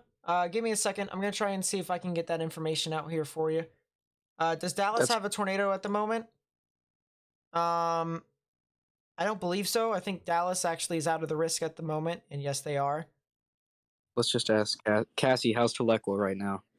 Tahlequah, we're actually 3 miles outside of the warning. If just watch it. If it jogs north, then it might be an issue. But for now, we're okay. Yeah, that is a little to the north of that, isn't it? So there you go. Yeah, it looks like it's clearing out the inflow notch. Might be trying to resurge here pretty soon. Not good.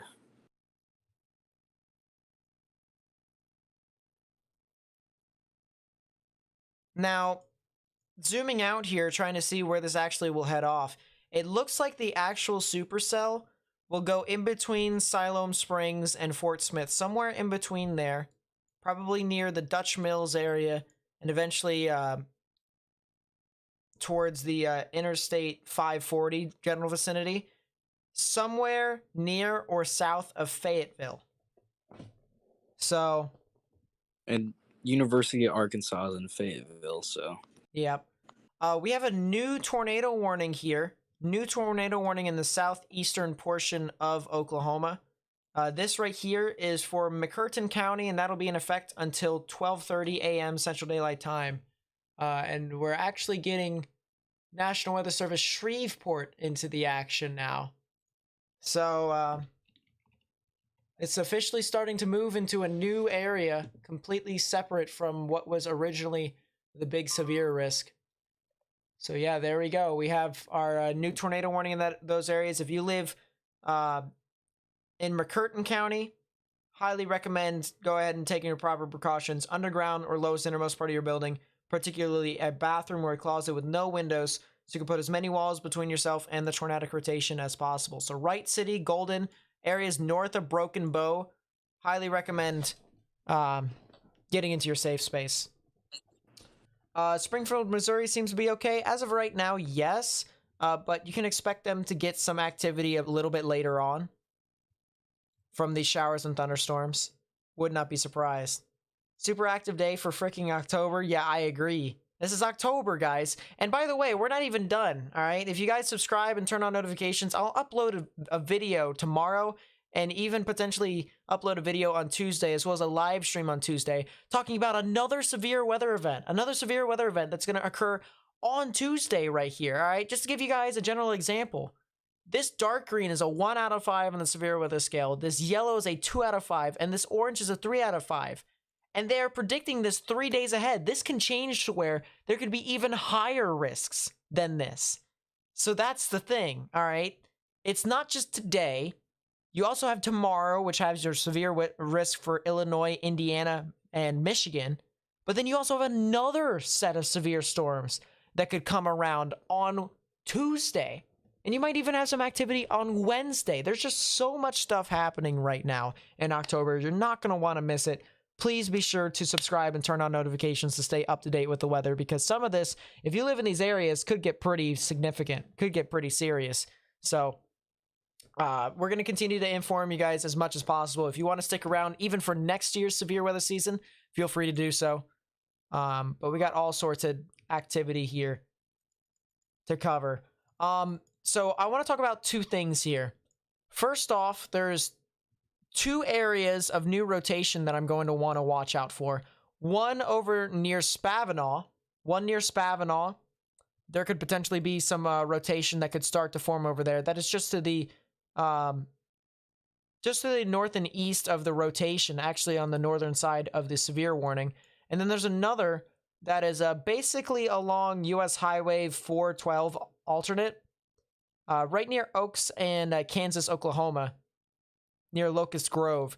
And watch out for that. That could potentially have some jutting motions, maybe produce a tornado off of that, maybe a brief tornado off of that. Would not be surprised. So we'll have to watch out for that. Sandra General with another $50 super chat. Thank you, my friend. I really do appreciate it. Thank you so much. Says these guys have been live over 7 hours, saving lives with all this detailed information. Great job, y'all. No need to shout me out. Frisco, Plano, all clear. Off to bed. Stay safe, everyone. Thank you for the $50 super chat. I really do appreciate all the support you guys have for helping my channel out. Thank you so much. It really means a lot to me. So thank you.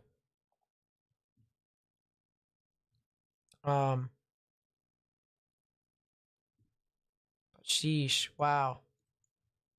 Very generous. Thank you. But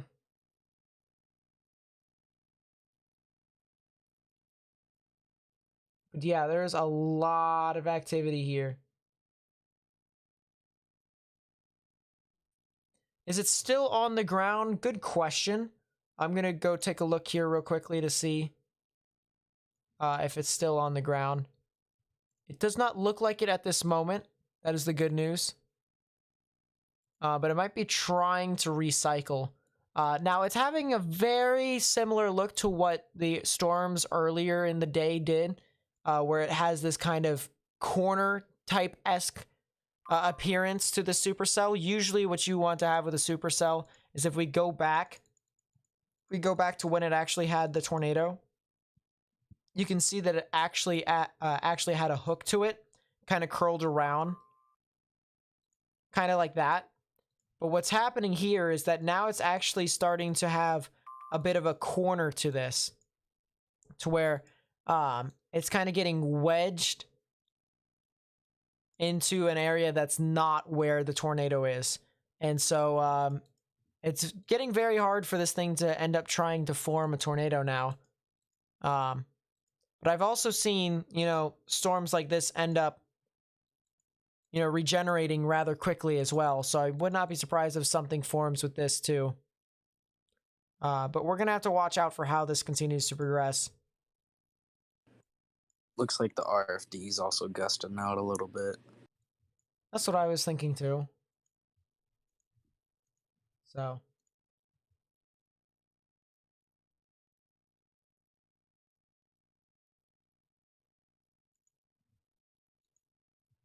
Cassie Young with the $2 super chat. Thank you, my friend. Says I'm broke but love heart.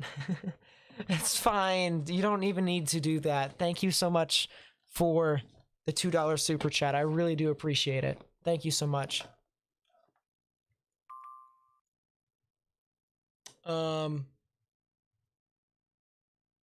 Let's see. Yeah, so that's fine. Tornado warning gets updated, cancels Muskogee, but continues for Cherokee and Sequoia. Which makes sense. Which honestly makes sense. Sequoia. I was gonna say that. My bad. Yeah, now that we have the native Oklahoman, she can pronounce everything correctly for us. There we go. We got our fact check.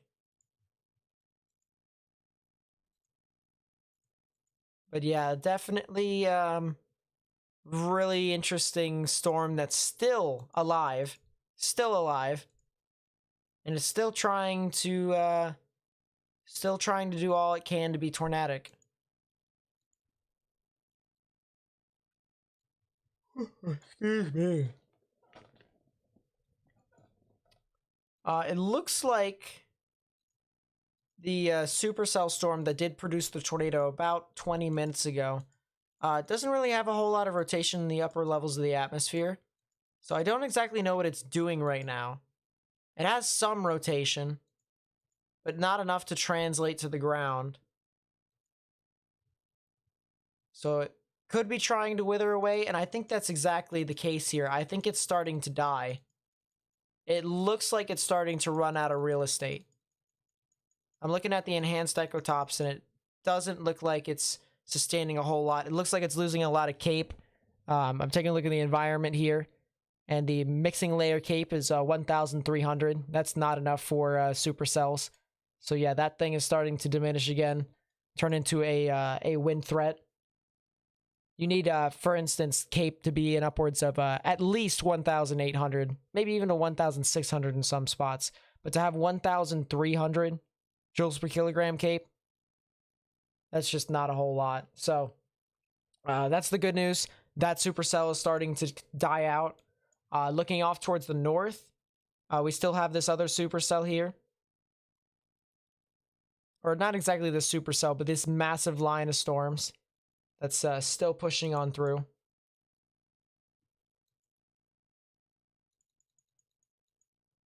The area near Spavinal seems to be all right. Nothing ended up happening over there, but we still have the area here near Leaks and Oaks and Kansas, Oklahoma. So we're going to continue to watch this for a little bit longer and see if something ends up forming off of this. But if nothing ends up forming off of this, then we can head off for the night. Reed Timmer just tweeted that there's reports of fires from Coweta. Whether that's related to the gas leaks or not, I don't know. Kawita. Kawita.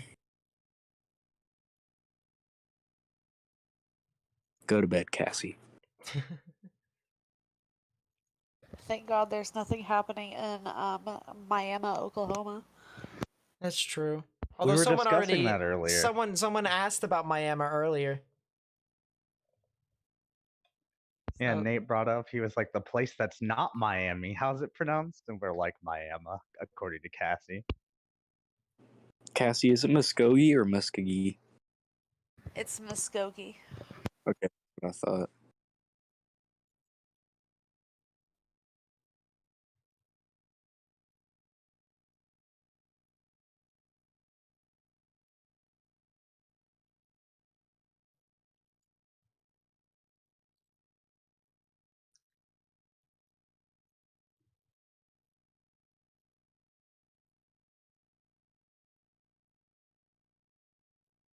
Looking at something over here, trying to find something of interest here for you all. But yeah, it does seem as if this thing is probably the last thing to watch out for. And then if nothing happens from these lines of storms, we can get out of here and enjoy the rest of our evening. Enjoy the rest of our night. Thank you everyone, by the way, who has helped get me up this high with as many subscribers. We have 15,414 subscribers. I really do appreciate it. Thank you so much. As I said, if you want, if you want videos that'll tell you what is going to be happening with the weather around the United States, or even live analysis and stuff like that of severe weather, hurricanes, tornadoes, winter weather, and stuff like that, please be sure to subscribe to the channel and turn on notifications. And if you want exclusive content and exclusive perks for yourself, for an extra $5 a month, you can become a member. I'm going to be starting a podcast every Friday from now on. And we're going to have uploads first for those members. They'll be able to see it first. And then it'll eventually be uploaded to the general public. But if you want exclusive perks, if you wanted to be shout out, if you want to support my channel, becoming a channel member is probably the best way to do it. As I said, $5 a month, all you need to do there. But I appreciate everyone who shared the live stream, liked it. By liking the live stream, you actually help me get it out to more and more people on YouTube, which is, of course, greatly appreciated because then you're essentially helping me get the information out to more and more people. So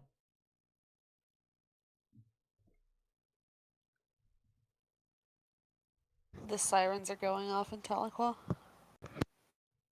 Sheesh. Get wrecked. No sleep for you.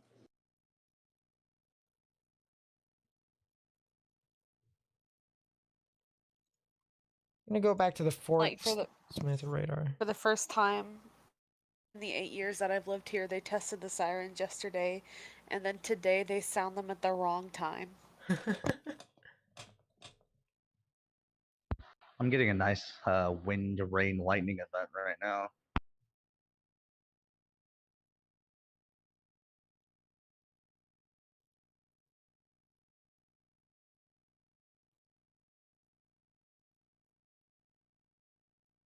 When's the bad stuff heading towards Joplin? Let's see if I can get that answer here for you.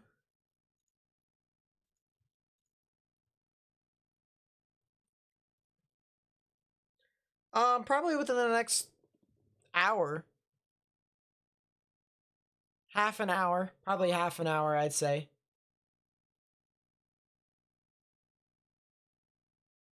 Looks like it might be trying to make an effort to wrap up again. What, the Supercell or? Yeah. Oh, the Echo Top's just fired off again. Just shot up like a cannon. Oh, there's our answer. Yeah, might be trying after all. Oh, it's definitely trying.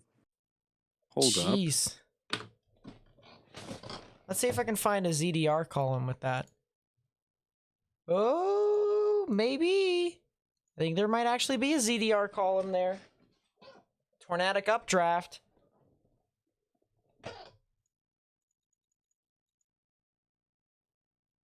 Sheesh. Yeah. No sleep just yet. Sleep is for the weak, apparently. That's what the weather's telling me. As long as it doesn't jog north, I should be good. Yeah, I think you're fine. It would I have- think it's too It far. would have to do like, yeah, it's too far east at this point. Right. I agree. But I will have to drive through all this tomorrow to get to work, so I'll see if I can snap some pictures for you. Mm, Everything in the metro here is going to be flooded tomorrow. Getting anywhere is going to be awful. mm. At least in the morning.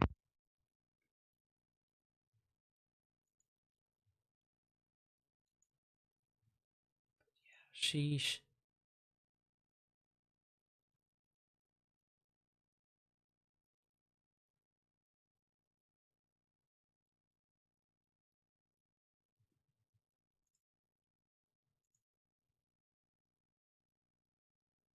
Has anyone heard about any more damage near Coweta? Nah, no more reports. As of right now. Yeah, as of right now. They're probably still sending crews out there, to be honest. Yeah, that's true. Doesn't really look like they have really their own fire department. So. New tornado warning, question mark? Just got issued for Adair and Cherokee counties until until 12:45 a.m. Central Daylight Time. Extension. Could definitely be an extension. It is. Is it?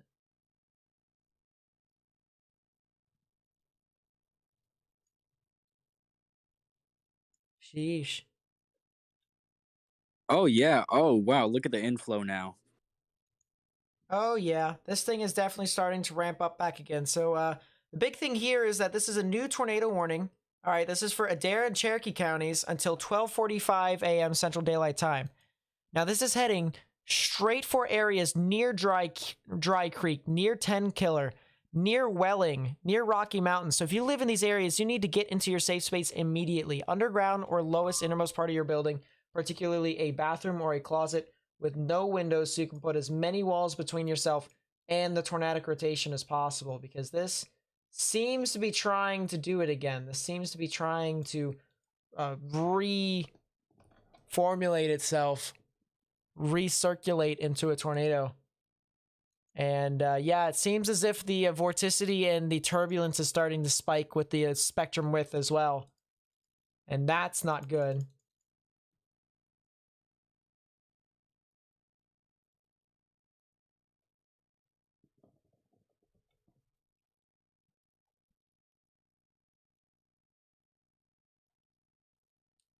So yeah, there you go. Another tornado warning for the Supercell that does not want to die. It'll continue to push on through, and it still has some pretty good rotation with it. Velocity's just ramped up again. Yeah. This storm is moving off to the north and east at 50 miles per hour. It has some decent rotation. I have winds moving outbound at 81 and inbound at 28. So the actual delta velocity of this thing would be somewhere around 109 miles per hour, meaning that the actual rotation speed is 109 miles per hour. So, one thing there to note, we also have a new tornado warning here for Benton and Delaware counties. So Benton County, Arkansas, Delaware County, Oklahoma. And that's for the cell that I was talking about earlier that was over near Locust Grove. So let's go back over there and let's see. Yep, there it is. It started to form a bit of rotation. I said eventually it could potentially form something.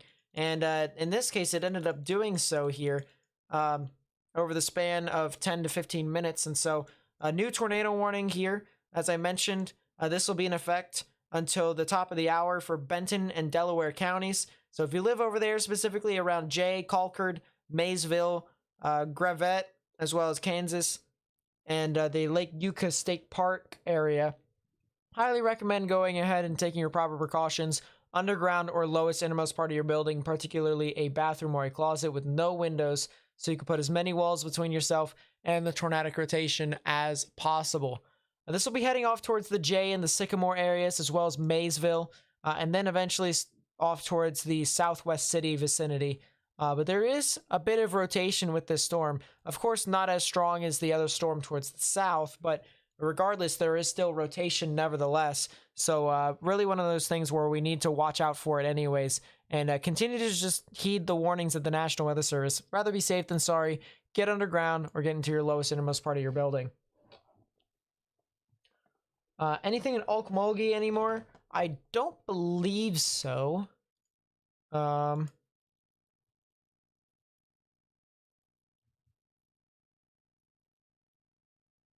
Let's see. I need to take the spotter network off here. Yeah, it looks like Okmulgee is out of the risk here for the rest of the evening, so I think you guys should be fine. Also, unfortunately, this isn't the first time Jay's gotten a tornado warning late at night. They did have a tornado emergency on 5/20/2019. Oh yeah, they did, So- didn't they? Hopefully not bringing back any PTSD. Sheesh. The good news is that it's not, a confirmed tornado at the moment. But the other thing is that people need to continue to watch out for this anyways.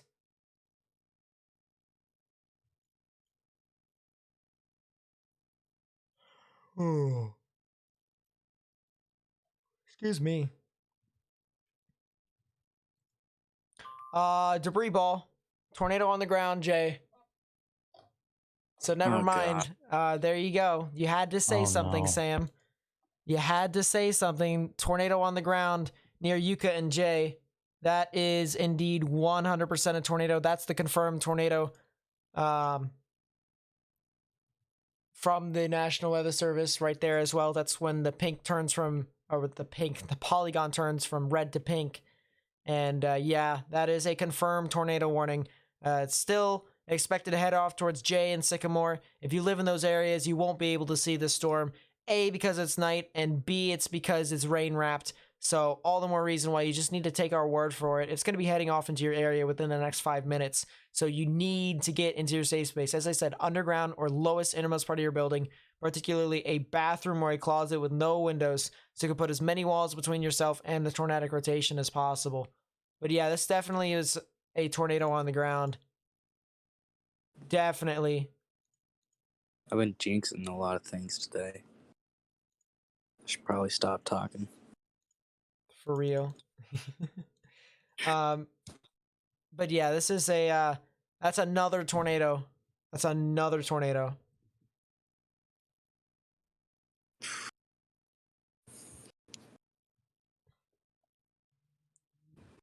I miss talking to you too, Clayton.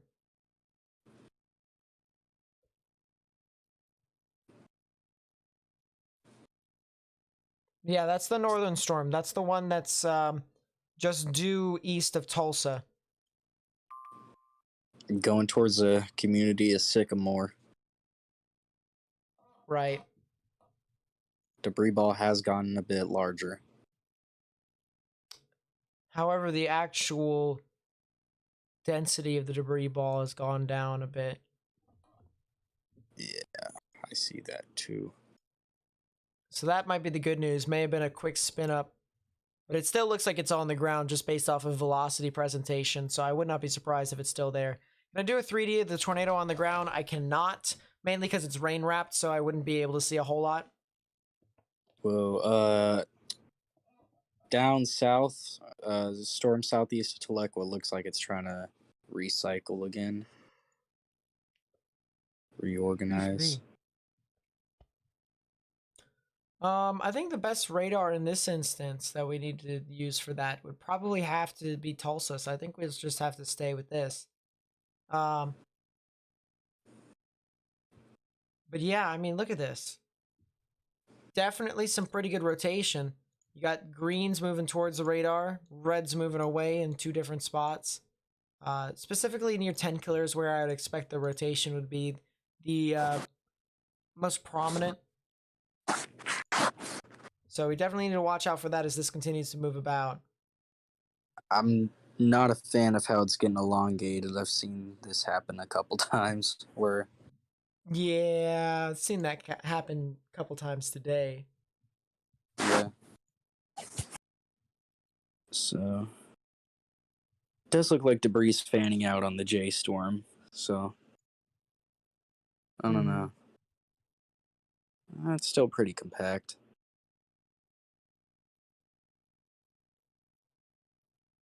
But sheesh, yeah, that's still a pretty gnarly storm. But yeah, that's going to be heading off. The one near 10 killer, that's just to the south of actually it's more or less to the south and east of Tahlequah.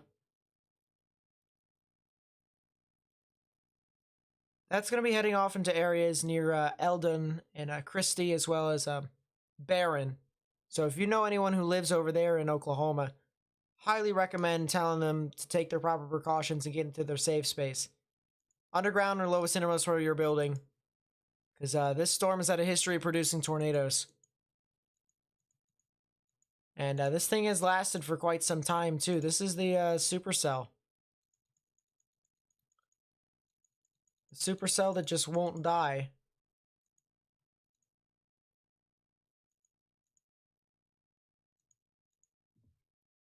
And then, of course, we also have the other one. The other one up north. This one is near the J and Sycamore areas. The debris signature is still there. So there's still a tornado on the ground with this one. And this is heading in towards Sycamore. So if you know anyone who lives near Sycamore in Oklahoma, just to the south or even the south and east of J, highly recommend telling them to take their proper precautions and get into their safe space. And even if you live in there, underground, lowest innermost part of your building, particularly a bathroom or a closet, because this is this storm at some point had a tornado on the ground. Whether it still has one on the ground or not, you know, it doesn't really matter, because it still can produce a tornado at any second. it's since it's already had the capability to, whether it's on the ground or not, you don't want to take that risk. So that's the big thing there.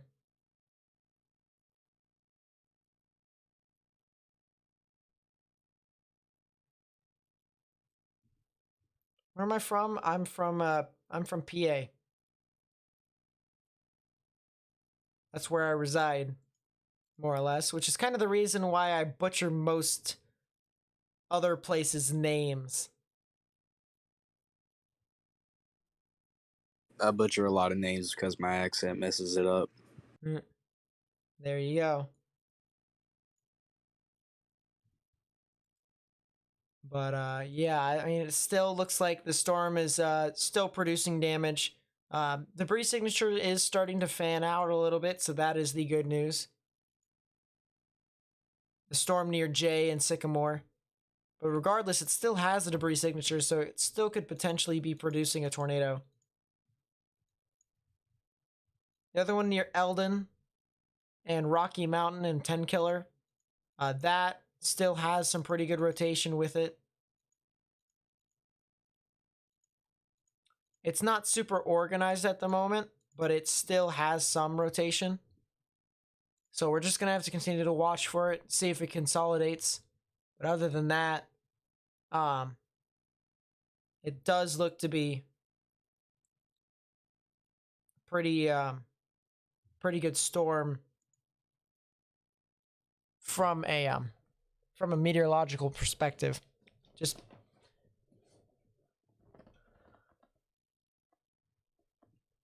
so Good news is it does look like the inflow might be getting choked off. right. And it still looks like it's in a it doesn't have a whole lot of energy to work with. So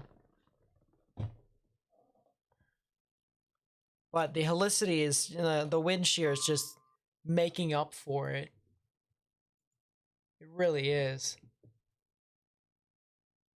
Still a radar indicated tornado for Adair and Cherokee counties. Still in effect until 12:45 a.m. Central Daylight Time, so nothing new in that sense. But yeah, it looks like if the rotation from the outbound velocity perspective would tighten up, then this thing probably would be on the ground. No doubt in my mind. But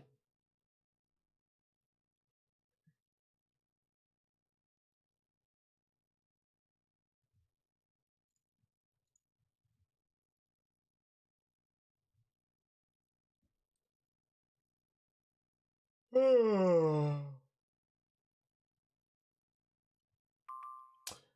I think Delaware County and Benton County warning will get extended to McDonald, Newton, and Berry counties in Missouri?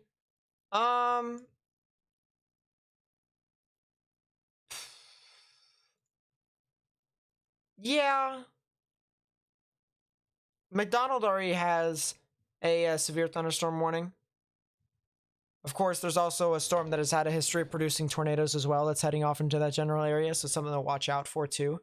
But that's relatively far south of Joplin, so if you live near Joplin, it's not that big of a deal. But if you're near like Pineville, Anderson, and Goodman, as well as Fairview and Wheaton, of course, Cassville and Monette, heading off towards Newtonia, then you guys might see some activity from that. But otherwise,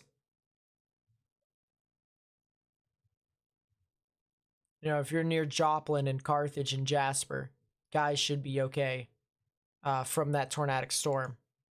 But yeah, I do think you guys could potentially see a severe thunderstorm warning from that. This thing is still on the ground near Sycamore, east of J. Is it? Excuse me. Yeah. Yeah, it still has debris being lofted up, although it looks like it's being fanned out. So I actually might think it's starting to get off the ground. Yeah, I think it's starting. Yeah. Roping out or something like that. Right. Taking a sip of my lemonade. No, it's alcohol. No, it's lemonade.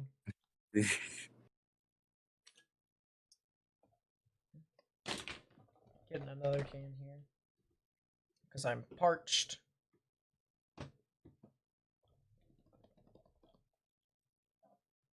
Secretly just chugging vodka over there.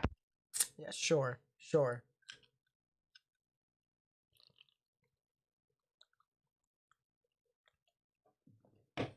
Yeah,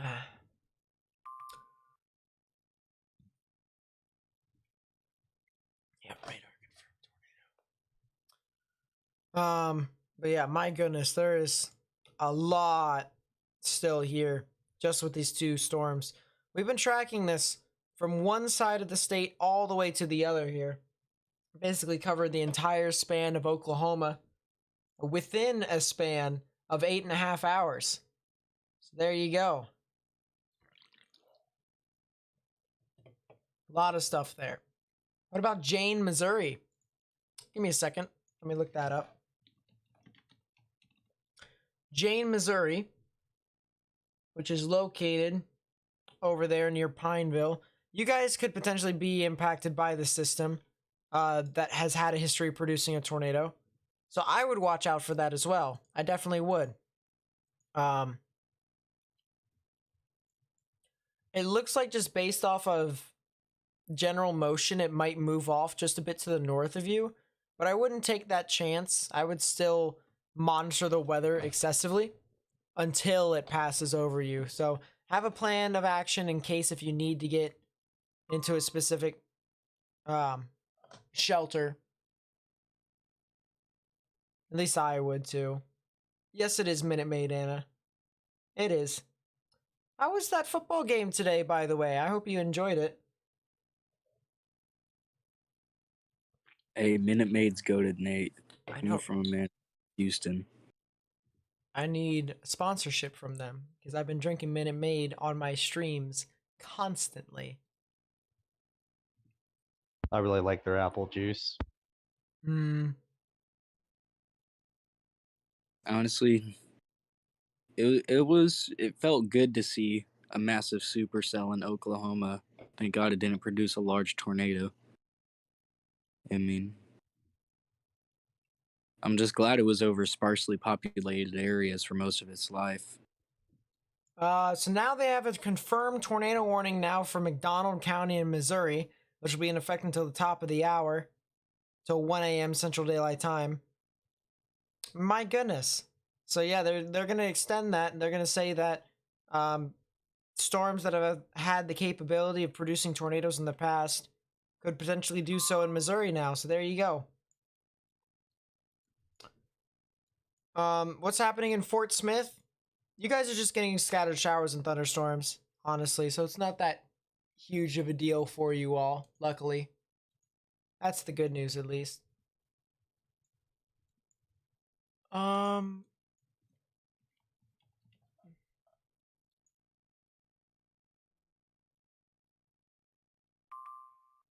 There we go.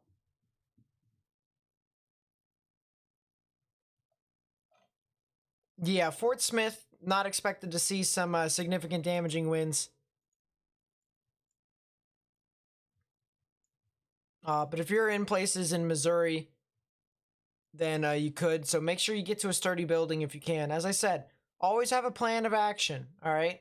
Whether you have severe weather or not, always make sure you have a plan of action just in case anything goes bad. Anytime you need to get to a sturdy building, or anytime you need to figure out where the lowest innermost part of your building is, you need pillows, helmets, stuff like that. That's the big thing there. All right, that's the big thing. Is Oklahoma City still in a tornado warning? Nope, they just got scattered showers and thunderstorms, and I'll even show you what I mean by that as well. Special weather statement. Yeah, they have a special weather statement over there, but there's no tornado warning over there for you all. You guys are fine. Nice hard lemonade? Only privately.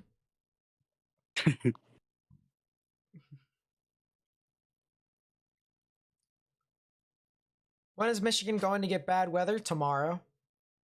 Tomorrow afternoon in the evening.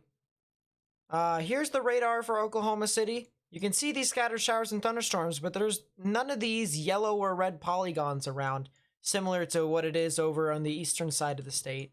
So you guys are fine. You guys are fine. You guys could have Debris flared up again. on that tornado warning storm. Yeah, near Sycamore. Jeez, I'll take a look at that in a second. But yeah, as I said, Oklahoma City should be fine for the most part. Yeah, we just got a bunch of wind and rain here. Let's look back up to that tornado warning storm up near Benton and Delaware counties. And yeah, the debris signature is still there. It's been kind of going off and on for the most part. So there is still signs of either residual debris still hanging in the air, or maybe a weak tornado that is dancing across the fields over there. There are a significant amount of trees, so maybe some tree branches or leaves that are being swirled upon in the middle of the atmosphere. Would not be surprised if that was the case.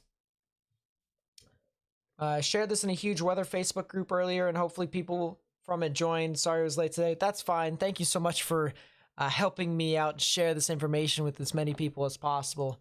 I really do appreciate it. I really do. I really do appreciate everyone who's actually subscribed to the channel. We have 15,448 subscribers. We're a little above 50 away from 15,500. So you guys have been helping me out so much with, growing my channel. And as I said, I do upload videos talking about severe weather, tropical weather, winter weather, all sorts of weather and stuff like that. And I do live analysis on whenever just general weather activity gets poor, gets bad. So, if you like that type of content, if you want to stick with me even into next year's severe weather season when stuff could potentially get worse than this, feel free to do so, because I will definitely be here. I will definitely be here. And I love to show my work too, so if you may think that, I'm just shooting from the hip sometimes, I actually show my work as to why I think events will do things the way they are. All right, debris seems to be fanning out, but there still is a possible tornado heading towards Southwest City, Missouri. So. Yep, I agree. What radar am I using specifically? I'm using KINX. If you're talking about the program, I'm using GR2 Analyst.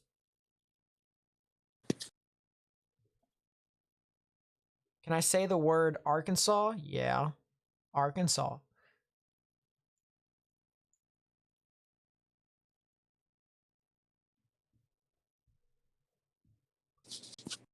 Arkansas.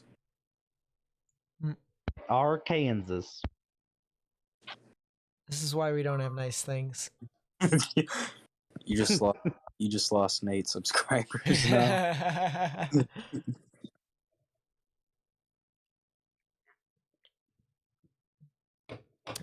It still looks like there's still some activity here across the board. Let's look back over towards the storm near 10 Killer.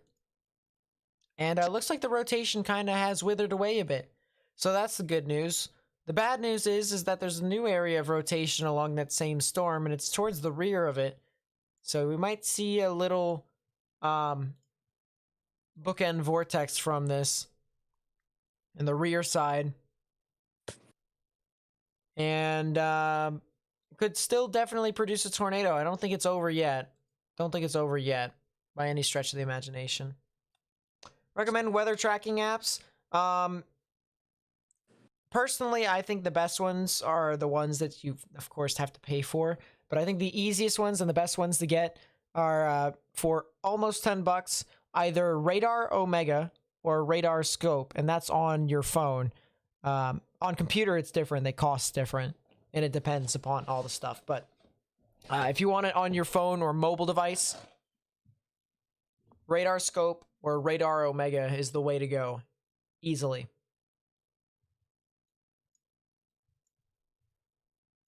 There's a new rotation developing in that storm. It's stronger than the last. Yeah, that's what I was thinking. There's also a new rotation developing near Grove and Dodge in the other storm that produced a tornado. So that thing might be trying to recycle again. And here we go again. Yeah, that's the one I'm talking about. My bad. But yeah, this is definitely something right here.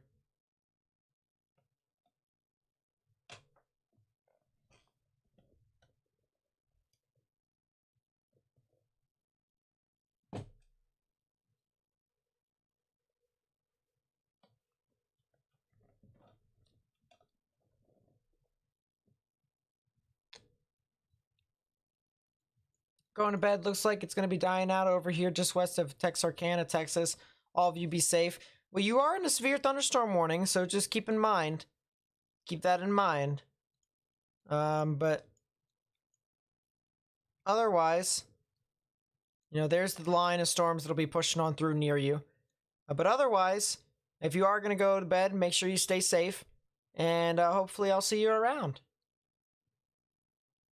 Tornadoes on the ground in McDonald County confirmed by law enforcement. Is it confirmed by law enforcement or is it confirmed by radar? I didn't see law enforcement. I thought it was confirmed by radar. I don't even think it's more. That said radar confirmed, but regardless, it still said, you know, confirmed tornado. So it's not like it mattered a whole lot as to whether or not it was confirmed by law enforcement or what's his face? Radar. Oh, also, prayers out to Bob Pack. He got into a car accident on his way home. He's a meteorologist. Ah, jeez.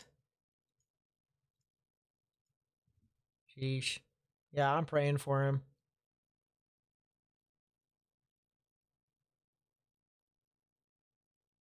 What's the best way we can help during a live stream? If you're talking about helping in regards to getting information out, it's sharing the live stream with friends and family and on social media, and even liking the live stream. But if you're talking about like helping me with like radar and stuff like that, just saying stuff in chat every now and then, that's fine, as long as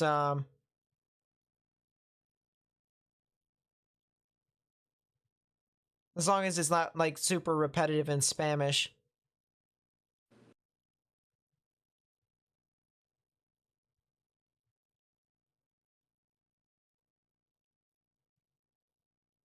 Yeah, because if you do have info in the chat and Nate doesn't catch it, one of the mods definitely will. So. Yeah. Someone complaining you don't like to talk about Arkansas. That's why they ask if you can say it. Thunder at the top of the lake area, just southeast of KCMO. Well, the thing of it is about, like, you know, I may not say the word Arkansas, but I say the town name, all right? Whenever I say the town name, I think it's implied, for the most part, as to what part I'm talking about. You know, so if I say Van Buren, if I say Fayetteville, if I say Bentonville, you know, I'm pretty sure it's implied that it's in Arkansas itself. It just may seem that I don't like to talk about Arkansas a whole lot because all the stuff at the time is happening in Oklahoma, and I kind of have to focus my attention on Oklahoma rather than an area that's not getting impacts at the moment. Kind of get what I mean? So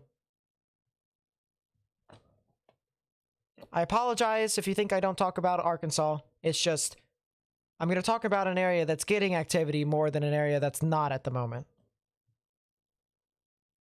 Yeah, you got to prioritize when there's severe weather and people's lives are potentially at risk. That's the thing. Just want to say thank you for the tornado in Coweta. Don't know what we would have done without the information. Had it running underneath the staircase. Grateful it's over. Yeah, I'm grateful that a lot of people are safe over there too. So thank you so much for coming out to the live stream. And, you know, I hope you guys have a good evening for the most part. I'll continue to be up here on YouTube as much as possible, even after this, trying to cover severe weather in the future. So, yeah. That's, you know, just one of those things for the people who may want to come back to the channel. I talk about severe weather, talk about winter weather, hurricanes, and stuff like that. If you like that type of content, or if you want to stay up to date with the weather around you, even if there could be weather near you, feel free to come back. Feel free. FYI, I didn't say you don't like to talk about Arkansas. Oh, no, I know. There's someone else in the chat who said that I did. I just wanted to clear that up. You're fine, though. You're fine. I completely understand, Carrie. Nate has a prejudice against Arkansas severe weather. No, that's you.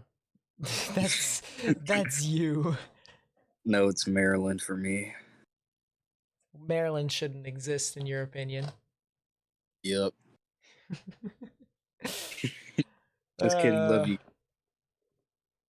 Is Medill, Oklahoma okay? Yes, Medill is fine. I believe Medill is fine, at least. Let's double check. Yes, Medill is fine.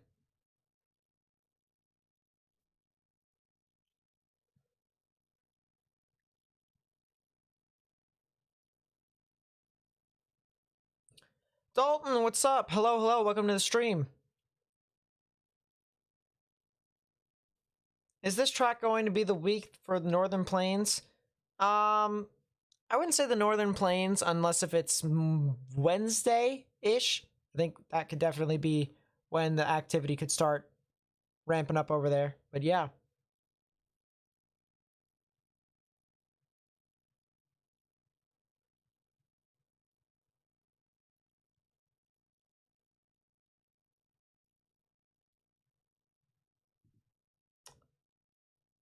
Bella Vista, what about the weather over there? Give me a second. Let me see if I can find that out here for you all. Pirate Goku with the $5 super chat says, glad Arkansas isn't getting much activity because you live in Siloam. Yeah, thank goodness for that. You know, it could have been a lot worse. But, yeah, it just so happened that you guys are, getting some showers and thunderstorms. It'll push on through. And hopefully won't be as significant. I would say you're not completely out of the risk, though. Completely. So I would just still stay on alert. If anything gets issued, then you know what to do. But as of right now, things seem to be weakening on that front in your area. So that seems to be the good news there.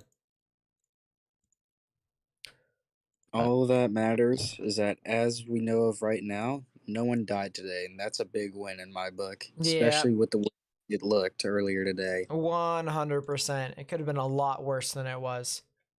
And it still was pretty bad. Like these days. It still was pretty bad, too. I mean, we've had widespread,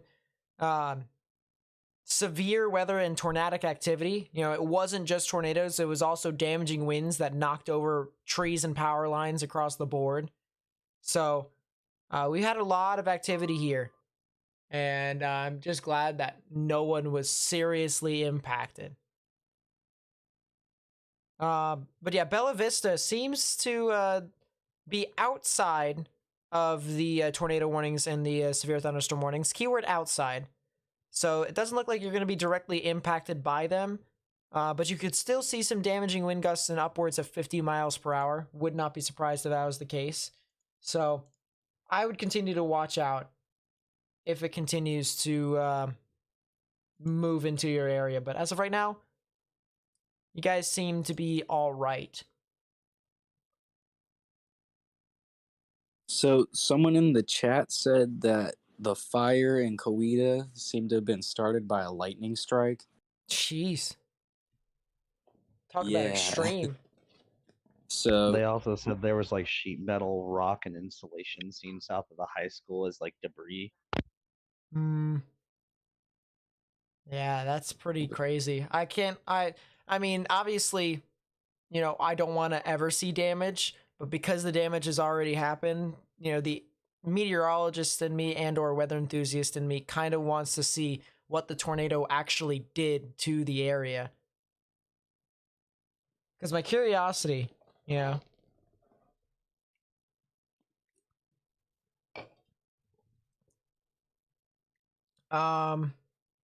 about Northeast Texas? How bad is it going to get? Probably some strong damaging winds. Damaging winds is the main threat there. So places from Clarksville, Mount Pleasant, all the way over to Texarkana, even as far down as Tyler, further along I-20.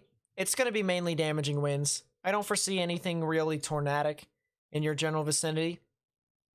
There still could be the chance, don't get me wrong, but I think it's going to be more or less a damaging wind threat for you all.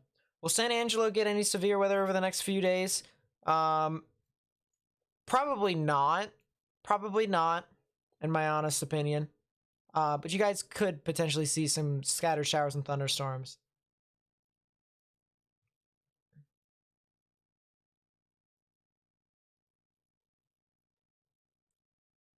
You're in Ava, Missouri. Is the storm heading my way? Is it safe for me to go to bed? Give me a second. I'm going to try and see where Ava, Missouri is.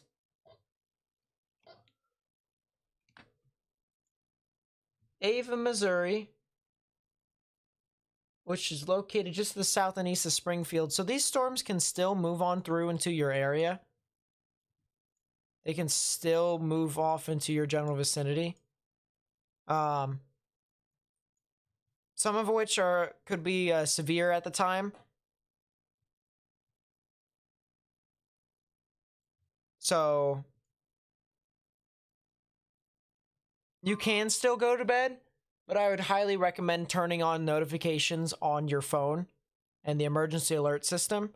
That way, if anything does happen, you can wake up and it'll come through. And by the way, you know, I'm pretty sure everyone's heard the emergency alert system. It is freaky, it is loud, and it will wake you up. I mean, you know, I'm not sure. Actually, I'm positive, and I'm going to assume here, because I think it's safe to assume, that whenever people hear the emergency alert system, it's kind of freaky, isn't it? So, you know, I kind of just wake up and they're like, oh boy, ooh.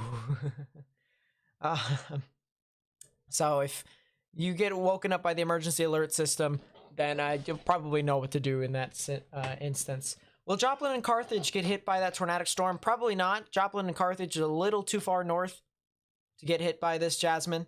But good question, good question.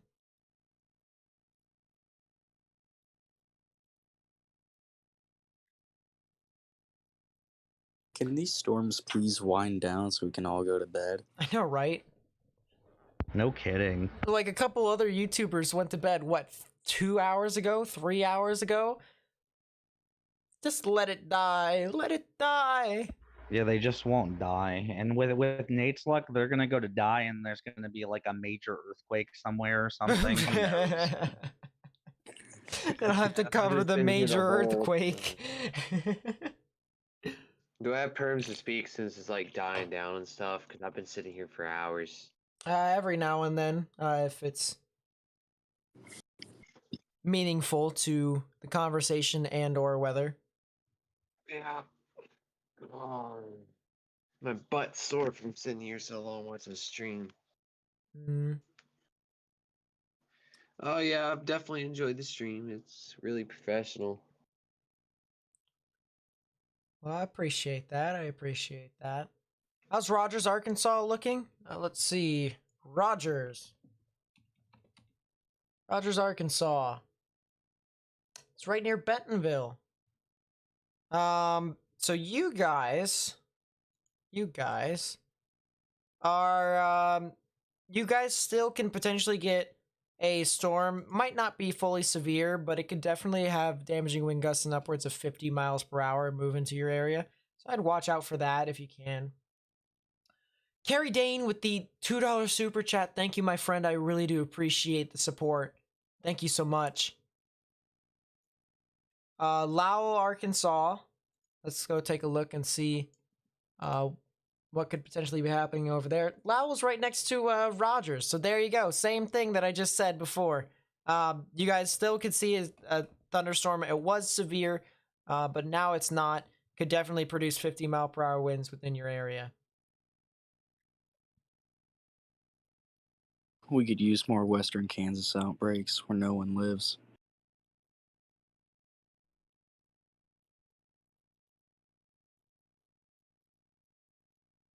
Yeah, I think that's pretty safe to do, Lane. I would head out too if I were you. Pretty tired. Want to get some shut-eye, get ready for the next day. So I thank you for coming out to the live stream, and I hope you have a nice evening. Nice night. It looks like the tornado warning in Oklahoma and Arkansas has now been canceled officially. And in 12 minutes, this tornado warning over here in Missouri will hopefully expire. And we will be done for the evening. We will head off and be fine. Speaking of, somebody in chat pointed out there was an earthquake in Hawaii. You better stop. They were like, a 6.1 earthquake did happen in Hawaii. Was that today? Hold up. I can take a I look. don't know. They're making it sound like it.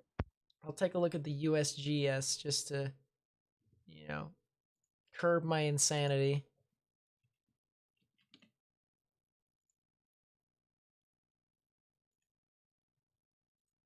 Latest earthquake map. Oh, it was. It was. It was I yesterday. shouldn't have opened my mouth. I'm as bad as Sam. It was it was in the afternoon too. So there you go. 6.2. Fun stuff over there in Hawaii. If this thing starts kicking up debris again, I'm just gonna start slamming my head on my desk. Rogers, Arizona, is it safe for you to go to bed? I would say it's safe for you to start getting ready to go to bed. Storms will officially be past you all. Probably after a half an hour to 45 minutes. So that's when things are definitely going to be done. But these storms are not exactly up to the severe threshold, so I don't think, or at least I don't foresee them to be significant when they get to their get to your area. So you can definitely start heading to bed. So thank you so much for coming to the live stream if you are going to bed. And I hope you come back. I hope you come back to either A, watch my videos, or B, watch my live streams. That What did- lightning better stop before I act a fool. I know, right? Let's see. What advice would you give for people who are living in mobile homes? What do you do when a tornado warning goes off? We have no tornado shelter. So the best thing that I can do is tell you to prepare ahead for whenever a tornado warning gets issued. So if you have a tornado warning issued for your area, find the closest building that has, you know, a sturdy structure. You know, this could be gas station. This could be, you know, an apartment. It could be the Walmart.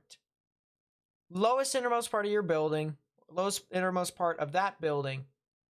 And if you can find some sturdy structure on that, you'll be safe for the most part, unless if it's like a violent tornado. But in most instances, it's going to be not those violent tornadoes. So it's just better to find that sturdy structure that's closest to mobile homes and do that.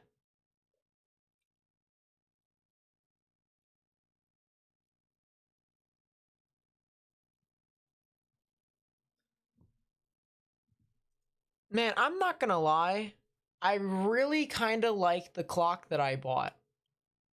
It looks really professional, almost as if I actually am running a podcast already. Like what I have here is, all right, so I have my setup, have my screens and stuff, but then I also have a clock up there that is set in universal time. I can easily convert it to Eastern, Central, Mountain, and Pacific. That's the reason why I have it on there. But yeah, I literally have my own clock up there. It has date, time, year, the temperature in Celsius inside the room. Kind of pretty cool. I'm not gonna lie. I really Might as well do. I do kind of like it. Room tour? If I can clean my room, yeah.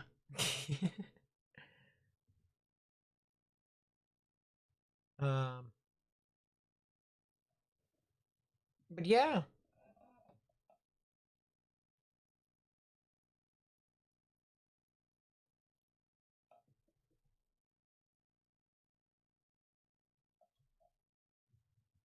Yeah, it looks like these storms aren't as significant as they once were. So things are going to probably start wrapping up. Of course, I'm not going to actually end the live stream until after the tornado warning gets canceled or expired. which would be 7 minutes from now. So if you have any questions, feel free to ask ahead. I will try and answer it to the best of my abilities. I really just want to know about the warning. We just got all the babies out of bed to hide. It isn't showing rotation.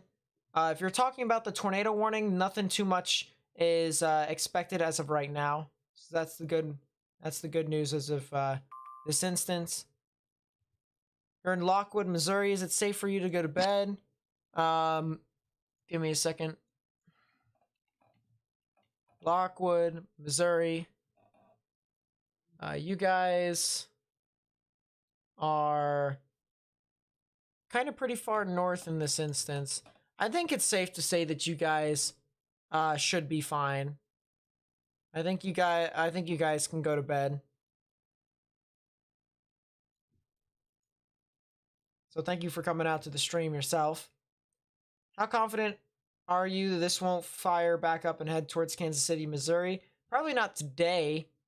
I mean, you could have some scattered showers and thunderstorms, some which might be severe, but probably not tornadic. But you could get some of that activity on Tuesday into Wednesday.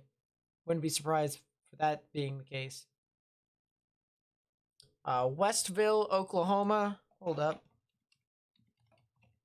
Westville, Oklahoma. It's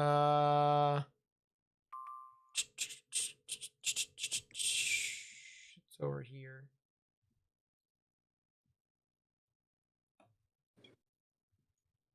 Yeah, I'd say you guys are fine in Westville, Oklahoma. You guys can go ahead and head off. Day 2 outlook just got issued. Day 2 outlook just got issued. Enhanced, marginal. So I see an enhanced risk. I see day 2 enhanced risk. That's the one thing I see. What type of clock is it? It's a digital clock? Of course, thanks, Captain Obvious. It's a digital clock that has both hour, minute, second with the date and temperature. The day 2 is literally just a copy and paste. Is it really? Yeah, it's just a copy and paste of day 3. Except they moved the northern part south by about 15 miles. What is East Texas looking like tonight? It's basically going to be some damaging winds for the most part. Most of you guys are under a severe thunderstorm warning as of right now. Unless if you already got hit by those showers and thunderstorms, then you guys are done for the evening. But if you haven't got hit yet, then you guys need to stay indoors for the most part, because strong damaging winds is anticipated within your area, but not a whole tornado threat, in my honest opinion. Like the clock, but why not set it to your time locally? It's mainly because weather uses UTC a lot. Weather uses Universal Time Zone a lot. So that clock, I'm purposefully putting it as the Universal Time Zone. I have my other alarm clock over there, which is set in my local time. So it's not that big of a deal. But yeah. It is what it is. Yeah. I get a squall line tonight. Congratulations. Boulevard, Missouri is going to be fine. They're pretty far north, so you guys can go to bed if you need to. Can't believe we've been asking for a room tour since March. Well, I mean, a lot of stuff has changed since March too, so. No, there's a new storm that's firing to the south of the warning and is trying to develop a weak rotation. Go away. Camp County, Texas, stuff happening over there. Yeah, that's right around Pittsburgh, correct? You guys are in a severe thunderstorm warning, so you're almost done with the storm. But as soon as the storm actually pushes on through, then you guys should be fine. But yeah, it's a severe thunderstorm. Highly recommend staying away from windows if you can. Trying to get into the innermost part of your building. And if you do that, you should be fine.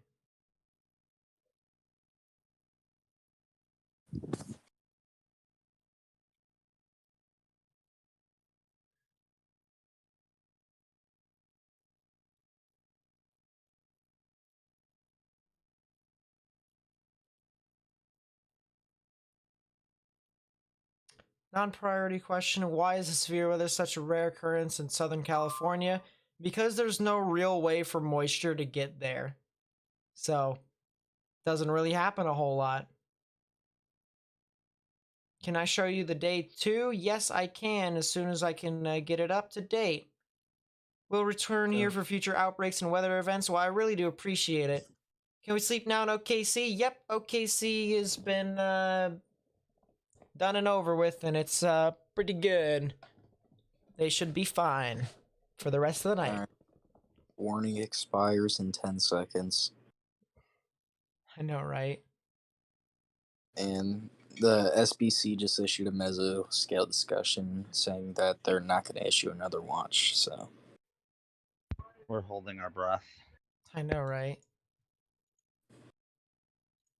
I don't like that storm to the south. It can go away. Can you sleep easy in Bentonville? Yes, you can. Yes, you can. There might be another tornado warning that gets issued, but it probably won't be directly for Bentonville. You'll just be in the actual polygon. But regardless, I would still be comfortable that you guys should be fine for the evening. Oh, tornado warning gone. I'm going before another one's issued. Bye. Sunset with the $5 super chat. Thank you, my friend. I really do appreciate it. It says, here's to your marathon, Nate. Thank you. We've been live for 9 hours doing all sorts of stuff, all sorts of activity here, and I really do appreciate all that you guys have done. We have 15,473 subscribers. So close to 15,500, but regardless, I really do appreciate everyone who has came out. If you haven't already, please be sure to hit that subscribe button and turn on notifications to stay up to date with all the latest information, such as me uploading videos, talking about forecasts, me doing live analysis for severe weather, hurricane landfalls, winter weather, all sorts of stuff like that. So if that's the type of content that you like, or if you want to just stay up to date with severe weather whenever it comes through your area, please be sure to come back to the channel. I will be here, and I will be giving you guys hopefully the most reliable information that I can get.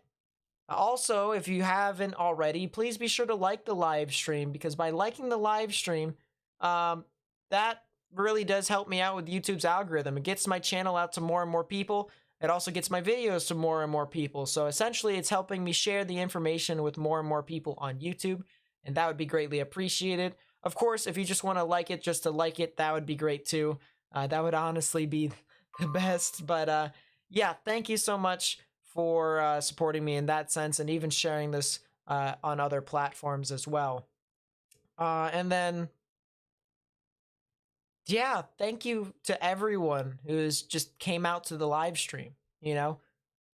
Whether you just watched, whether you engaged in chat, whether you did whatever, you know, it's just thank you to everyone who came out to the live stream. I really do appreciate it. You know, we have, what is this? Over 1,600 likes? Like, look at that. You know, that's what we can do together. 1,600 people came together to try and a help $50 others. super chat. Oh, wow. Yeah, there is. Owl with the $50 super chat. Thank you, my friend. I really do appreciate that. Thank you so much. My goodness. Says, thank you, Nate, for your coverage tonight. I've always liked weather, and I love tracking these storms on radar, although I do not know very much on radar and model data, but I'm certainly learning as I go. Well, you definitely come to the right place, because I'll be talking about radar a lot. That's typically the thing that I go over the most on this channel. So thank you so much. I really do appreciate it. And wow, thank you. Thank you so much. So, yeah, as I said, thank you to everyone. Thank you to everyone who came out to the live stream. And I'm probably going to head off here. There's a new severe thunderstorm warning that just got issued. That's for Newton and McDonald counties, and that'll be in effect until 1:45 a.m. Central Daylight Time. And the main threat there is damaging wind gusts, so not that big of a deal there. Everywhere else, the other severe thunderstorm warnings, there's also 60-mile-per-hour wind gusts as well. That'll be for southwestern portions of Arkansas extreme southeastern portions of Oklahoma and northeastern portions of Texas. So if you live in those areas, highly recommend staying indoors. Although it's not like you're going to go outside in the middle of the night anyways, unless, well, you could, but I highly recommend you stay indoors. So, yeah, that's going to be pretty much it. Thank you guys so much for watching. And, yeah, I will catch you guys tomorrow when I upload my video. I don't exactly have a time as to when I'm going to upload my video. So just, if you see it, feel free to stick around. I've got all sorts of information. As I said, we got the risk, day 2 risk. It's going to be pretty interesting to monitor. And there's the risk itself. It's still an enhanced risk, a 3 out of 5 on the severe weather scale, with a massive 5% chance for tornadoes. So, we got another event for severe weather anticipated tomorrow and Tuesday, and we're probably going to live stream on Tuesday as well. So, all sorts of stuff. Make sure you stay up to date with the weather, and please stay safe out there. Thank you guys. Peace out, everyone. Good night. I'm gonna head to bed. Good night. Have a Yeah, good it's one. bedtime. Man, we all shout out to all the people who stayed up that late. Closing Um, time.